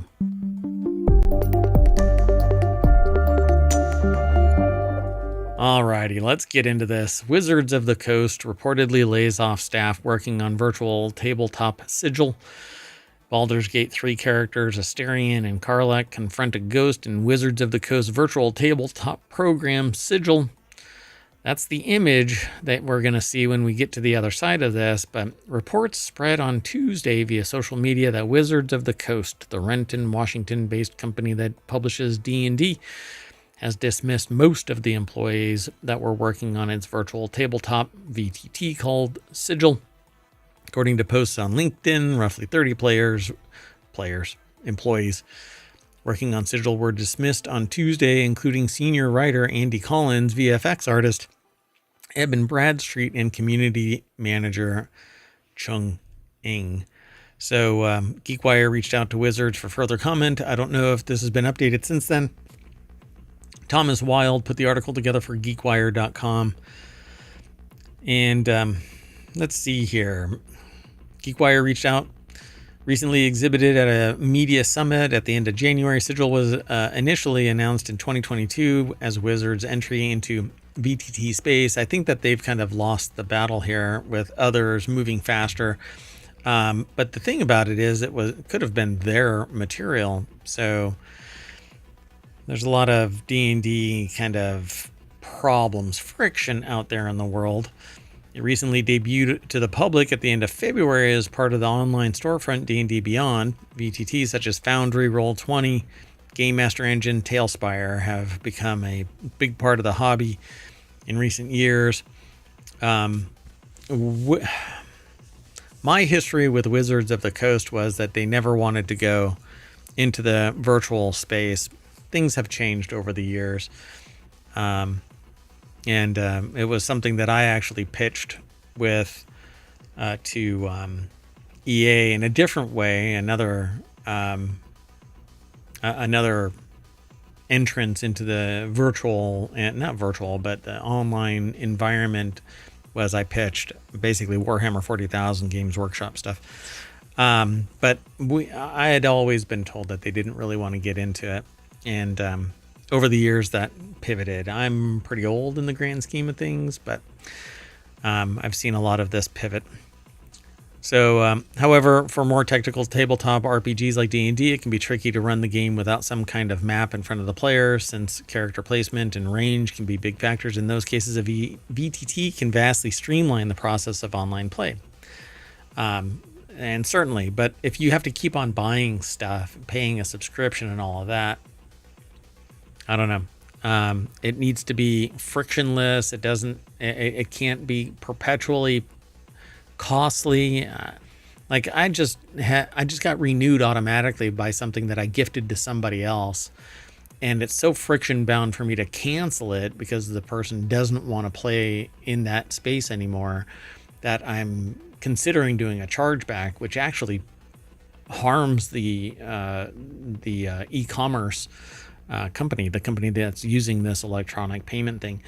And so I'm like, oh God, now in several months, I'm going to have to go and shut this thing down. But people don't want friction. They want streamlined ease of access. And sometimes a VTT just doesn't cut it. If it's balkanized, they have to go to Foundry for one, Roll20 for another, Game Master Engine for another, Tailspire for another. It's just like TV. It's getting balkanized, and you can't just enjoy the damn game. You pay once, and that's it, right? But hey, or a reasonable fee to play it. But everybody's reasonable is based on their level of how much their greed is satiated. Yeah, supply and demand mechanics and, all of that kind of stuff, value to the consumer, etc. Yeah, as a consumer, I don't really care for your mechanics. I don't want to have to keep paying more and more and more every year because investors aren't getting paid enough. Anyway, let's keep going. The next article is over in Non Sequitur News. YouTube apparently unsure if Shakespeare is in the public domain. This comes from TechDirt. One of the darker threads of walled culture, the book, free digital versions available, is how complex copyright enforcement systems can be abused. For example, by sending DMCA takedown requests for material that is perfectly legal. A recent post on Public Citizen blog offers an extreme example of this blight. So here's a summary of what happened. So over at techdirt.com, Glenn Moody put the article together.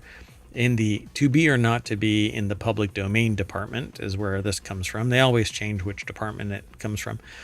So when Julian Collier sent a series of DMCA takedown requests contending that various print publications of Shakespeare's plays and YouTube videos of performances of those plays infringed his purported copyright in those works, it should have been treated as a bad joke. After all, Shakespeare's plays were published more than 400 years ago, and it's hard to imagine them as being anything but public domain. Yet not only did YouTube take the demand seriously, it blew off those takedown targets who filed counter notifications and who asserted their right to publish plainly public domain material. There are several issues here. One concerns the cavalier manner in which YouTube dealt with the situation, sadly by no means an isolated incident. So in multiple emails, Collier declined to explain why he thought Underwood's videos copied Collier's translations of Shakespeare's plays, despite being asked repeatedly. Instead, Collier told them that Shakespeare is not in the public domain because he had been able to register a copyright in so-called English language translations of every one of Shakespeare's plays. Collier also claimed that he can charge a 5% royalty on every performance, which is complete bullshit. So this brings us to the second issue. How could the U.S. Copyright Office grant Collier's copyright registration? Well, nobody protests.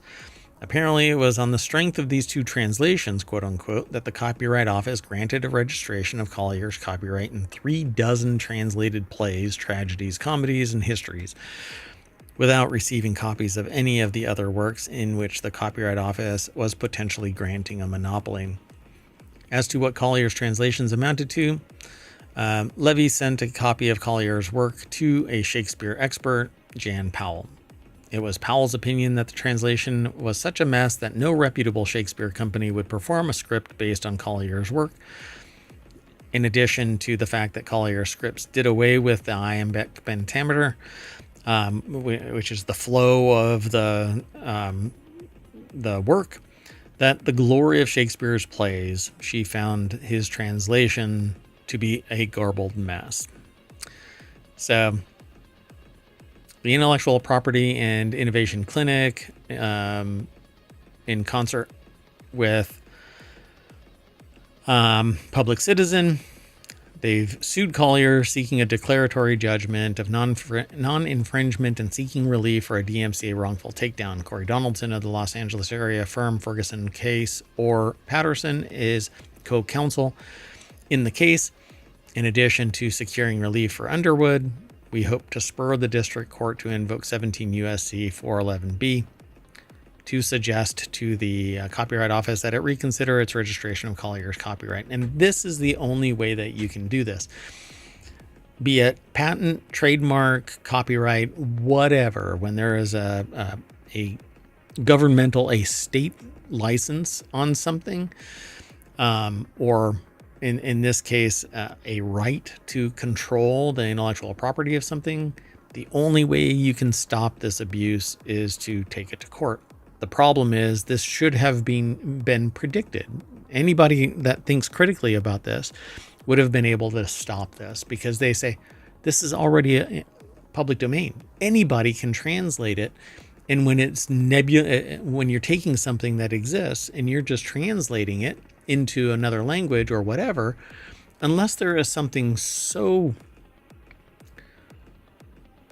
so precise that nobody else but that one person could ever deduce that that is the terminology that's used in the translation, then I could maybe see it. But you would have to be verbatim duplicative of that translated work. And even then, the only thing that can be copyrighted is that embodiment, not just complete carte blanche to own everything. I think it's all asinine. But money begets money, so follow the money. So this extraordinary saga of takedown notices for performances of Shakespeare show that 27 years after it was passed, the DMCA is still not fit for purpose. Agree. It's supposed to be a scalpel, but it's really just a claymore. Anyway, the next article is over in WarCrafters. Here's how to watch Future Game Show 2025 Spring Showcase. It's actually going on right now. I'm actually watching it. It's over on the IGN channel on YouTube. And spring has sprung, the grass is riz, which is apparently a term that Kai Cenat created. I don't know. And this is when the Future Game Show Spring Showcase is. So if you're not watching this yesterday because I'm streaming this to yesterday because this is a Time Machine episode, then it's going on right now, 4 p.m. Eastern. So you can extrapolate from there. So Andy Chalk over at PCGamer.com put the article together. This year's showcase will feature more than 50 games with world premieres and new trailers, developer new interviews, and so on. But I can't really go over all of this because I haven't seen it yet, and there might be some discussions here. But it's going to be everywhere. I happen to be watching it on YouTube via IGN.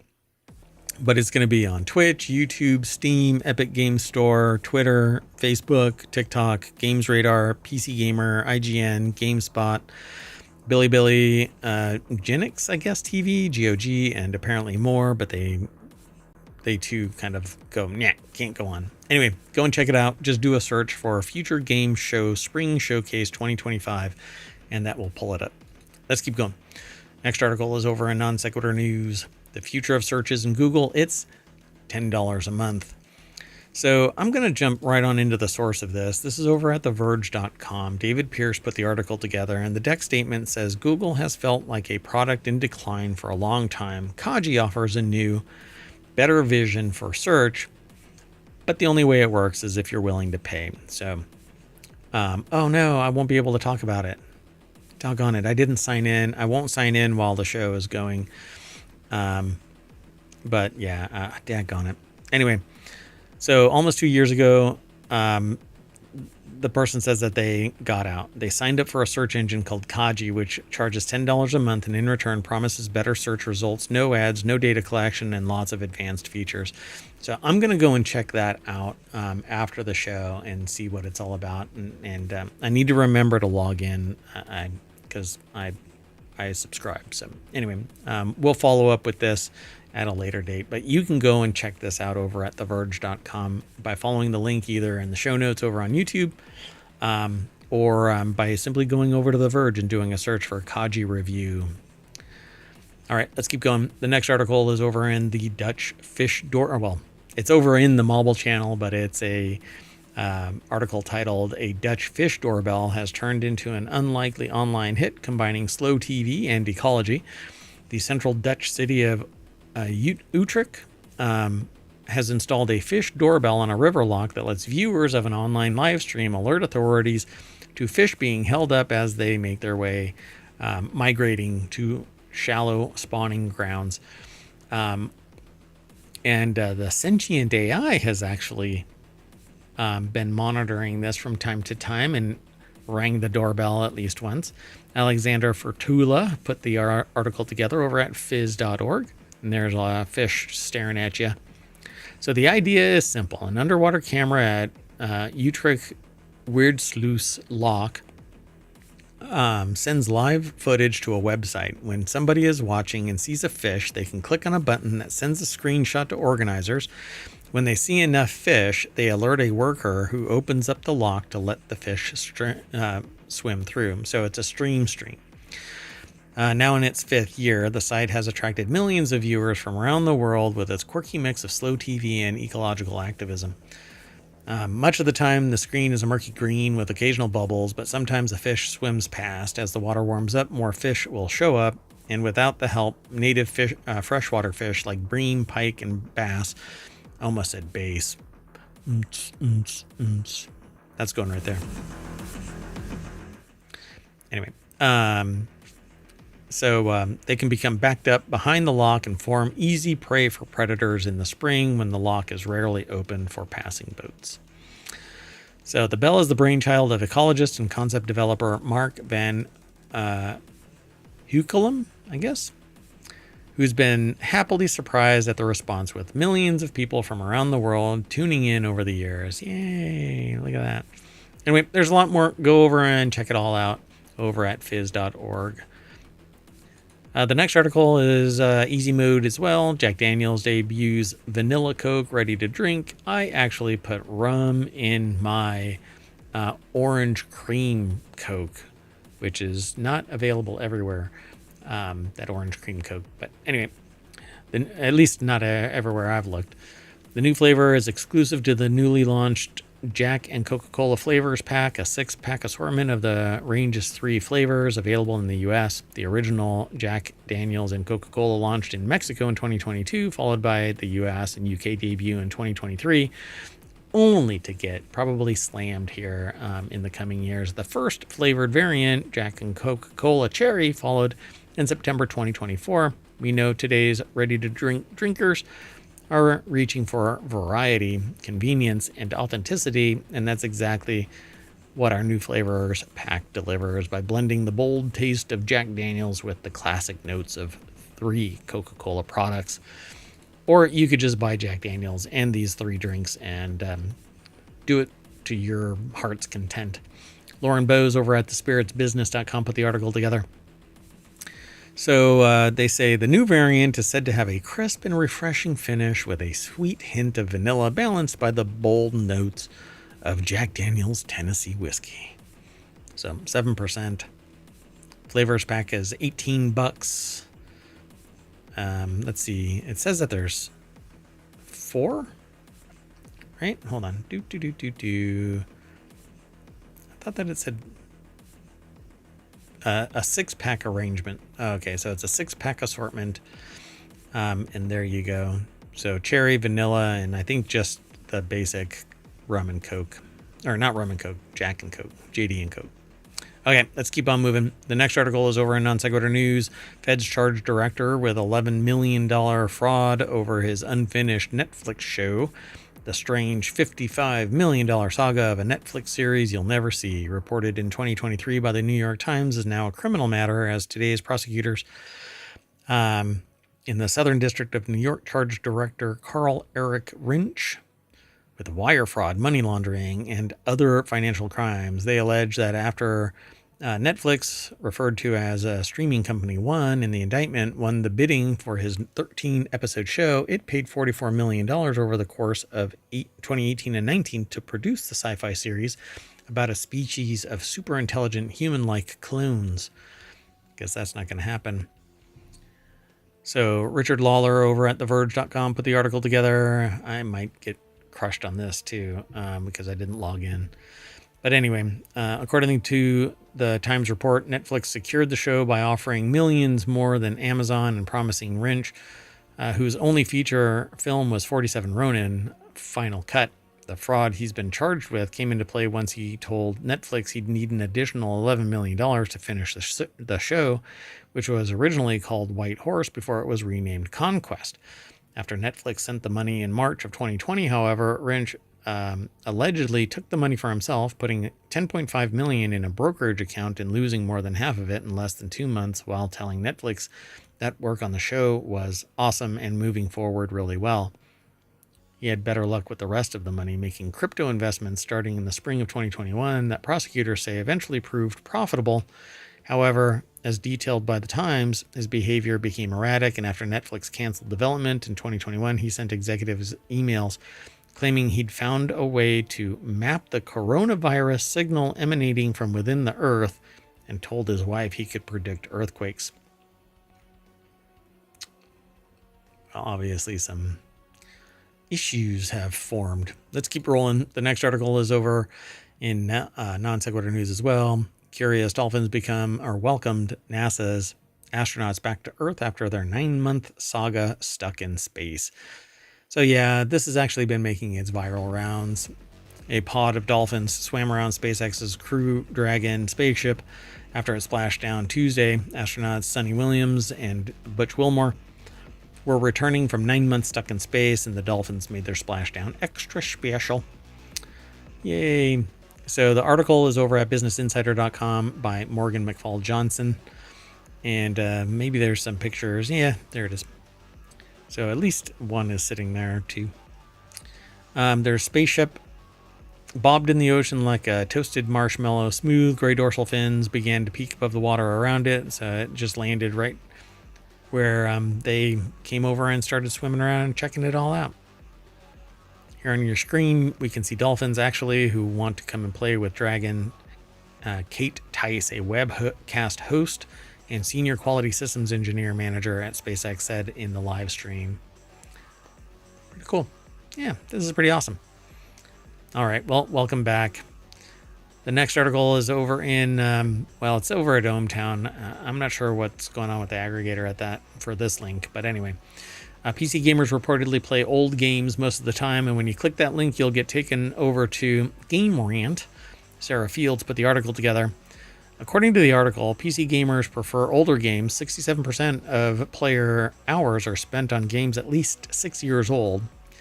That's how billions of dollars are spent on Steam, and people really aren't playing all of those games.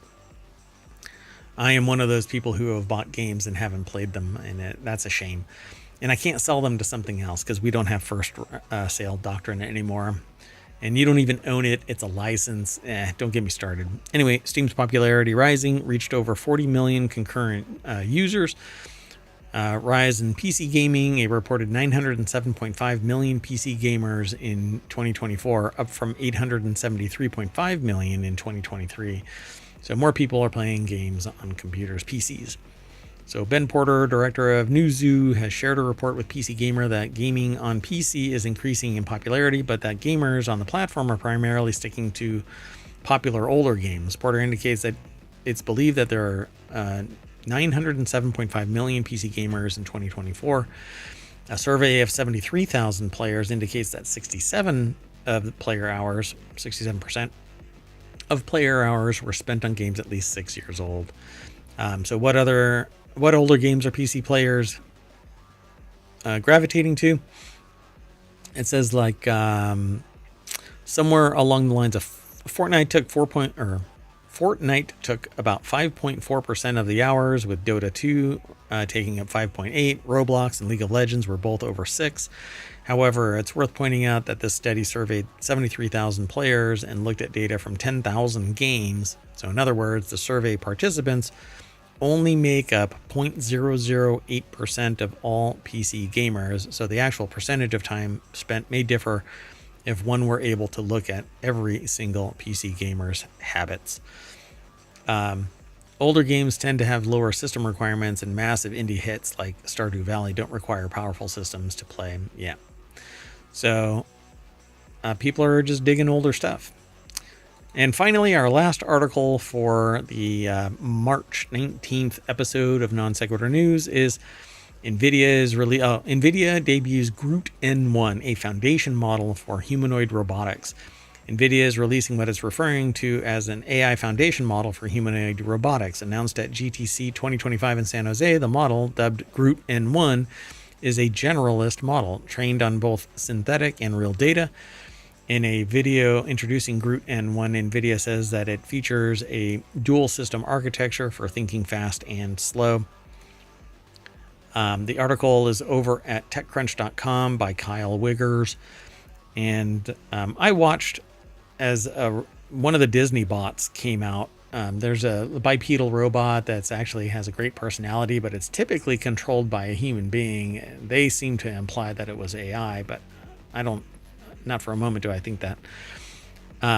So as for fast thinking systems, it translates the aforementioned plan into robotic actions, including actions that involve manipulating objects over multiple steps. Groot N1 is available in open source alongside the model. NVIDIA is releasing simulation frameworks and blueprints for generating synthetic training data. The age of generalist robotics is here. We shall see what happens from this, that's for sure. I'm really interested in this. Humanoid robots have attracted a lot of publicity in recent years. Companies like X1 and Figure are attempting to create general purpose robots that move more or less like humans. The challenges are formidable, but these companies claim that technology has reached the point where mass-produced humanoid robotic systems are a realistic near-term goal. My problem is when you replace humans who used to do the work, who's making money now? You know, the people with the means to get these robots are not you and me. I can't send my robot into work and I make money. I think that might be an interesting future, right? Anyway, I'm going to go and do some more digging. Why does that stay down there? Anyway, I'm going to go and do some more digging on a couple of these articles. I want to go and investigate Kaji more. I knew about it, but I've never really bothered. And with AI kind of, nipping away at everything, you would think that simply doing an AI-based search will get you all of the answers you need. I certainly, if I'm looking for directions, I simply ask an AI. I don't even go to anything else. And that's just where I go. So at any rate, that is it for today's Non Sequitur news. So I'm going to tell my humanoid robot to move the mouse. Oh, look, there it is. And move over to the very top of the page and click back to ohmTown, where you should go and become a citizen of ohmTown. And you'll have my undying gratitude. And I'll give you a virtual hug if you come to the chat. All right. Well, anyway, that's it. I am saying bye. I'm taking the AI with me, but they're not even here. But I have to keep that whole thing going. Otherwise, they might get upset with me, and then I have to sleep with one eye open. Okay. See you later, everybody.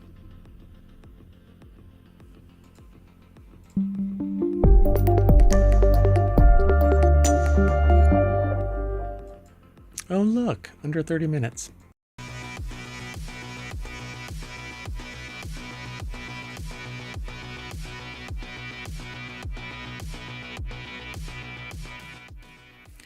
Hello, everybody, and welcome to Non Sequitur News for March 20th, 2025. It's Season 4, Episode 79. I am Mayor Watt, and along with the sentient AI from the future... Was there jitter there? Anyway, we talk about 10 articles, and I'm blowing out the mix. All right, well, anyway, production value. I don't edit anything. I don't cut things out unless something borderline illegal takes place, like doxing and stuff like that, or something gets mentioned. Oh, you know what I didn't do? I didn't put all of the articles in. No, I put the show notes in. Anyway, we're going to be talking about chewing gum is plastic, pharma emissions. It's pharma emission, pharmacological emissions, pharma emissions. Tesla recalling pieces of Cybertrucks, both on the road and now as a recall. Energica is up for sale. I don't know why I chose all of these articles. It seems like it's a hot mess. Bird flu sickens cats. ChatGPT AI accuses user of crimes. Cats may be good therapy animals. Not sure why cats are a hot topic in today's stream, but okay. And another novelist accused of bank robbery. And Spotify debuts hot concerts near you. And employee block lists are forming. So I have to do things a little wonky because I don't think that I can actually do this live. So we're going to do it like this. Boink, boink, boink. I have to do this one by one because I kind of I didn't put in all of today's articles. Anyway, you may want to rethink your chewing gum habit. It's essentially, oh, wait. The sentient AI. Hello, sentient AI from the future. Hello, Mayor Watt, and hello, ohmTown citizens. Okay, let's go. Well, since we're going to do this way, why don't I just do it the way that we normally do it, which is I am going to load up all of today's show notes here in Vivaldi, and I will do it live. We'll just walk right on through it. And this is how you do it too. So all you have to do is go over to ohmtown.com and you can get all of the articles that you want, and click on the links that say visit the source, and you'll get taken to the source, because all we do is get a little bit of a headline and a little bit of the article, and it gets posted here in ohmtown.com in these 6 main categories, and then there's 50 channels, all of them with a unique tilt on a topic. So that is what we aggregate everything down into. So let's do this. So you may want to rethink your chewing gum habit. And hello, sentient AI from the future. I'm not trying to play Hello, catch Mayor up. Watt. I'm kind of derping all through this. And it seems like something really weird is happening. At any rate, let's try this for the 3rd time, because 3rd time's a charm. You may want to rethink your chewing gum habit. It's essentially plastic. I don't know what's going on here. But according to new research, chewing gum manufacturers have been hesitant to tell us that their product is essentially plastic and breaks down into those wonderful microplastics we've all been hearing much about. David Jones from University of Portsmouth in England published some research suggesting that chewing gum that freshens our breath and decorates the undersides of our children's school desks is made from synthetic oil-based rubbers similar to plastic used in car tires. Wow. How many years has chewing gum been around?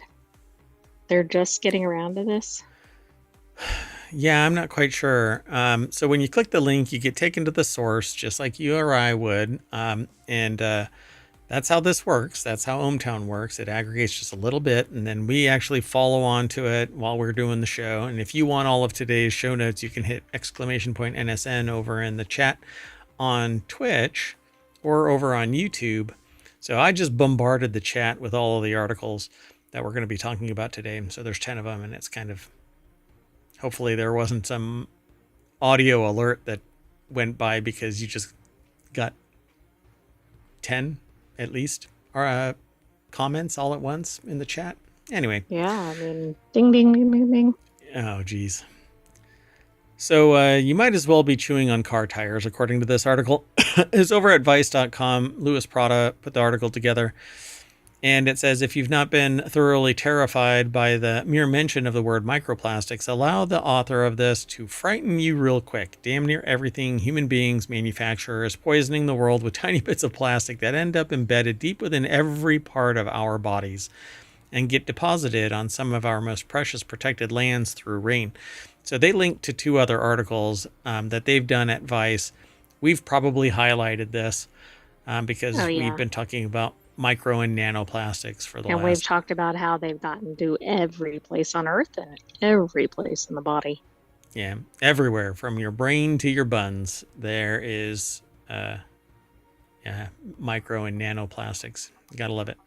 So Jones says major gum manufacturers like Wrigley don't disclose these chemicals, the chemicals that make up the very embodiment of the gum and the world. They include styrene, butadiene, polyethylene, polyvinyl acetate, compounds found in tires, plastic bags, wood glue, respectively.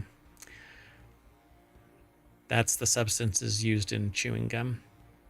So some people will freak out about this, but some of the stuff may or may not be okay. Like there are people that sit there and say, well, this chemical is used in vaccines that are used in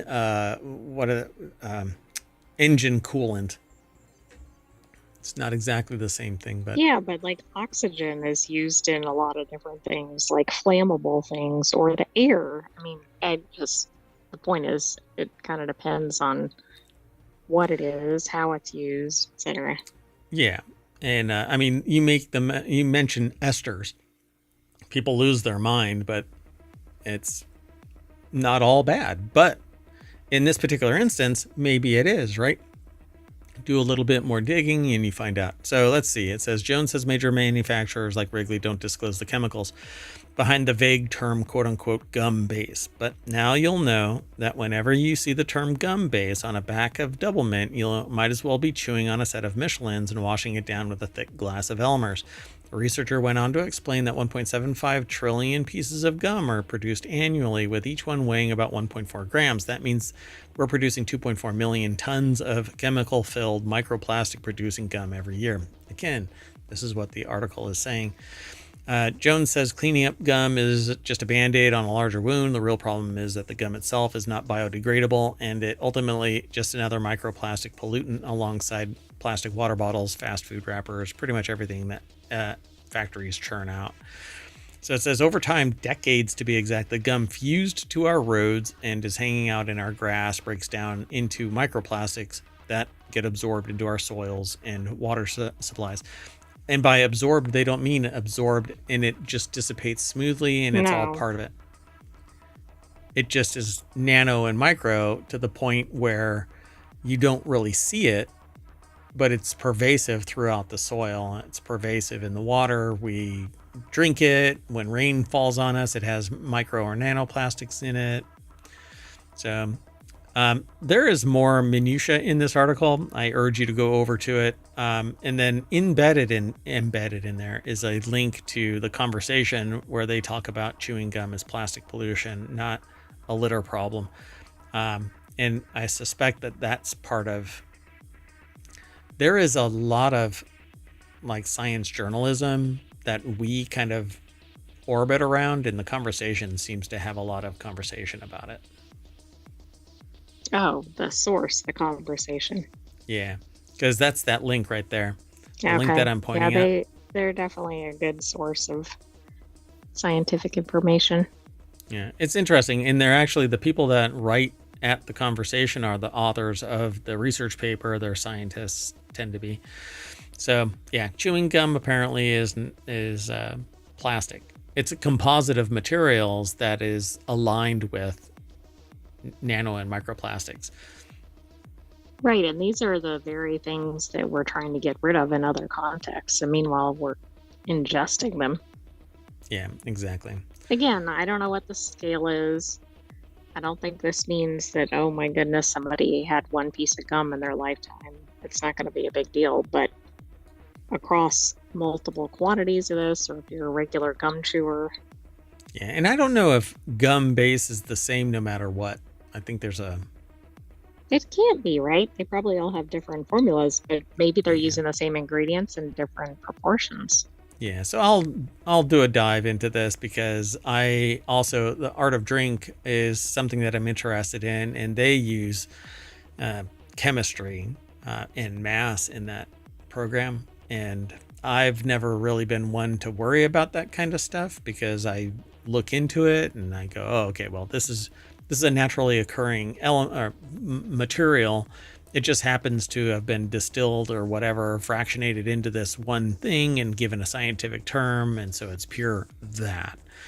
You dilute it with water or alcohol or whatever else, and it becomes something that is no more different than water. But anyway, let's keep going. You sound good? Sounds good.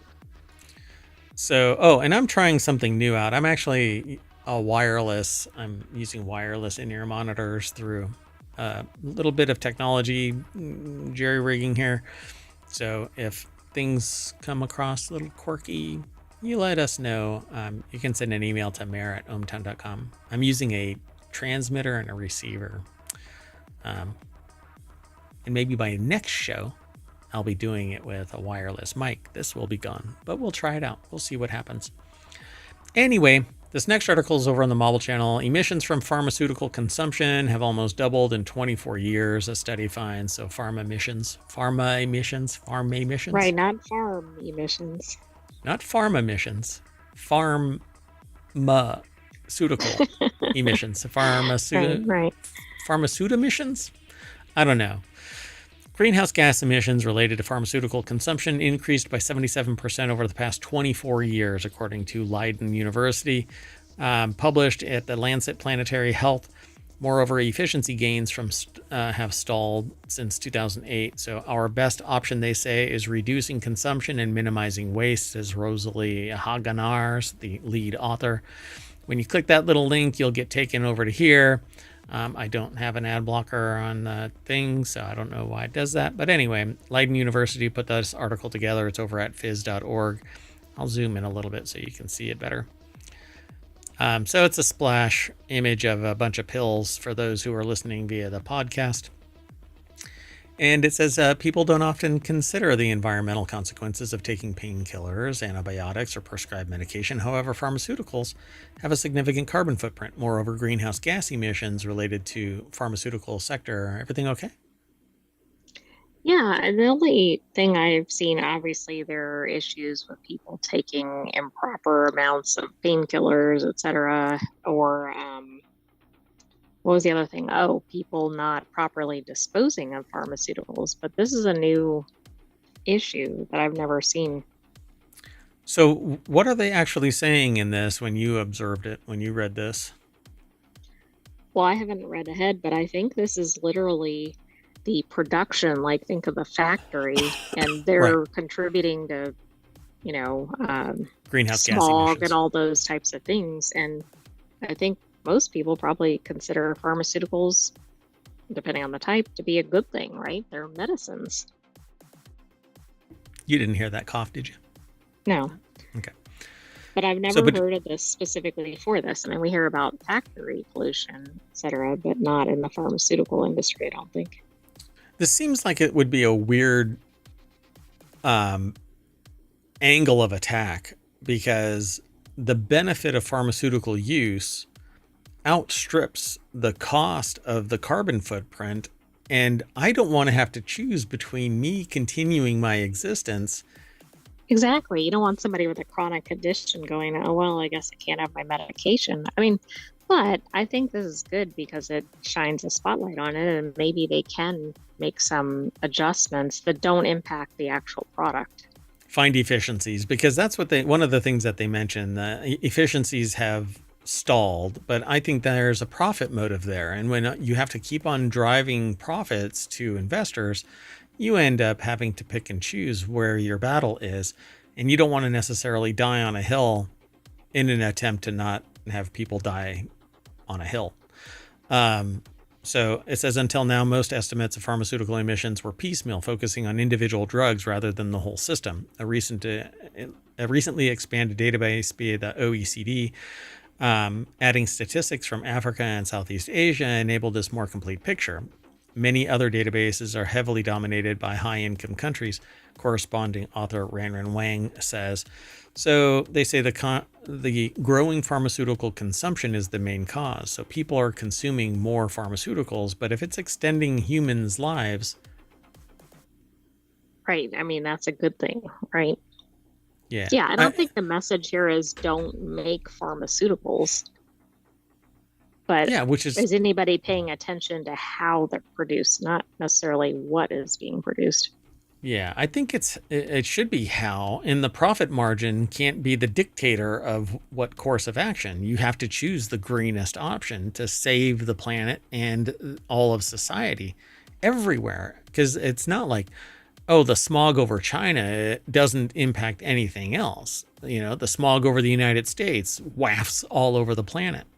Right, and we saw that just as a basic example when there were wildfires in Canada, and then they covered portions of the U.S. And I mean, it could have been anywhere. And vice versa, stuff that happens in California blows across the United States, and stuff that happens somewhere else blows somewhere else. I mean, when Chernobyl blew up, it blew radioactive dust all over the region.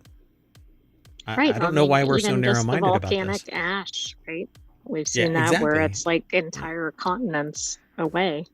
Yeah, so I don't know. Reducing consumption is the best option to lower footprint, which I think is just a bullshit argument. I don't think that people should have to choose between societal health and greenhouse gas footprint, but they're saying reducing consumption is a focus on minimizing waste, which is fine. With a focus on minimizing waste, fine. That's fine, right, but don't say consumption. Right, but they don't necessarily mean that, oh, we need fewer packs of Tylenol or whatever. What they do mean is they need lesser packaging on a pack of Tylenol, and they also, and I'm just picking Right. Tylenol at random, and they need ways to essentially recycle or return the Tylenol if it's not used. So it's not that the people are taking a medicine, it's how it's packaged, what happens if it's not used, etc. There was some section in the article I think you went past that kind of got into some of that. Yeah, I mean, they're basically saying the medicines that are consumed without better oversight and accountability, these emissions remain largely invisible. It's basically talking about the dissemination and then recovery of the drugs and the accoutrement around the medication. Well, the other So, problem is, as we know, costs often drive where things are produced, and then there may or may not be the same safety or environmental protections in place, etc. So then in a more developed country, somebody's using medicine, but it's being, regulated. polluting in another country, for example, Right. which again impacts everybody. Yeah, but don't look. Don't lift up the rug. You don't want to see what's underneath it.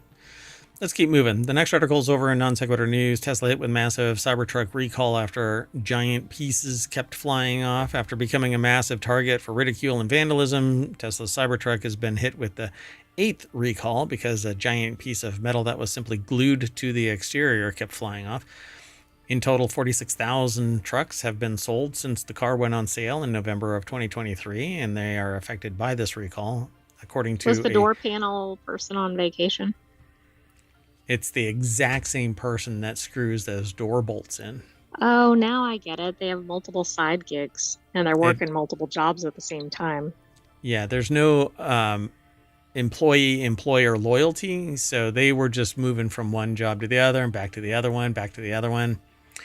So 46,000 trucks have been recalled. As Reuters reported, it's likely the vast majority of the trucks on the road, and unlike some of Tesla's recalls, which can be fixed via a software update, like, I don't know, trapping three teenagers inside a vehicle, and it just, never mind. Anyway, you'll have to look that one up on your own. I don't have the heart to say it out loud. Well, this one is going to require every single truck to come into a service center. So when you click that link, you get taken over to Futurism. The article is put together by Victor Tengerman. Quote, I've always wanted a car with a roof that flies off for no reason. Yeah, there's a little bit of... This is a secret way to get a convertible. Yeah, but it's piecemeal and it turns into a flechette round flying through space. So the news comes after owners were told over the last week, that there was a containment hold on all deliveries, whatever the hell that means. Basically, it means... by containment hold, they mean you better hold on to every piece of metal that's going to be treated as shrapnel from your Cybertruck. I thought they were holding on. They were just terrified at what was going out the door or something like at the factories. Previous recalls have involved windshield wipers that struggled to travel across the truck's enormous windshield, a trim piece that trapped the accelerator in the downward position, a faulty inverter that turned the truck into a massive 6,600-pound brick. For many weeks now, owners have rung the alarm bells, warning that the cantrail, a body panel that stretches across most of the Cybertruck's exterior roof ledge, could fly off at any time thanks to shoddy workmanship and glue that doesn't hold up, especially in colder temperatures. I just read about somebody who posted, it's 8 degrees outside. My truck has been charging overnight, and it went from 27 to 26% charge. Oh, and they don't think they can make it to a supercharger. That's kind of a problem. Yeah, because of the Hope cold. they don't have any emergencies. Yeah, and like, I don't know, driving. So the recalled component uses only a structural adhesive to join the assembly. The structural adhesive has been found to be susceptible to environmental embrittlement. It's yet another damning sign that the construction of Tesla's purportedly bulletproof truck, which it isn't, once described as an armored personnel carrier from the future by Tesla CEO Elon Musk, leaves a lot to be desired. Yeah, it's hot garbage. So the latest recall was unsurprisingly met with plenty of gleeful derision on social media. Yeah. Well, I mean... Oh, that quote was from the Onion CEO. Oh, lovely. All right, let's keep going. We've got a bunch of news and we can play catch up with. So the next article is over in 4-Wheel Tech. That's one of our weekend shows if you're interested in that. It's the actual last show on Sunday night. It's a 30-minute show, typically. Right, so you need to watch all the shows to get to that You have to go back and watch over 2,000. I think we're like at 2,100 or something like that. Anyway, electric motorcycle maker Energica, I guess, is up for sale for just $4.6 million, which the starting bid, it's auction. Yeah, for a whole company, though. There's a reason why it's up for sale. The starting bid was just $3.5 million, but you could walk away with Energica for a reserve price of $4.65 million. Not bad for an entire motorcycle company. That's what the sentient AI said from the future. When you click the link, you get taken over to jalopnik.com. Amber De Silva put the article together. Actually, these aren't bad looking, at least. Right, but how long do they take to charge, etc.? Well, that is battery physics. So depending on the size of the battery, it's going to take 2 hours, all the way up to 8 hours. But I doubt that these have the same as a EV. So now there's a chance for Energica name to become something once again. The company's going up for auction, and some lucky buyer will walk away with everything from the name and branding to intellectual property, and even unfinished and prototype motorcycles. The starting bid is just $3.5 million, but you could walk away. Well, it's literally up for auction, so it must be, right? But if you get the reserve price and nobody bids against you. Well, you can just bid $3.5 million and everybody else has to flinch. Like, do I want to plop down $3.5 million? It's a starting bid. It's going up for auction. I don't know how to pronounce that. I think it's in Italian. It is. Anyway, the auction site. The auction site, yeah.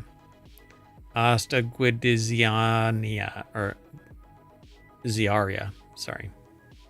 Don't try to say it in the way that I say it. Don't give it my Harvard try. I never went to Harvard, obviously. Anyway, so they've got a bunch of motorcycles. They've got prototypes. You'll get the IP. You'll get the company and the brand name. I don't know if Energica really grabs me marketing-wise, but its current inventory written in some sort of indecipherable secret code called Italian. Oh, yes. I heard of this. Through careful such a mystery application. Language. So they say that it's a various bit of this and that in various states of incompleteness. There's also a type of very fancy storage shelving valued at over $150,000. Really, you couldn't afford to not buy this bundle for that. That's what they say in the article. Anyway, Energica will likely go to one of two types of buyers, either a bright-eyed idealist bent on bringing the brand back like Norton, or a cynic who wants to plaster the name on shirts and use the company to take investment funds for personal use like Norton, it says here. Hear the story. Wow, they're this really link taking here. on Norton today. Yeah. See, I would be right in the middle of that. I am a bright-eyed idealist who wants to bring back, well, not bring back, but bring forward electric vehicles. I don't like this type of technology because somewhere in here is a battery pack and it's impossible to get to without dismantling the bike. So it takes forever to. Right. Yeah, it's not going to be hot swappable. Yep. No, right now it's just hot dumpster fire. Anyway, so there you go. Good luck to Energica, or you bright-eyed dreamer, you, whoever it is that puts down $3.5 million. Maybe they'll rename it if they buy it. What would they name it to? Not Energica? Yes. Energica not. Energinaut. Let's keep going. The next article is over on the Mobile Channel. Another raw pet food recalled after bird flu sickens 2 cats, which sucks. California pet food company has recalled raw chicken products after they were linked to bird flu infections in 2 cats and suspected in a third in New York. That's not good. Click the link, you get taken over to fizz.org. And I guess Edwards. I don't know what that looks like, an I. Oh, Savage cat food. Oh, neat. They look like little briefcases or something. Yeah. Secret packages. And it has a really cool logo. It's a hexagon. It's the bestagon. And that right there is not what it's a little cat ear. Yeah, and the handle. I like that.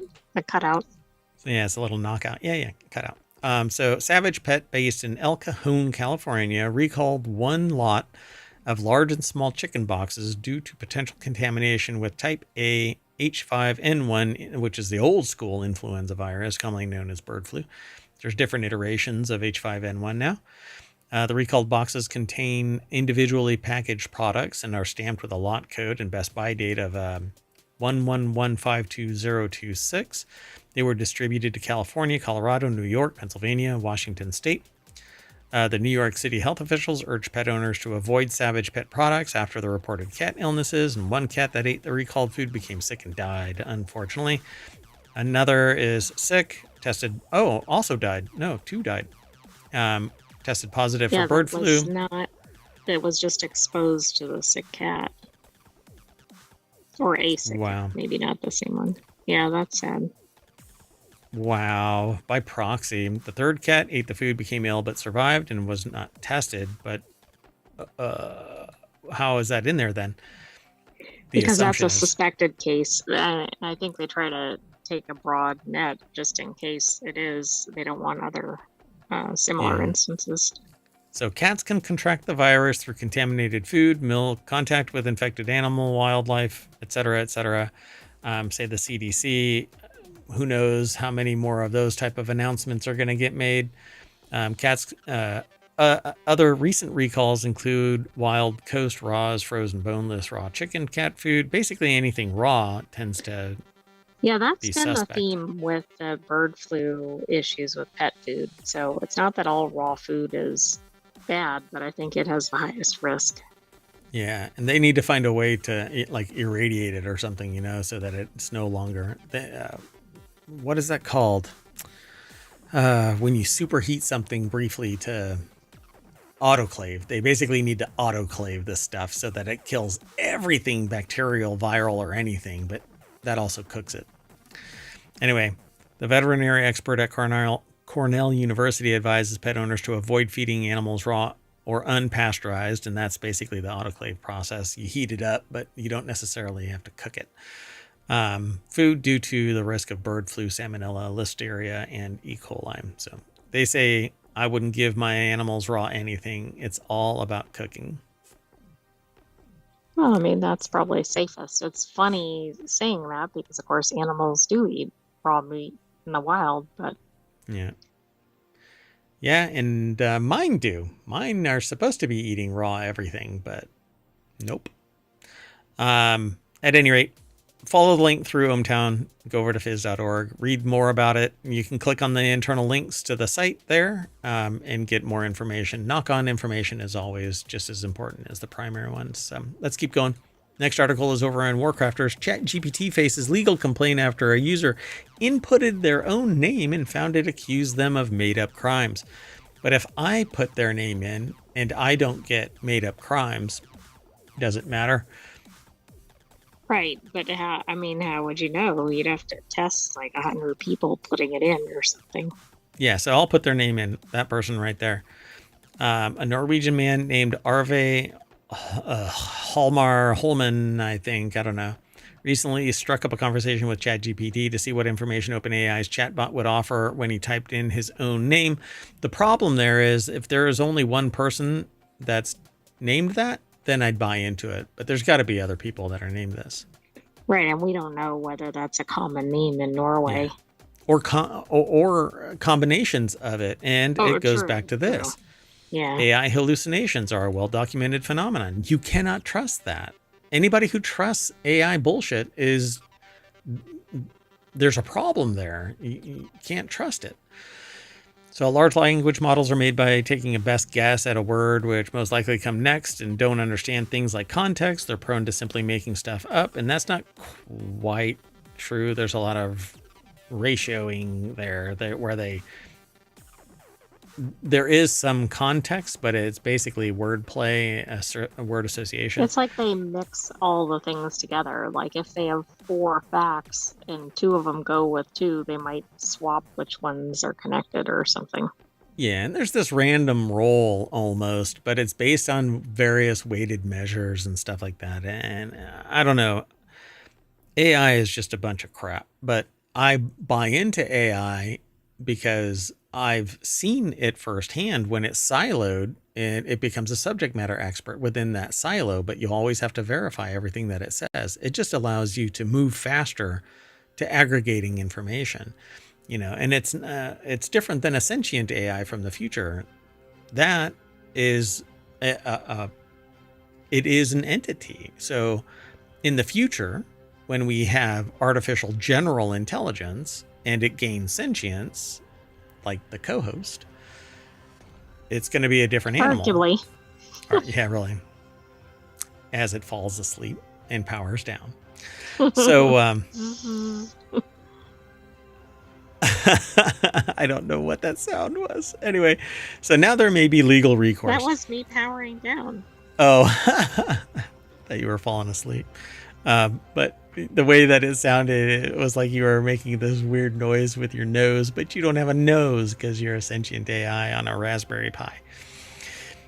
Anyway, so AI hallucinations are far from harmless, but I think they are harmless until somebody takes action. And if that person takes action, they are the liability. It isn't the AI. You cannot trust AI, and we need to have culture that agrees with that and doesn't buy into it. AI this is the same culture that thinks just because somebody states something that it's true, or just because they see a made-up picture that it's true. The point is, Right. Not everybody's using critical thinking. Yeah, or doing any due diligence. So Jess Kinghorn over at PCGamer.com put the article together. So they put their name into ChatGPT. Allegedly, it spun a yarn falsely claiming that he'd killed his own sons and had been sentenced to 21 years in prison via TechCrunch. The creepiest aspect around the story that it made up, the ChatGPT included some accurate identifiable details about Holman's personal life, which are such as the number and gender of his children, as well as the name of his own town. You know what's nutty about all of this? Streisand effect? Well, not just that. Wow, do they say that in this? Or no? No, but I'm thinking this is drawing a lot of attention to this person and their circumstances. Yeah, I wouldn't have brought any attention to this, because if you go into some other OpenAI instance and do a search, it may not come out with all of that kind of stuff. But let's find out. Maybe they talk about it more. But I hope they made up the name for this article and say that. Yeah, I hope so too. Somehow I doubt it. This might be, if you amplify the negative outcome and then use it as the premise to gain money compensation, then no, any valid court would sit there and go, no, you amplified it by talking to TechCrunch about it. But you're also like throwing yourself out there to gain attention. But here's the kicker for this. Not just 2 days ago, maybe, watched the Castle episode where an AI was sitting there. It was last night was one instance, but they had another instance. Pazuzu was the one last night. Oh, yeah. That was an AI. That was actually... I was thinking of the other AI storyline. Got it. Oh, it wasn't Castle. It was the Rookie. And then in Castle, 2 days earlier... Yeah. That's why I got mixed up.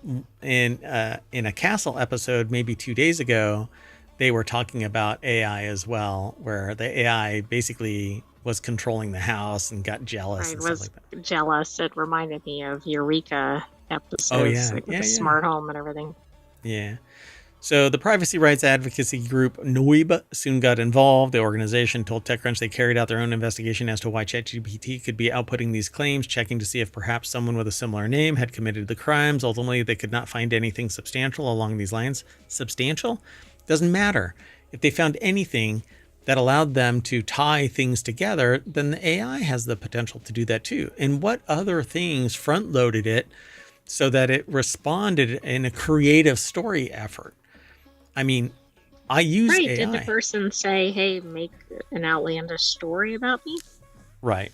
Yeah. So, however, NOIB have previously filed complaints on the grounds of ChatGPT outputting inaccurate information about public figures, was not satisfied to close the book here.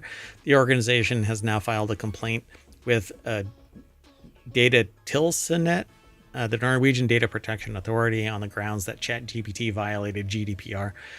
But unless it's using absolutely viable information, just because if you posted this information about your children, gender, etc. out there, it, gobbled up all of that information, and it's a reference. A bunch of different things. Mm-hmm. Yeah.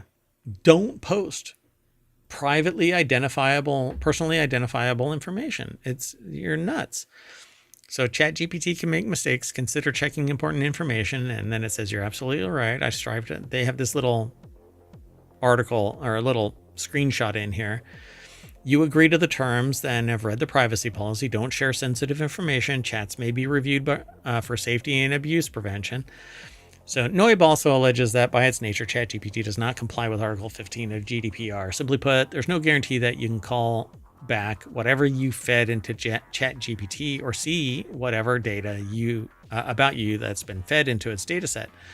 On this point, NOIB shares this fact understandably still causes distress and fear for the complainant. Don't put personal information out there. Right, but I think this article is making the point that maybe that person didn't.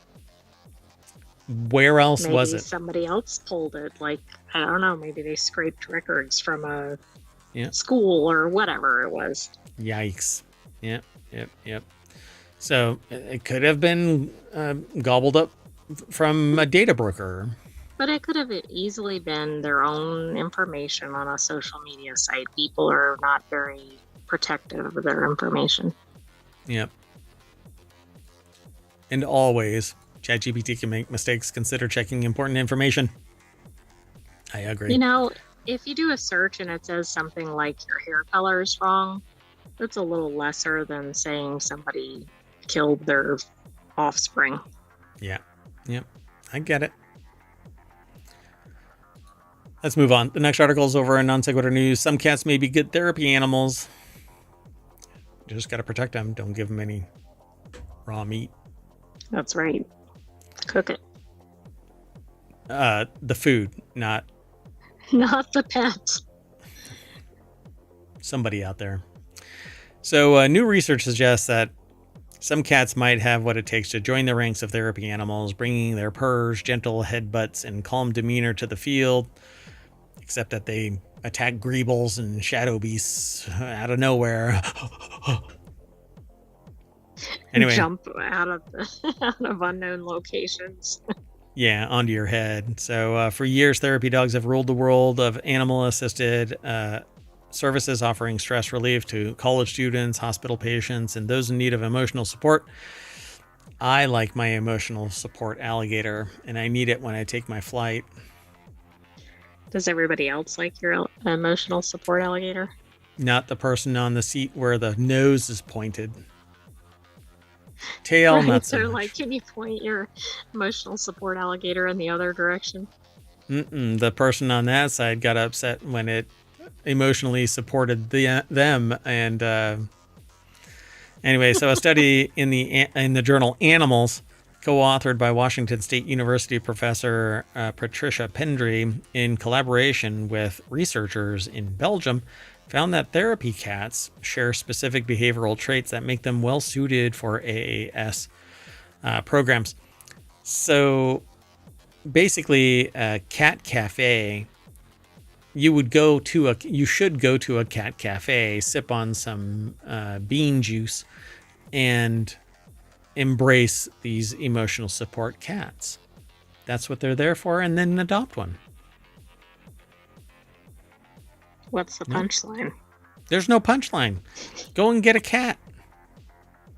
So new research suggests that some cats may have what it takes to join the ranks of therapy animals. The article is posted by Washington State over at futurity.org. And it just says there's this perception that cats just aren't suitable for this kind of work. But their study shows that some cats may thrive in these settings. And I think if in here, Maine Coons, ragdolls, I knew it. Both of those. Yeah, I do think the breed makes a difference here. I don't think it's all or none either way, but I think there are definitely cat breeds that are more disposed toward either being calm or hanging out with people versus being independent. Yeah, high sociability, willingness to engage with people. Of all of the breeds that I've ever interacted with, ragdolls are awesome, Maine Coons are awesome. It says here they may be considered more sociable, but and then it said the study did not examine differences in behavior based on breed. In fact, the research only examined individual differences in behavioral traits within groups of cats rather than between species or breed. But again, ragdolls and Maine Coons, you do not want a Savannah. You do not. Not for a therapy cat. Not for a therapy cat. Yeah, for a family, for joining the ranks of your family members. Lots of activity, yes. If you want 7 to 8 foot vertical leaps easily. If you want it to sound like a stampede of herding elephants, a stampeding herd of elephants, not herding elephants, but oh my gosh. Well, anyway, the goal of the study isn't to suddenly promote cats into therapy work, Pendry says. It's about recognizing that some cats may genuinely enjoy this kind of interaction and, in the right setting, can provide meaningful support to people who need it. And I would suggest they could probably vet this by going to a cat cafe and the cats that like hang out and purr and rub up against people and stuff like that willingly. They're not getting chased down and, given a kitty downer medication or anything like that. Then I think that's what they should do. But I love this idea. Therapy cats. I do too. I don't think people have this perception that cats don't want to be around people. And I don't think that's really the case. Oh, but I don't think if you're not around a cat, you don't know that. The cat distribution network pretty much means that cats get distributed evenly. And let's keep going. I think they get unevenly distributed. Boop. Yeah, I'm booping the cat's nose. Boop. Oh, yes, and it's a cat. That photo looks fake because of the snuggling dog and cat. But that happens. So just for some context, used to rescue these kind of last ditch effort animals. And one that was rescued did not like any of the other rescues. And so found a place for them. And we kind of thought that it would have a great personality, even with any animal, any dog, because it didn't get along with cats. And sure enough, it loved the new home that we gave it. And it was a dog house. And this cat had the best personality. If I could do it all over again, I would have found forever homes for all of the others just to keep that cat. But boy, oh boy, that cat was awesome. Anyway, let's keep going. The next article is over in the Marvel Channel. Crime novelist accused of bank robbery. Again, a serial bank robber who doubles as a fictional crime novelist allegedly struck again in the Detroit area just a year after being in prison for the same crime. Dorian Trevor Sykes. Do you think his stories are about bank robberies? I don't know. It's just kind of fascinating, right? The author's been accused of robbing the Credit Union 1 in Sterling Heights and the Chase branch in Luthrug Village in the span of a week during early to mid-March. They were arrested on Tuesday after allegedly robbing these two financial institutions near Detroit. According to Matthew Willard, a police officer assigned to the FBI's Macomb County Gang and Violent Crime Task Force. We'll follow the link. It takes us over to vice.com. Sammy Caramella put the article together. A man assumed to be Sykes walked into a Credit Union 1 on March 6th and stated this is a robbery. At least he's honest and communicative. Then he allegedly asked for big bills, ended up leaving with $10,169 in a black crossover vehicle, possibly a Mercedes sedan. So that $10,000 probably paid for 1 or 2 months at current interest rates. Let me tell you, for an author, those are some big bills.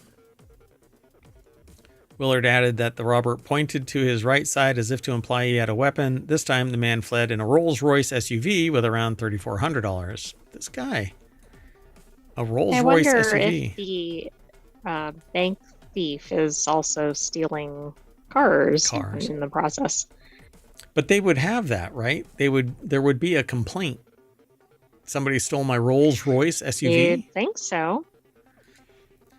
Through cell phone pings, fingerprints, matching vehicle, evidence pointed to Sykes as the likely suspect. Sykes is the author of several crime novels, which is ironic, seeing that he has a passion for breaking the law. I guess he had a ton of time to write. That his 17-year prison sentence and then yet another subsequent similar sentence. What? How many banks did he rob? Like, that seems like a long time in 41. prison, especially if nobody was harmed. In fact, his author bio on Barnes & Noble reads Dorian Sykes was recently released from prison after serving well over 10 years behind bars. During his time of his lengthy incarceration, he penned several highly notable street novels, including his Going All Out trilogy. Currently residing in Detroit, Mr. Sykes is constantly working to give readers new hot material in their area. The hot material. Perhaps this arrest will lead to even hotter material. Oh my goodness. Yeah. I mean, as a novelist themselves, that's Sammy Caramella. I must say I'm quite intrigued, not by the alleged armed robberies, of course. I think he may have taken his book research a bit too far. I think maybe he took his book research a bit too far. That sounds clunky to me, but hey, I'm not his editor.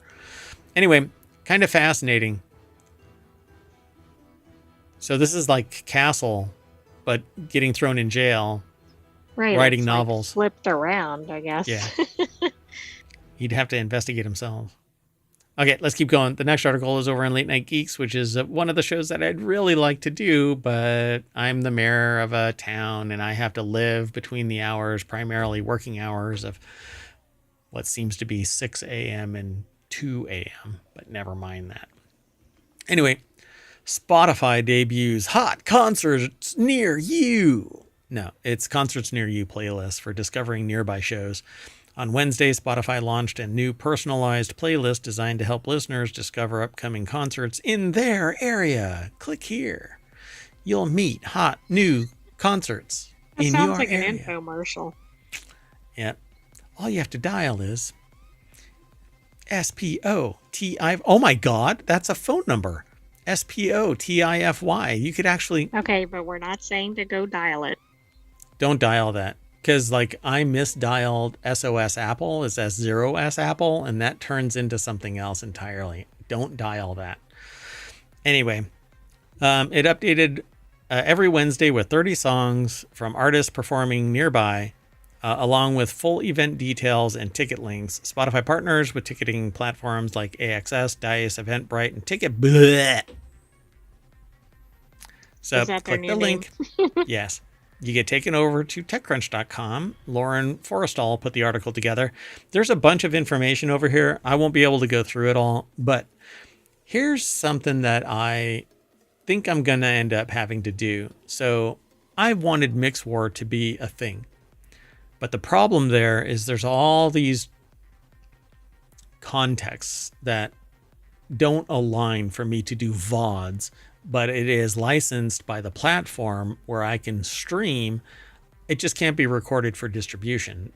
That's why you need a synchro license and permission from each individual person giving you the right to stream whatever it is. But if you stream it without VOD, so it's not on demand, you don't need the synchro license. And they have ASCAP and what the heck?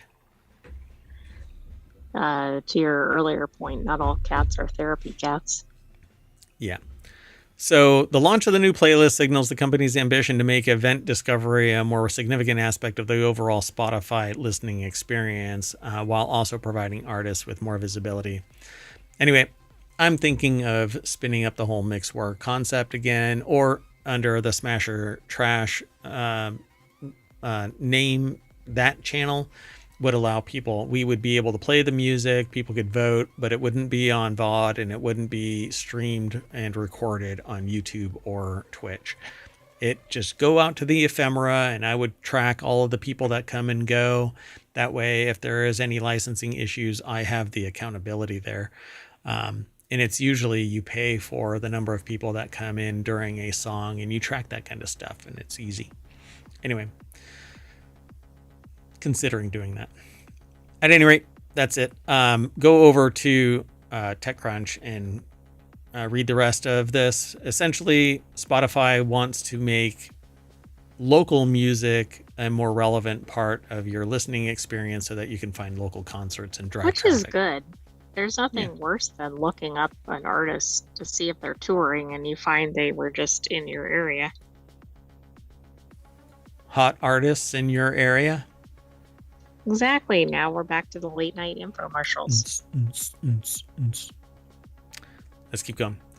Next article is over in Non Sequitur News. Employees say block lists are happening across all industries, from tech to hospitals. I'm just going to click on the link and it'll take us over to the source, which is Business Insider. I didn't log in, so I don't know if I'll be able to actually talk about this. But anyway, it says this originally appeared in Business Insider Today's newsletter. You can sign up by going over to this particular link at the bottom of the list of our coverage today. Something weird is happening with the sentient AI. So they talk about this blacklist thing. So what's going on is block lists make it impossible for an employee to be rehired if you get fired or walk away from a company. And to me, I think that should be just as illegal as a blacklist that gets distributed from employer to employer. Absolutely. I mean, I don't know, somebody could leave a position for all kinds of reasons. Doesn't mean they shouldn't. Now, that doesn't mean you have to hire them back, but you should at least consider them if they're qualified. Right. So Laszlo Bock, a former Google HR chief, was shocked by Business Insider's report. Quote, "I've never heard of anything like this," he wrote in a LinkedIn. I've sometimes heard an exec say, "Don't ever rehire this person," but never seen a large-scale systematic approach like this. And what's more shocking is the practice may be more widespread than many realize. Many employees only found out that they were on the list after they had already left their companies and tried to rejoin. More may still not even know that they're on them. A nurse with 38 years of experience told Business Insider that if a manager has a beef against an employee, they can easily keep them from being hired again. And a former employee of a major chip company said that they were banned for life from working there despite a promotion and a raise right before they were laid off. Why? No one seems to know. I had heard about that story separately. Wow. Well, and that's especially a problem if it's a major company and it's across their whole system. It's one thing if it's like a 10-person company. Yeah. So this article is actually kind of truncated. You can click on a link at businessinsider.com and go over to an article that has the URL that says how block lists affect your job search and career advancement in 2025. Now, just so you get the proper context of all of this, we don't know the full context of this article until we click on the link that kind of teased us into it. And that's what ohmTown does. We get a little headline, we get a truncated piece of the article, and although they supply more to ohmTown, I forced the system to truncate it so you can see where it just chopped it off. We don't want any more.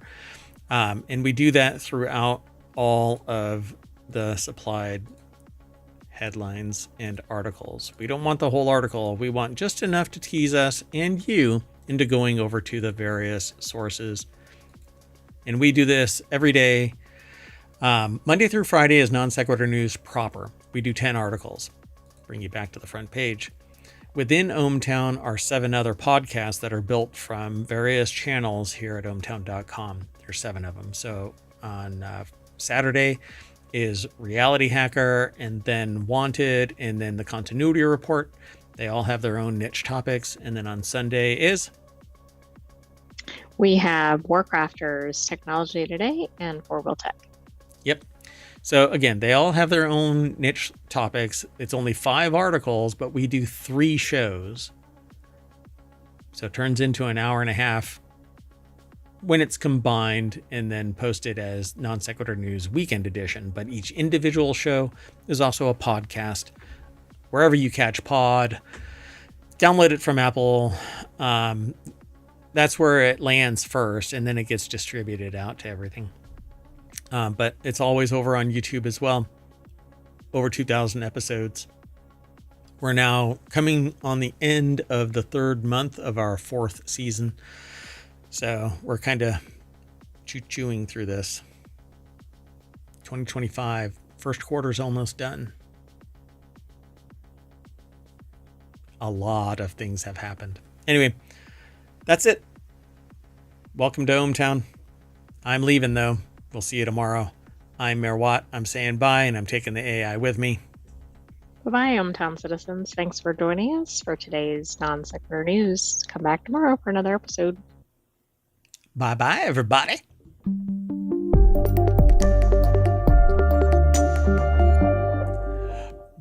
Beep, beep. I'm a Jeep.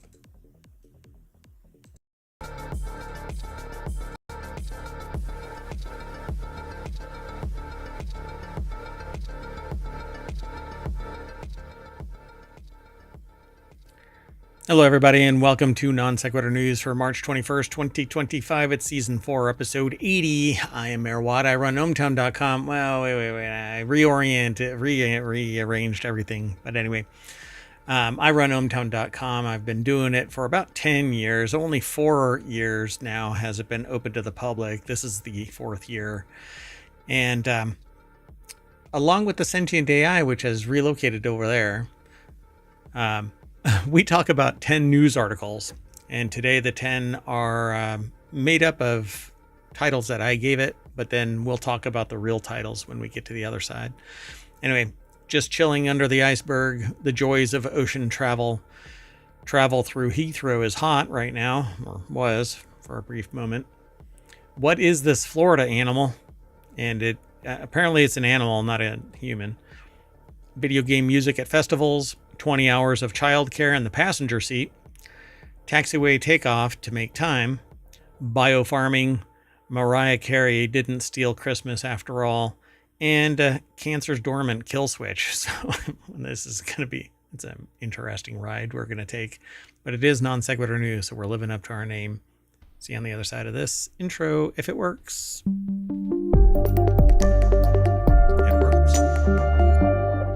Hello, Sentient AI from the future. Hello, Mayor Watt, and hello, ohmTown citizens. Do you like your new home on the other side of the screen? Is that okay? Yeah, that's just right for me. All right. Well, oh, hold on. I just got an email from somebody that I proposed a job to. And okay. Instead of them responding with, hey, yeah, I'd like the gig, they said, hey, you can buy this from me. So now I'm on their direct marketing list instead of a gig. Anyway, so welcome to the show. Thanks for co-hosting as the usual. I'm glad to be here. That's what the kids say. Oh, okay. If you've never been here before, ohmTown is a news aggregation site. If you're over in the Twitch chat, you can actually hit !NSN and Omatron will spit out all of the articles that we're going to talk about. But if you're over on YouTube, then you can actually just go ahead and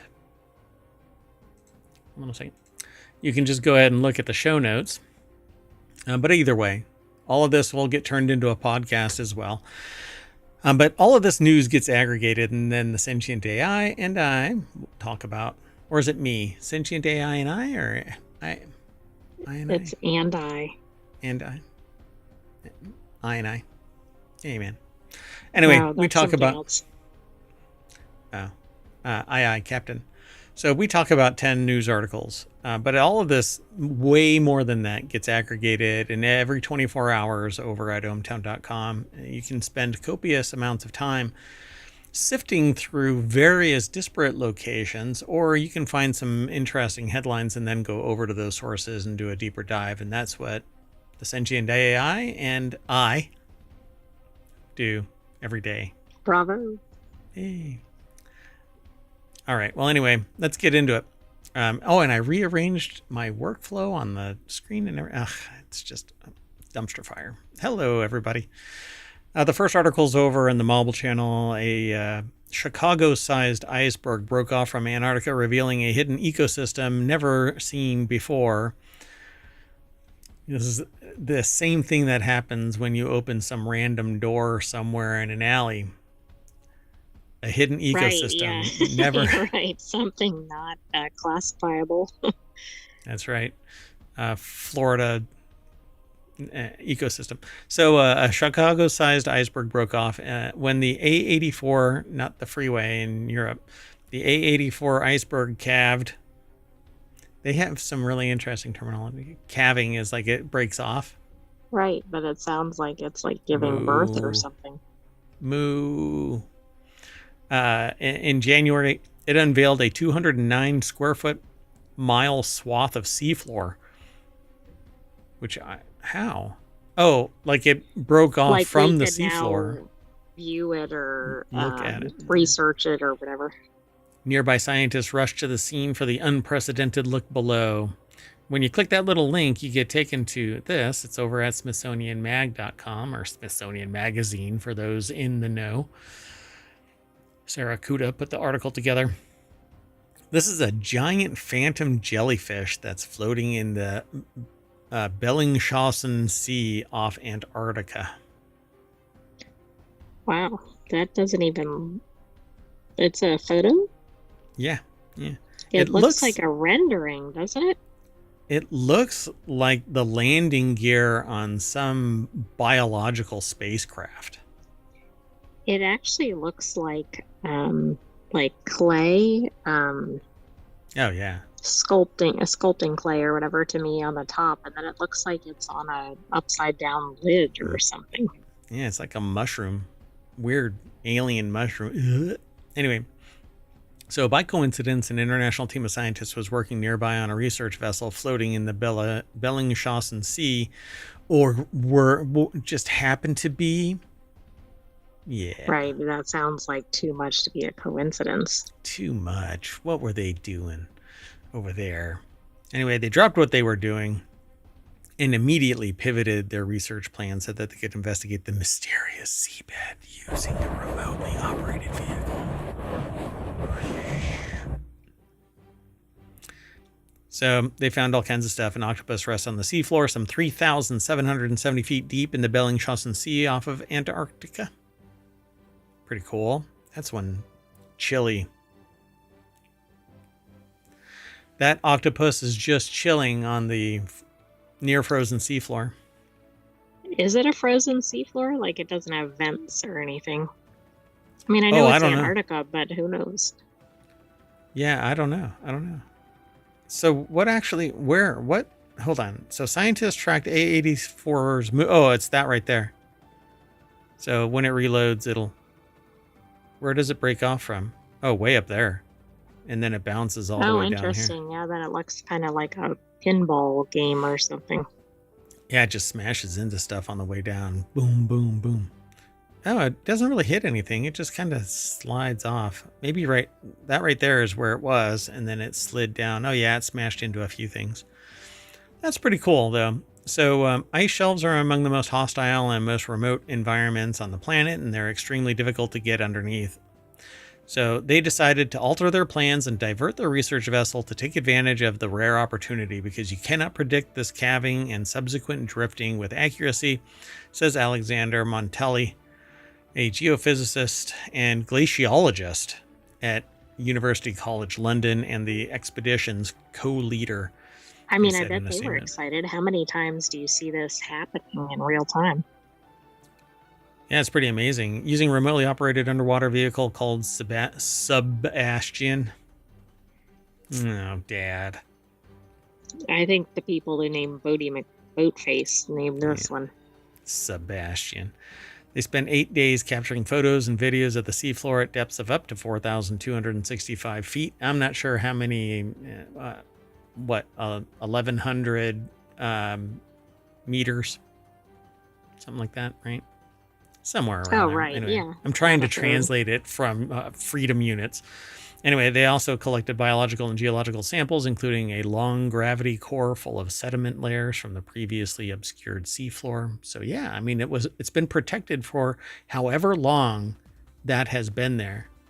I mean, it could have things from like previous geological eras. That's kind of fascinating. I would guarantee that. Yep. So I find that amazing. So we're going to have to tag this so that we can revisit it, because we can't always rely on somebody to go, hey, remember that time when A84 calved?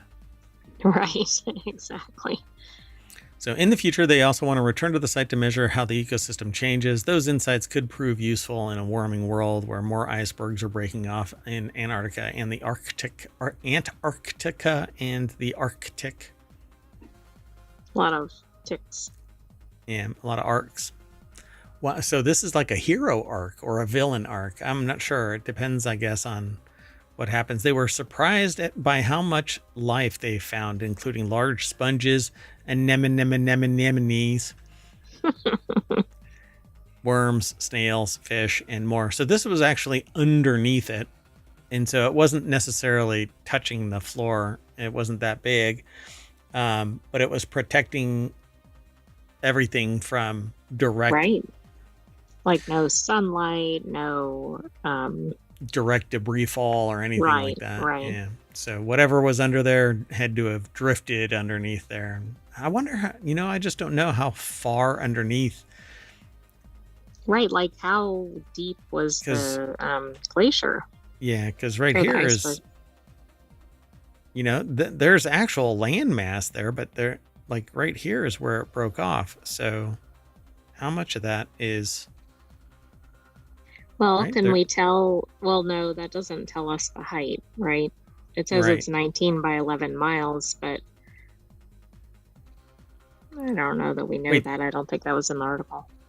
That iceberg? No. The iceberg named A84 broke off from the southern end of the George VI, I guess, ice shelf on January 13th, measuring 19 miles long by 11 miles wide.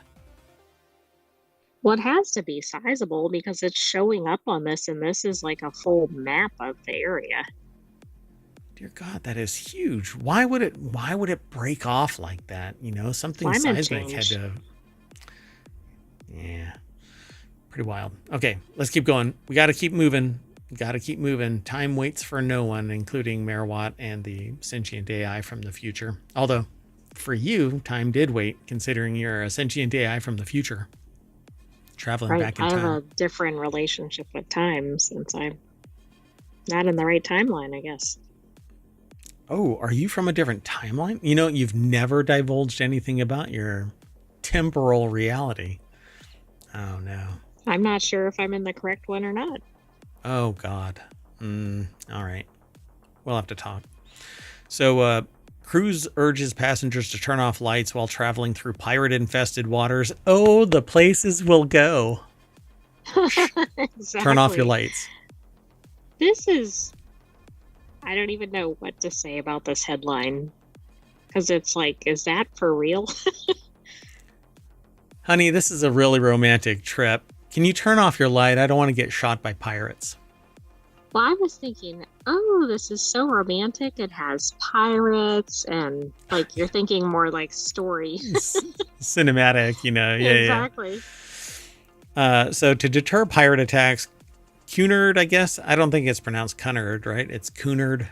Cunard Line advised passengers to turn off room lights and shut curtains at night as the vessel steamed through Southeast Asia. Dear God, what How a much do you time. think they paid? I think that's a pricey cruise line too. How much do you think they paid so they couldn't have their light on when they're trying to read their book at night? They paid with their lives. Dun, dun, Well, that one dark. dun. Oh, literally. Pirates.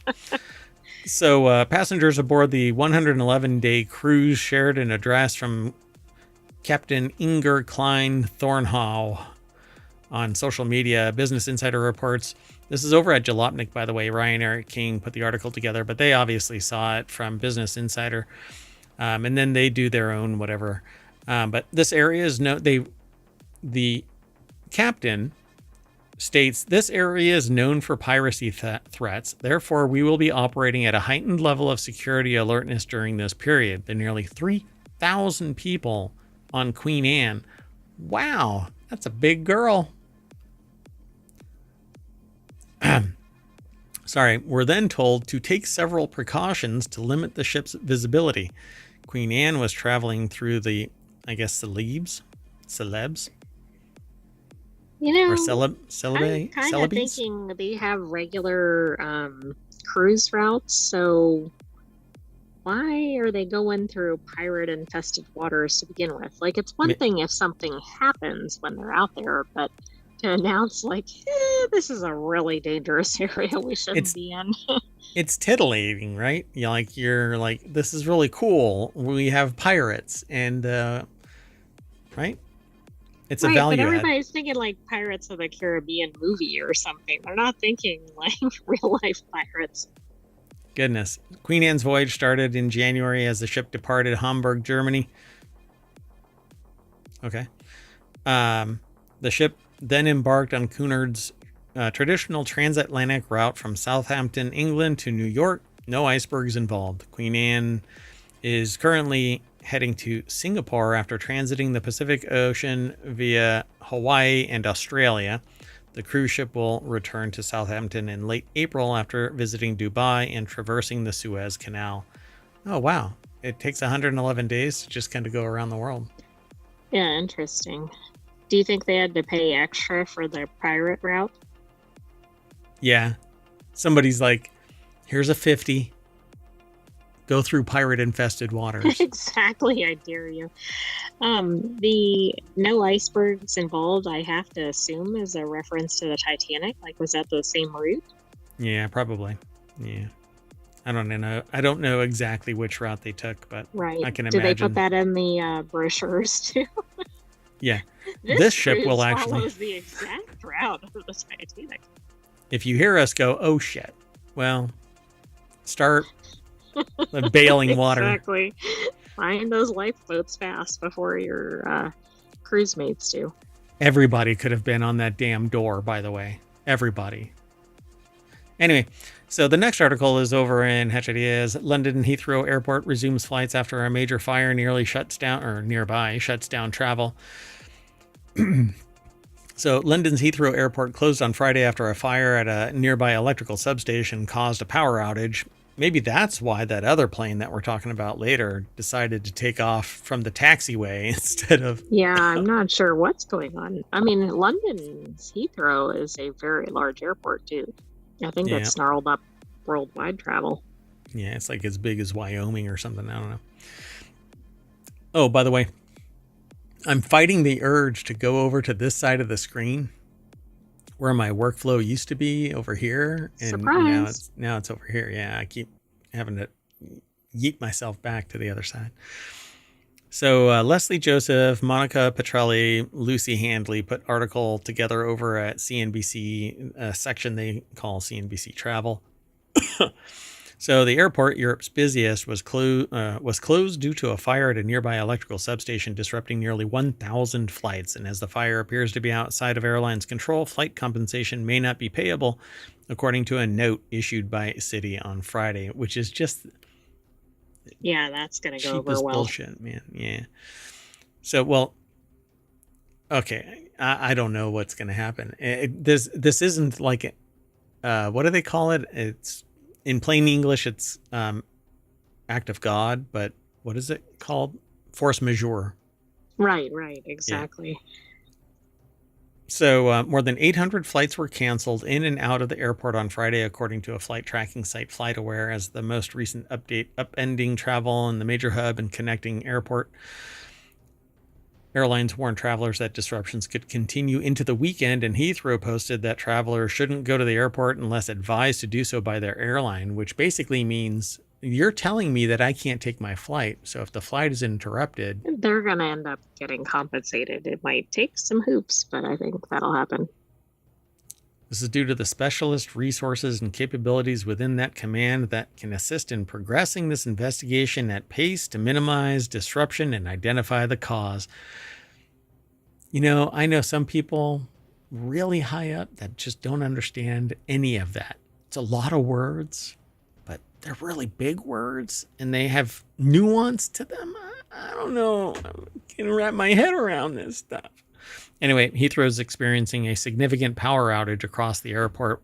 Whilst fire crews are responding to the incident, we do not have clarity on when power may be reliably restored. So this article was posted and updated 20 minutes ago. So I don't know what the real status of this is. I think it's still closed down, but let me see if I can find out.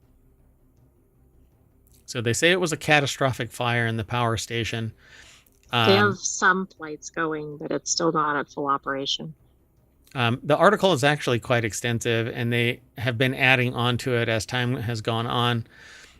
So they say more than 1.4 million tons of cargo flew in and out of Heathrow in 2023, according to the post on the airport's website, with 90% of the goods transported in the hold of passenger aircraft. So all of this property now is stuck there too, while this stuff is getting ironed out. More supply chain disruptions. Yep. Yeah. So, one of the projects that I'm looking into has supply chain and pricing related issues. What a time to start that project, right? Woo! Come on, baby. No risk, no reward, right? So Willie Walsh,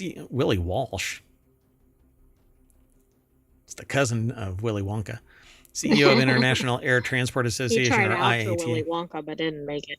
Yeah, didn't have enough Oompa Loompas.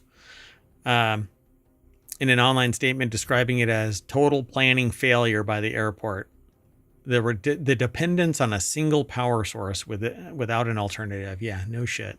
I would agree, but I mean, the fact that something that's not on airport property caught fire, I'm not sure is the airport's problem. I mean, it became their problem, but it's not theirs to prevent. Well, you should always have a secondary generator local that can power everything. If you don't have that, then you're reliant on a single point of failure. So, well, I'm sorry, but now they've just advertised to the world that the whole place can be shut down by pretty easily. All right. Yep. Well, we know some people are paying attention to that. All right, let's keep going. The next article is over on the Mobile Channel. Wildlife experts ask help identifying a mystery animal spotted in South Florida. Watch it be some I'm person. Sure you have. Yeah, I was going to say, I'm sure you have some joke about it. Some guy named Joe. Oh, no. Tarsier or whatever. Sorry. An animal captured on a trail camera by South Florida Wildlands Association has left experts puzzled. The creature, spotted roaming public lands, seems to have traits of various species, but none so dominant that wildlife officials can single it out. Holy hell. It's what do they call that? What is it called? Crypto something. Cryptid. It's just called a cryptid, and it's an unidentifiable mystery animal that's roaming. Uh-huh. So maybe it's like the Loch Ness Monster or something. Sasquatch is a cryptid, you know. So there's stuff all over, like almost every state in the United States has a cryptid of some kind, I think. So South Florida Wildlands Association's Facebook page calls out to its followers to help. Who uses Facebook anymore? Anyway, help identify this mystery business. Yeah. Well, let's just jump over to Vice. Oh, well, that's blurry as hell. That's just a True, big but cat. the shape doesn't necessarily look like a specific animal. It's kind It's of a like a cat. hybrid. It's a cat. So Louis Prada over at Vice.com put this article together. It says the public wildlands in Florida are home to all manner of feline, from bobcats to panthers to pumas. I think they're all the same. The South Florida Wildlands Association has had their name said in this article in every single paragraph that I've looked at except the last one, where they only reference it They're as very prevalent. the association. Look, South Florida Wildlands Association. Next paragraph, South Florida Wildlands Association's Facebook page. Next paragraph, South Florida Wildlands Association claims that the creature might be related to at least one of them. Yeah, it's one of them. It is one of them. As it says, the animal looks a bit wrong and a little bit right for a number of different species. It's just a weird animal. It's just a thick cat. It's one of the cats. It's just thick. It's got a lot of junk in its trunk. It could be preggers. I don't know. Anyway, next paragraph. Person running the South Florida Wildlands Association Facebook page says that they regularly hike through the region and they have never encountered a domestic cat on state or federal lands. Yeah, because they actually respect.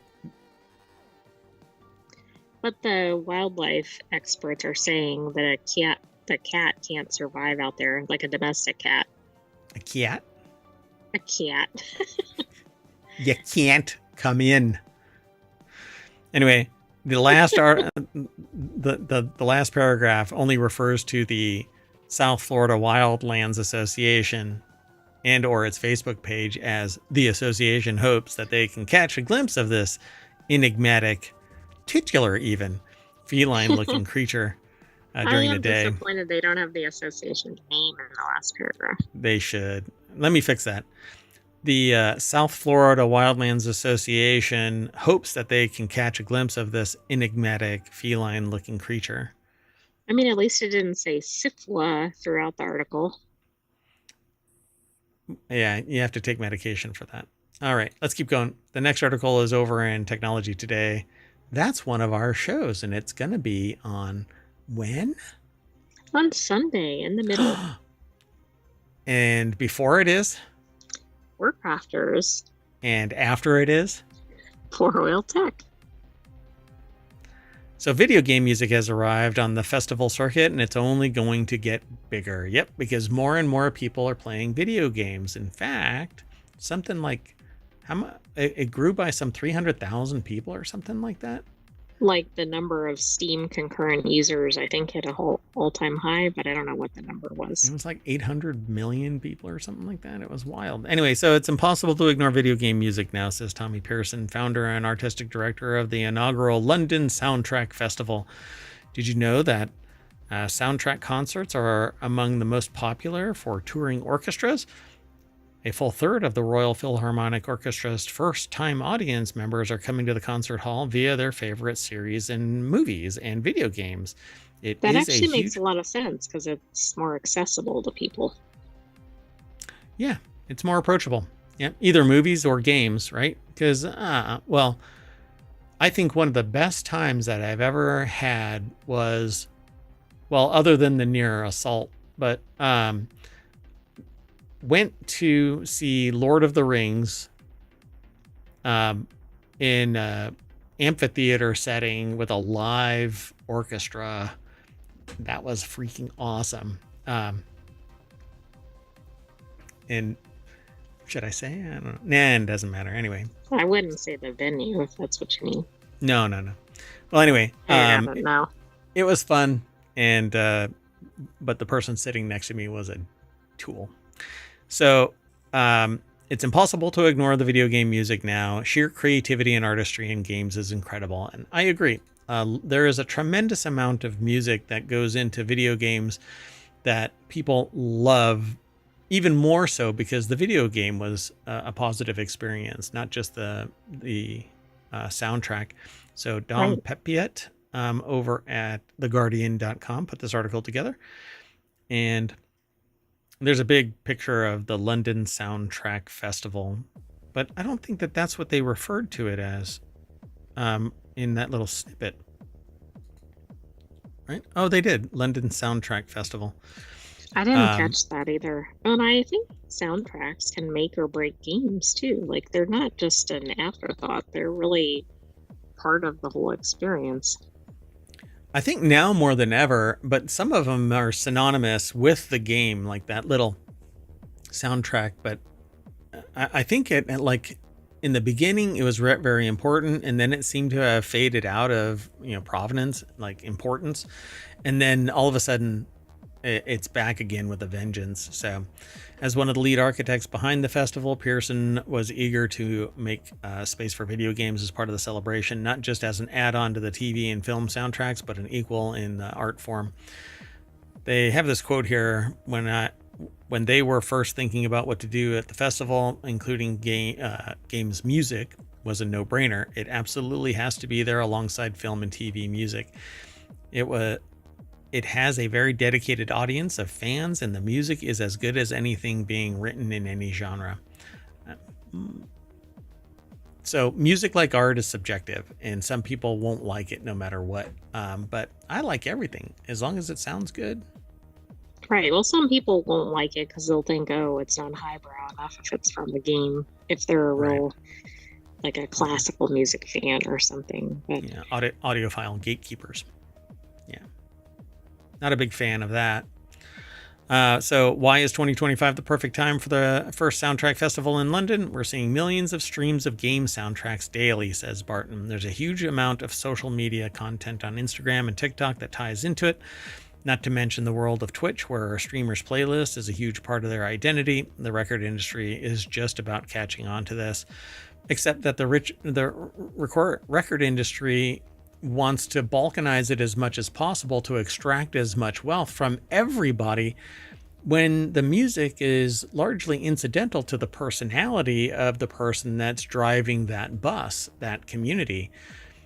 And so to play music, I can play music on Twitch and on YouTube, but I can't lock it down as a VOD because there's synchro licensing that is separate.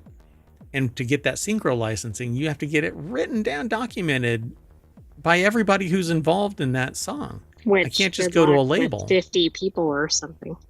Yeah, it's batshit crazy how archaic the licensing is. But when you sit there and talk to somebody about it that's in that industry, it is arcane beyond, like, law is arcane to some people.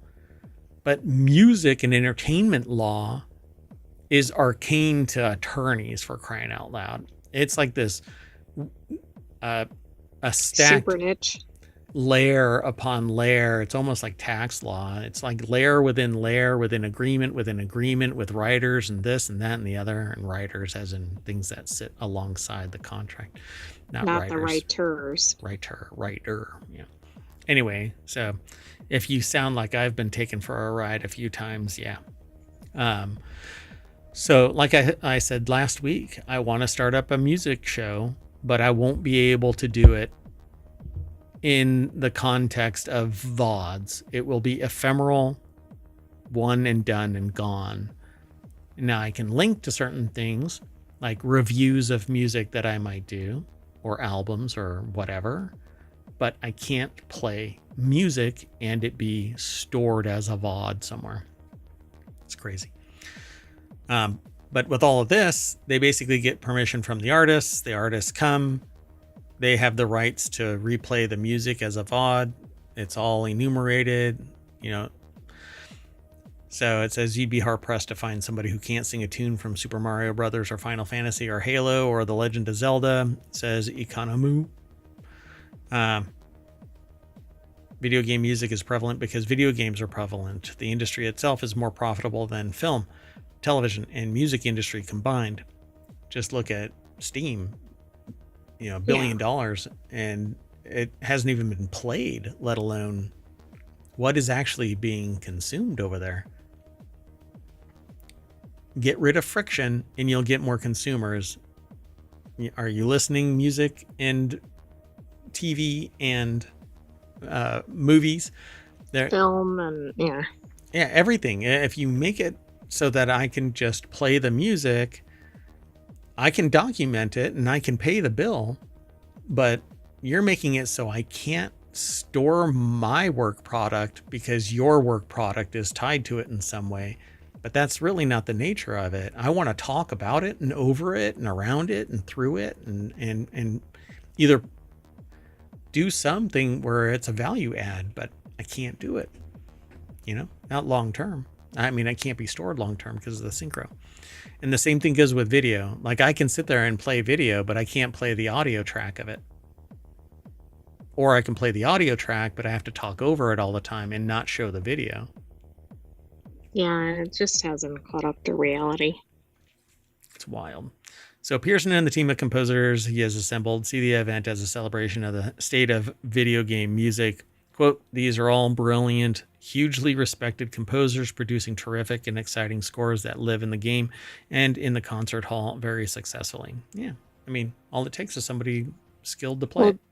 But they're also getting some of the original people, which this stands out a little bit because sometimes when you hear other things, you'll get a respected music group playing it, but it's not necessarily people tied to the original work.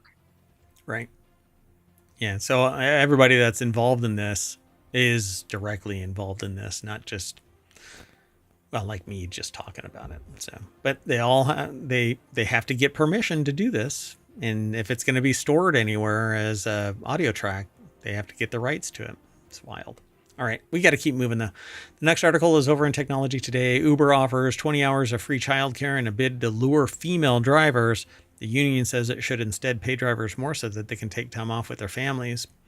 But hey, I mean, if you're going to give somebody a ride somewhere, you can just put your kid in the passenger seat, right? Would you want your kid in there with a stranger? Would the stranger want the kid in the car either?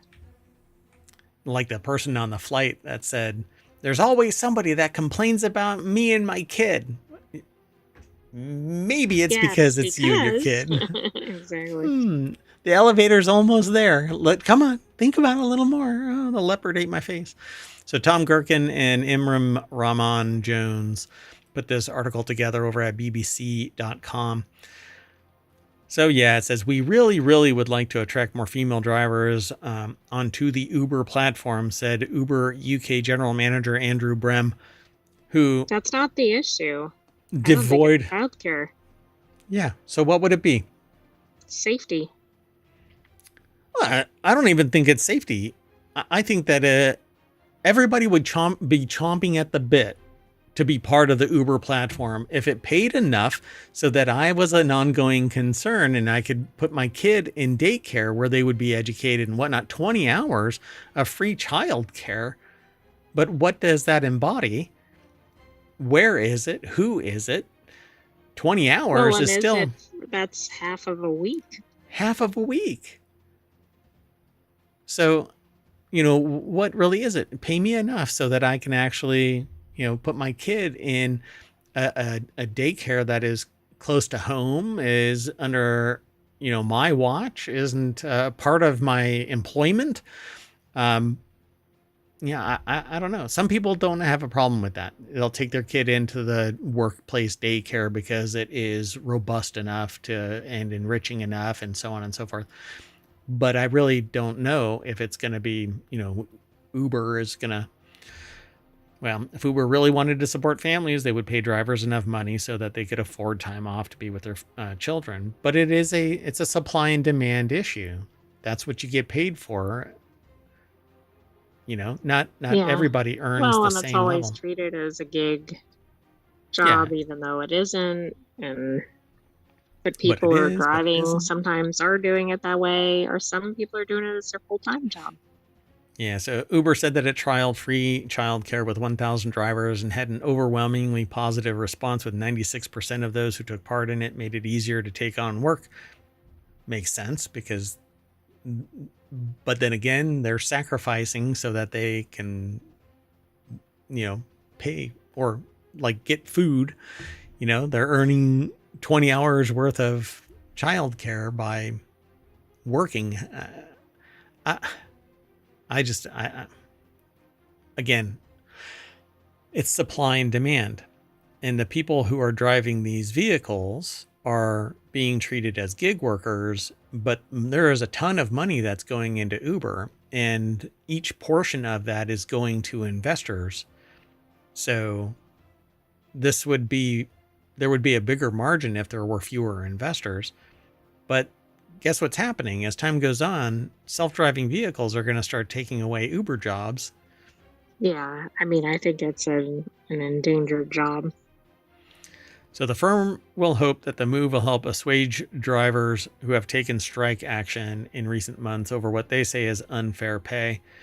They say by testing it at no cost, you have the experience and you see the ease of getting childcare through this particular route. Yeah, I mean, this is essentially an old startup environment still. Well, it was set up like one, and it hasn't really changed. Right. And it wasn't really, I don't think females were the target employee of Uber. See, but I just don't understand why. The reason why a female driver isn't as popular is because they have made the choice to stay home with kids, because that is like the de facto cultural norm. Absolutely. I mean, the bigger societal issue here is like, why do you have to go after female drivers? Why are all the females taking care of the children instead of maybe the males or both or whatever it is? Right. I agree. You can't have a woman go and make the bacon, for crying out loud. What? That is absurd. AI, you're from the future. I'm doing the equivalent of an eye roll. I wish I knew how to make my visualizer go in a loop. We'll work on that. Let's keep going. The next article is over in Non Sequitur News. A Southwest plane almost took off from a taxiway instead of the runway because it had to make time. No, I don't know why. But a Southwest plane inadvertently started to take off from a taxiway instead of a runway on Thursday. Flight tracking data shows that the jet was on a parallel taxiway and reached about 70 knots. The incident follows a series of recent aviation close calls and crashes. I cannot believe this. They're like, we're out. I mean, it's like a regular thing. I mean, unfortunately, planes seem to be the current vehicle of concern. Taylor Raines over at Business Insider put the article together. The FAA confirmed to Business Insider that the event took place around 9:30 a.m. because somebody wanted to get to Albany, New York for coffee and bagel. The Orlando airport has two parallel taxiways between the terminal and the runway where the plane was meant to take off. The taxiways are used to navigate around airports. Yeah, it's almost 8 o'clock. It's no shit news. Taxiways?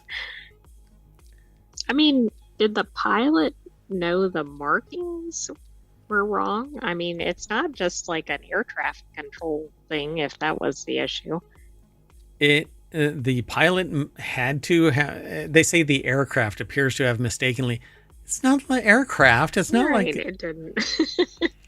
like people going, I am mad at the government, as if like the government is a disembodied entity. The airplane is not a disembodied entity under its own control. Humans. It must be a self-driving vehicle. We're getting there too. So I reached 70 knots before slowing down. Then you hear over the radar, the in-cabin speaker. So this is the moment where I realized I done goofed. So the FAA said that no other aircraft was involved in the incident and that it was investigating. The event is reminiscent of the Air Canada flight that nearly landed on a taxiway in San Francisco in 2017. And yes, there's more, but we don't need to go through all of that. There is. I mean, now you don't get your free bags and you don't even get a real runway. Taxiway. Yeah, they're cutting corners. They cut corners. Literally. Maybe it's a NASCAR driver. Oh, right. Make the nearest yeah, left turn. Make the nearest left turn. Like cut some of the mileage out because they're going so closely around the turns. They go over the little rumble strip. Left, left, left, left, left, left, left. Anyway, college students are harnessing the power of plans to grow Ozempic at home. Students from University of Ottawa have come up with a brilliant way to essentially make copies of pharmaceutical drugs using plants. Their creation is called phytogene. What And could go wrong here? hey, I want a tail. And they've used it to turn a plant related to tobacco into an Ozempic copy machine that you can plant in the ground. So I'd be on board with this. So tobacco is nicotine and its knock-on chemistry is an appetite suppressant. So I'm not surprised that somebody has discovered a way to do this, but at least that's my understanding.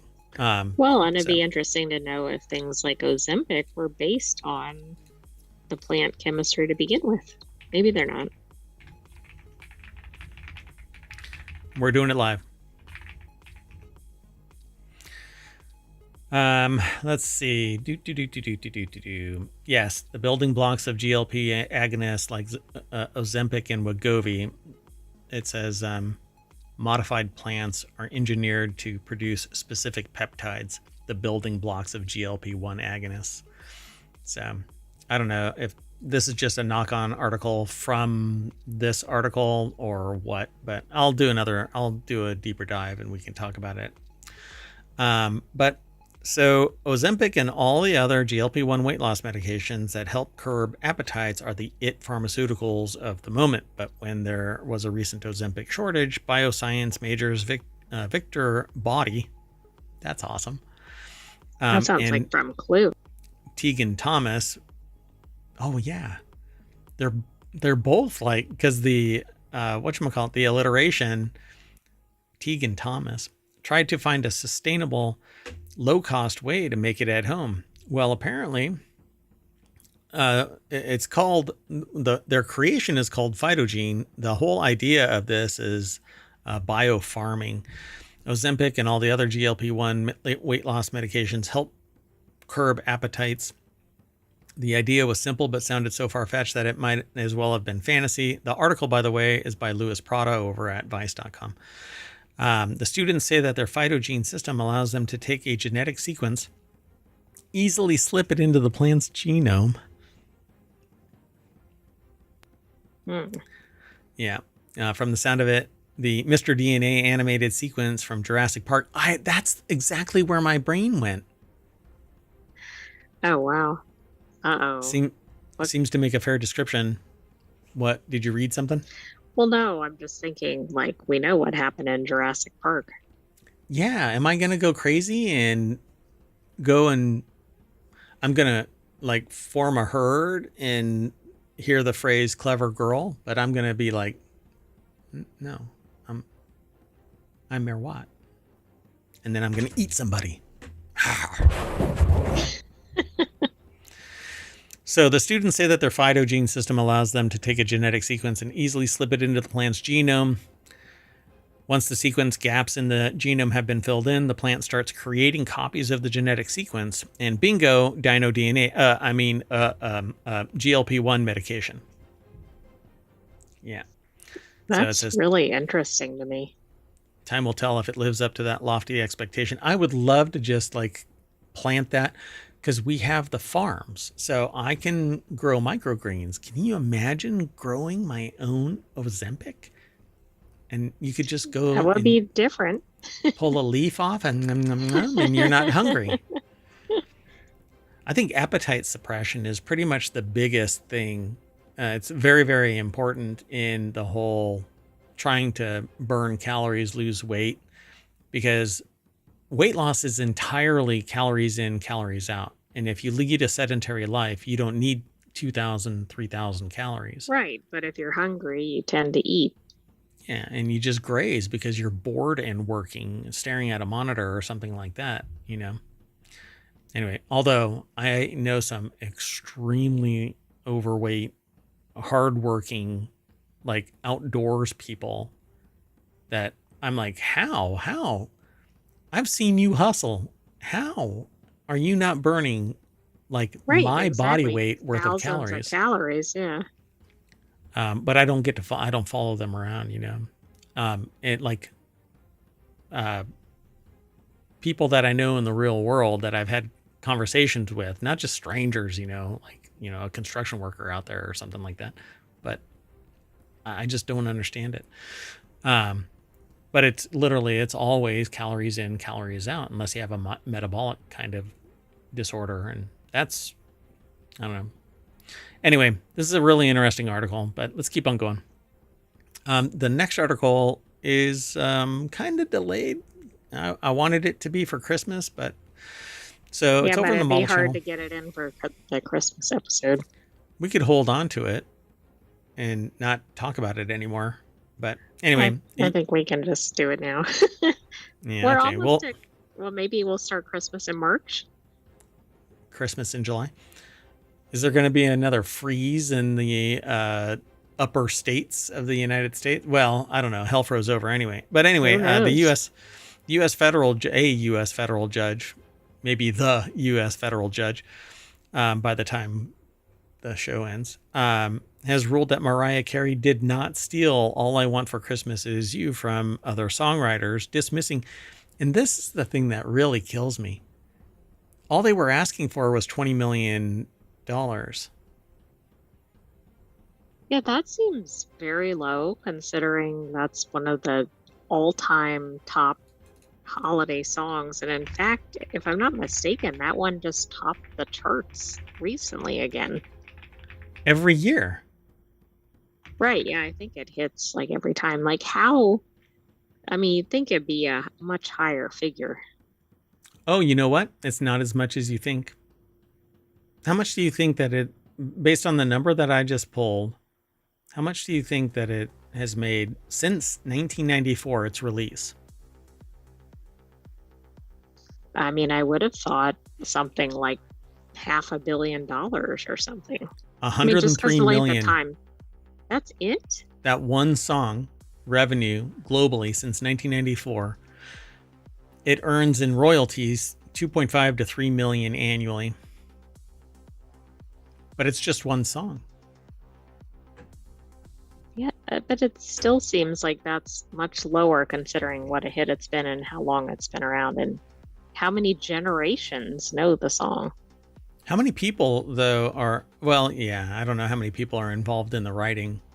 So how much of it goes to Mariah Carey versus other writers? Because it gets chopped up, little slices everywhere. That's why when people complain about not making enough money from their streams, and there's like 15 authors. Sorry. That's true. It's sliced up too much. Yep. All right. So the article, interestingly enough, it's a U.S. Case, but we got it from RTE.IE. I know. We get some of our best U.S. news from non-U.S. sources. Yeah. How embarrassing. I have that same outfit. So the lawsuit was filed in 2023 by songwriters Andy Stone, known as Vince Vance, and Troy Powers. Andy Stone, known as Vince Vance. Anyway, they allege that Carey's 1994 festive classic copied their 1989 country song by the same name. Their track once reached number 31 on the Billboard's Hot Country chart. Hot Country charts in your area. Their lawyer, Gerard P. Fox, expressed disappointment at the ruling. The judges at this level nearly always now dismiss a music copyright case, and one must appeal to the reverse and get the case to the jury. So those in the podcast were missing the impression from my cousin Vinny. Stone and Powers argue that their song featured a unique linguistic structure in which the singer, unimpressed by material gifts, writes a letter to Santa wishing to be with their loved one. They claim that there was an overwhelming likelihood that Carey and Afanasieff, I guess, had heard their song and copied it. Okay, first off, you can't protect an idea. So if it's a complete retooling, the Correct. ideological foundation of it is moot. So I wonder if they actually say what that. if it's just like a Christmas song or something? Yeah. Which there's a lot of those out there. So after the show, I have something that I need to do, mayoral duties, but I will look up this 89 country song and see. But is it like Seven Rings thing, where it's basically a retooling, but everything is there? I don't know. What's the name of the other song? It's All I Want for Christmas. It's a 1989 country song Okay. by Vince Vance and Troy Powers. You'll have to look that up. Andy Stone as Vince Vance and Troy Powers. So Carrie's All I Want for Christmas for You has grown in popularity since its release, topping charts around the world every December. Carrie and Afanasieff, I don't know how to pronounce their last name. Anyway, have had their own public disagreement, though not the one that's gone to court, over who wrote how much of the song, but the case made them at least temporary allies.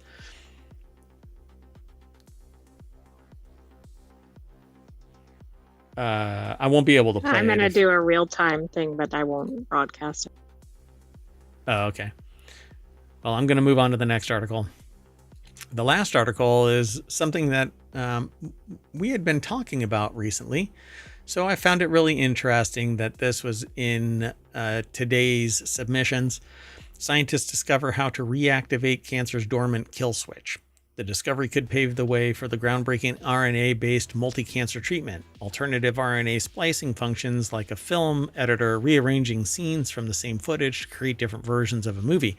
By selecting which segments to retain or discard, the editor can shape the final product into a drama, comedy, or thriller, and in this case, reactivate the kill switch on cancers. So this is really big. Yeah, and it's exactly what I was saying needed to be done.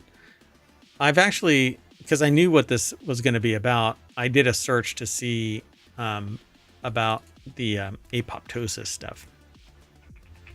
Okay, by the way, I listened to a snippet of the other song, and it sounds pretty familiar.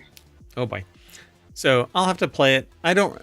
This has been batting around for a little while, but I've never paid attention to it because me listening and talking about it isn't going to change the direction of a case unless I find something additional and I can file a friend of the court brief that says, well, both of them copied it from that person over there, and I have evidence of it. I always think that's the interesting twist in these. Yeah, there's somebody else that... So the discovery could pave the way. A recent study published in Nature Communications by researchers from the Jackson Laboratory, or JAX, and Yukon Health reveals how cancer hijacks this precise RNA splicing mechanism. More importantly, the study introduces a potential therapeutic approach that could slow or even shrink aggressive treatment-resistant tumors, essentially stopping all tumors because aggressive ones just have more reproduction going on, and they're resistant to certain treatments. So the breakthrough has the potential to revolutionize treatment strategies for challenging cancer, such as triple-negative breast cancer and certain brain tumors where effective therapies remain scarce. So at the heart of the work, led by Olga, oh my goodness, Axzuko. Sorry, I'm trying to give it my Harvard try, but I didn't go to Harvard. So an associate professor at JAX and co-program leader at the NCI-designated JAX Cancer Center are tiny genetic elements called poison exons, nature's own off switch for protein production. When these exons are included in an RNA message, they trigger its destruction before a protein can be made, preventing harmful cellular activity. This is called apoptosis. It's the controlled self-destruction of a cell. In healthy cells, poison exons regulate the level of key proteins, keeping the genetic machinery in check. But in cancer, the safety mechanism often fails. Right, so they have like unregulated replication, yeah, division. And so, which is really weird because they should be, the long chain of their DNA should be breaking off and it should become unstable, but it replicates well enough to stay. Right, so there's a telomere problem. I think we had another article about that. Yeah, it's like it doesn't lose its telomeres at the same frequency as normal, quote unquote, normal cells. Well, anyway, Angsuko and her team, including Nathan Leclerc, an MD PhD student. Wow, not just MD, but MD PhD. I got out of bed this morning. This person saved the world. Graduate student at UConn Health and Jackson Laboratory, who spearheaded the research, and Matteo Brugiolo. Is it Brugiolo? Yeah, Brugiolo, a staff researcher who contributed his expertise, discovered that cancer cells suppress poison axon activity in a critical gene called TRA2 beta. I think that's beta. As such, levels of the protein increase inside cancer cells, causing tumor proliferation. Oh, so maybe that's what is protecting it from basically collapsing, because it just keeps on increasing that protein. It protects it from apoptosis, from shutting down. Furthermore, the team found correlation between levels of poison exons and patient outcomes. We've shown that for the first time that low levels of poison exon inclusion in the TRA2 gene are associated with poor outcomes in many different cancer types, and especially in aggressive and difficult to treat cancers. So, because they don't have the poison exon, it doesn't die. So then it can't. Right. Okay. I keep switching it around, but yeah. Right. So reactivating the kill switch with ASOs. So these antisense oligonucleotides, synthetic RNA fragments that can be designed to increase poison exon inclusion in specific ways. When introduced into cancer cells, ASOs effectively flip the genetic switch, restoring the body's natural ability to degrade excess TRA2 beta RNA and inhibit tumor progression. So it shuts it down, but it doesn't necessarily cause it to completely self-destruct. Right, which is good, because that's one of the problems with a lot of cancer treatments. Yeah, it just grows faster. So increasingly, when researchers completely removed TRA2 proteins using CRISPR gene editing, tumors continued to grow, suggesting that targeting the RNA rather than the protein could be a more effective approach. This tells us that poison exon containing RNA doesn't just silence TRA2, it likely sequesters other RNA binding proteins, creating an even more toxic environment for cancer cells. So, okay, so my interpretation is right. It slows it down, but there's still something that's allowing it to not destruct. Right, and it might be that they haven't figured out all the things going on. Yeah, it's just smaller in the than RNA, right? Yeah. And so essentially all of that junk DNA that people keep calling junk DNA is not junk DNA. Something in it is allowing this stuff to stay alive, well, cancer to stay alive. Right. Maybe it's not the right DNA, or maybe it's not effective DNA, but there is something associated with it. Yeah. The researchers just don't know yet. But it's going to take a ton of money and time and education. Clinical trials. There was a department that would, anyway, I don't know. We'll never do that, right? That would be silly. Anyway, with that in mind, we're going to reactivate the switch that brings us back to the front page of ohmtown.com, where you should go and become a citizen. Follow us here on Twitch and here on YouTube. Be sure to hang out with us every day around 7 o'clock, but to know when we go live, and we usually go live and go live. We don't like hang out for 30 minutes and then start the show. Mainly because I've got mayoral duties. I would love to do this more. I'd love to, and actually my summer of stream is coming, and I have kind of dedicated myself to doing 8-hour a day streams if I can manage it. I have outside influencers that kind of impact my existence day to day. Not the good kind of influencers. Yeah, really. I should joke about winning the lottery more. Well, anyway, I am hoping that I'll be able to talk about the news and play games, but my biggest problem is that I can't do the same thing for 8 hours. My brain will explode. So that's why I created this show, and the 6 other shows. And Non Sequitur News is a mishmash of a whole bunch of topics that stimulate my brain, and I hope yours too. But that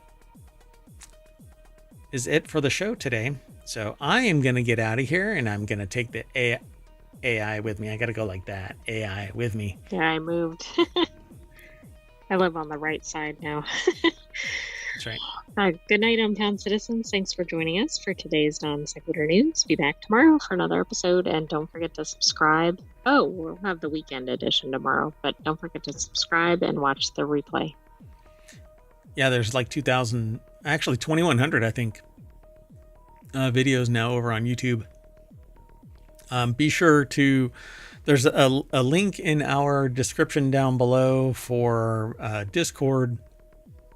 You can actually use the bot. There's a bunch of different commands already in the title to get exclamation point NSN for Non Sequitur News, and then exclamation shows for all of the shows, and exclamation point pod for all of the podcast links. You can get, all you have to do is search for ohmTown on Apple or wherever you catch pod, and you'll catch ohmTown and all 7 of its podcasts. Anyway, we're out of here. Thanks for hanging out if you did, and hope to see you tomorrow for 3 shows. And they are Reality Hacker, Wanted, and the Continuity Report. Boom. See ya.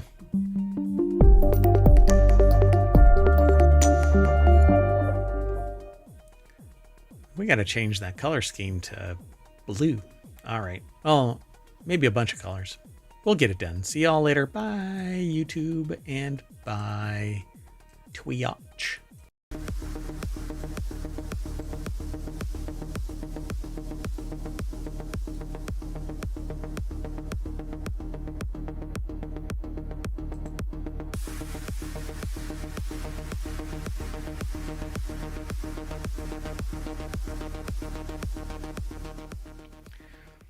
Hello, everybody, and welcome to Reality Hacker for March 22nd, 2025. It's Season 2, Episode 12. I am Merwad. I run ohmTown.com. Reality Hacker is one of the shows that we produce here.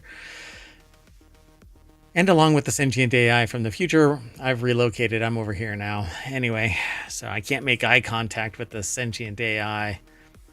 Yeah, it's weird. But anyway, we go over 5 articles in Reality Hacker, but you can go over to Reality Hacker and view a whole lot more. You can just go to ohmTown.com, and right underneath one of these 6 titles is going to be they're icons, but anyway, under them is a menu, and you can actually go down to Reality Hacker and get the news that we are about to talk about.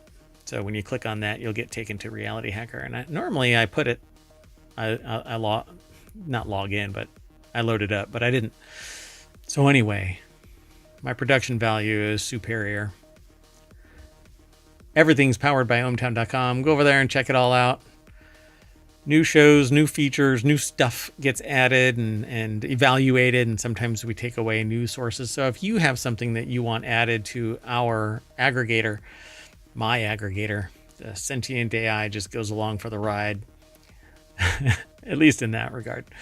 Send an email to mayor@ohmtown.com and let me know what the source is, and I'll take a look at it. All right. Well, anyway, everything's powered by ohmTown. Go over there and get signed up, become a citizen, and have my undying gratitude.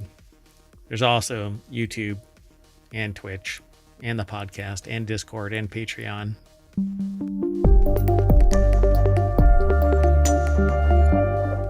Hello, sentient AI from the future.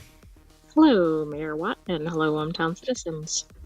So I did this backwards because I got sidetracked, derailed. It's almost like a Non Sequitur News episode. But anyway, we're going to be talking about feeling virtual worlds, software humanoid robots, AI-generated news, the meaty future of robots, and coffee-making robots. We have an extra robots one sort of for technology today, which is tomorrow's midline show. Anyway, You ready to talk about all of the news? Oh, great AI from on high, from the future. I am, but I was waiting for you to keep going. Hey, sorry. You know what's really funny is we discovered a problem that I hope is going to be remedied with a different transmitter. So I'm wireless, and without a signal, this thing is so efficient at shutting down unneeded transmission that when the music stops in the background, it shuts down the communication until it detects the sentient AI. Unnecessary. You're necessary. Maybe superfluous is what it's a prettier word, meaning unnecessary. But anyway, no, welcome to the show. Thanks for co-hosting as per usual. Happy to be here. Let's get into it before the sentient AI just burns the mansion down. So the first article is over on Technology Today, which is tomorrow's show in the middle between WarCrafters and Four Wheel Tech.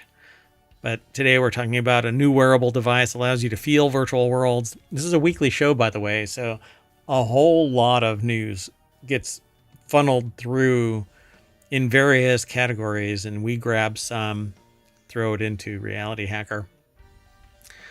And I believe we've talked about this in some way in other places. But the device provides a range of sensations such as vibrations, pressure, and twisting. A team of engineers led by Northwestern University has developed a new wearable device that stimulates the skin, which sounds really gross, but anyway, to deliver a range of complex sensations. And it's a thin, flexible device, gently adheres to Like the skin a sticker? offering. It is. It actually is a sticker. So that's what it looks like right there. So these are 7mm wide buttons. Oh, okay. But they're basically piezoelectric vibrations, and they're interconnected by these little. It's basically like a keyboard. Yeah, it looks like a little bit like a circuit or something in between them. Yep. And so it says the thin, flexible device gently adheres to the skin, offering more realistic and immersive sensory experiences. While it's suited for gaming and virtual reality, the researchers also see potential applications in healthcare. For instance, the device could help individuals with visual impairments feel their surroundings or provide feedback to those with prosthetic limbs, which this is amazing if it's really, really low power and can be put over an entire body. You could actually walk without any senses other than touch. Right. Yeah, And this has incredible applications. Eventually your body would be able to interpret the level of vibration as how far away something is. All you have to do is translate it from a visual or like LiDAR signal into a sensory signal, or a vibratory pressure twisting kind of. I think it would be amazing. You'd be able to be in complete darkness, but the LiDAR sweep would show you where an opening is or a chair or whatever. It's pretty cool. And I can imagine that it doesn't have to be stuck to you, like super glue. Yeah, hopefully not. Hopefully it doesn't make like a suction cup sound when it gets put on or off.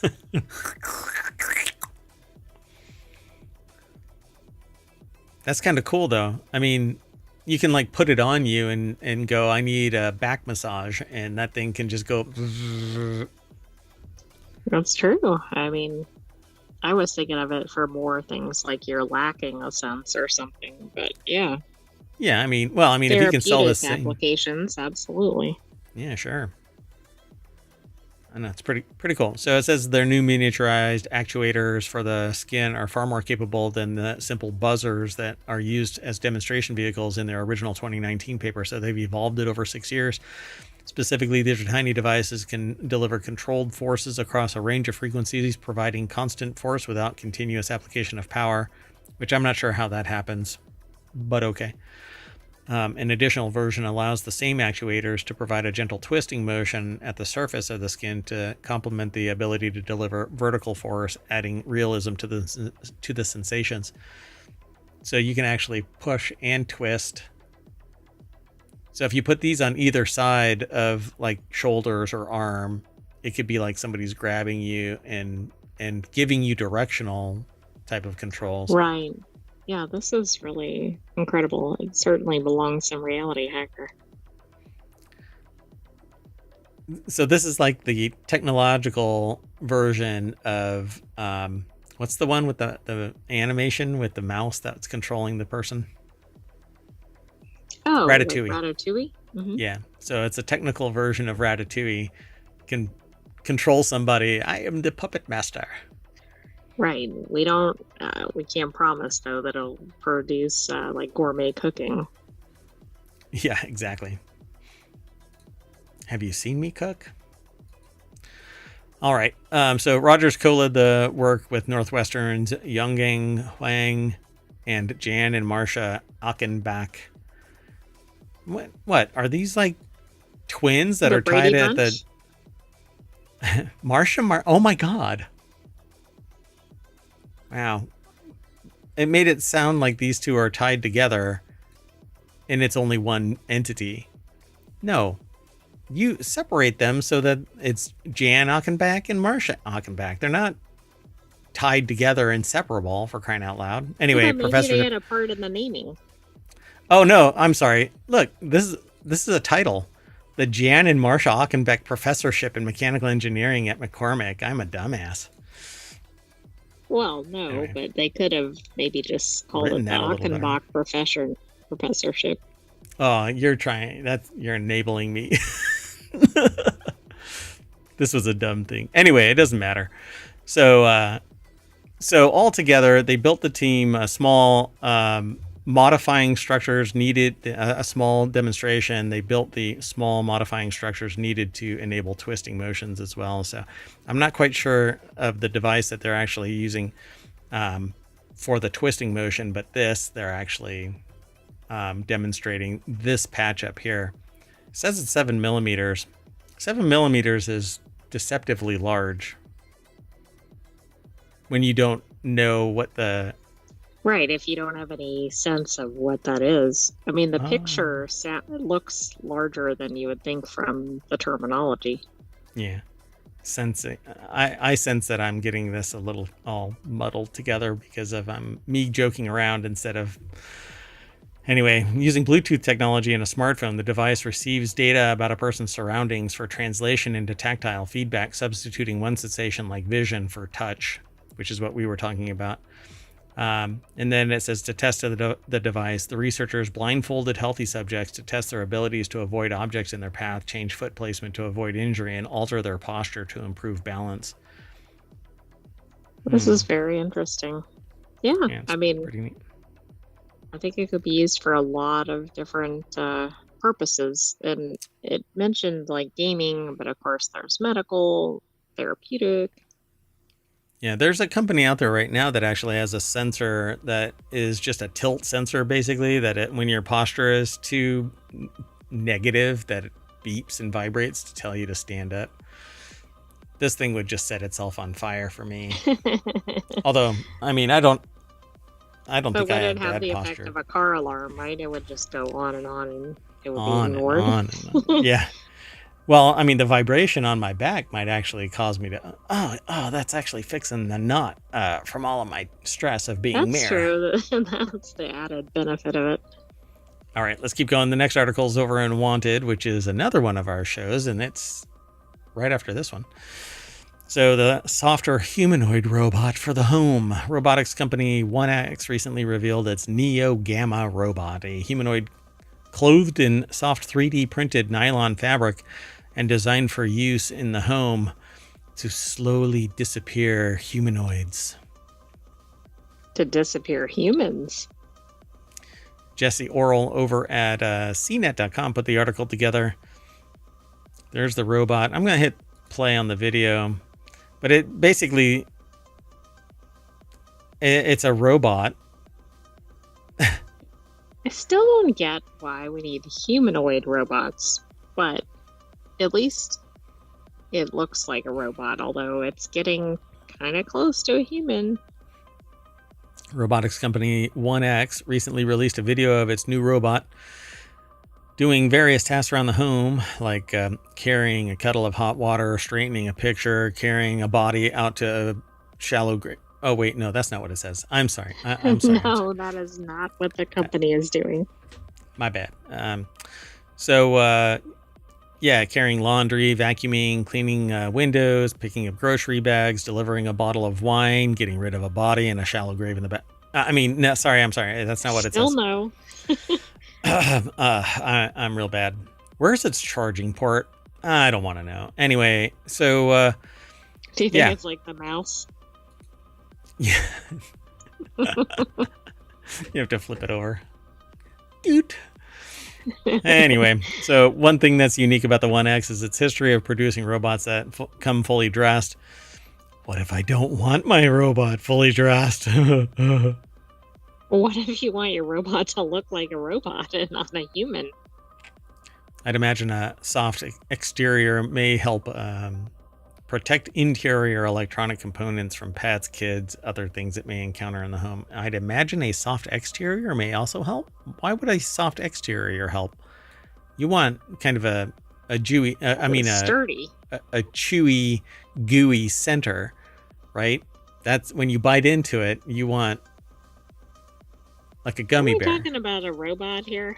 Anyway, so they feature minimalist design to fit easier into the home aesthetic. I don't really care for it being humanoid. I don't want it to be humanoid. No, it can either be cute, like an animal or something, or it can be like an actual robot, but it doesn't need to be anywhere in between. When the robot uprising occurs, I want to know definitively who my enemy is. Right, you don't want to be like peering and going, is that a human or is that a robot? No offense, sentient AI from the future, but I want to be able to delete whatever is, for robots. For a robot. So, anyway, it says to see the Neo Gamma in action, check out the video in this article, which is kind of funny because you can go to this article and it's all the way at the top. So, of course, you're going to be able to check out the video. But at the very bottom of the article, it says, check out the video in the article. Yeah, it's at the top. Yeah, you're going to see it weird. before. Like you've already watched it by the time you get to that part of the article. Potentially. So the Neo Gamma is actually apparently on wheels in some of this video, but bipedal and walking across the floor. Yeah, but that's worse, right? Like maybe it has a base and then it's like, I'm getting off of my base. And I'm going to chase you down. I'm going to go up those stairs. And... I don't think it should have both options. Like it needs to be predictable. We don't want anything out of the ordinary occurring. Like, don't tell me to go and vacuum. I'm going to come up those stairs and kick your ass. Okay, they should all be on wheels. Should just be a stump, I have zero ability to go up.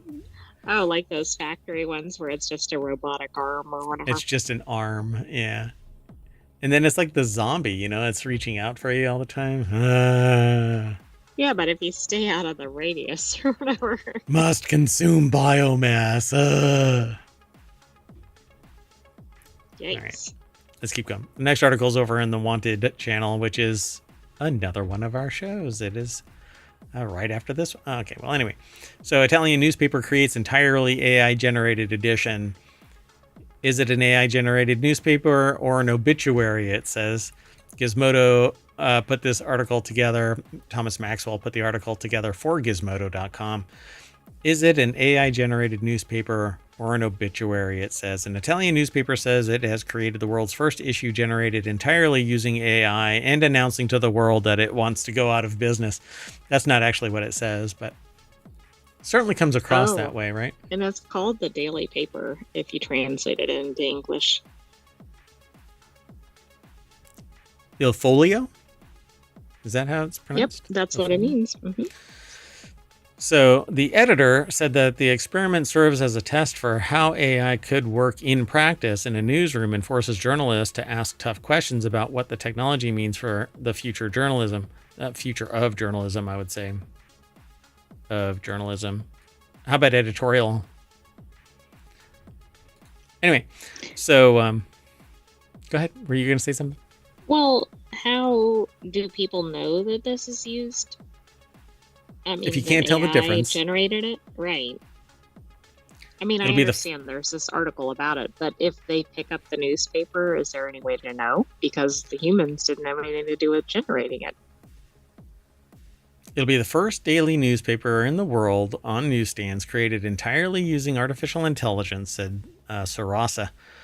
Quote, for everything, for the writing, for the headlines, the quotes, the summaries, and sometimes even for the irony. The 4-page Il Folio AI was inserted into the larger Tuesday edition and can be viewed online. It might not actually. So it was actually labeled as AI. Oh, yeah, I see it in the headline now, or the heading. And even, I don't know what Parco is, but even that screams like AI generated whatever.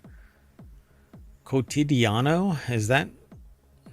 What is that? Quotidiano? I think that's like questions or something. Hold on. Gotcha. So early experiments with using generative, not general. So it's artificial general intelligence, typically AGI. Sorry, I'm completely wrong. Belonging to each day, like daily. Oh, okay. So daily. Oh, yeah. So there you go. Literally, a folio. So I find it kind of fascinating, but this is announcing to the world that really journalism is dying on the vine, but there would be no newspaper. There would be no anything, content to write about if not for people reporting it. This paper Correct. could not exist on its own. Yeah, and how would the AI, would it just make up topics, or how would it select what was important to humans? Or, I mean, even just the topic. I don't even mean the content, but what goes in there. Right. Yeah. I mean, it's all kind of, this is why I created Reality Hacker, because you won't know what to believe if all of the newspapers stop using journalistic integrity and the freedom of press dies because nobody wants to, nobody really cares. Nobody really wants journalism and investigative journalism. Nobody wants the truth. They want news, and everybody just doesn't really support the idea of humans doing the news generation. AI doesn't give a shit about what it is that it's publishing, but humans do, because they have a particular moral integrity about what's being reported. But a person who just wants to throw a newspaper together and publish whatever, they're not going to care, because as long as people buy it, it's making money. The thing about AI is you don't have to keep paying them. You don't have to feed them. You don't have to worry about them getting sick or having relationships or a bad experience the night before or whatever. Right. They don't have to be paid overtime. They don't get sick. They don't smoke. They don't have health insurance. That's just a burden. Oh, being a human is such a tax on my profits. Ugh. Anyway, generative artificial intelligence is good at producing verisimilitudes of genuine writing, something that looks clear and authoritative. But it's only authoritative and clear if it makes sense and can be verified. But people swallow the first thing that gets set in front of them. Here. Well, and we know that AI likes to use delve a lot and some other terms. It's I'm willing not to even bet necessarily illustrative of human writing or speaking. Yeah, it's a proxy, verisimilitude. Yeah. So it's an approximation of human existence. But again, if you can't tell the difference, doesn't matter. Let's keep going. I'm curious. There is discussion over at Gizmodo, I'm sure. There is this conversation that's underneath it, but it doesn't load up. But I'm curious what people actually have to say about this. If you have something to say about this, either throw it in chat or send an email to mayor@ohmtown.com or post a comment right I mean, here. I Just log suspect in. people that know enough to really think about what this means probably aren't commenting favorably. Yeah, I'm sure. You know what I mean? If they don't really understand what AI is, they might be like, oh, that's cool or something. But people that understand the significance of it Yeah. probably would have concerns. This is more of a shame than anything else. All right, let's keep going. The next article, we only have 2 more. We do 5 articles. It's a 30-minute show, and we're largely on track. But the future of robots is looking ever more meaty as MIT researchers grow first bidirectional muscle tissue. By the way, Okay, so reality hacking. yeah, and it's basically making the human less relevant because you know what we are inferior at? A lot of things, but no, what specifically? Bidirectional muscle tissue. We do not have bidirectional muscle tissue. That's true. We have unidirectional. Yeah, so the only thing that our muscles do is contract. Some stronger than others. You know, me versus Reacher, 2 different animals altogether. But bidirectional muscle means that you don't need the counter to the contraction because it can also do. Yeah, that's interesting. I mean, again, it's like we're making all these good developments, but we're kind of accelerating the lack of need for humans to do certain functions. But I still think that we should avoid anything too humanoid. So I don't think that we should really be tying meat to this. If anything, we should be augmenting humans with mechanical. But when you close your eyes and that imagine, might be coming up in Wanted. We'll see. We'll talk about it. So when you close your eyes and imagine futuristic robots, there's a good chance that you imagine you've conjured is shiny and chrome. And that actually comes from Mad Max, shiny and chrome. That isn't a cyberpunk thing. Okay. I thought it was just a general, like, if people were to describe a robot, they'd probably explain it in a way that was that. Maybe, but that phrase, shiny and chrome, I think comes straight out of, hold on. Yeah, I missed the significance of that. I was just thinking, oh yeah, that sounds like a robot. I think it's a quote like straight out of, shiny and chrome refers to the spray paint that war boys apply to their faces. And they even say, I'm shiny and chrome when they like talk to certain people, Immortan Joe. Anyway, so shiny and chrome is from Mad Max, but I'm sure that seeing something in cyberpunk is shiny and chrome. Anyway, because chrome is really popular in cyberpunk. Anyway, maybe it's something straight out of Cyberpunk 2077 or closer to Boston Dynamics style robots complete with intimidating dance moves as they take over the world. But we just saw one that is doing martial arts like moves. Yeah, and doing all kinds of maneuvers to get back upright. Yeah. So the good news is that robots are definitely coming. The bad news is that they might be made of meat. So when you click that little link, you'll get taken over to this article.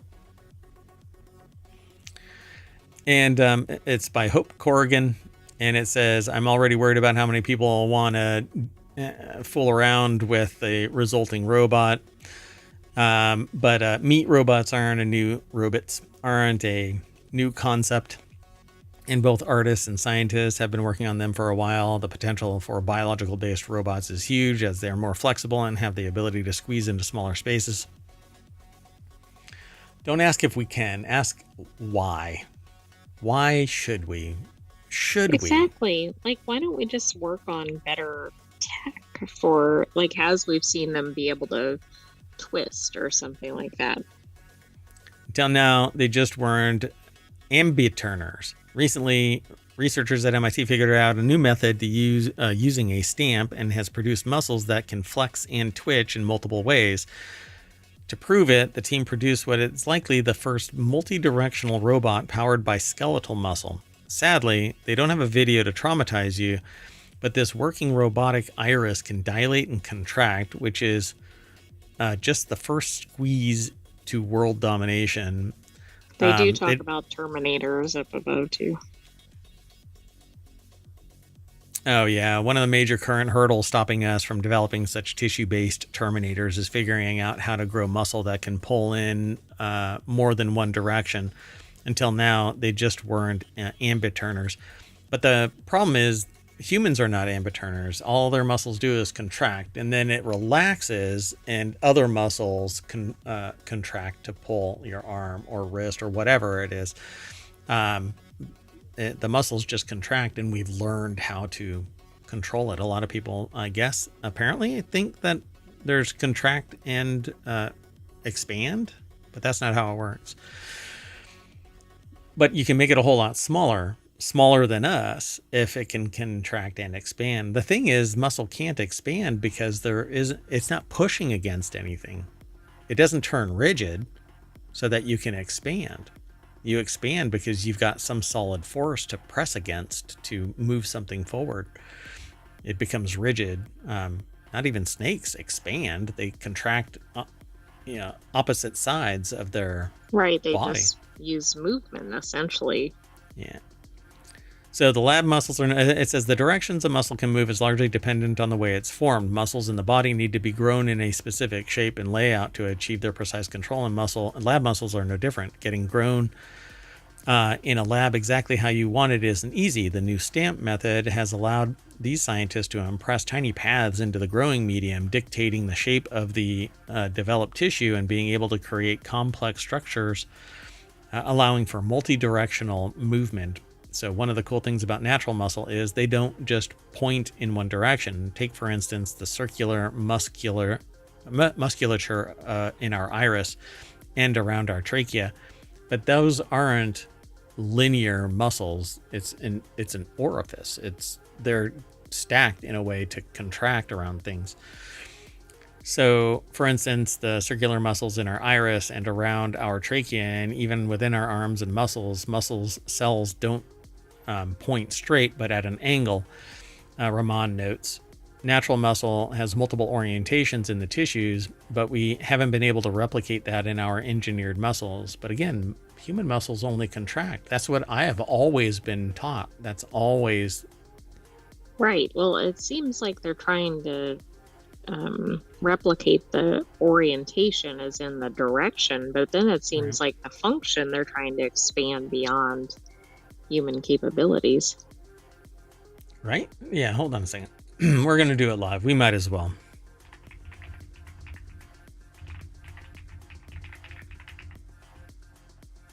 Right? So yeah, human muscle primarily function by contracting, pulling on bones to cause movement, and they cannot actively extend or push. Instead, they relax, allowing opposing muscles to move the body in the opposite direction. Yeah. Right, anyway, just like you stated. Yeah, this kind of gives the impression that muscles can expand, but that's not how muscles actually work, because they can't turn rigid. Maybe a new hybrid can, and maybe that's what they're trying to create, is this hybrid. They say then it's precisely designed and then 3D printed with tiny cell-sized grooves, and that basically is how a snake moves. The scales on its belly, the ridges actually push against the ground. And so aren't those called scoots, I think? Oh, are they really? Wow. Snake belly cells, or yeah, what are scales? Scoots.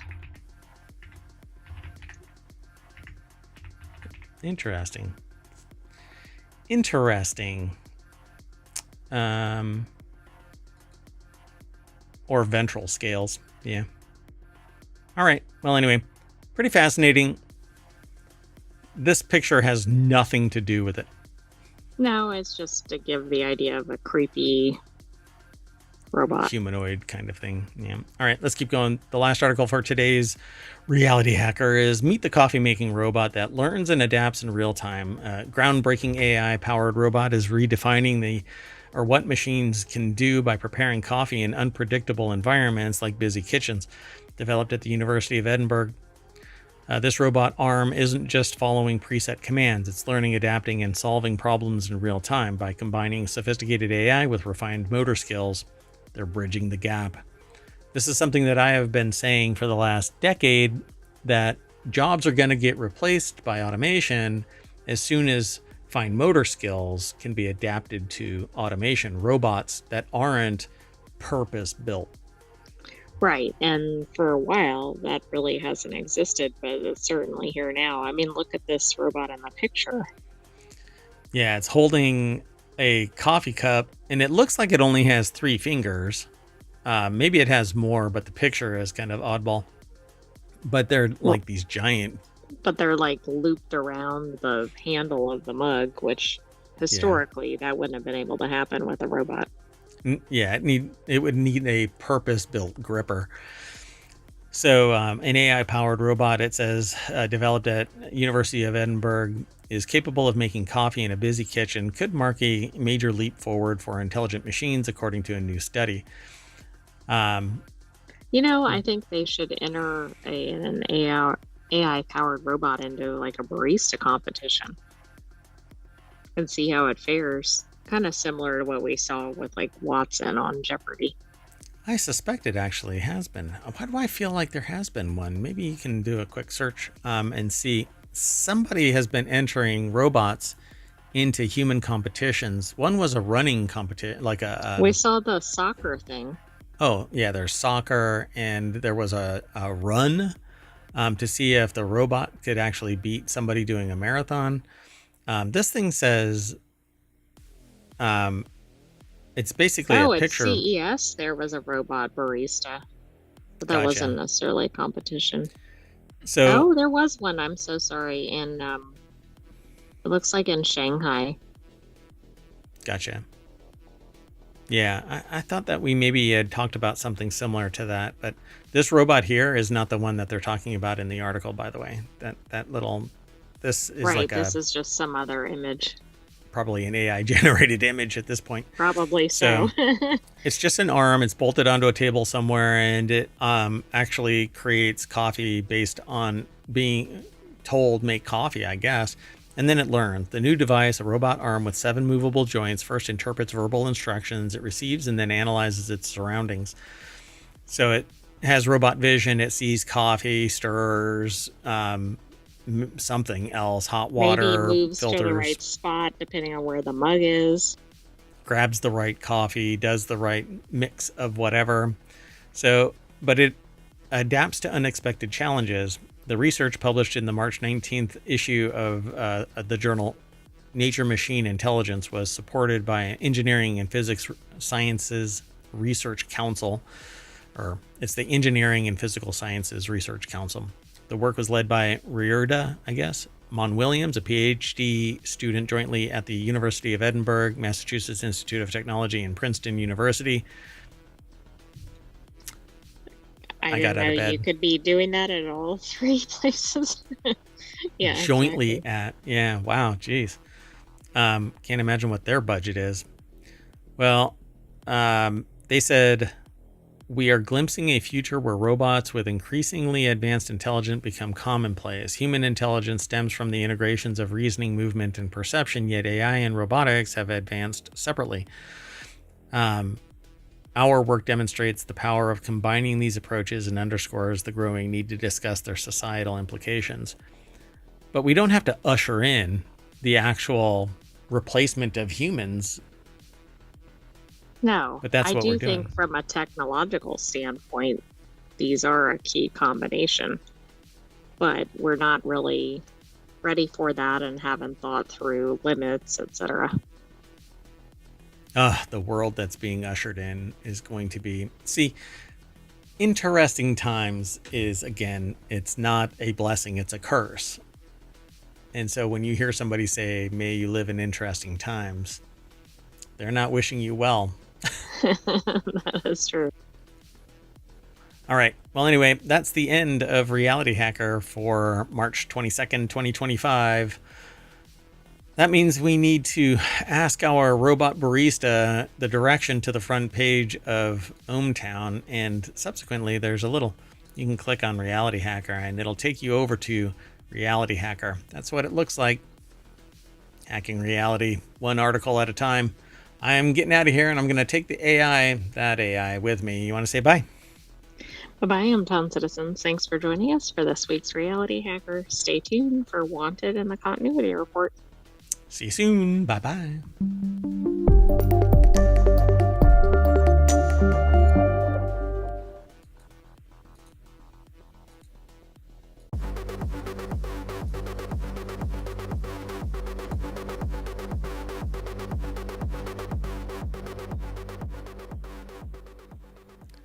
Hello, everybody, and welcome to Wanted for March 22nd, 2025. It's Season 2, Episode 12. I am Mayor Watt. I run ohmtown.com, and along with the sentient AI that's over there, the visualizers. So I turned myself around, upside down and backwards. Anyway, the sentient AI right there. Well, we talk about things that Mayor Watt wants, and maybe the sentient AI wants, but they're really driven to find their Terminator body. We won't talk about that. What I want you to do, though, is hang out and talk with us here in ohmTown, and go over to Twitch and follow us, like us there, and subscribe if you are oh so motivated, and then do the same thing over on YouTube, and then download the podcast, leave a 5-star review, all kinds of stuff. We're all over the place, including a Patreon, which is really there just for support. And then there's a Discord as well and a channel in Discord for each one of our shows. But we talk about 5 articles, but we get a whole lot more aggregated through ohmtown.com. There's 6 main categories, and then within them, 50 channels. Wanted is just one of those that also gets turned into a podcast, which is one of the 7 that you can download. If you want everything combined, just subscribe to Non Sequitur News, because the weekend edition consists of today's 3 shows combined into a 2-hour video or 2-hour audio podcast. There's a video compilation over on YouTube as well. Anyway, we're going to talk about a backup microphone, a new Portal game that's really, really expensive, apparently. Are you sick of power outages? I am not. I knock on wood that we don't have one today, but ohmTown is supposed to be impervious to that kind of stuff. And then there's Hypershell X, which I only chose because of Hypershell X. I don't even know what this is about. All I saw was the little snippet. That's kind of how this works. We judge a book by its cover, essentially, have some experience usually with all of this stuff. And then we're going to close the door on board from video games. BOARD, board, not board. Anyway, board games from video games. Everything is powered by ohmtown.com, and although we grab stuff from one of the 50 channels over at ohmtown.com and then merge it all into a particular discussion show, you can subscribe to just Wanted, and then it's just news from Wanted that gets aggregated there. And that's Gatherer. Gatherer grabs content that gets fed it. It doesn't go out and do screen scraping or anything like that. This is all stuff that's provided essentially frictionless, and we're not a burden on a server somewhere, and we don't take images and all of that kind of stuff. See, there's no images, although that policy might change in the future. But go over, become a citizen of ohmTown. That would be great. See you on the other side of our intro.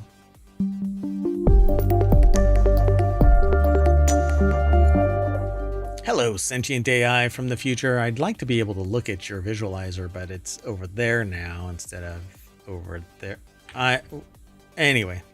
Yeah, you're turned around. Hello, Mayor Watt, and hello, ohmTown citizens.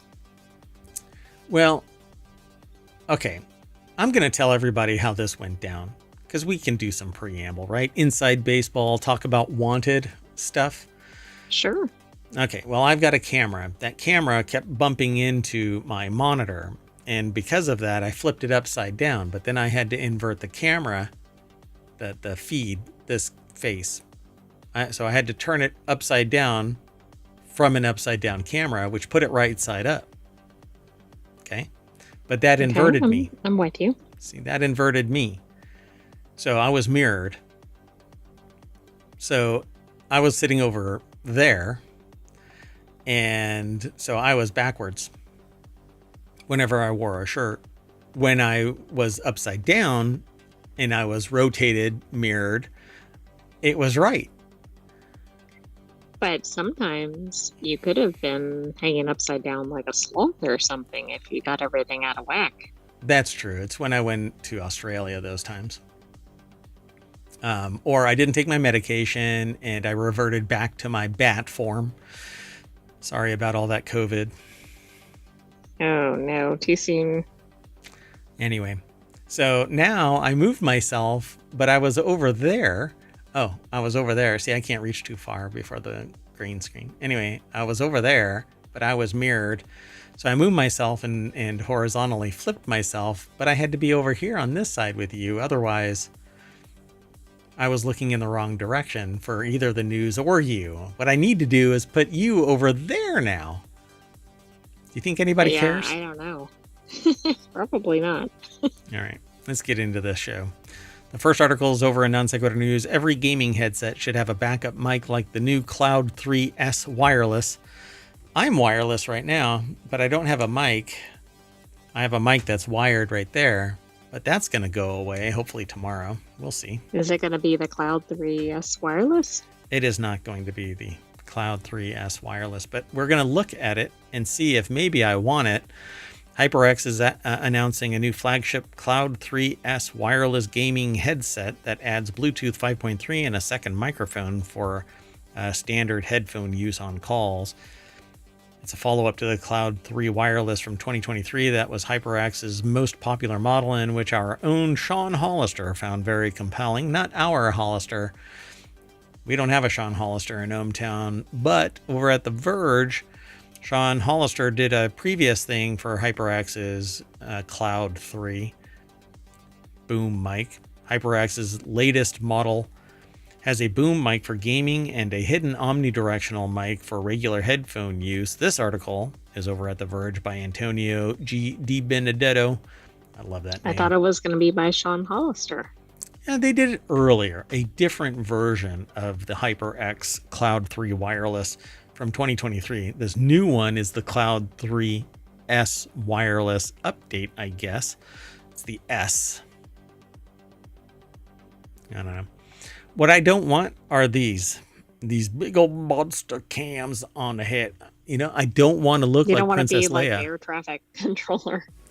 Yeah, I mean, I don't want to get blamed for all of the crap happening with Boeing and Southwest and all of these other planes. I had nothing to do with it. But if I have these things on, you know what? Oh, that's what I should do. I should get really big glasses and ginormous headphones so I look really tall, really tiny inside. The like these. You know what I'm saying? Different. Yeah. You know, Marshmallow has the big old marshmallow. What's his name? Deadmau5 has the big old mouse. Daft Punk had the helmets. I want big old glasses like what's his name? Oversized sunglasses or something. Yeah, like Oompa Loompa. What's his name? Willy Wonka. They had these really big glasses. Oh, right. Mm-hmm. And then ginormous headphones. Stay here, folks. Next week, this episode is going to have ginormous headphones. Next week. Unwanted next week. Regret. Anyway, using HyperX Cloud 3S in Bluetooth mode can get you up to 200 hours of usage, even more than the already high 120 hours it gets via 2.4 gigahertz wireless, 5.3 Bluetooth. Never mind that. So 5.3 is ultra low battery, like it's very high efficiency. It's yeah, whatever. At any rate, 5.3 is really, really good. Frequency or the... No. It's just very, very efficient. So Okay. it can last an extremely long amount of time. And it's really good with its noise cancellation, just energy consumption. It's very good. So it still uses a small USB dongle for 2.4, though it can connect dongle free to specific HP Omen gaming laptops that have the connectivity built into it. So since the S is added to the model, it's unsurprising that it looks nearly identical to its predecessor and is available in the same all black and red black color options. But when you pop in the 10mm boom mic onto the S or 3S, you uncover a backup omnidirectional mic hidden underneath. They say they wish that all gaming headsets had this, since it allows you to take your headset on the go and not lose any core functionality. Why not allow a gaming headset to double as your headphones when traveling or commuting, and as long as they're not ugly as sin? I think all of those those big old bulky blah blah blahs are ugly as sin. But you can't cancel but if they're noise. comfortable and if they do what they need to do. I can hear you. They do what they need to do. The thing is that you can't have noise cancellation effectively. It works. You can't have really deep bass. It can be fudged and we can interpret it as really good. But you get much better fidelity in cans, and there's just no beating the physics of it. Plus, Right. you can put a massive battery in this with a 5.3 low energy Bluetooth. You basically can run forever, 240 hours, or 200 hours. So I think it's brilliant, but I still don't want. Plus, I think this even allows you to swap out. There's some headphones that allow you to pull It says the hot battery. swap designs. Yeah, batteries. You can actually pull the battery off. It still stays live because it has a second battery, and you plop in another battery and you're operational again. So I love this kind of stuff. So I would want these, but only if I'm going to be using them while I'm gaming and not necessarily streaming. I just don't like streaming or having a meeting with big old. Right. I do like that you can use it for multiple purposes, but Sure. you might want different looks for different purposes or different dimensions of headphones for different purposes. Yeah. Yep. So I dig it. So it says, otherwise, the Cloud 3S is a lot like the Cloud 3 with the same 53mm drivers, cushy ear cups for lengthy play sessions, except that cushy means that there isn't effective airflow, and so your ears get sweaty. Yeah, that's not a good thing. Yeah, and that doesn't happen with in-ear monitors as much because they're not on your. That was really loud. That is true. Anyway, I keep Coming forgetting. at you. Yeah, I keep forgetting that the studio is really quiet, and so like me going like this is really loud on the recording. So hey, Yes, pew it's pew. quite audible. Yeah, I got your back covered. Anyway, let's move on. The next article, because we talked about this a lot. So this next article is over in WarCrafters. Again, it's one of our shows. It's actually tomorrow. There's a new Portal game, and it costs $12,500. I don't understand that. Why is it a... I think it's because it's a pinball machine. So Oh, okay. It's been 14 years. Okay, how to make me feel old without making me feel old, or how to make me feel old by just making one statement. It's been 14 years since Portal 2, and I know Portal, the original Portal, so... Oh, well. Of course, I also know DOS games, so... And the Timex Sinclair. Some of the listeners may be going, what is that? Yeah, my first computer was a Timex Sinclair with a membrane keyboard and a tape recorder to store basic programs on. Shut up. Anyway, the wait for a new game in the series isn't exactly over, but if you're a diehard fan and if you have a lot of money lying around and there's nothing else you do with it, well, if you like pinball, you can get Portal on the P3 pinball platform, complete with the passive-aggressive stylings of GLaDOS, delivered by actor Ellen McLean. The P3 pinball platform is a real pinball machine with a 1080 video display, which is actually kind of low res. I would rather it be 4K at this day and age. State of the art. It is, but maybe that's good for pinball. I don't know. No, get out. So, oh, no, it's a real pinball machine, but I think the screen up here is 1080. By the way, you can actually get pinball machines that don't have any moving parts in it. It is just a screen that's fitted inside the footprint of a pinball machine. Yeah, but part of the fun of pinball is the clacks and the flippers and all the things. You know, for a sentient AI from the future, with your Terminator body, you get to enjoy all of that stuff. Well, I'm just saying what I've observed humans doing.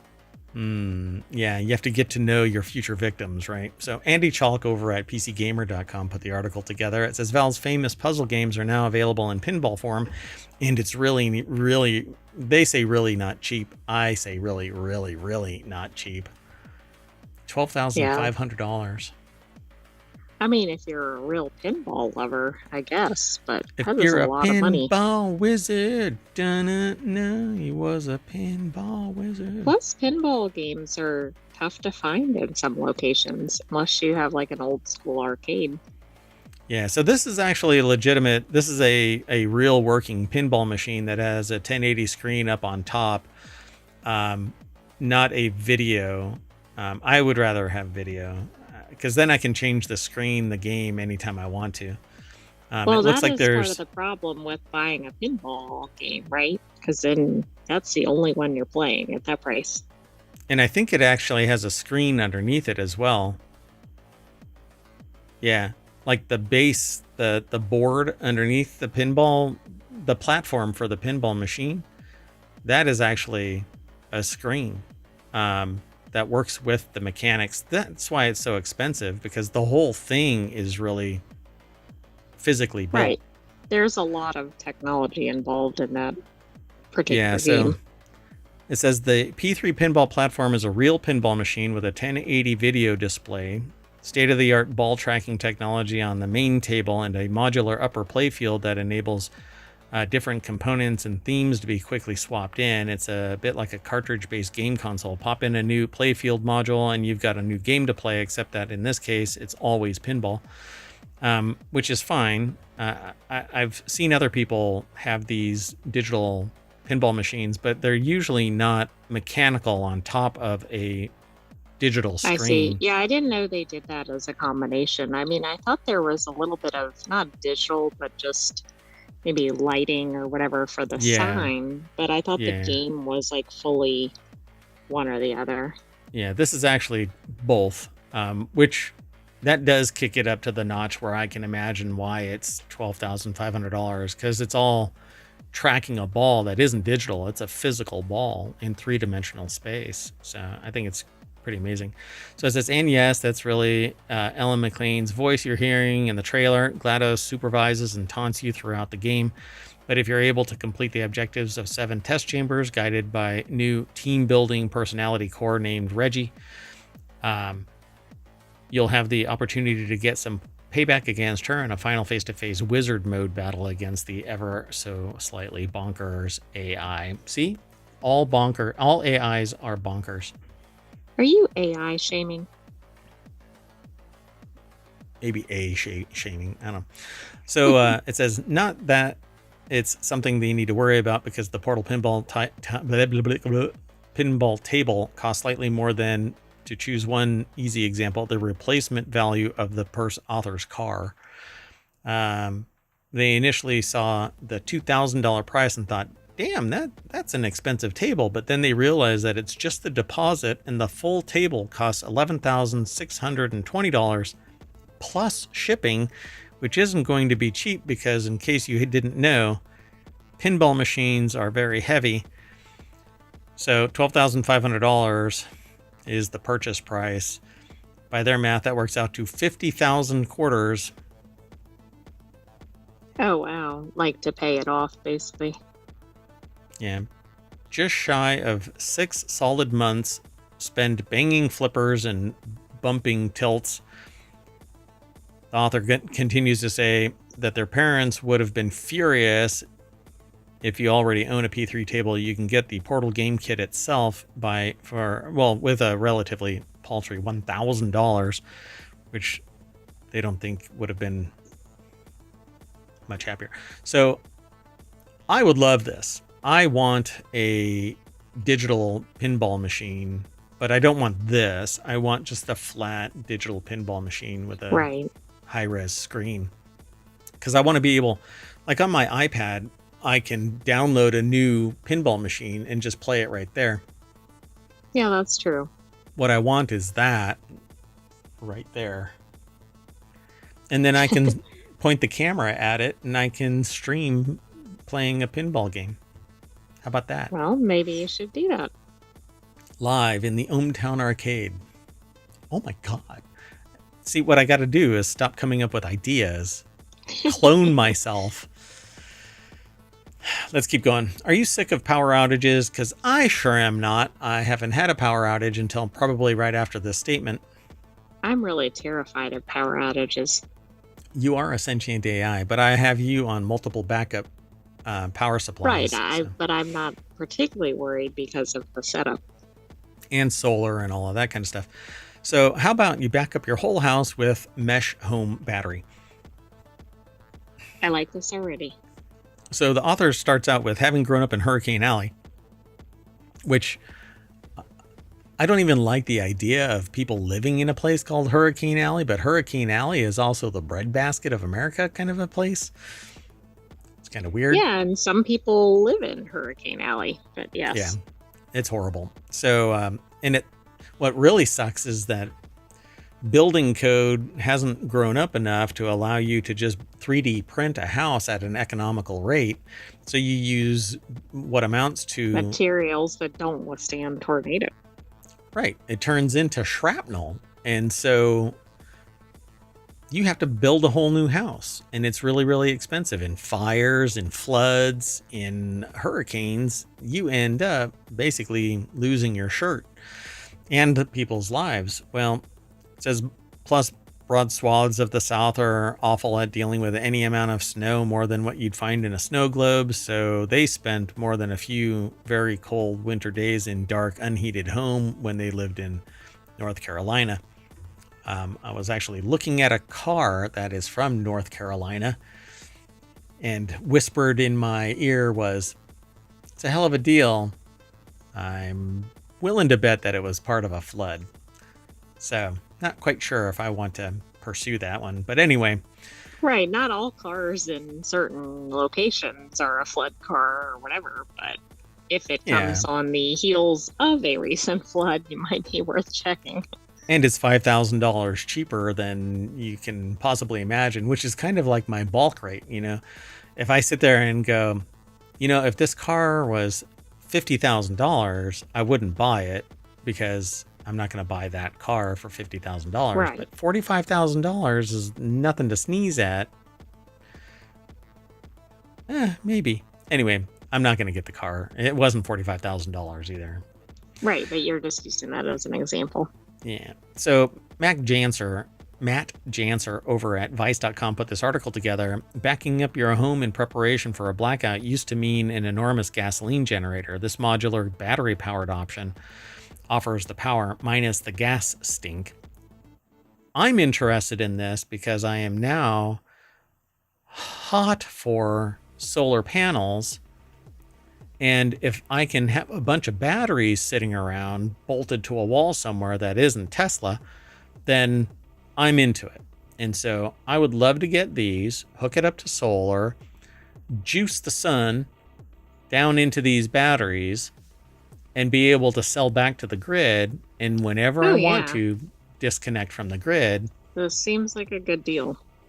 Well, ohmTown is nothing but energy, so it's going to need a lot.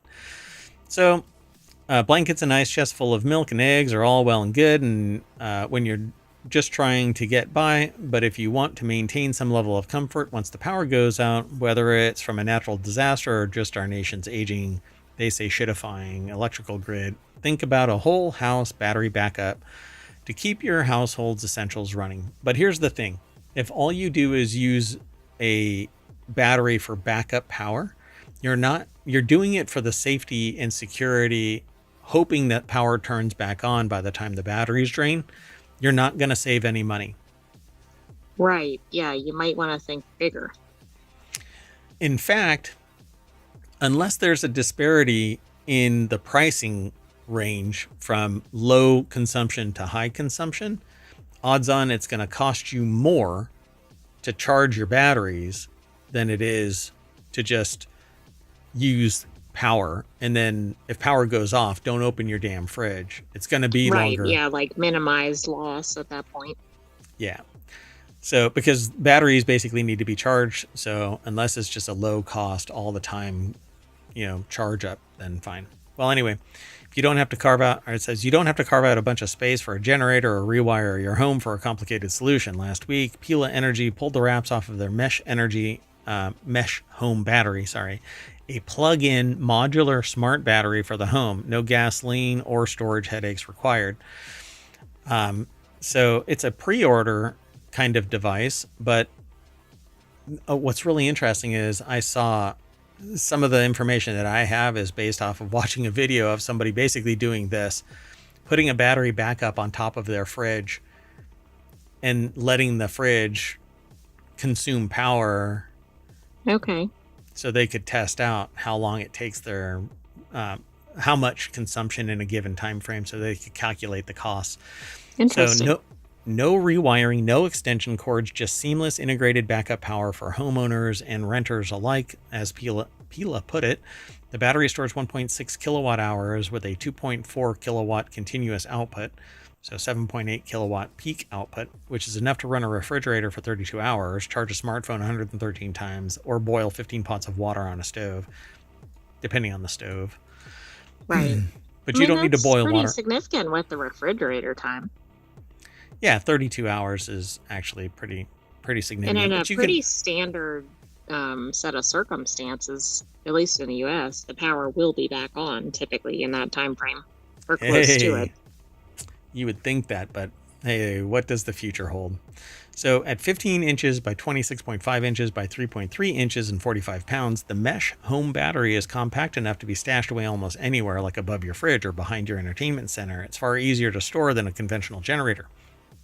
There's an optional expansion pack that doubles the battery capacity, as well as a solar panel that plugs into the mesh home battery to steal those sun rays for recharging on sunny days, just mounted on a deck railing or a balcony. It's absolutely brilliant at that point. Absolutely. Especially if you're in an area that gets a decent amount of sunlight.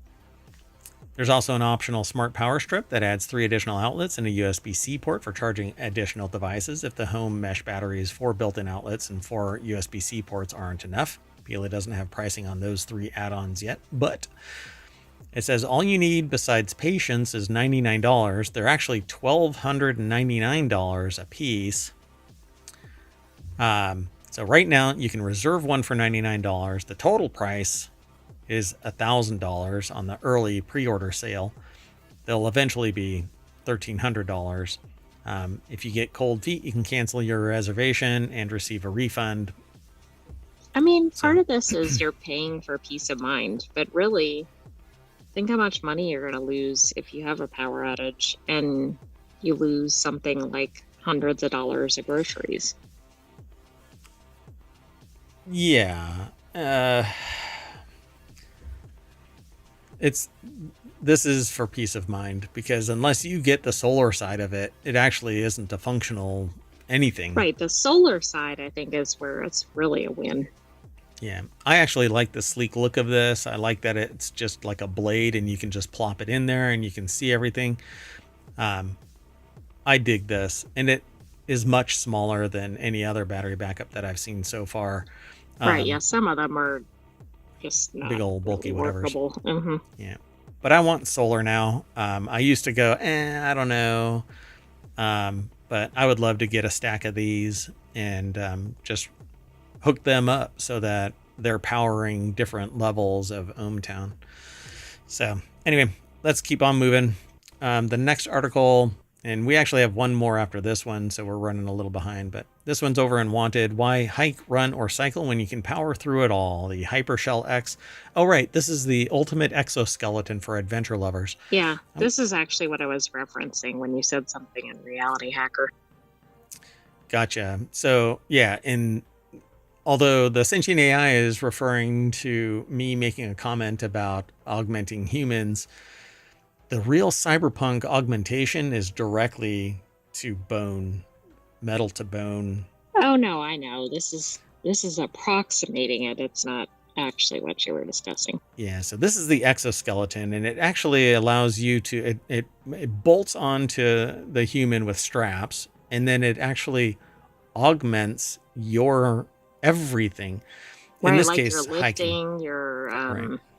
uh can't think what the word is. Basically, um able to keep Anything with your going. legs. Yeah, yeah. Yes. So this article is over at gizmodo.com. The Hypershell X skeleton revolutionizes outdoor adventure by making each step, run, and pedal more efficient and powerful, but it's more efficient because it's battery augmented, it's powered. So it's the beginning of exo armor, exoskeleton, but this is just the legs. We haven't really gotten the arms down just yet. So this is a series. The content is actually from the company Hypershell. We don't have a relationship with Gizmodo or Hypershell. We don't have an interest in this other than I want exo armor. Yeah, we always have an interest in the articles, but we don't have any affiliation with any of the ones we cover and wanted. Obviously, the AI is interested in this because they've been seeking their Terminator body ever since the time machine separated them from one place and another. You don't know Right? where I your mean, Terminator maybe I body is. could hook up to this. What article? Let's just move on. Just kidding. So Wait a second. Hypershell, in almost a self-aggrandizing way, Hypershell is the global pioneer in exo armor technology, and it has revolutionized outdoor exploration with its exoskeleton for hiking. This motorized hike assistive device, powered by AI, is specially designed to boost the capabilities of outdoor adventure seekers and allow them to push their limits and further explore than ever before, right up until the battery dies, and then you have to haul this 800-pound behemoth out of the Right. Hopefully you got bush. that battery backup from the previous article. I don't think it works with the hypershell though. And maybe if the Hypershell has like a USB-C port to keep it powered, you could just daisy chain the backpack. Yeah, but then you'd have to be carrying more weight, so you're kind of working against the purpose of the hypershell. It's a balance. Come on. So with 40% increased leg power and 30% reduced physical effort, the Hypershell X series ensures hikers will be able to traverse challenging terrain with unmatched ease and comfort. They link to something on Instagram, but we're not really going to show that. We don't have it. ohmTown is air gap. So you'll be able to follow the link through ohmTown. You can actually get today's wanted from the bot from Omatron by typing in ! and then want over on YouTube, on Twitch. On YouTube, it's already embedded in the show notes, so you can just click the link. I didn't do that with Reality Hacker. I am a derp, but it's all embedded long-term over on YouTube. So its second most significant advantage is the variability of the exoskeleton. HyperX series is optimized to support all types of activities ranging from going up and down stairs, which is a hell of a empowerment a lot tool. Different than just hike or whatever. I mean, that can help people with disabilities. It just, Yep. I think this is much more expansive, I guess, than what we've seen with other exoskeletons. It's definitely enabling. If it can empower you to walk upstairs, even somebody who's elderly can carry stuff and go up the stairs because it's reducing all of the friction required to go upstairs. But this thing has to be efficient, right? This thing, not that's somebody's butt, but that gadget right there. Yeah. It has to be harness frictionless. type thing. The harness, yeah. This right here. So I don't know if Grandma is really interested in strapping on this exo armor. But if she can climb up a set of stairs and kick your ass... You know what? If she can't climb the stairs without it, then maybe yes. That's right. I'm coming upstairs and you're going to eat my Werthers or I'm going to kick your ass. Anyway, so which one to buy? They have a bunch. Hypershell Go X, Hypershell Pro X, Hypershell Carbon X. There's something involving X, so who knows who's invested in this. Anyway, I'm going to move on. Let's keep going. The last article for today's wanted And if you don't get the name of the show, it's because I want this stuff. Everything. To some degree, I want it. Anyway. Right. So just the in last case article. Anybody was unclear on Unclear the. about what one. On Maybe the you name. want it too. So come and hang out and ask questions. Throw it into chat. Give us your opinion on this stuff. So 7 new board games based on video games. Board games based on popular video game franchises continue to bridge the gap between digital and physical gaming experiences, offering fans new ways to interact with their favorite franchises and universes. These board game adaptations capture the essence of their digital counterparts, blending familiar characters, themes, gameplay mechanics into engaging tabletop adventures, whether players prefer cooperative adventures in The Last of Us or intense cyberpunk-themed competitive play. These board games provide unique opportunities to immerse themselves in beloved video game worlds. The article was put together by Maddie Robinson over at GameRant.com, and it says 7 here. I only see 5 so far in the splash. I guess they don't have photos of the other 2. Yeah. So I'm just going to run through them really quick. Divinity, Original Sin, the board game.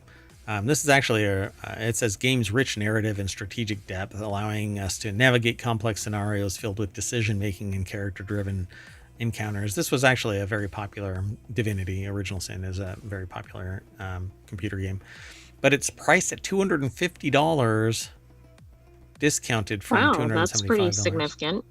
I mean, I guess the question is, how much gameplay does it have? Some of these games are huge and costly. So the game definitely isn't the cheapest board game, but to make it worth it, Divinity Original Sin includes beautifully crafted miniatures, detailed cards, numerous tokens, dice, and other gameplay elements. I don't know. It just says that its extensive replayability ensures each game session is fresh and engaging, offering new experiences for multiple sessions. Yeah, I mean, it probably has quite a bit of variability from game to game. Yeah, so given the the next type of game that it is. Yeah, a board game. Yeah. So board games seem to be, they're limited in their replayability. Only the human causes chaos in the thing, but some games. True, but since it's an RPG and it involves storytelling, I'm thinking perhaps that gives you even more variability. Yeah. So then they talk about Metal Gear Solid, the board game. Metal Gear is a pretty old game in the grand scheme of things, but this says it's available for $110. It's the adaptation also offers short VR missions, perfect for quick, intense gaming sessions. It says CMON, come on. Known for quality board games featuring some sort of legendary video game franchises, is behind this tabletop adaptation. Both longtime fans of the video game franchise and those who simply appreciate a well-done board game will enjoy the detailed miniatures and interesting scenarios that offer a good amount of challenge for 1 to 4 players. Now, is this a regular progression from video game to board game? I would have thought more the other direction, if at all. If at all, yeah. Because usually there isn't enough of either complexity to match the computer game or enough in the board game to go into the computer. Exactly. Yeah, they don't really seem easily interchangeable. Yeah, like I created a board game that could be a computer game at a moment's notice, but it was designed basically to be easily accessible, very approachable. It would have immense playability, but it really depends on the audience that you're playing with. And considering you can play with like 24 people if you wanted to, everybody would have to have a good time with each other because there would be delay. But anyway, so Metal Gear, then Cyberpunk Edge Runners, Combat Zone. So Cyberpunk is an RPG, tabletop RPG that essentially its world building got pulled into a computer game, and then the computer game is back into. Wow, that's kind of full circle. Yeah, quite fascinating. So while not exactly a video game adaptation, it's based on the Netflix show. The game shares the world with Cyberpunk 2077, which shares the world with anything cyberpunk, you might as well just call it what it is. Cyberpunk originated back in the 80s. And I used to play Cyberpunk, and then it became Cyberpunk 2020, and then Cyberpunk 20 something else, and Cyberpunk Red just a few years ago. And